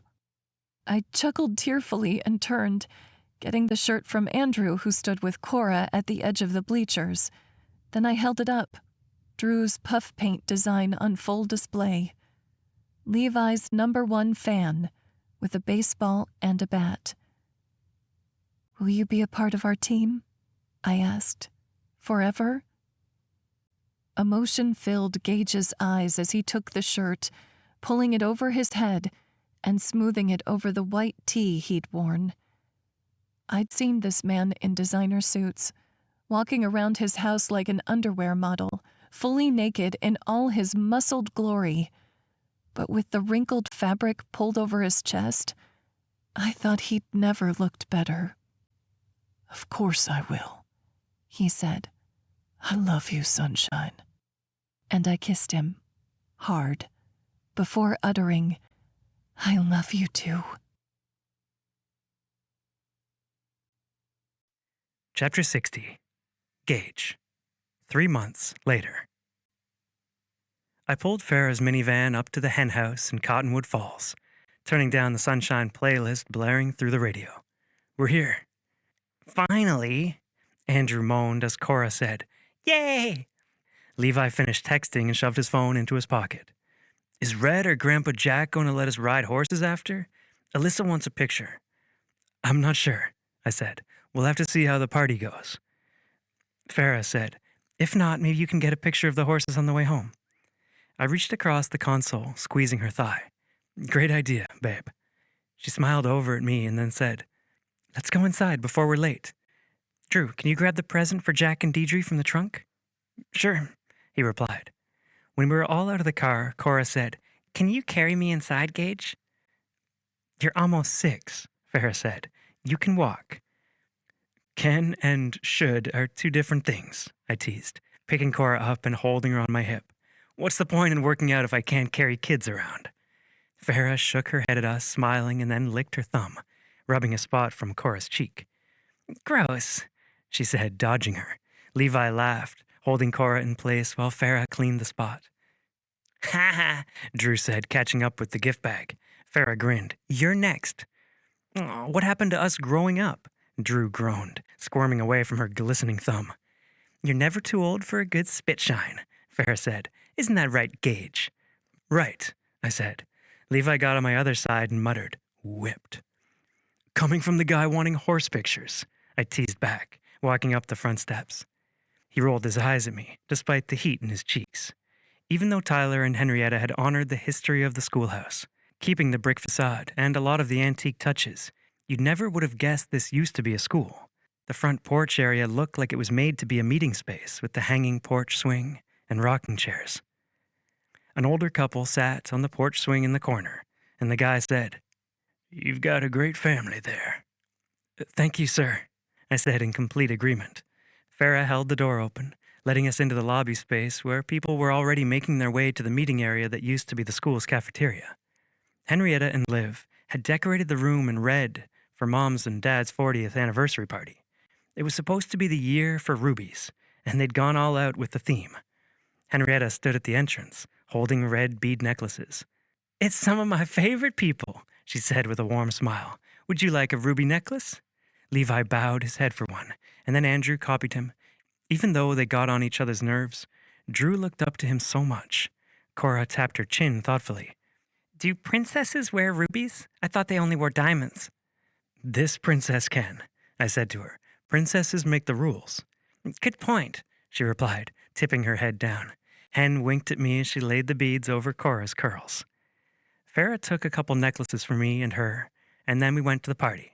Cora squirmed out of my arms, and she and Drew ran up to my parents, wrapping them in a hug.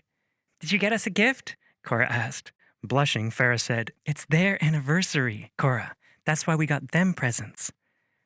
"Actually," my mom said with a smile. She walked to a table a few feet away and held up toys. "We thought you could play with these out in the garden if you want. They expand in water, and there's a bucket and a hose you can use if it's okay with your mom." I grinned at my parents. In the last 3 months, we'd overcome a lot of awkwardness because they instantly loved the kids. Mom was constantly getting them toys to play with, and Dad loved having new people to drive around the farm. He was even building a treehouse out behind the house for the kids to play in when we visited. "That's fine," Farah said. "Thank you." As soon as the 3 went outside, I said, "They're definitely riding home soaked, aren't they?" "Yep," she said. Mom laughed at us, stretching her arms out for a hug. "Having you 2 here is the best present, really." Her voice broke with tears. "I have my son back, and now we get you and your kids. Farah, it's the biggest gift I could think of." From behind us, Liv said, "Good thing Gage pulled his head out of his language." Mom laughed. Farah shook her head. "Some things never change, huh?" Dad smiled, his eyes shining too. "Not if you're lucky." Other guests came to congratulate my parents, and Farah and I mingled with the people there, hung out with my siblings, and ate the best barbecue I'd had in years. And when the party was over, the kids were so soaked that Tyler gave them extra clothes to wear. His shirts were so big on Cora and Andrew they basically fit like dresses, but Levi filled it out all right. We drove down the dirt road toward Griffen Farms, but instead of stopping by the barn to see the horses, we kept driving. "What are we doing?" Farah asked. "I thought we were seeing the horses." "I wanted to show you something," I said. "Levi, you get the gate?" He nodded, getting out of the back seat and opening the gate to the pasture. "Are you sure my van can make it out here?" Farah asked. "We've only ever taken your family's trucks off the roads." I chuckled. "I've seen minivans out here before. This path is pretty smooth." When Levi had the gate open, we drove on the dirt trail toward one of my favorite spots on the farm. Even though I didn't want to own and manage a ranch anymore, this place would always have a special part of my heart. Even more so depending on how today went. We crested a hill, and up ahead, I spotted it. The same windmill from our sibling tattoo. It was one of the first things I showed Farah when I brought her and the kids over the first time. Farah reached over and put her hand on my thigh. Such a beautiful view. I can see why this place means so much to you. It was pretty here. You could see forever, and with the green grass and black cattle dotting the hillside, it seemed like paradise. I rolled down the windows. Smell that fresh country air. It smells like cow poop, Levi teased. Hey now, I said with a smirk. Okay, maybe a little bit. I pulled up alongside the windmill, where its pump spilled water into the tank, and turned off the car. We all got out, and Farah walked to the tank, gazing into the water for cattle to drink. When she turned back to me, I was on one knee, her kids on either side of me. She covered her mouth with her hands and shook her head. Gage, are you... The ring? I asked Levi. He placed the velvet box in my hand. The flowers? I asked Cora. She retrieved the bouquet of dandelions I'd asked her to pick at the henhouse from behind her back. The drawing? I asked Drew. He pulled a wrinkled paper from under his oversized shirt. I held up the drawing and flowers, waiting for her to read the words I'd asked Andrew to draw once I got all the kids' permission. Will you marry me? Tears filled Farah's eyes as she looked between me and the kids. You three were in on this? She asked them. Levi put his hand on my shoulder. He asked us permission, Mom, and we all want Gage to be in our family. Cora nodded. We love him, Mom. And we know you do too, Andrew added. So say yes? I asked, because I want this to be my family for the rest of my life. Farah carefully set her flowers and drawing on the ground and knelt in front of me, taking my face in her hands. You sealed your place with us long before you asked. I love you, Gage Griffen, and I'd love to be your wife. Happy tears formed in my eyes, and I slid the ring over Farah's finger as her children cheered for us, like we'd just scored the biggest home run of all.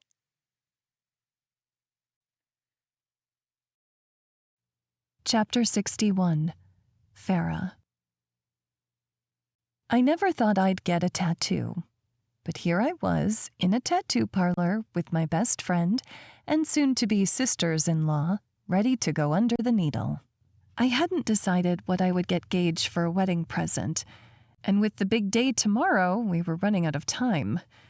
When I confided my problem to Mia, she said, "What more could you give him than forever?" That's when I knew that getting this symbol permanently on me would mean more to him than anything else I could think of. It had been his siblings' way of reassuring him that they'd always be there for him. And now, it would be my sign that I would too. Since there wasn't a ton of room in the tattoo shop, Liv and Mia sat in the front waiting area, and Hen sat beside me, her own windmill tattoo on her wrist. The tattoo artist, a guy named Henry, with more ink than bare skin, asked if I was ready. I nodded. Go ahead. The needle sliced into my skin, hurting like hell. Oh my gosh, that's worse than I thought it would be, I said, trying to stay still. He didn't say much, just kept tracing the design. To distract myself from the pain, I asked Hen, "What's it been like, being a Griffin?" I planned to change my last name after the wedding, even though I'd have a different name than my kids. It would be okay because we still shared what mattered most, our love for each other. She smiled warmly at me, her grin so contagious. It feels like when you've had a long day of work and you come home. I smiled back, despite the tattoo pain, because I knew exactly what she meant. Gage and I may have had a rough start, but he'd been my safe harbor, even before we started dating. I'm excited I get 2 new sisters. She squeezed my free hand. Me too. The pain in my wrist stopped, and Henry said, "All done. What do you think? I stared at the stark black mark on my wrist, the perfect windmill matching all of the Griffins. I love it. It reminded me of the ink on Gage's arm, the place we'd gotten engaged and promised forever, the place where my kids romped around the tank, happy and carefree, despite all we'd gone through in the last year. And in that moment, I knew I wouldn't trade my story for anything. All the pain of being cheated on, of having to start over at 34 with 3 kids counting on me, I'd never give it up. Because even if this family didn't come about in the ideal way, it brought me 4 of my favorite people, who I knew would be there for me always. It was perfect, and it was mine. Epilogue. Live. Acoustic guitar music played through the lobby of the retreat, where guests filled 2 rows of white folding chairs. There were only about 20 people here, and when everyone on the guest list had arrived, Jenna came up to me and said, "I think this is it." I nodded. "I'll go get the guys." "Sounds good," she said, and I went to the elevator, riding up to the suite where Gage was getting ready with Andrew, Levi, Rhett, Tyler, and my dad. "It's time to go out." Gage nodded, smiling as he did. Ever since he and Farah got together for good 6 months ago, he'd been happier than I'd ever seen him. He worked less, hung out at the farm with our family now, and had come to Wednesday night dinner at least once a month, sometimes more. Not to mention, he bought the house Farah and the kids lived in. It was now theirs to share and make a million memories in, together. Dad clapped his back. "Ready, son?" "I am," Gage agreed. "I know the speeches are supposed to come after the wedding, but I just had to say how grateful I am to have you here, all of you. I know this isn't the way you might have imagined me building a family, but—" "It's perfect," Rhett finished with a smile. "You hit the jackpot, Gage. And you're already a billionaire. So unfair." We chuckled, and I wiped at my eyes tearfully. Up until a year ago, I hadn't known if my family would ever make amends, and having us all here together, it meant the world. Gage bent down on one knee and called Levi and Drew over. The boys sobered, each taking one of his outstretched hands. "I fell in love with your mother, but I want you to know that you and your sister, you're just as important to me." His voice broke. "You, your mom, you're all my happily ever after." Now I was sobbing, and even Rhett sniffled as the boys hugged my brother. Tyler patted their backs and said, "We're lucky to be your family." "Agreed," Dad said. Tyler wiped at his eyes, saying, "Why don't you go tell Farah and the girls it's time?" "Sounds good," I said, trying to compose myself. "Wait," Gage said. He reached onto the TV table, getting a red velvet box. "Can you give this to Cora?" Then he got a bigger gift and said, "This one's for Farah." I nodded, wiping at my eyes as I went to the stairs, walking down a flight to the suite where Farah, Cora, Henrietta, and Mia were getting ready. Farah looked absolutely stunning in a blush-colored dress that hugged her curves and flared at the waist. Mia and Cora's dresses matched my own, one-shouldered gowns in a darker shade of pink. "Is everyone ready?" Farah asked me. I nodded, except Gage asked me to give this to Miss Cora. Cora's eyes lit up. "A present?" I nodded. She took the velvet box and opened it up, revealing a stunning silver tiara. "What does the note say?" she asked. Farah picked it up, reading his words. "Every princess needs a crown. Love, Gage." And now I was crying again. Farah's eyes shone with emotion as she lifted the tiara from the box and placed it over Cora's curls, while Pascal snapped photos in the background. "Perfect." Farah said, hugging her daughter tight. I held out the other gift Gage gave me. This one's for you, Farah. She took it, peeling back the silver paper, and then stared at the frame, her hand covering her mouth. Is it a picture from that photo shoot? I asked. Farah shook her head, smiling, and turned the frame to show me a scrap of paper with a phone number on it. She held up the cardstock taped to the back of the frame and read, I've kept this since the day you walked in my office. I knew you were special then, and I love you more than ever now. And I wanted to frame it, because even if a relationship starts out with a few dings, it can turn into something beautiful. Mia and I exchanged glances, and Mia wiped at her eyes. Am I going to be crying all day? She asked. I'm supposed to be a big bad CEO on Monday. I know I am, I replied. Thank God for waterproof mascara. Farah wiped at her eyes, saying, I hope they're happy tears. You know, I've always been an only child, and today feels like I'm not just getting a husband, I'm gaining an entire family. Henrietta and I went to hug her, and Hen said, Joining this family has been the biggest blessing in my life. I know it will be for you too. And I'm happy to get another sister, I said. If Rhett ever gets married, we'll outnumber the boys one day. Girl power, Cora said, pumping her little fist in the air. We laughed and then fixed our makeup so we could go downstairs. And Mia was right. I cried through the entire ceremony.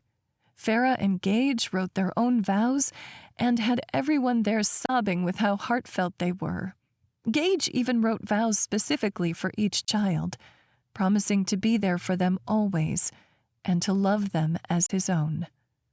Even though we were a small crowd, we had a reception, dancing to music played by a DJ who took more requests than chose songs on his own.